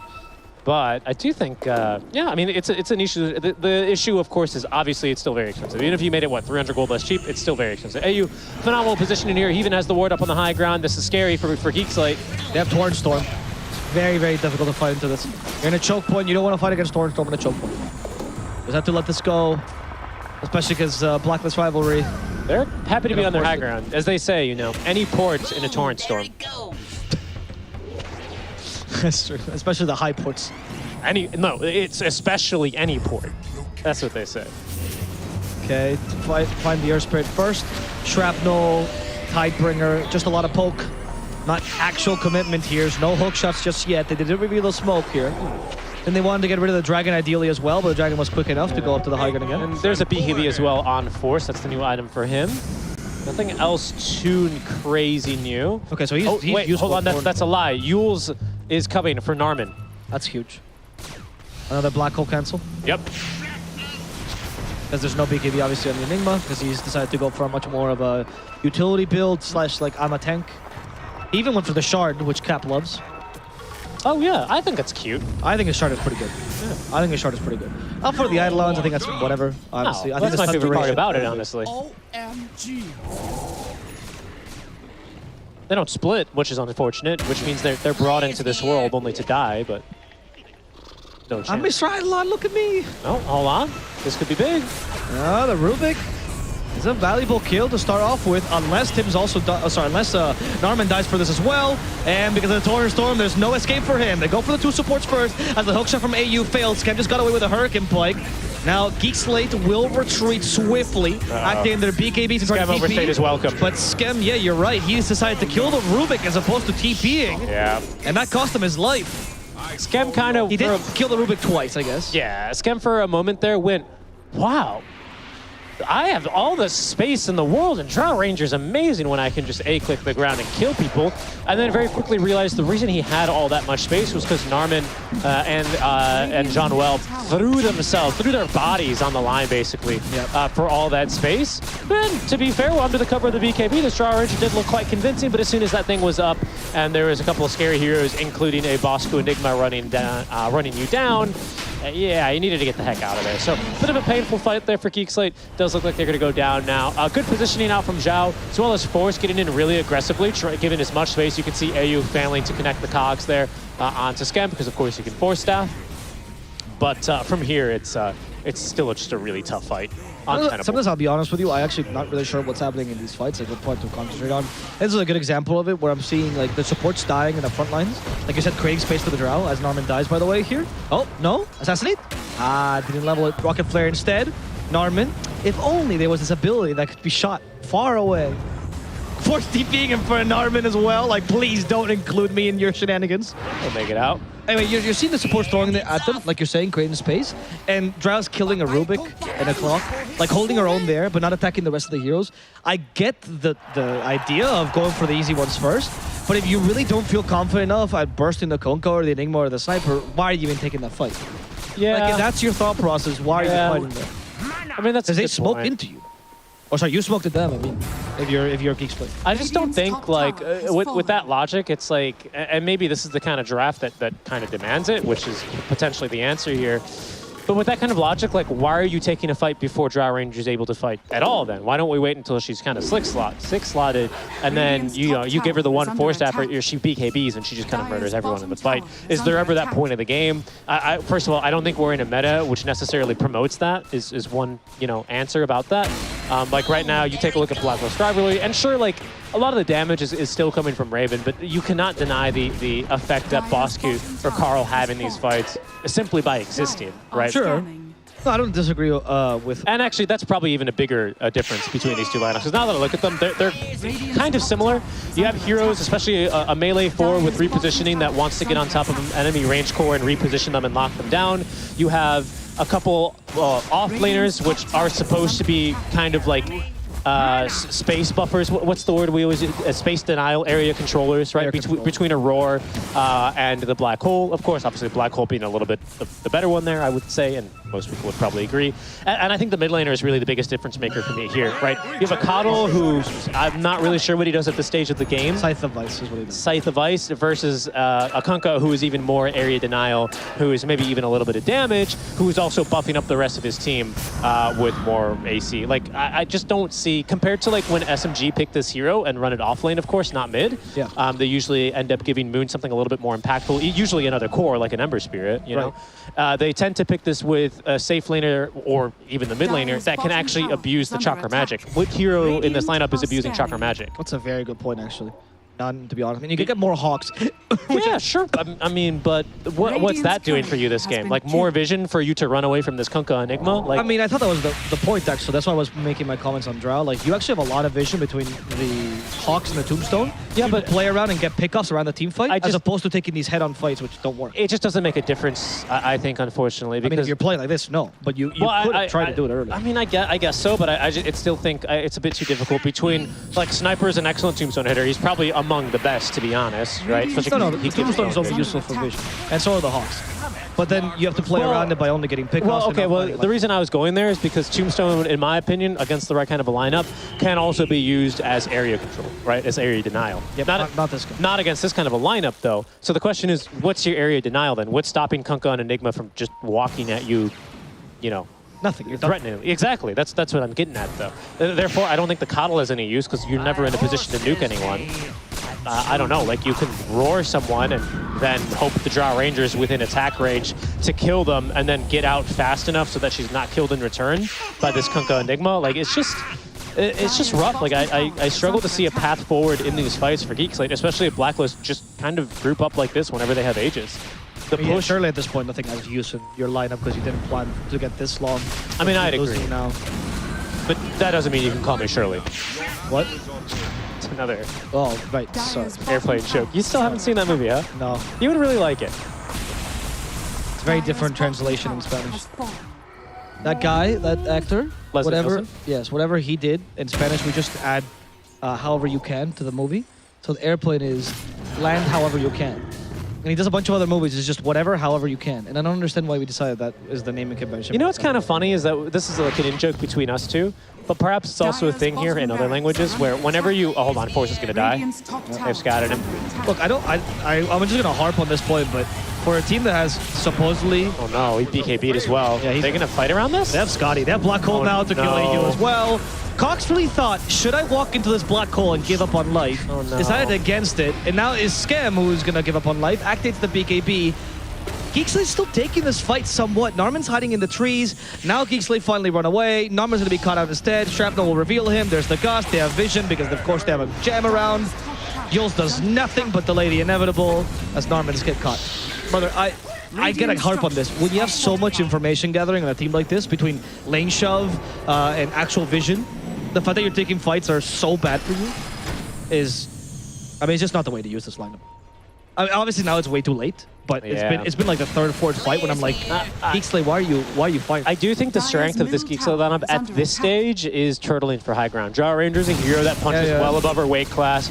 You know, they have in terms of when she's behind on items, right, because of her passive, especially against this kind of a lineup. You do have AC, you do have Guardian, like Blacklist, you know, they're not, this is not their first game playing against a Drow, so they're itemizing very well against her, and they've drafted well against her as well. But that doesn't mean you should not play to the strength of your lineup in any case. Like, I think this is a lineup where you hold for high ground, you hope that this sniper makes a mistake, or someone, you know, hook shots in, you force them back, and then I think that's where your lineup really excels. You have extended cast range on your Coddle Scythe of Ice to catch someone off guard. You have a Hustler who can kick enemies back. Like, I think that's where you excel. You know, you try and bait enemies into your high ground using Tombstone to punish them eventually for overextending. It is really hard because Sniper is just shooting them from low ground. But again, I don't know. I don't know what they're supposed to do. This is a good move. I like this. Yeah, this could be a good move. They killed Enigma first, but DK's beat, and he's now fine, apparently, as he also grieved. They also killed Narman, who got into the middle of the Torn Storm. That's not going to work. They tried to disengage from this high ground, where the Tombstone's been set up.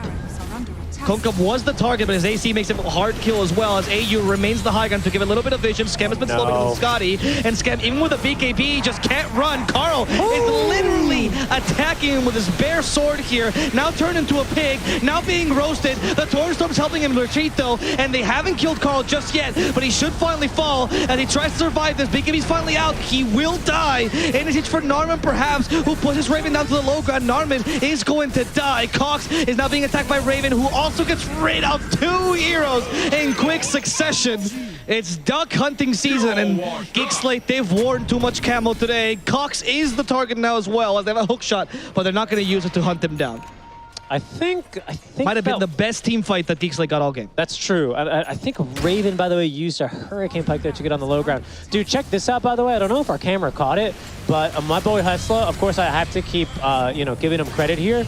He lands a kill, a double kill. There it is. We didn't catch it, but he lands a double kill with 1 Remnant kick. He connected onto 2 heroes that were trying to juke him. That was pretty freaking He actually sick. did it all because he used did a sniper a lot as well. in this fight. I think Sniper, he used Hurricane Pike to get to the low ground, if I'm not mistaken. Yeah. Yes. Oh, it's Hurricane Pike. I see. Interesting. So he actually got in front of him. Interesting. But yeah, he actually used the sniper earlier, which saves the Trout in addition to the Primal Roar. Like, there's a lot of good plays by Hustler. But I was just concentrating on the fact that Sniper is superior, and the Kunkka actually, they were going on 1 hero at a time, and the Kunkka tanked 5 heroes at once. I mean, no problem. It's this Eye of Scotty, right, that's kind of destroying this Drow in the 1v1. Not to mention, of course, the Gem of True Sight. Was that recovered? It was recovered, though, by Geek Slate, which does make this a little bit easier. Now, all of a sudden, this Glimmer Cape is not completely useless, and the Silver Edge does give you the opportunity to initiate and disengage a little bit more realistically. So that's actually pretty major here. Boss Q as well, not being able to get off a decent enough black hole in that fight, also quite punishing. I mean, Geek Slate, with a proper position fight, those are usually fights where you see a game end because the team that's trying to take the fight kind of just end up running into a meat grinder. But some good positioning and big plays by Hustler, who does still have to buy back in that kind of a fight, make a pretty big deal. And actually, this is an interesting thought process. I forgot, we used to see a ton of this. The last time we saw Earth Spirit being somewhat relevant, and they've actually buffed his Ag Scepter even slightly. He's going for Ags instead of BKB, which is also, to some Earth Spirits, has been the more popular in fact, it's the less popular choice, but it's the alternative to going for BKB. The Schofield always does. Yeah, it costs around the same. In fact, it's a little bit more expensive by 200 gold. It does give you more stats, and of course gives you an opportunity to save some of your allies and kick enemies even further away or towards your team. But you can self-cast it and then also kick yourself, which is why he's building it. It does act as a save. Yeah, that's trub. That's what Schofield mostly does. He likes doing. I started seeing it a little bit more when I was watching higher level Earth Spirits in pubs as well. It's less common, less purchased than BKBs, and I think like other common Earth Spirits like Crit never builds this item, I believe. Yeah. Unless I'm mistaken there, I would always see him generally prefer the BKB build, and generally, like you were saying, like second item, no like Glimmer Yules. It was always like 4-staff BKB in those kinds of games, but yeah. There was also a very fun build that I used to see on Airspirit mid, where you used to rush his ability. Yep. And because on Remnants has only a 5-second cooldown, it explodes and deals 450 damage. Yep. So you actually would be like a burst. So you go for like Veil, Discord, Vessel, Ags, and then you just essentially are Coddle, but with Airspirit. Of course, you run out of Remnants, but with a Shard, it fixes a little bit. And that was a fun Thompson thing we used to do. I do want to briefly bring something up about why this Earth Spirit also felt a little bit less impactful early. Yep. Whenever you pick Earth Spirit specifically, like he needs a little bit more, like he needs someone to play with, or it needs to be a game where you can enable him to easily build a Urn of Shadows. He's just like such a good Urn carrier. All the stats are phenomenal on him. Like it could, like a little bit of armor, a little bit of mana regen, like a little bit of stats. Like that's exactly what he needs in the early game. And when you can't build it because someone else on your team like needs to build it before him, in this case like the Coddle, it does kind of make your first item feel way less impactful. Not only is it generally more expensive than Urn, it has a less valuable build up for him, and it takes you much longer to get there. So. That also didn't really help Narman. That's a small thing to harp on, but while we're talking about Earth Spirits and reasons why, there are much better Urn carriers in meta right now. They're on. As the Beastmaster's a target, hard kill because of his the 4-step on Earth Spirit. Narman's actually doing a lot of work now. Hook shot though, to find the Undying, at least get rid of the Tombstone, and it is gonna work. Tombstone has been set up, they even get rid of the ward, and AU gets pushed back to the Lightning Light and the 4-step. Kind of surprised, by the way. Sniper being level 27 did go for the 25 talent. Can you guess what he's taken? Well, you just looked. No, I thought he was going to go for shrapnel, honestly. Yeah, he went for attack rate. Okay. Buyback up from Geek Slate. This is a big fight for them. They need to be able to find a win here. This is the build that any one of his stats goes for. You know, I don't know why I thought and I know that, but shrapnel's just been so valuable to them this game. I'm like, for pushing high ground especially. I'm surprised they didn't consider it. Then again, you've been doing just fine with your current amount of shrapnel charges and this additional attack range, even though it's not too significant in the grand scheme of things compared to how much attack range you already had on the sniper. It does leave you 100 more units safer. So, you know. Little smoke coming out from the Geek Slate guys. Could be big. This could be big if they can hold the high ground for them. If they can, it's so hard because they need to catch a kill onto a core, and then when they buy back, they need to not lose more heroes. So it needs to be like a free pickoff onto a core, and then they can still take a fight. But with this position from Blacklist, they're not letting that happen for free. Okay, let's see where they initiate from. They're actually just trying to find the right position. First, they found an arcane rune, not bad. Who are they going to give it to, though? Coddle, perhaps? Earth Spirit? Honestly, Earth Spirit might I think they're going to try and bait the rune. Yep. They did, and because they turned him into a remnant, I think... No. He was X'd. He was X'd back. Oh, yeah. So it was so confusing. I saw a remnant. I realized you can't do that on enemies. No. Sorry about that. Oh, you can. But not from that range. Okay. You need to be right next to them, right? Yeah. They did buff the attack range again, but it has a better cast range on allies. Yes, right? That's what my understanding is. It's melee range for enemies. Okay. Sorry about that, guys. Just saw the enemy disappear. No, it's come on now. This is this Earth Spirit is not a hero we see too much. Yeah, you saw him disappear with he sleight of handed you. He sleight of rocked you there, actually. Yeah, it's true. You know, every time, you know, I'm like dogs, right? Like I see. You're like dogs. Hey, you know how dogs? You're sure you want to say that? Yeah, I'm a dog. You see how you see the ball disappear and dogs go crazy? I'm like that too. When magicians use it to the card tricks on me, I always thought.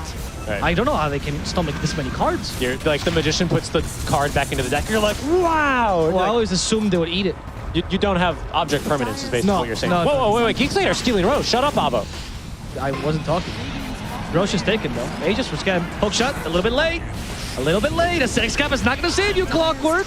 Okay. Guys, Blacklist Rivalry can still throw. And apparently, they're doing that. And Geek Slate, they've gotten themselves out of the pit, which is the most dangerous part of this for now. They got distracted like we did with that tangent, and they went for a high ground tier 3 as opposed to, you know, defending the most valuable objective on the map right now. Yeah, that was kind of... Was that Refresher, by the way? Did you see, or was it... Ooh, good question. I didn't see. That was Axe, because Earth Spirit has his. Yeah, he's building BKB now. Nice. Oh, no. Beautiful. Yeah, and so if you hover over Enchant Remnant, that's the cast range on enemies on the Earth Spirits, but it's much bigger. It's basically his melee range, but has cast range on allies 500. Okay.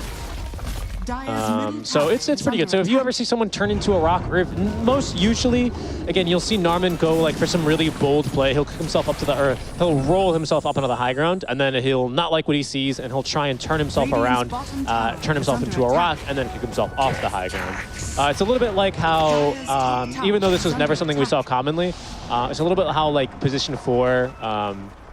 Void Spirit was kind of theory crafted, where like you astral step in, you throw a remnant down, you dissimulate, and then you leave, like to try and give your team a lot of vision. That's very similar to how this is played. The idea is to give vision. You're like a kind of a crappy Clockwork in that way, but you can also completely cause enemies to overcommit on you, which is, you know, the trade-off you get.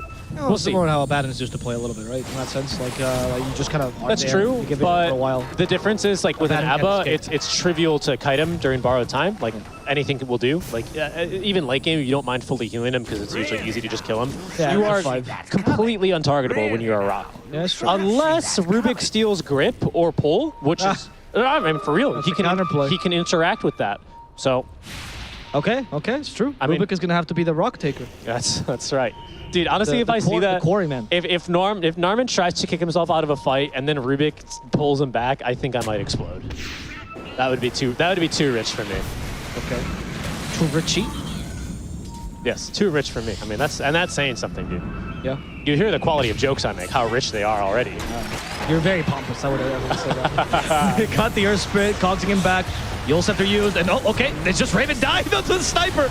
Someone help out Raven. He's actually out of range because Sniper pushed him away. Torrestorm has also been committed, and Geek Slate They're chasing They out don't the like the Blacklist fight. Rivalry. They Okay. know there's no Torrenstorm anymore. However, the Drought is low on HP. I would be careful as well. Carl Skem is just watching this gunslinger. Don't walk up to high ground, Skem. Carl has refresher as well. He's going for the courier now. The courier's distracting all of them. He has a gem. Radiant's They killed it. has been killed. They killed it. The gem's on the ground. The cat's dead. I repeat, the cat is dead. Very good. And Geek Slate will now be able to take over the high ground using the enemy gem, and perhaps also take a tier 1 here. Tier 2, sorry. This is a pretty big turning point. They've nearly equalized here on the net worth lead. Raven? Skem, what is he doing? He's like an offlaner right now. Oh no, Cox is not an offlaner. Oh no, Cox has been caught. Cox is frozen solid because of the Scotty. Someone help him. The black hole is cancelled by the promo roar, but they got what they came for. It's a Crimson Guard. Bosku is dead in exchange for Cox. A Crimson Guard's been used to try to prevent some of the Beastmaster and Drow Ranger damage. Hell? Hey, you built a Crimson Guard this game. I was not expecting that, actually. I did not see that coming. Screw the nullifier. Buyback there from Cox is kind of a big deal. Now he's back in this fight, has bots too, as Skem is going to get blasted in the face there. That was rude. 50 seconds for this Enigma. They don't want to use this buyback for sure. We have Torrenstorm again. We have 2 Torrenstorms, in fact. Yes, they still have that refresher, so he's managed to hold out on that refresher. Did use the BKB on the first life, though, so he is vulnerable to the Hex of Cox. The Cox Hex. The Cox Hex, as the they Cox say. Hex, right? Yeah. Mm-hmm. That could be a dangerous one. Yeah, no matter what, this man is just different body parts around the same area, huh? That's right. That's right. I'm shocked to see that Crimson Guard, by the way. That's It's very good against Beastmaster. I mean, it is. No, I don't mean the units. I mean like Inner Beast gives attack speed, right? So any like that buff is nullified heavily. Attack speed buffs in general are nullified heavily by Crimson Guard. Yeah, no, I mean, I understand the idea. It's just not an item that you see picked up at all. Usually, if anything, you see people go for these attack speed slows, hence like the Scotties, the Scythe of, or sorry, not the Scythe of, the Shivas, right? Or armor in general. Or armor, armor, which, you know, AC is a pretty good item for, I mean... Yeah, I mean, what else do you build? What other area armor do you build, right? I mean, you don't. I actually quite liked the idea of going for a nullifier, I'm not going to lie. I actually think this item is overtuned, Crimson Guard. I think it should be bought more often. I'm a little bit sad people don't buy it more often. Oh, especially now that agree. supports do it. Like, you look at the stats of this item, it's kind of bonkers. Oh, it's a really good item, especially if you can build it early. I think the idea is if you build this item on an offlaner instead of, say, BKB or Pipe of Insight. Yeah, it just slows you down. My point being, if you buy it early, it is insanely good. Oh, right. Sure. Because it doesn't scale is the problem, right? It's just flat damage. Yeah, now that offlaner, now you play Tricore, Crimson Guard just kills one of your cores. That's a good point, right?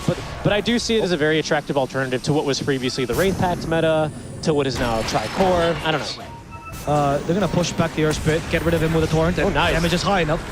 Good CC. They needed to chainsaw him there, otherwise he would have turned himself into a stone, clicked his heels 3 times, and kicked himself away, just like they did in The Wizard of Oz, I believe. Take that. Look, Carl. She kicked herself all the way down that yellow brick road. Oh, Carl bought Shard. I was about to mention this. He literally bought Boots of Travel 2 and was going to eat his axe before he bought Shard. He finally bought very Shard. Common. I know. This is a Sea Conka thing, right? But now Sea Conka finally bought the Shard. I don't believe I've ever seen a land Kunkka. Yeah, you will have to watch Whisper play it.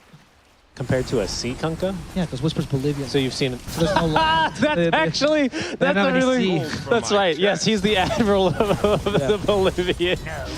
What's the Bolivia of sea? Is there any country that's completely landlocked in sea? I don't think so. I mean, they all have some sort of sea, right? That's a really good trivia question. There must be one. Hold on. We're looking at a map. I was thinking maybe Cambodia. Actually, I'm not sure. Radiant's top tower is under Bhutan, attack. Laos. Oh, Laos. That's what Nepal. Laos. Yeah. Thinking. How is? Oh yes, Nepal is landlocked. Mongolia for hustle. Is Mongolia considered sea? Well, he's playing in the Southeast Asian DPC, so. Okay. Yep. That's fair. That's why he plays Earth Spirit. That makes sense. He traverses the plains of Mongolia with that. No, he doesn't. He's not Tiny Airlines. He can't fly. No, but he literally just rolls through them. Like, because Mongolia is very flat. So Mongolia is actually where they figured out the law of motion from Newton. And if an object stays in motion, it stays perpetually in motion because there's no drag all across Mongolia. Right. That's why horses go so well in Mongolia. Yeah. Hustle's buff is he starts with that level 10 talent locked in. You know? Yeah. He actually got to see, not by plane, he just walked there.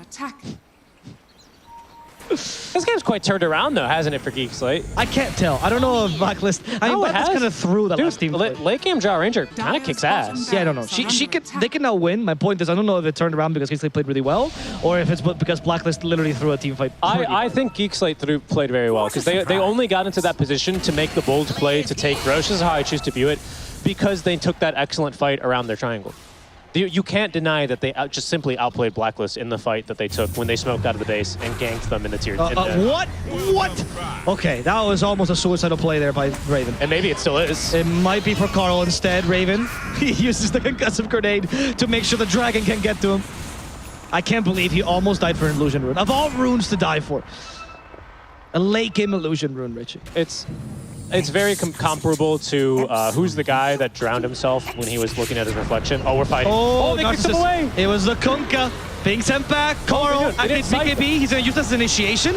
I don't know if that's going to work. The Yolthor stops the X marks the spot. Now the tidal wave bringing back the Undying. They're hoping to replay this. Undying already dropped his tombstone, however, so he's not that useful anyway. They found the Drow Ranger from behind, but there's nobody nearby. So it's just AU trying to keep space. They're hitting her finally, catching her with a black hole. Come in, Raven. Someone needs to start attacking her. And that's going to be Raven's role, killing off Scam. And now because of the tidal wave and the Torrent Storm, the Earth Spit is denied. Water Park Kunkka is online. Tidal wave has only been used in a single fight. It's already had more use than half of Carl's life. I am shocked that... It's such a good ability. No, Please buy the shard more often. I'm shocked Hustler thought the right play there was kicking Carl into the team. I don't really think he was the wrong person to do so. Yeah, I think anyone else is acceptable there. Like, literally anyone else. Obviously, the ideal target is Sniper always, but Kunkka wants to be in the middle of your enemy team with this kind of a build. Like, I love that the initial play is we're seeing them initiate with Kunkka. And he gets BKB. I mean, and this is, I hate to say it, but this is thanks to Hustler, man. Like, I don't think Cox gets himself... He's got no mobility on this guy. I mean, their position wasn't great, though, because once he, turned away from the stone, right, he BKB'd, and there was no immediate primal roar. There was no, Drow Ranger in place to kill him. And they just went, okay, he's here now. I don't know what the game plan was. I mean, if there was a Scythe of Ice immediately, I'm talking immediately as soon as he comes out of that stone form. Roar pieces BKB. Yeah. Nothing happened. He just came out of stone, boom, BKB. It's a rough fight. It's a rough fight for... there's the illusion room coming into play. He got it after all, Richie. The true story of Narcissus Raven. Gotta hit this level 25 talent as well, man. Yeah. Shrapnel charge is coming soon to a sniper near you. Drow Ranger, though, reviving naturally. Buyback used in that fight was only from... I thought I swore Narman bought back, but apparently not. It was Zhao who bought back, pardon me. Cox doesn't have it for another 50 seconds. Has an Aeon disc ready to be assembled. It's locked in his inventory. Now, if he's muted by anything, it means he won't be able to use his items. Things that mute are Scythe of Vice, nothing else. No Doom. Or Doom, right? Or no, there's no Doom in this game. No Doom in this game, and no Scythes I see being picked up. So if he's stunned, say, by a hook shot or even a black hole, he can go ahead and disassemble, or assemble, pardon me, and get the Dispel and the damage resist. Okay, I mean, Raven doesn't seem to have any issues pushing up this high ground. Scam doesn't seem to have any issues, by the way, standing where he is right now, which is bold, if you ask me. Hook shot into Cogs, into Rubik telekinesis. Yeah. He has a talent as well, of the land distance now. Okay, an interesting point as well. AU, there are two heroes in the game, actually, that have leash talents, and AU's the other one, actually. He's taken it now at level 20. You don't always see it. I generally like the Rocket Flare True Sight, but he's decided to go for the Cogs instead. So that's going to be an Earth Spirit. Justified. Yeah, I think it's always a decent spell. Oh, okay, this is the right target. Raven does have Aegis though. So, first life, cook the pig. But the pig has 7 lives, and the pig also has teammates. In fact, the pig is being saved by Peter right now. And now, because of the black hole, they're going against the Hunter, and Raven is just gonna bring down Schem. Goodbye to the Sport Drow, Geek Slate. Now in shambles because they need to buy back on their carry, and carries hate losing gold the most. Will they do so though? Will they commit? They have to. They have Otherwise, this game is over. They have another Enchant Remnant in 20 seconds. The range that Earth Spirit can kick you into a Fountain from is unrivaled by any hero in the game, except for maybe that one patch where they gave Magnus that ridiculous Axe. Yeah, but can they... I mean, okay, first of all, buyback now. Like, there's no point. There's no way to retreat. Oh no, they killed Cox's courier. It's bad. I think it died to creeps. Where is Schem? He bought out for that. Did Schem watch Natsumi? Is Zhao? telling him to play like Natsumi. Dude, that was a full Wind Waker, I think. Okay, there's Skem. Skem's back. Sorry, Richie, but Skem is finally back, but Sniper could have died in this time. He didn't. Yeah, Skem's position in the last fight, again, as I pointed out on the high ground, was... I mean, you have to be ready to initiate on this Dry Ranger, but I thought that's what the Swift Link was for. I was really surprised he was that close to just being caught basically immediately. But 40K now, still with Aegis here. One ranged rack stands between Blacklist and Megas, and melee racks, and almost certainly a Game 3 where they do get to find themselves a win. Okay, there's a smoke up Drow who's gonna... Oh, that's Ninja Gear, okay. Yep. I don't know what the plan is, but he's already Silver Edge. It's gonna be useless here.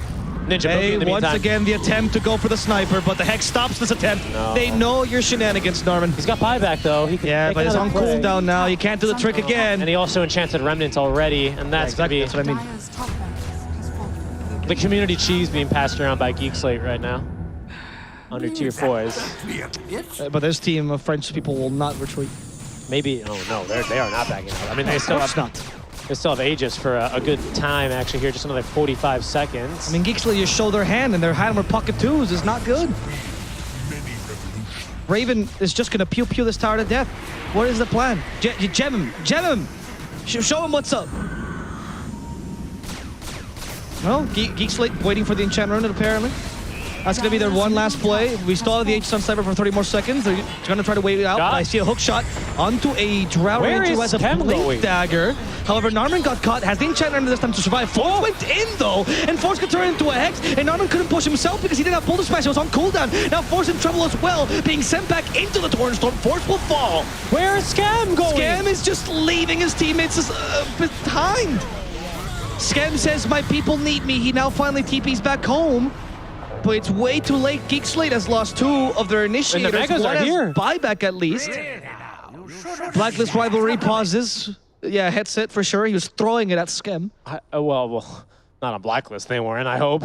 Across the ocean. That'd be a far throw, yeah. Tim's is very buff. I don't believe it. That was... I don't know. The words are leaving my mouth, Avo, but... I'm not sure how I can explain what Skem was. I think he was trying to go push a wave. You can't just blame Skem, though. No, I mean, but... It's the lack of coordination that you go one place another. And it's just I guess, yeah, as a whole, it's Geek Slate. But that's what's the most baffling for me. Is like, clearly, either he didn't want to fight or he wanted to go bottom, and now... What's the plan here, Geek Slate? No, the plan is losing. The plan is you call the GG now. I mean, you don't have the Earth Spirit. That was your one saving play. You already used the Primal Roar as well on Force. The creeps are piling onto your base. They even stole your tombstone for good measure. Oh, hook shot. Finds Cox. Cox is Aeon Disc at least. Not so safe harbor, eh? He's fine for now, as Kem still trying to attack him from behind. They're hunting him, but the Ancient, it's going down. It doesn't matter. The Ancient can't move like Skem. Then he can't leave his teammates behind. Okay, he might go for it now. He needs to. That's a really long-range hex onto the Sniper, but he still preserves the BKB, activates it, and he's going to go for AU. The Ghost Ship is covering him too. They killed Cox. He doesn't have buyback. Just kill the throne. Oh, they're going for Skem first. Of course, Aeon Disc does save him for now, but Black Hole right after the Aeon Disc. Yeah. And they just need to pew him as the GG gets called. Yeah. Yeah, I mean, that's a tough scenario there for Geek Slate to hold there in any case. But a bit difficult for him to try and jump the target, only for them to have Aeon Disc. That certainly is not going to feel good for them to end the game in that way. Baffled. I'm baffled. A difficult game there for Geek Slate. I really thought they were bringing that one back as well, to be honest. They were even in a position where they were pushing up to high ground, even looking for a fight for them to take. We were going to that classic hour-long game, which is where these C teams tend to thrive and tend to make all their long comebacks in, but it just wasn't in the books here for Geek Slate, unfortunately. I don't think for Blacklist Rivalry they tend to thrive. I don't think for Geek Slate they tend to thrive compared to Blacklist Rivalry. We does love the 60-minute games. I mean, they force them every single time regardless. But I would say that last few fights, it does not bode well for Game 3. You're not going to have Game 3 anyway. It doesn't really matter. But the point is, the last few fights were a little bit uncoordinated. I don't know who the shot caller was, but clearly there were multiple of them. So maybe, forget what happened at the end of the game, realize you almost had a comeback, it's pretty great, and come into Game 3 with revitalized forces and a new strategy that aims around the early mid game, which is what worked for them game number 1. But That's just our analysis. We're just casters. We're not actually the smart ones. The smart ones are on a table somewhere away in the other end of KL, and we're going to go to them right now as we go to the Short King Tsunami to bring us back in. And Queens. There's a little bit of both here. I just had this great analysis idea. I'm thinking maybe Blacklist are making this comeback, but what if the comeback actually causes them more mental damage? I feel like there were like multiple shot callers in that last fight. I don't know, it's just something that came to mind. But as we look forward to our game number 3, Geek Slate not able to close out the series, Blacklist bring it back. And perhaps Geek Slate overcomplicate their draft. They very last pick Earth Spirit, and it was fun to watch, I will admit. It was very entertaining because we don't get to see it very often, but I feel like as a final pick, it did not really serve whatever purpose they were going for. Yeah, definitely, because like it's not really a lineup that suits Earth Spirit the best. Like as Earth Spirit, you would want people to be able to go in with you or like do damage. Like as long as you go in and then they do damage, it's good, right? But then like his whole lineup just wants to group around and then push. It's not what you want on an Earth Spirit. But I feel like maybe they, like you said, they overcomplicated it. I feel like they had the window because they took the mid tower, which was not expected because I don't think like Blacklist should have given them the chance at all to get that mid tower. But after they got the mid tower though, they didn't really, like try and further their advantage. The Drow TP bottom, and then that resulted them like not being able to take the map. Like they just take the mid tower and then go back to farm, which is very weird because at that point the Enigma doesn't really have anything yet, and then the Kunkka doesn't have BKB yet. I feel like that is the point where they need to take the triangle and not let the sniper farm. And like if they try to kind of take back the triangle, they are the ones like in the high ground. You said it was unexpected, so maybe it was even unexpected for Geek Slate. They're like, we took mid. Now what do we do? Yeah, exactly. So it's like they kind of don't know what to do, and then like Scam saw like the big wave coming up in the bottom lane, so he thought, okay, just go and TP and fix the wave, and then we'll think of what to do next. But I feel like that wave is not important because you could have very well farmed the triangle as well. I thought they were gonna X the Drow. I thought, oh wait, never mind, wrong team. Sorry. Yeah, so I feel like they could have just smoked and then maybe like linger around mid and then let Colors settle the bottom wave so that, like it doesn't give Blacklist too much info on where they are. But I really feel like that was the window for them to control the map. But then as soon as the Drow TP, Blacklist realized, oh, this Drow has no TP, and then they can just farm. Which is weird because it is Geek Slate who took the mid tower first. And then that kind of became like the very first source of chain reaction to how Blacklist Rivalry like got the BKB on the Kunkka and then got the mid tower and then got the 8 Gis, which is at that point it's kind of over already. Yeah, I mean we saw some shining moments for Geek Slate. They managed to reel it back in and they were camping onto that triangle. Eventually, just a little bit late, they were spooked away by the presence of Carl TPing in, and they couldn't really take anything from that top high ground. But it was a follow-through fight. It felt like in mid or the mid jungle area where it really felt awkward. Like that's when Norman just used his Ags to drag Carl in and literally kill his team.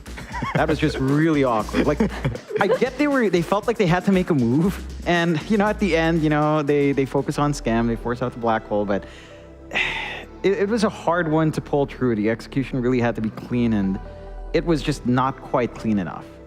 No, especially against this Raven. 24 kills, 1 death, 13 assists. I guess I initially asked you, Aurora, if the pew pew pew was Tinker inspired. What about Sniper? Is it Sniper inspired? Because he was pew pew pewing. I mean, I used to not be able to play Sniper because I just want to run in and unga bunga. Oh, no. But then now I can because I've got tired of running in, and then I just went, I want to be the backline for once. You've become disciplined now. Yes, exactly. Then which one is the actual inspiration for pew pew pew? Or do you just like... I feel like now like Tinker is just out of the picture for me because I really hate his rework. Like, I just feel he's such an unfair hero. Okay. But you've been inspired after the Sniper performance, though, maybe? I know you're a Scam fangirl, but maybe Raven might be making a comeback? Yeah, maybe, but like he kind of had a free game, though. He did have a free game.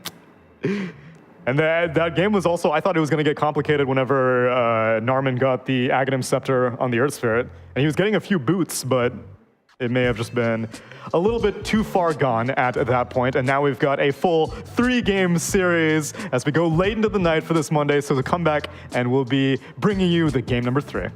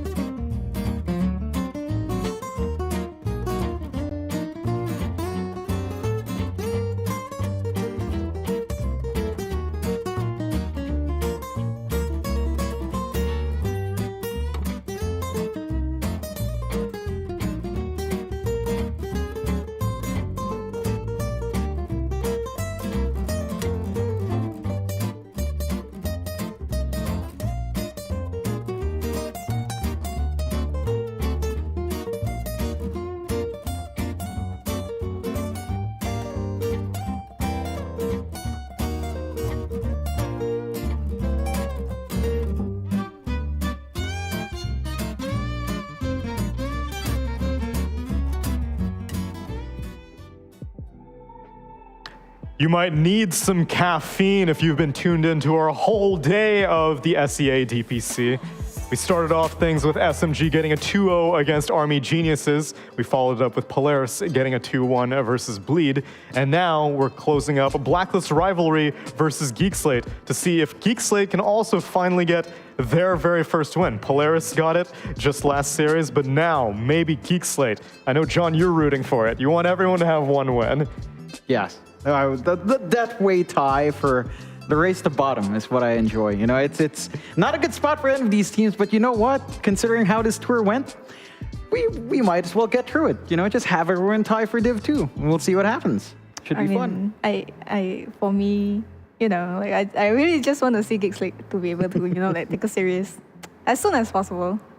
Yeah, I want things to remain competitive because if you want to watch some Dota, well, this Friday we're having a watch party. John's gonna be there. You can meet him, and Sophie's gonna be there also. It's going to be the Talon versus Bleed series on Friday. Tickets are free, but you need to get there quickly. That QR code in the corner, you can scan it, and I believe it will take you to a Google form where you can reserve a spot. So if you're local to KL and are looking for an opportunity to commemorate the end of the DPC, well, this is your opportunity to do it. John, you're gonna, any plans for the watch party? I'm not sure, but you know, I'm free to actually watch a Talon game for That's once true. in my life. We've been banning in this you. DPC, and it's been a year. You know, last time around I was here, no problems. I'd pull out the Talon shirt. We will have Talon shirts, and we will. It's me and Sophie. Talon, it's all Talon. It's all Talon. Some Bleed, but some Bleed. mainly Talon. Yeah, and hopefully they will And get Aurora, the win. you're gonna be there, right? Yeah, I am. You are? Well, Aurora's going to be there also. Scan those QR codes, get into the watch party. We'll be advertising it all week long. But if you're here for the Dota, don't worry, I've got you covered. Draft number 3 is underway, the decider between Blacklist Rivalry versus Geek Slate. Second pick's going to go the way of Blacklist. They banned out the Brood Mother Nature's Prophet. Geek Slate, Coddle's finally banned out, as well as Enigma. And they first picked the Rubik. Blacklist respond with the Clockwork.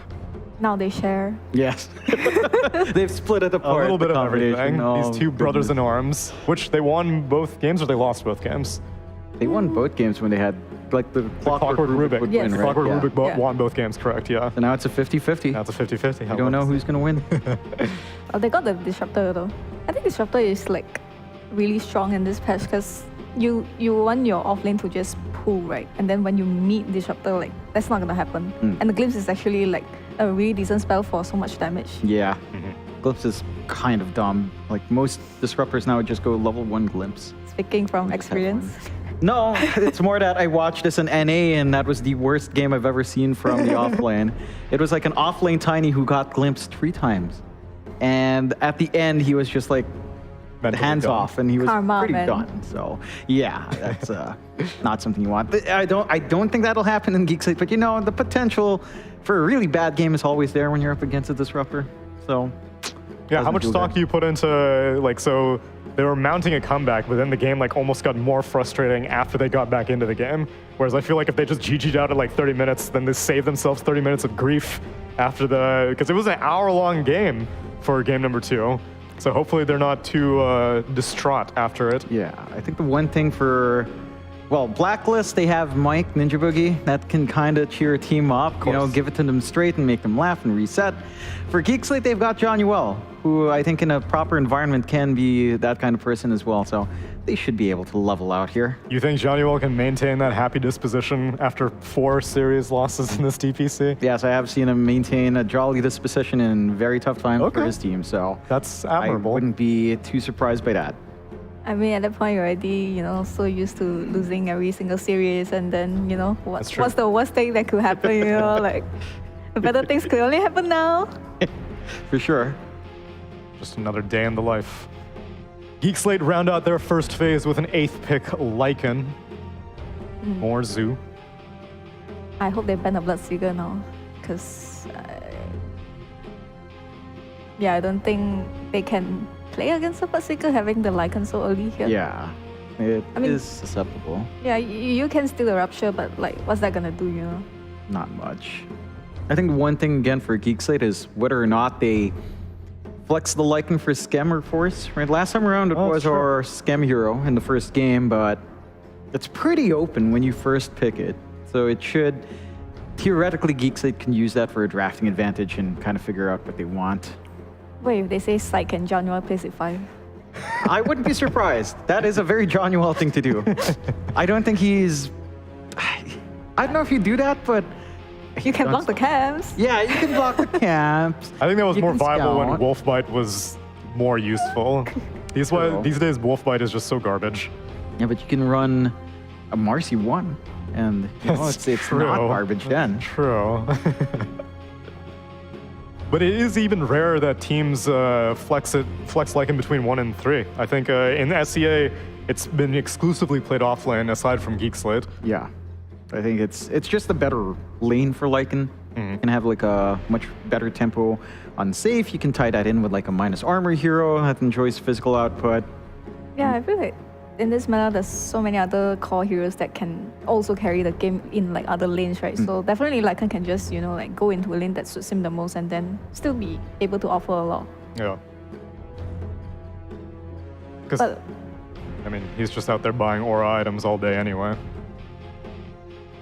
Okay, they finally banned the Bat Rider. It's probably going to get ignored, though. No one's been picking it today. I don't know what's going on. I think they're just done. They're done. It's so boring. I'm sick of them all. I mean, thankfully, they're also weaning themselves off of Silencer as well. We had it in the previous series, but like it did not look good. SEA was all about Silencer for week number 1. Now they're adopting the Western European meta because Disruptor was popping off with Entity and Nigma Galaxy, and now SEA is like, oh yeah, Disruptor. This hero is amazing. Yeah, it's consistently good, and now they have a way of dealing with a little bit of that push from the Lycan as well with a Pangolier pickup. That should just be our Carl hero. I think they tend to lean into that for Blacklist. It's less played on Cuckoo, so it should just be the mid. That does give Geek Slate a bit of a way of just finding a mid matchup that works for them there. So it's not the worst thing in the world. I think Cox can kind of opt for multiple heroes. Funny enough, I was thinking to myself, every time I think of Cox, I think of his TA, just because of his time in Neon, where he played out a lot more. As Avatar mode? Yes, as Avatar mode, and I think that ties in much nicer with Lycan. And just having Howl minus armor, you push. I don't think the lane matchup against Pangolier is the best. Like, I have seen TA players play it, and theoretically it's still like melee versus TA. I've heard some players say that you feel a lot better against melee because lining up the arc is slightly easier when they're jumping in and out of the creep wave. So it could be something that they gun for. I don't know if you really want to, just because I feel like Disruptor is a pretty hard ask until you're BKB. You're very susceptible of just being caught out. I feel like maybe they can pick it to flex between the mid and the carry, but I don't think Scam would want to play TA. But then again, it's like there's a lot of stuns on Blacklist. Ooh, okay. Different source of minus armor. Presence of the Dark Lord. So much more than just getting stunned and, you know.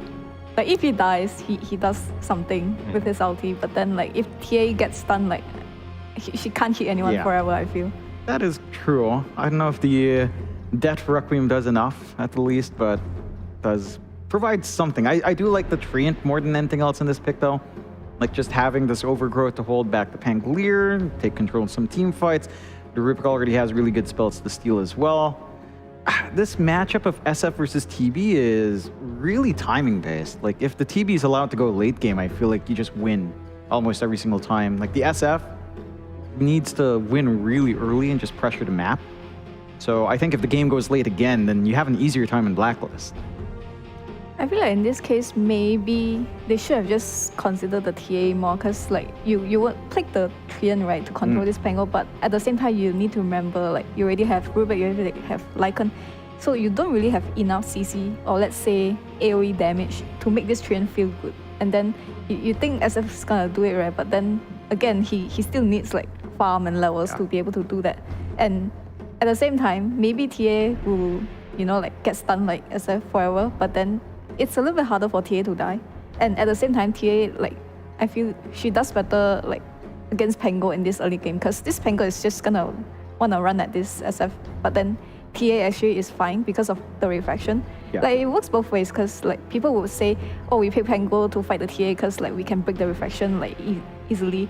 But in the early phase, definitely it's gonna be like more lean towards TA in terms of like benefits. So I would say I would rather them pick TA here though, because like if you show the TA here, you can see the TB. Like it's still gonna be a TB, I feel, but then you can pick something else. Yeah, you can. That like flex the TA away. Now like they just know that this SF is probably gonna sit top, and it's so easy for them to just like prepare for whoever's come for Geek Slate. I think the one thing is, again, Avatar Mode or Cox has you played SF mid before. Again, like that's on his time in Neon. That's not something we tend to see nowadays. But there is still that slight flex potential for Geek Slate if they really do want a better core-to-core matchup up against a Terrorblade. Yeah. Although I'm not they're desperate, seeing I a guess. big one. Yeah. Exactly. Because like you want this Trian to stay beside. Ah. Okay. Excuse me. It's that should be the Avatar. Meteor Hammer Yeah, it's Ricky Cox. thing. Mid Ricky? Yeah. Okay. And we've seen that dominate the Pangolier before. Yeah. I mean, that was complete mid strangulation when Moon played it. So Yeah, I wanna speak Moon on is behalf. also very good. Oh wait, it was Yoei. Yeah, it was Yoei. Oh, it's Yoei. Oh, that's true. Okay. Yeah. Okay, I'll give that more credit then, because I feel like the new 600 range dart, your team needs, like, it used to be Ricky could just run around and do his own thing. Now your team needs to be participating with you a lot more. So I'm curious to see how it'll work out. Now Blacklist Rivalry, they need to figure out, I guess, their offlaner. Yeah, it looks like they're saving the Cuckoo here for last. You should know it's the SF matchup. The Ricky's nice in lane, but I don't know how it really ties into the issues we were talking about, because that doesn't solve your issue with TB. It maybe helps you against the Pangolier in lane, but otherwise it's not really damage in Overgrowth as well. I bet it's not that bad because like you have the Trian for the Pango, so that's solved. And then if you have Ricky, you can kind of pair the Ricky with Lycan to annihilate anyone behind the Pango. Yeah. So then this Pango feels really helpless, like he's already eating the biggest spell. He should feel like, oh, his team can carry him, but no, because now Lycan and Ricky is like, killing his supports, killing the TB. Yeah, they need someone who maybe... Dawnbreaker. Not really, because like you don't do that well against SF in the lane. And okay, never mind. It's Cuckoo thing. Excuse me, Aurora. Sorry. My bad. I mean, you can play in the lane, but you are literally just sitting back waiting for your hammer. Yeah. You do not walk up there at all. True. Like that doesn't feel the best for Dawnbreaker. At the same time, you hit level 3 with level 2 hammer, then it's like, all right, we trade farm. This does mean that, okay, they're running Scam Ricky, and they are actually doing Avatar mode or Cox SF mid. Oh, okay, what's the build for safe lane Ricky? Is it just Diffusal sounds all right? I don't know. I don't think Battle Fury I'm going to the Pro Tracker right now. What if it's Radiant? No, please not I'd be Radiant. disappointed he went for Fury. Like, not gonna Yeah, lie. it's not great.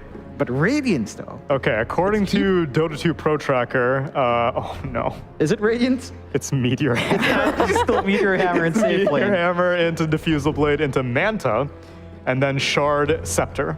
That makes sense to me. Like, you inhibit, you Meteor Hammer when you're not detected, and you can line up for your team. I just don't know, again, from safe lane if this solves their issues. And Ricky versus Dawnbreaker is a lot more playable for Dawnbreaker, I think. I feel like if you want the Meteor Hammer on Ricky, you would ideally want to Meteor Hammer the mid tower. Yes. So I'm not sure if like Scam's playing it and like, I mean, should be in the side lane, right? So how is he gonna, like make that Meteor Hammer like get its value back? Maybe he wants to like go to the Lycan's lane and do that, but then I still feel like it's too risky. Yeah, it is. I don't know how to feel about this one. It's a weird shakeup. On the bright side, he has been playing it in pubs, and he won all 4 games that he did it. In fact, he goes Wraithband, and he gets Meteor Hammer even before Boots. All right. So, curious build. Okay, Avo, new assignment. Don't let Richie buy time for you this time, you coward. Using purely musical references. Describe how game number 3 is going to go. All right, this game is like Chicha because I have no clue what's gonna happen, or what it is still after a whole major. I can make a lot of musical references for you. Yeah, this game is like a bunch of Italian, because that's what music is, right? Forte, piso forte. Oh, as in, yes, that's actually, you're correct. It is written in Italian. I always forget about that. Yeah. Right. Yeah, my favorite thing is that largo, which I believe is like BPM of more or less 60, is people always think it means long. It just means slow, actually. You just play it slow. I mean, largo means long in Italian.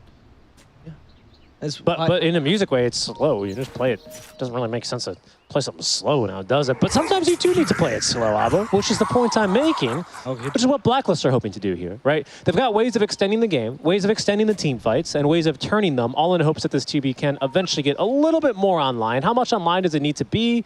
Well, he's playing up against this Lycan strat, right? He's playing against a dual core as well, between the SF as well as... This Scamariki carry, huh? That's it's always a new one for me whenever you see this Riki. I wonder how he's going to actually build this. Yes. Shnami was talking about this. His Meteor Hammer build. Yeah, right. Straight into Meteor Hammer, which is an interesting build. That's what I was kind of afraid of, to be honest. Because that means Meteor Hammer is in deeper. And I would really want to admit. The moment a carry, to multiple carries, not just like your Naga Sirens, your Spectres are buying this item, core first item, like OD. I mean, Riki seems like a really good build. I mean, I agree. I don't know why Meteor Hammer gets all this hate now that I think about it. You were the one that started this. I didn't start this. You're literally the meme of the person who put the stick between the bicycles. I mean, Zhao Noel, body blocks. Oh, they actually failed there, but it's okay. I'm just a follower, though. I'm uneducated. You can't blame me. Blame the system. Right, okay. I'm a victim of the system, and the system hates Meteor Hammer, and I'm not entirely sure why. Did you get educated in school that Meteor Hammers were bad? Yeah. Meteor Hammers made all the crimes. The school of common thought of r/Dota 2. Right, okay. You're familiar with the school of thought. I am unfamiliar, yes. In my granddad's visage. I could see it. But you're not a gargoyle because you don't gargle the thoughts of Reddit, do you? No. No, I guard them. Like I guard churches for some reason. That's not what gargoyle means, I'm telling you. Yeah, but they are always on churches. That's the only places they gargle things in. Oh, actually, Cox, I think, has watched the Jenkins build. Cox has watched the Jenkins build, I'm pretty sure. What is the Jenkins build? He did this offlane SF build, which is, by the way, one of the best videos I've seen in a while. No, because it's a dumb build, but it makes it seem so compelling when he explains it. It's very impressive. We'll go watch it. But one of the biggest concepts that he talks about, which I actually haven't seen before, but I'm sure that pro players know about this, is that because the race debuff lasts a fair amount of time, and every time you stack it, it refreshes the race debuff, you can perpetually have a race debuff on melee heroes, which makes it impossible for them to get close to the creep wave. Right. Which is what he was doing there. He actually waits on the raise, doesn't hit the second raise, and then just waits for the race cooldown to go down, so you can consistently hit the Pango. Yeah. And always keep that up. Yeah, I mean, it's like a little like Bat Rider, right? Like it's like a sticky napalm, but much more effective. And it's so annoying to play against. If you guys have ever had a chance to play against an SF that does this, it's really, really good. Yeah. It's like, I mean, it shares the same purpose, right? Like you're playing against a Bat Rider. Oh no, I'm up to 6 stacks of napalm. I need to play defensively under my tower. I'm getting zoned. Like right now. Almost got the kill there. Let's see. He's out of mana though, so Carl ought to be okay. Did get his bottle freshly delivered. I always forget that they added this turn speed as well debuff to this thing. Yeah, which is huge for Pad. Any hero, but especially. Yeah, Pad, because it's 0, right? So his turn rate is free, but that's why you can use Swashbuckling Shield Crush so effectively. Once you do the raises, it annoys you by a lot, because it messes up your whole momentum. It's a huge thing. The momentum. No, I mean, like, seriously, like, you're very used to Pango not having to worry about these things. So, honestly, the raises do mess with him a lot. And here's what Jenkins was talking about as well in that build, where, like, the idea is, it's not so much that Carl's gonna die here, is that he just can't get close to the wave unless this is happening. You zone him. You have creep control, you have a level advantage, which leads you to getting rune advantage, which means that you have map control, and then, it's a nice self-fulfilling prophecy, which is not the right word for it, but it's a good. Oh, Cox, he's diving. He's diving. Yeah, he has a big raise, that's why. The long raise. A Largo. That should help. Yes, like the coffee. I was just all black, no sugar. Just damage to the taste buds. I was going with the musical reference, which I would say, of the heroes that have a musical taunt in the game, I believe there are 2 of them here, aren't there? Does Strawberry have a taunt now? I feel like he might. No, Riki's got a taunt as well. There's a fair amount. Oh, actually, there are. Legion, Mars. As well, they both have musical taunts. SF has one of the old ones. Yeah, that's what I was thinking of. The original, the drum beat. So now that we're paused, we can take some. What Riki has one where he plays like a funky music tune, Rubik doesn't count unless you think a horse is an instrument. Horse is an instrument. Okay. You hit the horse in different places, it makes different sounds. You hit him in the back, he hits you back, boom, that's like that's the drum beat. That's the bassist of the song. Pango also has one. That's what I was thinking. Very good. He was one of the first ones too. And he's also one of the most useful taunts because the taunt hides your attack animation. So you actually use it before you auto-attack, and then they don't know when you're preparing the attack. It's a big reason why Pudge is so annoying to lane against, because the rot also hides attack animation. No, the rot cancels it, right? But the Pango taunt doesn't cancel it. You start the wind up, it hides it, so the enemy doesn't know. Whereas the rod, you can sometimes use it to cancel the wind up or the what's it called, the backswing or whatever. Yes, backswing. Yeah. Yes, Pango does not do that. I think Pango and Undying taunts are two of the best taunts in the game for that reason. Undying's really good. You can use it to juke very effectively because you turn in the taunt. Yeah, so then they don't know what direction you're actually facing. It's very unfair because you take a look at like Witch Doctor taunt and like it's like basically a channel. Like you try and taunt when you TP away and then you don't. Yeah. Very annoying. Zhao Noel could be in trouble in the top lane. Nope. Starbreaker misses. Zhao just had to walk to the right. Yeah. Did not go to Prometheus score running away from things, but he will die to the auto attacks from the Dominant. Yes, he will. Scam quickly realizing he doesn't do nearly enough damage to annoy Bosku, and he's better off just last hitting groups. But a quick little kill there is going to lead Bosku to a faster Arcane Boots. As he looks to increase the amount of spam he keeps up. So it's heal-based focused for the Dawnbreaker here. Strong counter initiation here. Any bespoke counters to this Dawnbreaker? Not that I can see, as far as the ulti is concerned anyway. You do have the potential to counter-initiate with like a Requiem, Overgrowth to lock her in place. Smoke screen. I suppose, yeah, smoke screen's pretty darn good now that you mention it. I mean, they forced her to kind of BKB in, right? Because, or like have a BKB when she... Ready, yeah. Smoke screen could be actually surprisingly annoying. I wouldn't say it's bespoke counter though. Like no, like yeah, exactly. Like those are the two I always think of, or even like Winter Wyvern and Faceless Void as well, right? Two really good heroes that canceling this hero. Yeah, I would say Winter Wyvern more so than Faceless Void. That's a good point. Yeah, that's a good point. Because you actually like it works against you, right? Yeah. Wyvern for sure is a good one. Scam top lane. He's getting his little. What is he again? A satyr? Yes. Ricky, however, he might be naked, but he has a lot of base armor, and that allows him to... That's true. Well, that's the true way, according to the video game logic, that he's got the most armor, right? Right, that's true, actually. Like, seriously, look at Dawnbreaker. Look how much armor she has. Yeah, 4 armor. 4. Ridiculous. Ricky, literally naked, 7 armor. Yeah. His hooves are made of steel. That's what they probably are. He's got probably satyr hooves, satyr shoes. Satyrs don't have shoes. But they have hooves. They have hooves, yeah. They have the thing that horses... So when you're hitting the horses from behind, you don't ever look at their shoes? No. What do you think they kick you with? Well, no, because by that time I have a concussion and I can't see anything anymore. That's exactly... The world starts rotating around me. But what are they called again? What? The horseshoes. They're called horseshoes, Mono. Really? Yes. Is it not iron something? Metal things? The metal things, right? Yeah. That's a horseshoe? That's what it's called? Yeah. It's a dumb name. What is a dumb name? It's on the bottom of their feet. What else would you call it? It's a name in Spanish. Wait. Oh, what's the name in Spanish? I have to look it up. This is unbelievable. Like, you didn't know the word for horseshoes. Herradura. Isn't that just tool? No, herradura means like steel thing. I think it's pretty accurate. Iron thing, actually. Iron thing. Very good, very good. Well, Scam, he's happy he's got lots of armor, lots of herradura, because he is living lots of armadura as well. Armadura, courtesy of the living armadura. Yes. He also has the Ring of Health, which is keeping him healthy. That's why the Meteor Hammer is so good on some carries, like Spectre and Naga as well. I mean, okay, so in the case of Naga, for example, she actually has a combo with it. Ricky also has a combo, but Ricky is more similar to Spectre, where you just need this to farm, because you actually don't have to do good farming. Good lane. They're rolling on the Cox. He's also being thunderstruck. Can they glimpse back? Oh, they missed. They just kinetic field. They do miss one of the rolls, and the Requiem Assault also misses, but Cox is actually using it just to kill AU, and now he's fighting back against Carl, who's forced to swashbuckle himself to safety. The healing on Geek Slate's a little bit too high. Leech Seed level 2 already saves Cox from a surefire death. Yeah, as well as the living armor, right? A little bit of bonus regeneration. Not too big. That all started, by the way, off of a glimpse. So level 2 glimpse taken in hopes of trying to get that kill. It was a cheeky little TP on over as well on over the mid lane. Didn't really pay off for him there. Don't think that should discourage him, though. I think that they've got a really good idea on how to kill him here. It's only a matter of time before they actually are able to catch this SF. That's the goal, I think, anyway, for them, is if you can manage to kill SF and kind of reduce his damage, obviously make sure he goes to the jungle with less stacks there of his Necro Mastery. He needs to work on getting those back up. You gank jungle fairly effectively, same thing as before, right? Anytime you have a Clockwork, I do think you roam incredibly well. I will say, though, this is an important time for make that for Blacklist Rivalry, because with these two support duos, I mean, Clockwork, Disruptor, these are like the kings of playing from ahead, but as soon as you start falling behind, these supports feel like they just do nothing, man. Yeah, I mean, that's true.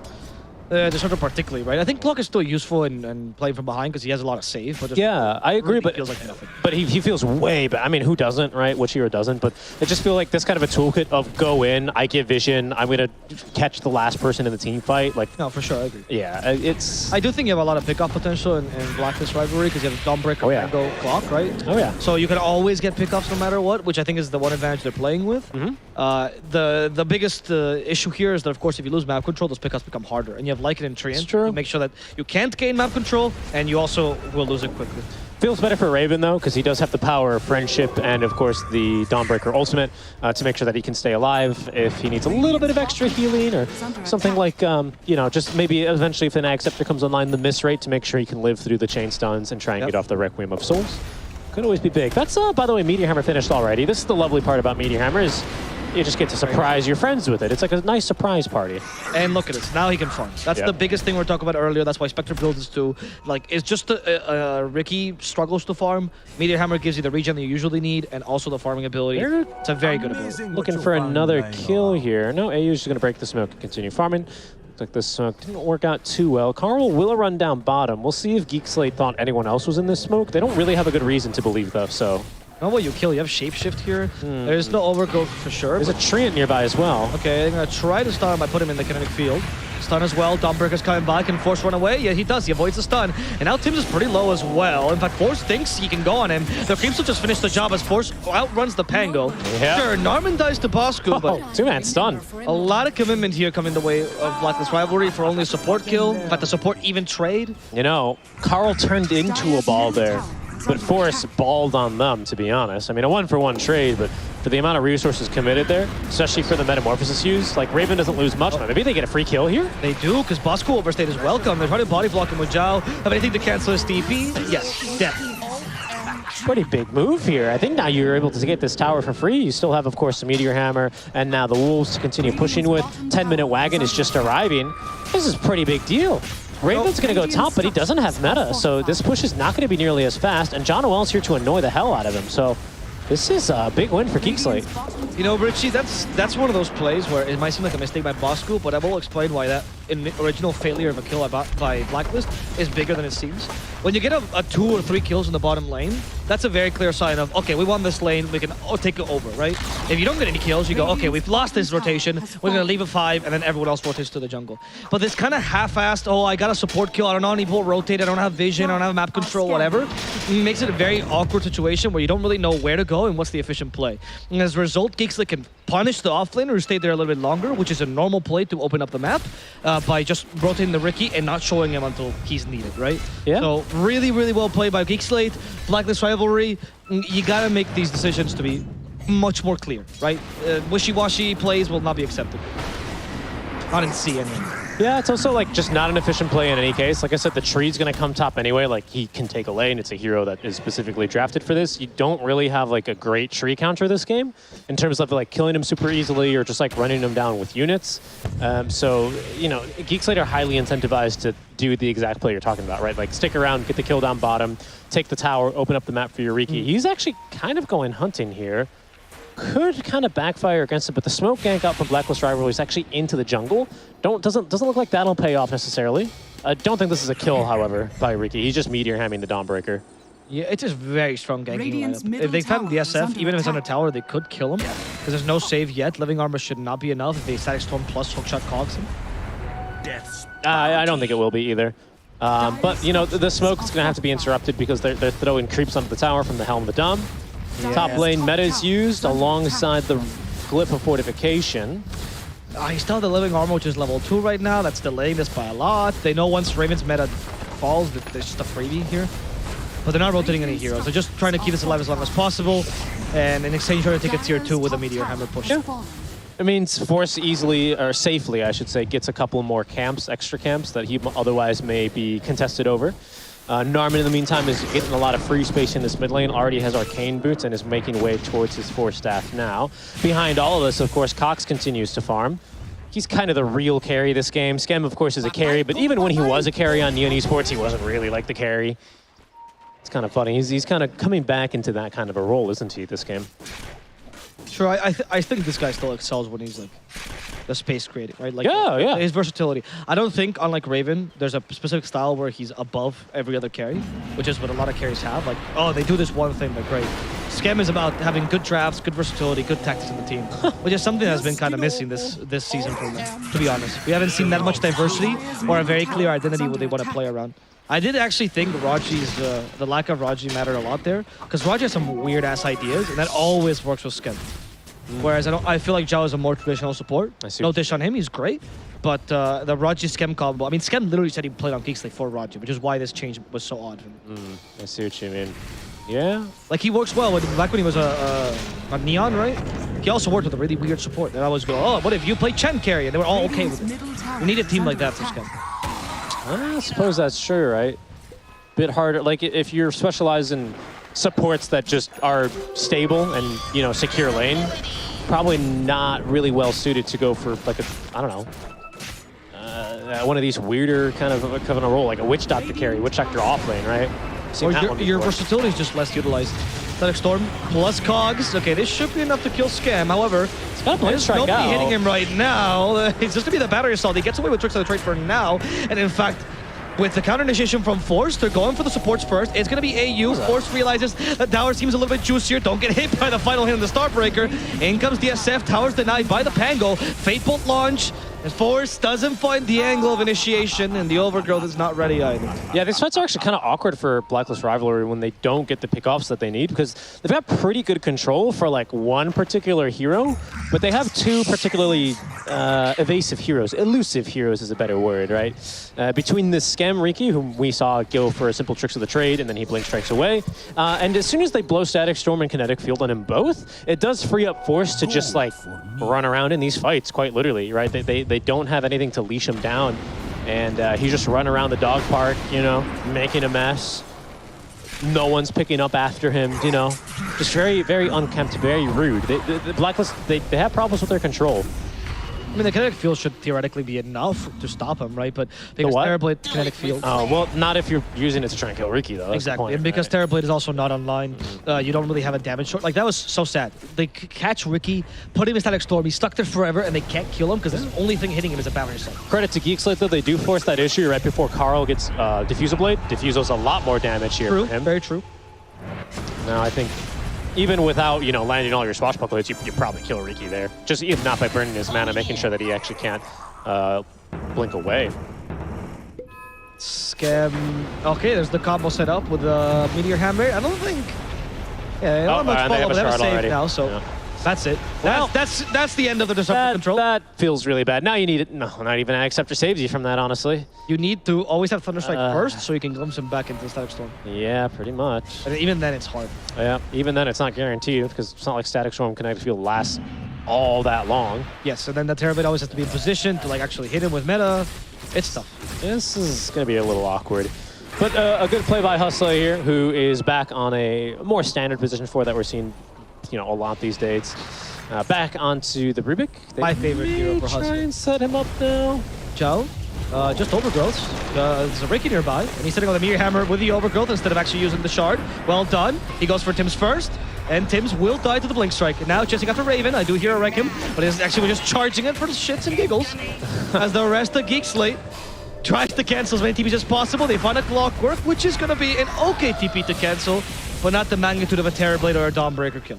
No, but I mean, you still turned and you forced meta again. Like, these are pretty big commitments by Blacklist Rivalry, and to kind of continue that spinning the thread that you kind of started spooling over there is, you know, it just doesn't seem like they have very clear ideas in these fights. Like, that seems like a fight where Carl could have done a lot of work in, you know? Yep. It's not like the ideal pinball zone, but you're near the edge of the map. Like, you can easily get a bounce or two off of that, you know? Alongside your Diffusal Blade, you Diffusal in, maybe there's a stun to help you out, you start rolling Thundering around the fights, and maybe something comes together there for you. But instead, the Geeks, like, kind of just show up and fight. I mean, it was just off of a simple Overgrowth that catches 2, you know? it just completely shuts down that fight. And sure, it's like a disarm against your ranged core, but I just don't feel like Geek Slate are truly strong enough where they can easily get away with this unpunished. Like, it's Ricky Meteor Hammer, it's Cox without BKB. Like, now he has BKB, now he's scary, you know? Force wasn't in that fight, now he has Helm too. Like, you know what I mean? Like, No, I agree. Scamble TP down bottom. It's a difficult timing if you're Blacklist right? Oh, Carl should know. Oh, well. Good rocket flare, but I don't think it's gonna matter. It's gonna be down bottom where they actually try to go for the Rubik, but the Rubik with the Ricky got the kill on Carl, and because of that smoke screen, it didn't feel that impactful, but Kuku didn't even join him with the Greaves there. This is... oh, sorry, that was the Rubik that actually went down. My bad. Yeah. This is gonna start... Oh, hookshot in? I was a little bit early, though. No, if they're not gonna hit the Roche anymore, they're gonna hit AU first. Yeah. Roche even bashes him. How dare you try to steal the Aegis from Geek Slate? Yeah, that's true. And now it's just nothing seemingly coming together for Blacklist Rivalry. It can very quickly come undone here. Like, we might be looking at something like a 28-minute GG, honestly, if this continues. Like, Blacklist, they just, like...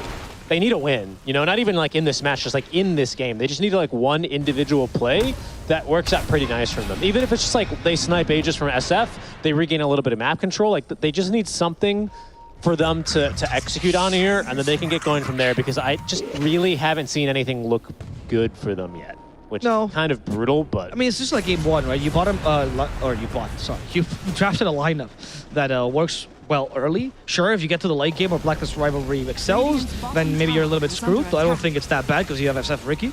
But right now, they just have no plays they made. And Blacklist, they struggle to make plays when they have a lot of playmakers. Imagine when they have none or they have no actual options. That's a good point, but it's so weird that, you know, you have a Clockwork, a Pang... So you have Vision, right? You have really good Vision because you also have Disruptor. You have TB farming behind all this. Sure, he's not super relevant yet. But you have Clockwork Pango, Dawnbreaker. Like, how is this... I mean, you're right. It is too many playmakers for them, but maybe it's like maybe it is a way of like too many cooks. Like, everyone is kind of just. I feel like this team. It's just that. I feel like I've said this about Blacklist before. It feels like everyone's kind of playing their own game and not really playing together quite yet. They're not like united under one kind of idea yet. That's true. That's true. Yeah, you're right. It was only the second season, right? You still do have the whole third second season. To get this out. Yeah. I mean, you're completely right. But especially in Div 2, that'll be a lot. Well, that's what I was gonna say. It's better if you get to do that in Div 1, right? Right now, they.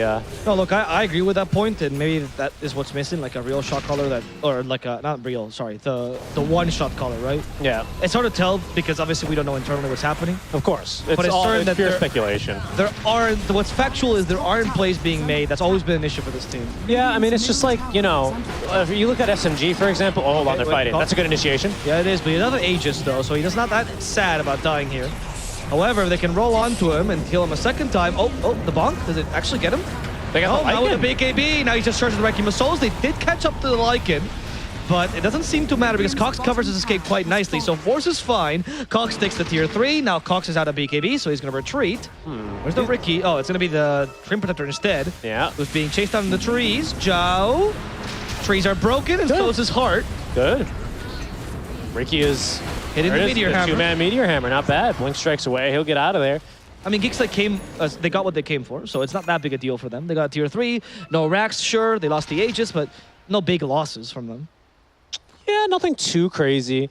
I think it's not a bad fight by Blacklist by any means as well. That they can finally breathe. Like, they feel like the boot's been lifted off their neck a little bit here. Although Geek Slate, it is a little bit of a debate. They are still trying to find something, but they're going to see Scam underneath a Sentry. It may inspire more confidence in Shell, but Geek Slate look like they're getting just about ready to disengage here.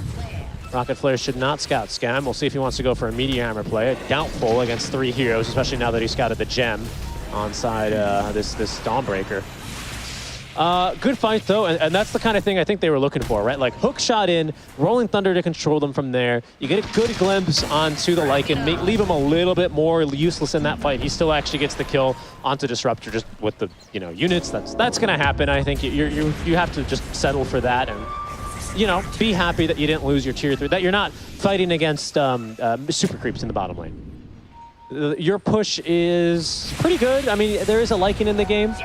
So, you know, you can expect a lot of pushback, but you've got a TB, you've got pretty good wave clear as well in your Pangolier. Like, they're happy that they're not pushing against supers this early on. Yeah, that's true. At least At least Blacklist has that goal. Yeah, I mean, look, it's small victories. It is. I mean, your TV can eventually 1v5. Ideally, that's the goal, it seems like. Yeah. This Dawnbreaker has not had the impact I think they expected. It never has. A lot of Dawnbreakers we see. Talon even tried it, I think. I want to see Talon. I think it was Talon that tried it in the major. I don't know if it was them or Geek Slate, but it was the same kind of effect where it's like, it's a pick that just kind of seems lost. No, it was definitely Talon. And if you don't win, it doesn't feel that great. It rarely wins the lane. This Grease build just seems okay compared to the old Desolator plus BKB build, which is so impactful. And Shard as well. Like, it doesn't really feel like Shard's going to do a lot for this hero. No, it just feels like a bunch of heal. You're playing a 5 from the offense. Yeah, which kind of sucks, right? Because the Shard, it gives you that little bit of magic immunity as well, which is pretty big. Like, that's half the reason why this thing was so good, not to mention, of course, how much easier it was to actually hit your stun. Yeah, it just doesn't feel like there's like a hero that wants to play with this Dawnbreaker, you know? She's more or less kind of alone and isolated in her primary elementary school here, trying to find something to do, but no one's sharing the toys with her. She's a little bit struggling to, And she wants to bully kids, but they don't realize it's not a thing anymore, and it's all about equality these days. Interesting. It's an interesting analogy. Yeah. I've never thought about it from the point of view from a bully. Yeah, Dawnbreaker wants to be the bully. She's like big and bad, and she like throws hammers around. Everyone says just behavioral problems, and she thinks she's cool, but everyone thinks she's a nuisance. So that's well, this bully wants to do something else. This bully is much more of a helper, going out of their way, putting themselves in the line of fire to say, no, guys, we shouldn't do that. That's not cool. But it's just the real bully is the Terrorblade, right? But it's not being, money. Yeah, but what I was saying is that it's just not paying off for the Dawnbreaker in either case, because again, no one is playing together with her. No one's standing up together with her. Everyone's just not coming together here. Geek Slate are looking a pretty clever initiation. They're going to get at least one of these wolves in. It doesn't scout anyone, though. So the smoke is more or less going to be a little bit aimless. Interesting time to smoke as well, with 2 minutes remaining until Roche can respawn. Maybe they think they can win a fight for sure. Now, I mean, they do have a Butterfly just now on the Shadow Fiend. Yeah, that's a huge timing, actually. It's a big one. Terrorblade really struggles against Butterfly because he's not a good MKE builder. Well, pretty much. Scam shows himself as immune anything because Ricky can be anywhere on the map, but Blacklist Rivalry, they smell something weird is going on, so they're just going to avoid this fight altogether. They know Roche is not up or won't be up for a while. Yeah, and they're going to get some key items if they can avoid a fight by that point. Looks like Scotty is nearly complete here. So that'll be some big news for Raven. They might get it here with this bounty that he's going to get in this, or the gold bounty he's going to get. Or you can just go to the shop and buy it right now. Thank you very much. Okay. Pretty big item here against the SF if he can hit him, right? You brought up that before mentioned Butterfly. There's about to be a Blink Dagger as well for the Pangolier. It's being flown his way now. No BKB. He instead went for the Lotus Orb on top of this Diffusal Blade. No Basher either. Okay, yeah, you just saw the Train Protector, right? Now that the... Actually, I never considered this, but now the Train is a really hard counter to Pango because Rollo doesn't dispel. So you can't do that to get rid of Overgrowth. So you need the Lotus Orb instead. It's not a great item on Pango. Because obviously, unless there's a Beastmaster, rarely are you going to reflect anything this game. So, not bad. This game is particularly good because you also dispel the Ricky Dark, though. Oh, he's going in. He is going in. And Soul Rolling Thunder, though. Find the SF. Oh, Cox is acting BKB. Butterfly will it save him? It will not. Some good luck here on those hits from the SF, from the Terrorblade, sorry, and they get Zhao as well. And here's where the Reign of Terror begins, as they also get a Dragon. Geek Slate is forced to retreat. They were a little bit too confident, thinking the Terrorblade was not ready, and the Scotty really turned things around. You know what they say, the Reign of Terror, the ancient texts say, Reign of Terror begins when the dragon dies. Illusion. Yes, the dragon dies, and then Terrorblade takes over his soul. And then the Terrorblade rises. And the Terrorblade rises. And oh my god, the Satyr's dancing. Is that a good thing? Is that a bad... Oh my god, why is he throwing meteors? Oh no, the Satyr's been caught! What does this mean for the prophecies, Richie? It continues. It means Satyr's... nothing. Skem is... What is he jumping into the cogs? What a great guess by AU. Bye-bye, Skem. All right. The Satyr's aimless, Richie. I told you. There you go. I mean, it's the prophecy here. It's coming true for Blacklist Rivalry. You need the soul of a dragon, the soul of a goat thing. Yeah. And the king of souls. Yeah. And then you make a blade. Two parts tomato sauce, a pinch of salt, and you got some good haggis. That is not how haggis is made. Not even close, my friend. That's insulting, actually. Take that back, please.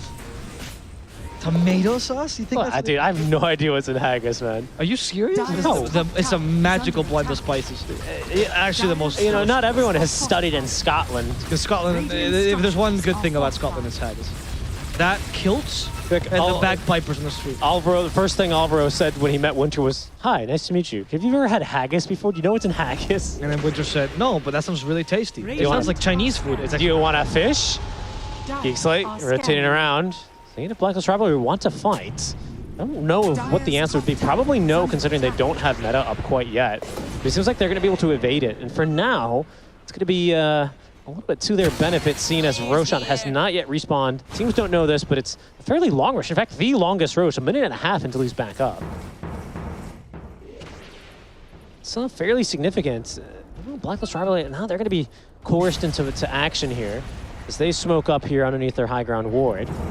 Wolves, of course, don't break smokes. Maybe, oh, okay. Can't resist the urge to farm a couple of wolves there. Yeah, sure. Wolves do break smokes if they anger you enough, apparently.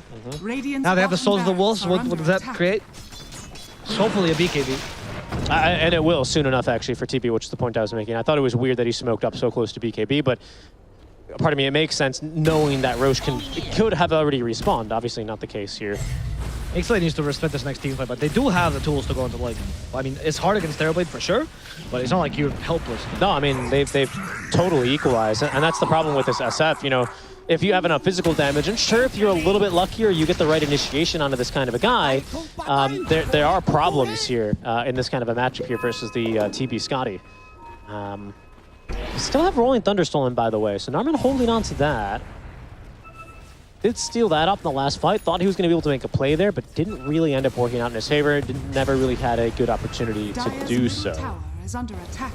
Also, a fight here could be pretty punishing, because if it's a big one, both teams are carrying a gem, which at this stage is a lot of map control. Lots of vision, as you can see from Geek Slate, whenever the gem is, well, in vicinity for it to do just that, for the Wolves' bane, basically.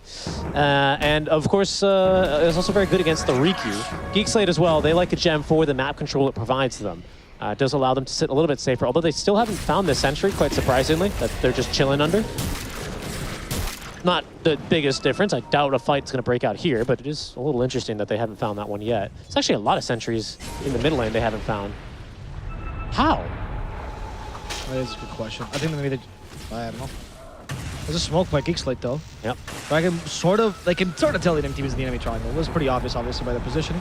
Roshan has respawned. Cox is just playing around with his wrecking. Okay. Disruptor has a Shadow Amulet. So he is, well, he's scouted here by a wolf, but has the opportunity to go in. He's not going to do much against this Riki, who, one, has a gem, and two, can just smoke screen you. Because Cox has a blink, this Wrecking Soul seems like an impossible task. An impossible task. I actually, like, they smoked, right? Great. And they were like, guys, if they're on the high ground, we can do nothing. Oh, no, we're Blacklist Rivalry now. Yeah, their initiation's a little awkward if they can't have Riki just Meteor Hammer them. I mean, Zhao Noel has a blink, but I think that, honestly, Cox should have considered maybe one, too. Yeah, and the problem for Zhao is normally you see a lot of Chain Protectors take advantage of the Shards, so a lot of that at Lima. It's still very good. Yeah. But you have a Riki, so, and enemies have had a gem for a long time now, so you just can't really expect that to pay off reasonably and get off good initiations. You don't have anyone else to give you vision. It's really just kind of Riki and Wolves, but it all relies on invisibility here, so they're just countered by Gem of True Sight, honestly. Now you're losing your ward. That's a pretty powerful position to lose. Seems like Blacklister can continue pushing this wave in top, which will require a response, allowing them to get more map control here. Bot's pushing in, though. I think he also feels responsible to stop the Rolling Thunder. Who's he? Sorry. Zhao. Zhao. Yeah, true. I think he's the one that can do it, right? But as a result of this, he's kind of holding on to it more than he should. Or, I don't think he's doing a wrong job, but he's the only initiator. Wait, this could be an opening. Raven just TP'd bottom and showed. Yeah, but I don't think Geek Slate have the tools. Like, they really have very piss poor initiation right now.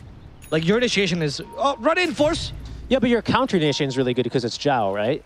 Like, how do Blacklist Rivalry, like, get into the Roche pit? It's, like, off the back of a hook shot, Rolling Thunder, section. Like, it is scary now that I think about it, but, like... Yeah, and now that you have Lotus Orb on the pack ball, I actually don't think it's that big a deal.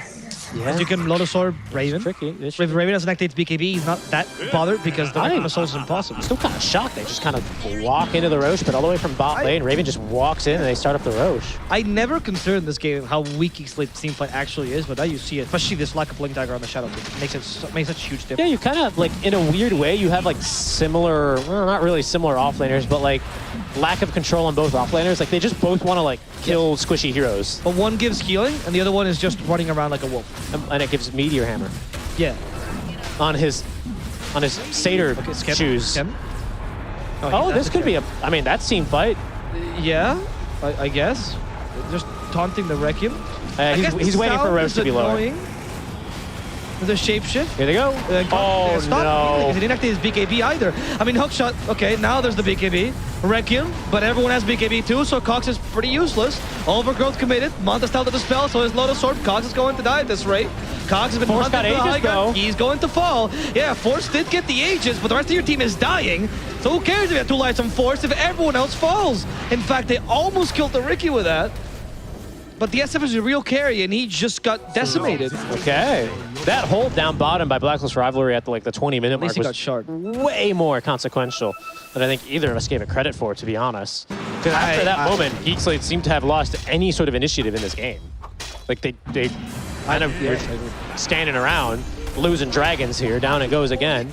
Add one more dragon to the Haggis. They just don't... Oh, wait, Haggis is not made from dragons, it's made from unicorns. Which is the national animal of Scotland. That is very true, actually. That's yeah. That's my... Are dragons the national animal of Wales? Yes, actually. Yes. Not far off, then. Okay, it's pretty funny how everyone in the UK decided... London is... Or the English decided lions, and everyone was like, we can pick any animal. Go pick a... Why would you pick... It's already drab enough beat here. Pick something fun. The only one I don't know is Northern Ireland. So... Potato, I don't know. Oh my god, you can't say that, man. It's okay. So I had much worse options. Are you looking it up? Maybe. Yeah, hey, I'm very curious. What is it? Irish hair. Look, I was not that far off. Most Irish people I know are bald, though. That is not a normal thing for Irish people. I know tons of them. I didn't know. Red hair, particularly. That's a good point. Oh, so Northern Irish and Irish? Fair enough. Controversial. Anyway, Satanic on the Shadow Fiend. I don't feel like the fight was that consequential, as you mentioned, to be honest. I just feel like... The fight down bottom? Yeah, I mean, I understand that afterwards things started going poorly, but I just feel like at one point they kind of forgot, oh, we need a team fight plan. And their team fight plan of Force running in was not going to last the whole game. I thought Shadow Fiend would take over with his Jenkins build, but he didn't. Oh my goodness, he dodged hookshot by standing still. The ultimate debate. Yeah. I don't know, now they're going for a pickoff, it seems like, on the clockwork. Will Blacklist Rivalry respond to this?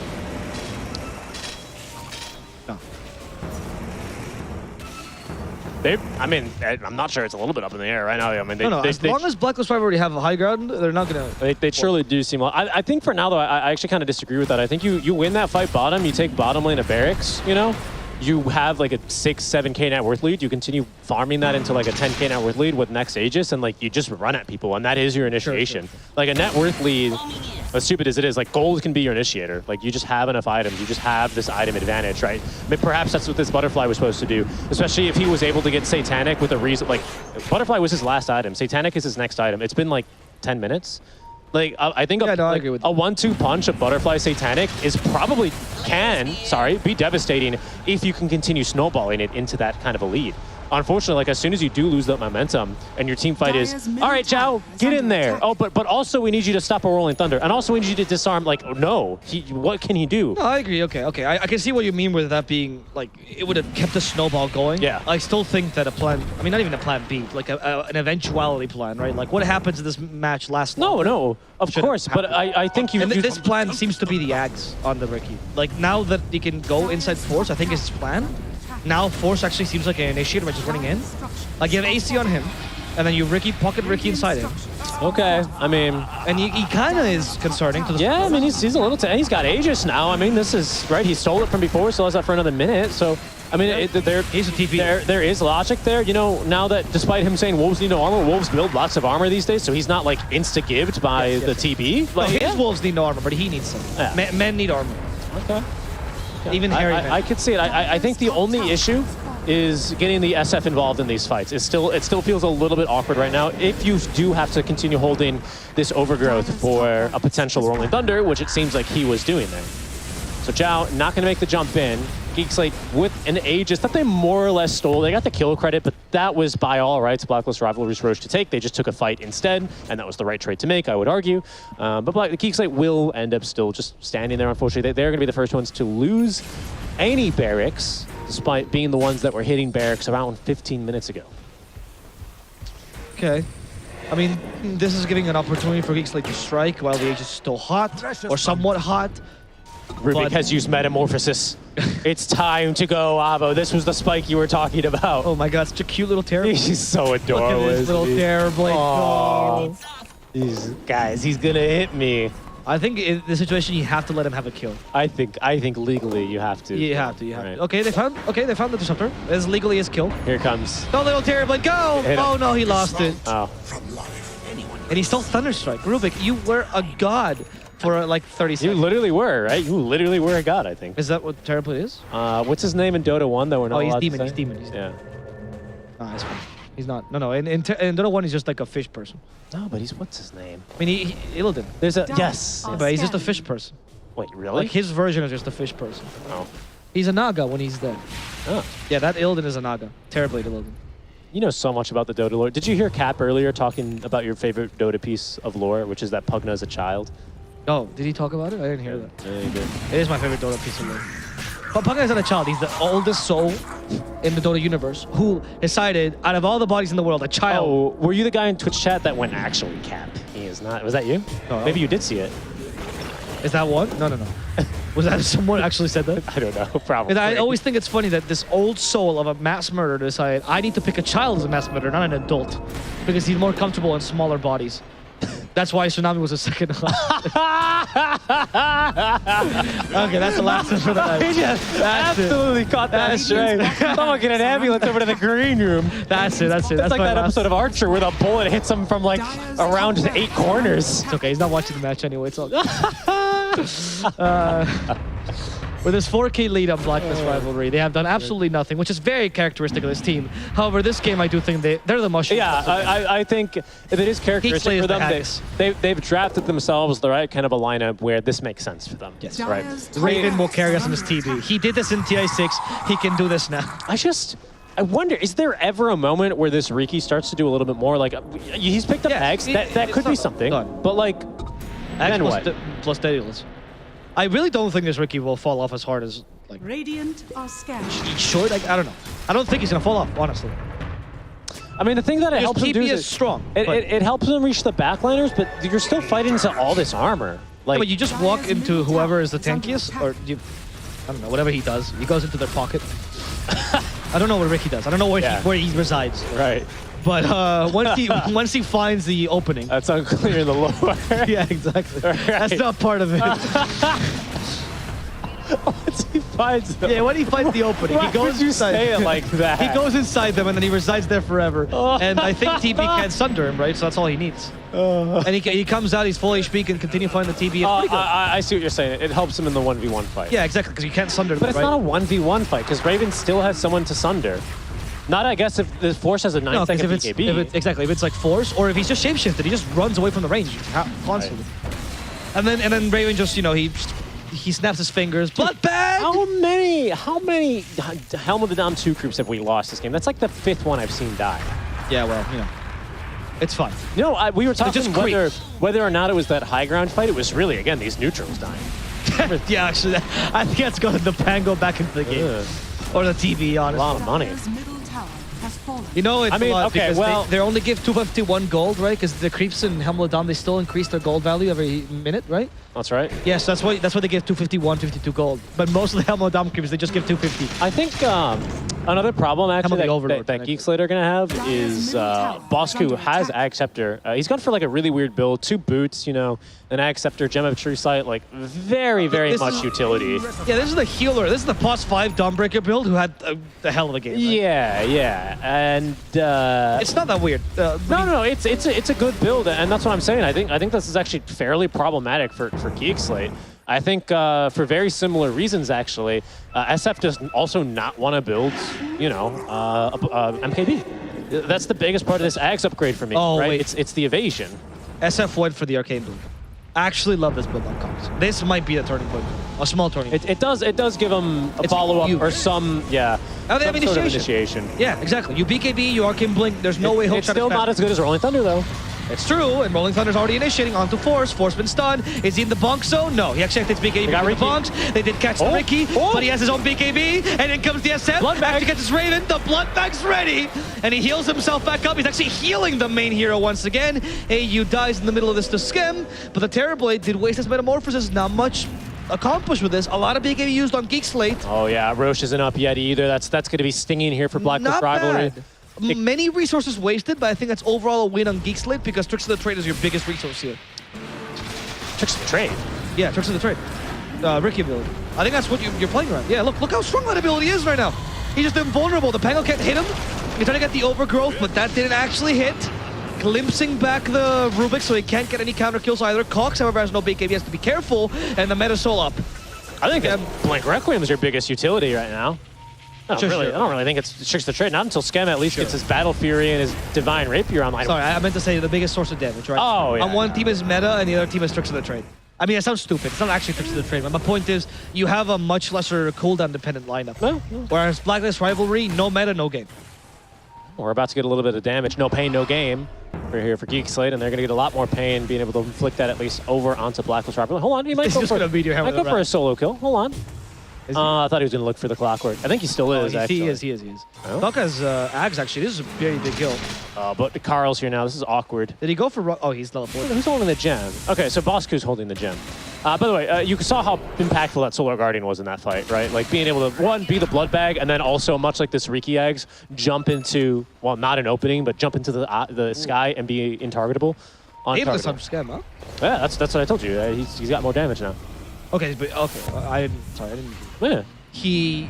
I mean, this is a huge impact. He's actually going for Octarine Core. This is the same build, this is the same theory as Pangos, right? When I depend on my abilities, I'd rather have lesser cooldown on them than I do having more damage on the single ability. That's why they don't build MKE anymore. That's why they build Octarine. There's actually more damage. Oh, and they got good vision here. That's a good initiation target. They have Arcane Blink as well. Yeah, they go. They blow up one support. Claims back the other one. Can they kill him in time? Yeah, the fear lasts way too long. And Cox actually avoids this with a blink. Sorry, not with a blink. It's going to be the flicker. Now you actually activate the BKB, trying to avoid the Pango. Here comes the help for the Dumbreaker. Overgrowth immediately dispelled. But they did catch the Terrorblade in it. Cox, though, is in trouble. No more BKB inside the Static Storm. Stolen they Guardian? even commit the Stolen Guardian from the Rubik to save Cox. No and Cox way. are now alive, but Carl's behind him, and that's going to condemn him. They also punish the Rubik. The Ring is nowhere to be seen because he was trying to attack the backlines, and now they cancel it to be from Force, who has no shapeshift and has no life left either. Raven had the meta ready. Skem and Zhao, they're waiting for their opening, but I don't think they're going to get one here, honestly. These heroes. They fought just as the meta came off cooldown. Maybe for Bosku? Nope, he went on the opening. Tricks of the Trade with Daedalus, didn't get any crits there. This could be... No, okay, it's fine. They're going to instead focus on the Roche with the rest of the remaining Metamorphosis here. This is a huge win for Blacklist Rivalry. And they got phenomenal usage, honestly, just on this Solar Guardian. Keeps him alive, completely nullifies the SFBKB. He's got to run away for the entire duration. By that point, the buyback on the Disruptor ends up really making the difference. He's locked inside that Static Storm kinetic field with no saves on his team. There's no way Skem gets this, right? I mean, he's trying. He doesn't want to Tricks, so he doesn't take the Roche himself by accident. He's going to Tricks on Raven instead. Really lacking damage here. And they do, I don't know, they see him. They do now. Oh, they do now. Scam has been cut. He's been rolled on. They want to squash him. Oh, yeah. And they will end up piercing him with that swashbuckle. Also catching up to Norman. No hammer will save him here. The outplay comes from his teammate instead. Can't be the hero. Does he steal anything? No, he doesn't. He just loses his life. Dies with his hands empty there, unfortunately. There's a gem on the deck, by the way. Someone should pick that up. Everyone's ignored it. I feel like this is it for Geek Slate. I think Blacklist Rivalry will just push you to death. I mean, Rubik, sorry, Rudicki has no buyback. Rubik doesn't actually have one either. SF only has a single life right now. And that was the refresher shard. Blacklist Rivalry, they're out for blood. They want to secure this game now. I believe, yep, they've immediately popped the meta. They're going to do a little buyback check here on who's got what. Requiem? No, Cox is thinking about it. He doesn't have Arcane Blink just yet. I don't know, though. They can't fight without the Ricky, it seems. Oh, maybe not. Maybe not, because he's double tier 2 down bottom. So let's see what the play here will be by Raven. He has a Swift Blink coming into him on the Courier. No more boots for him, just maximizing damage as much as possible. They're going to go for tier 4s. They know there's no buyback, or they're going to find out soon there's no buyback on Ricky. I'll be honest with you, but I don't know if I'm still not super convinced by this Ricky. Maybe I'm wrong, but it feels like if SF is going to initiate by blowing up a support, I feel like that's Riki's job here. I think that they got to separate their tasks here if they want to make this strat work. But there's still the potential Rolling Thunder, which annoys the SF's initiation. Of course, is the hookshot as well. He's up in 3, Throne's exposed. Okay, they were patient enough. And in fact, Blacklist Rivalry, there's the Force Wolf form going for Tim's first. Okay. And because the BKB blows up one support, blows up a second.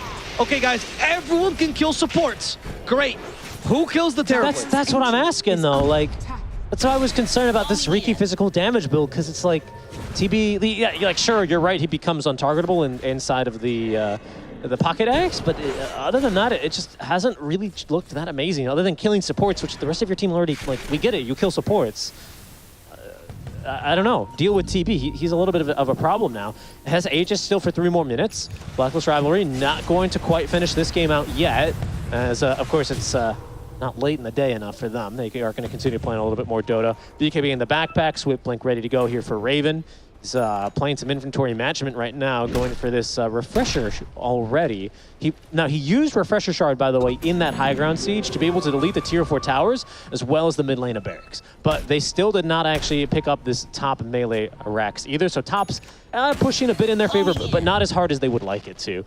So this game, still as crazy as it sounds, is extremely recoverable for Geek Slate. They're not completely out of it. No, they're not completely out of it. They need to find the damage from somewhere. They need to, like you said, stop just murdering the supports. I mean, we're going Rapier on Lycan, so maybe that's, I don't know, that's a solution.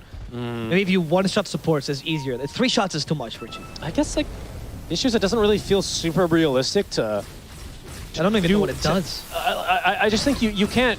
Is he the carry now? You don't have good mixed damage against his TV. You don't. And you don't have any ways of building it either. Yeah, and except for... Shadow Fiend and Refresher? Yeah, like the control on Treant is the only thing that you have during his BKB as well. Because again, he's got like 1,000,000 armor. He also has Manta, so it's... And not to mention, against physical damage, you're also playing into this Solar Guardian Scepter. Now you also have a Heaven's Halberd online here for Bosku, who has, you know, he's back to intern coup, but it's really working out for him. Carl? Okay, they're gonna find a fight away from the base. Force is the target first because they know how dangerous he is. And in fact, they're going to throw everything at Force. The Wolves get in the kennel. He finally escapes. They're chasing after him with everything they got, but they don't have the mobility to actually get up to Force. Oh, wow. Instead, the rocket flares, because of the Ags, will finish him off. That's 70 seconds on Wolf Boy. Yep. They also don't have the Rubik. Wolves are scared of fireworks. They do, it's true. 4th Much like of July. dogs. It's a scary moment for them. Raven as well. This will be scary for Geek Slate because here he goes up to high ground. Again, this isn't quite yet Megas. They still need that building up top. Your hammer. What's that doing? He has Refresher though and Aegis for another minute. Cox uses the Requiem. That's good. They do That's get big. a good fear, but they're concentrating on the wrong target. They're going for the offlaner. Now for Raven, who's still in the backlines, hitting Cox now, hitting the Ricky in the smoke screen a little bit harder. They glimpse Cox, and they get rid of Cox. Got buyback. He has a buyback just in time to come back for the second bout. No BKB Without though. a meta is the Terrorblade, but he does have Aegis though, so they have to kill him twice. And he's got Refresher. He's going to refresh for it, I'm pretty sure. Yeah, I don't think you're killing him. I don't think it matters if it's meta or not right now. He might be lacking the damage, but he's surely not lacking the armor right now. As Geek Slate is just trying to find the angle for opening, is going to be waiting for Narman right now. Endless patience on Geek Slate's squad, but also an endless amount of nothing. Yeah, I mean, nothing. A Blacklist Rivalry, they can afford to be patient here as well. They have Solar Guardian at the ready, so their initiation or their counter initiation is all they really need to bank on. They don't even need to force a fight right now. They could just look to close out the game. Force is back. One last desperate attempt. They bought Desolator, the only item you can actually buy completely from the fountain. Which is why he bought it now, just maximizing as much damage as he can. It just seems like the this throne's is relegation. They try to howl him, but the throne is going to fall to the illusions anyway. And Raven activates the BKB. He's done with this match. Doesn't want to fight the enemy team anymore. He just wants to stay in Div 1 and keep Geek Slate down. And that's exactly what's going to happen. I think with this, they're mathematically relegated. Are they? Or they're very close to it. They have to force tiebreakers now. They're looking for, three-way tie for 6th place, I think, at this stage. Is usually how these... you depend on other people's scores, and you depend on, winning every match from now on. Well, I mean, the 2 matches you have from now on. It's very, very difficult now for Geek Slate. From Major to Div 2, this will be a real... What's the opposite of Cinderella story? Elon Musk buying Twitter story. It's a rough one for Geek Slate. And for Blacklist Rivalry, I mean, look, they still have chances for the Major. Crazy enough as it is, they actually could still tie for that Major slot. And they are avoiding relegation with this match. Yeah, that's very true. We're running out of time, though. There's only a short amount of time left in our DPC season. Geek Slate now certainly backs against the wall. And speaking of short things, let's go ahead and throw it on over to our short panel who will break down the day for you. Oh, just a freebie. Well, yeah, of course. That's the point. He catch it. At 2, Richie, at 2. There is no loyalty in this talent squad aside from us here in the Copitium. And really not much loyalty going on in the camp of Geek Slate, it seems. I don't know what happened, but Major, 1 roster change, 1 coach change, 0-5 in tour number 2. Yeah, if you told me last week that Polaris would find a win before Geek Slate would, I'd say that's not realistic, but that's exactly what happened today with the conclusion of this series. Like, Geek Slate were in control early on, but it reached a point where Raven is just too big to handle. Like, that's where the issue with a Ricky last pick came in, and that's where we were talking about the itemization, right? If you wanted to scale, you might have been able to go Battle Fury. It's still kind of terrible. Like, Ricky just doesn't scale that way, but Battle Fury, maybe Butterfly, you know, going for raw damage and just trying to play more with that Ags that eventually came out for Scam, might have been able to do a little bit more. I don't know. Like, the Ricky in the end was just too tempo-based, and they just didn't manage to get enough out from that tempo. Yeah, I feel like, okay, like he tried to do a lot with the Meteor Hammer, but it feels like the entire team is not on the same page. Yeah. Like, okay, the SF wants to siege, and then like the Lycan is around the SF, but then it feels like they didn't realize they needed dagger on the Trian so that the Trian can stop either the TB from hitting or like the Pango from rolling, you know. But yeah, it's like as if they haven't talked this out, because when the SF had no Aegis, like they try to go high ground, which is kind of sus. Because okay, you don't have dagger on Trian, you don't have Aegis on SF. Like what are you trying to do? Like even if you can siege a little bit, trying to, you know, make some progress in the tower damage, you're just gonna get glimpsed and you're just gonna get forced to use BKB. So in the end, you're still gonna end up dying, and that's not what you want in a lineup like this versus TV's lineup. So it's definitely kind of like sus to me. Yeah, like it's again a little bit more disconnected out from Slate. I mean, Blacklist just shined as the better team, but I think the way they've been drafting as well in this series has been helpful. They've been gunning for the late game, and Geek Slate just haven't been able to capitalize on maybe that earlier weakness that their lineup could have had. Again, Geek Slate had a pretty decent start in this game. They sieged high ground by what, 20 minutes in? They were already on high ground? They got a tier 3 tower at 21 minutes. They didn't get anything else after. Nope. You know, they were just stuck, and they just never sieged again. And is this not what we were also critical of with Geek Slate in game number 2? We were like, they got the mid tier 1 tower at a very early time, and then they were like, now what? Yeah, they've got to find a way. Like this, I would say this is very typical C weakness from. This is a weakness of a region basically almost like 2 years ago. And it's coming back in a squad that I didn't expect to have this issue in terms of looking what to do next and how to do it. AU gets our MVP on the clockwork for this game number 3. Were you overall satisfied, Aurora, with the Blacklist performance, or were you just more disappointed in Geek Slate's performance? I would say both though, because I think like Blacklist, they did kind of do what they are supposed to do. Like the Clockwork, the Pango, and the Disruptor, they tried their best to, you know, like do their gank, their smokes. But then like in the early phase, the Geek Slate just wasn't really like giving it to them.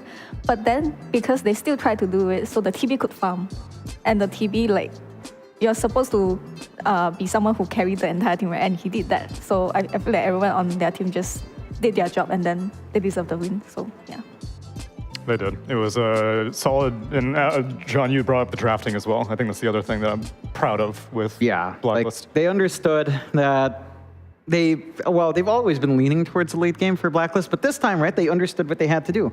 Unlike games before where it would go late game, then they would just stay there and not do anything with the advantage. This time they did, and Geek Slate were the ones that couldn't do anything with the early advantage. So lots of learning to be done, and Geek Slate's running out of time to learn. And we're out of the 4-way tie as well. That's kind of sad. Oh, that's okay. There's another tie that could be potential as I bring in the Bosku.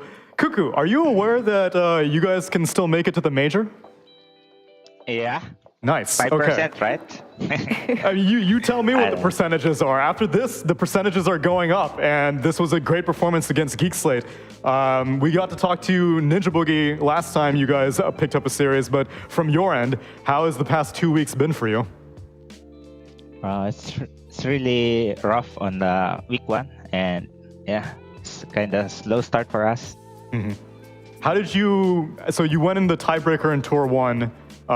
Unfortunately, weren't able to make it to the major there. What did you do for the next 3 or 5 weeks between Tour 1 and Tour 2? I think everyone kind of chill. We're watching major on like house. So we're expecting to have like a big patch, but it's kind of same patch. So yeah, we've also been disappointed with that. And John, you got any questions for Cuckoo? Yeah, Cuckoo, it's been a while. I haven't seen you in person in a while. Good to see you again. And we haven't talked in a long time. I am curious about one thing, Cuckoo. You know, I didn't get to talk to you last year, so I'm curious about your perspective on this. What's the environment like? What's the difference in environment like for you going back to an all-Filipino team from T1? Like that was like months ago now, but how is it better for you? Is it easier for you to kind of direct, or are there more voices talking now in game for Blacklist? I can say it's kind of chaotic at first because everyone is like talking so much because we're kind of comfortable on Tagalog. That's why, so many kind of nonsense. So if I on international team, it's like a little bit English, then okay, we're fine. We're just playing Dota. Yeah. That's fair. Now, going forward, like with that shot at the major, what will you guys focus on as a team? Like, what do you think's what's the one thing that you think as a team we need to keep working on to have that shot? I think just trusting each other, even we're having like bad games, so we can still manage to get some W, get some wins. I have one last question before I hand over. How much impact does Nathan have? I see him standing at the back staring at you. What does Nathan actually do? This man, I don't know what he does. What does he do? It's so much Dota knowledge from Nathan, and sometimes getting food also. Yeah. All right. Yeah. Hi, Tuku, I have a question, like more like towards draft. I've noticed that in Blacklist, you all don't really prioritize the micro heroes in terms of picking it. Like you guys always just ban it. But I know that you are a fan of, like playing all these zoo animal heroes. You used to be, but then now that you guys are not doing, like, is there a reason for that? I think it depends on my mood. Then I will tell Ninja Boogie I can play this kind of meta heroes like the units. Yeah. It sounds better because like I feel if the players are allowed to just like play what they feel like on the day itself, it's like more likely to be expected to perform well. Yeah. I have one last before I let you go and have Tsunami close out here, Cuckoo. I've noticed you've not been wearing your glasses. Did you get your eyes checked up? You were asking about this last time. Did you go through? Yeah? Yeah. How's it like? I have like 20/20 now on my eyes. So, but my gameplay is still 50-50, bro.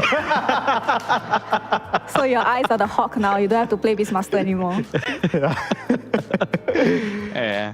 That's okay. As long as you can see everything, that's what's most important to me. Although I did like your look. Your look with the glasses was good. This will take some getting used to for me. Thank you. Yeah, and then one last Dota-specific question. You are one of the very few offlaners who's been playing quite a bit of Dawnbreaker. What do you like about this hero? Actually, it's kind of fun to heal my cores, like Raven and Carl. Let them do their job, then I will just heal them and just secure some wins. Yeah, I mean, it's my job. It is your job. Usually the job comes through Greaves, but I like that it's coming from a hero and not just an item. So yeah, it's like kind of all in with that build. Like, so much heal. But it matches your style quite well, Cuckoo. Congratulations on this win, and hopefully the good times keep rolling for Blacklist, and we see you in that tiebreaker. Thank you. We'll catch you later, Cuckoo. Wow, he got LASIK now. Is Yeah. that what it was? Whoa. He asked me about it, and I gave him some suggestions. He asked me for a cheap place, and I think he ended up going to the most expensive one. I don't there's a think very specific you one. should go to a cheap place for something like Well, LASIK. I mean, not like a cheap backwater kind of place to get your eyes. Place. It's like I know a guy. affordable, yeah, He's got a affordable. laser. It'll be fine. No, but like relatively, lower than market price. I think what basically I think where Cuckoo went was like 2 times, 3 times the price. So Okay, I'm looking at Cuckoo. fancy. Cuckoo has approximately won, according to Wikipedia, $1,031,315 in Dota. He can afford it. He can afford it, all right? He can afford it. And if he makes it to the major, he might be making that number grow even larger. As we take a look at the standings as where we are. Beginning of week number 2. Oh, sorry, the schedule for tomorrow. Oh, sorry, the results for today. Army Geniuses versus SMG was our first series of the day. SMG picked up a 2-0 against probably our other major contender, but we can't guarantee it quite yet because there are still 3 names in the running: Army Geniuses, Execration, and Blacklist Rivalry. Second series of the day was Polaris Esports versus Bleed. Yet again, a 3-game series. Polaris was able to pull out 3 games against Army Geniuses, and this time they get the win against Bleed, which is their very first win of the entire DPC Season 2. And Blacklist Rivalry get their win against Geek Slate, which means that Geek Slate are still 0-5 as we take a look at the entire standings. We have locked in 2 teams, though, on the bright side. We have some Facebook thumbs ups. One of them is red. I'm not. What is this? Social media that I'm not familiar with? I do not know. I'm not very media savvy. What I do know is maybe that means town spicy, chef recommended, and I don't know. I don't know what the symbols are Could be anymore. Reddit. Could be red. Maybe, yes. There are 3 teams that we will be sending to Berlin, and Talon and SMG are guaranteed to at least be 2 of those teams, as SMG picked up their win today, which means that they both have 5 wins. And the next question is, will Army Geniuses pick up an also 5th win and join them, or will they lose? Execration gets 4 wins, and then Blacklist Rivalry need to get their remaining 2 wins, and everyone gets 4 wins. Unfortunately, John, you will not get your 4-way 1-win split. Yeah, it's just potentially a 3-way. Like if Geek Slate beats Polaris, I think, as their last series, then and Bleed somehow loses the rest of their games as well, then you'd have a 3-way split for the bottom, which is not as exciting, but a 3-way split for the bottom and a 3-way split for the last slot. True. That's a good mix. That would be pretty That's suddenly good. a very spicy end to what was a pretty straightforward season, so I'd like that. I'm still surprised that Polaris takes a win before Geek Slate. Again, not something you'd expect, but it is what it is. I mean, obviously, I will hope that Geek Slate, get a series win at least, but, well, I mean, it doesn't really matter to me for the bottom, for the bottom part of the... But your boy Scam. I mean, at this point, you're not going to make it to major. Why not just, take this time to improve or, fix your mistakes? Yeah, it's but- not really about a win, though. Are you improving in Div 1 or Div 2? That's the question, though. Improving is improving. Okay. No matter where you are. You would make a good coach, Aurora. These are very Really? optimistic thoughts I'm getting from you. I think Winter's a bad influence. Whenever you're sitting next to Winter, very negative. You're sitting next to John, smiles all around. Yeah, so it's Winter's fault. It's Winter's fault. I always blame Winter. Let's take a look at what happens when we return on Wednesday, March 29th to Division 1 action. First series, Execration versus Blacklist Rivalry. Incredibly critical series for both of them, because if Execration win this, then they are still remaining in contention. Well, actually, whichever team wins gets to stay in contention for the major. And, well, I guess actually Execration can lose this and then also beat Army Geniuses later on. Yeah, they've got a second shot. But for Blacklist, it's They do or have die. to win. Absolutely. I feel like they can because they've been looking quite good recently. Yeah, the one thing as well with this is Execration and Blacklist as orgs are somewhat very remotely, not tied in together, but loosely associated. Oh, so they're that like could be an parent companies? Yeah, through a chain of owners who own other things as well, and it's tied in, so it's an interesting one to watch. The thing is, the last time we saw Execration was last Friday, and they got blown out by Talon 2-0. So hopefully they have taken the weekend to recuperate and give us a competitive first series when we return on Wednesday. Second series is going to be Polaris versus Geek Slate, which before today, it would have been the teams with no wins going up against each other, but now Polaris have picked up a win. They're going up against Geek Slate. Better one now. Which one do you think Of the is? bottom feed. Yeah, which one do you think is the better one of the bottom three? Is it Polaris?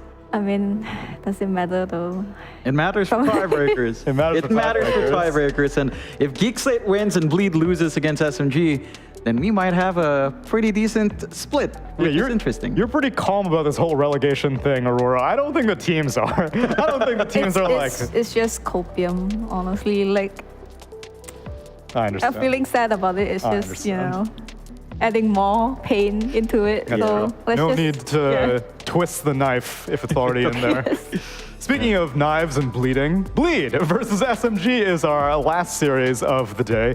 SMG are on fire. They picked up yet another win today against Army Geniuses, which is probably one of their toughest opponents aside from Talon. And Talon is the only team that SMG has lost against.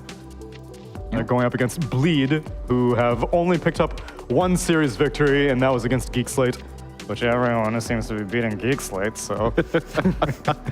Yeah, this should be an interesting one. You're bleeding and up against a team that's still moving under gunfire. That's true. So, you know... So even if they get wounded, it'll be fine. Yeah, you should be able to patch it up or enjoy the blood. Or enjoy the blood. I don't know. maybe at this point they're also dead inside. They have no blood left. You know, they've been bleeding the entire season. Looks like that. The winter influence is starting to make a return a little bit. I should have wrapped things up before things get any more morose, but I had an amazing day here as we have we're the first region to actually lock in some teams for Berlin. And so these two teams, Talon and SMG, should be very, very satisfied, very, very pleased. Talon, obviously, a top 3 major finish in Lima, and SMG not having made it to an international land since their inception. Been around for around 2 years, 3 years? It's a long time to be around as a Dota team, but they have persevered, they stayed moving, and they will be going to Berlin. And now we just need to figure out who's going to be that third team. 3 more days of regular league play remain. I hope you'll join us when we come back on Wednesday.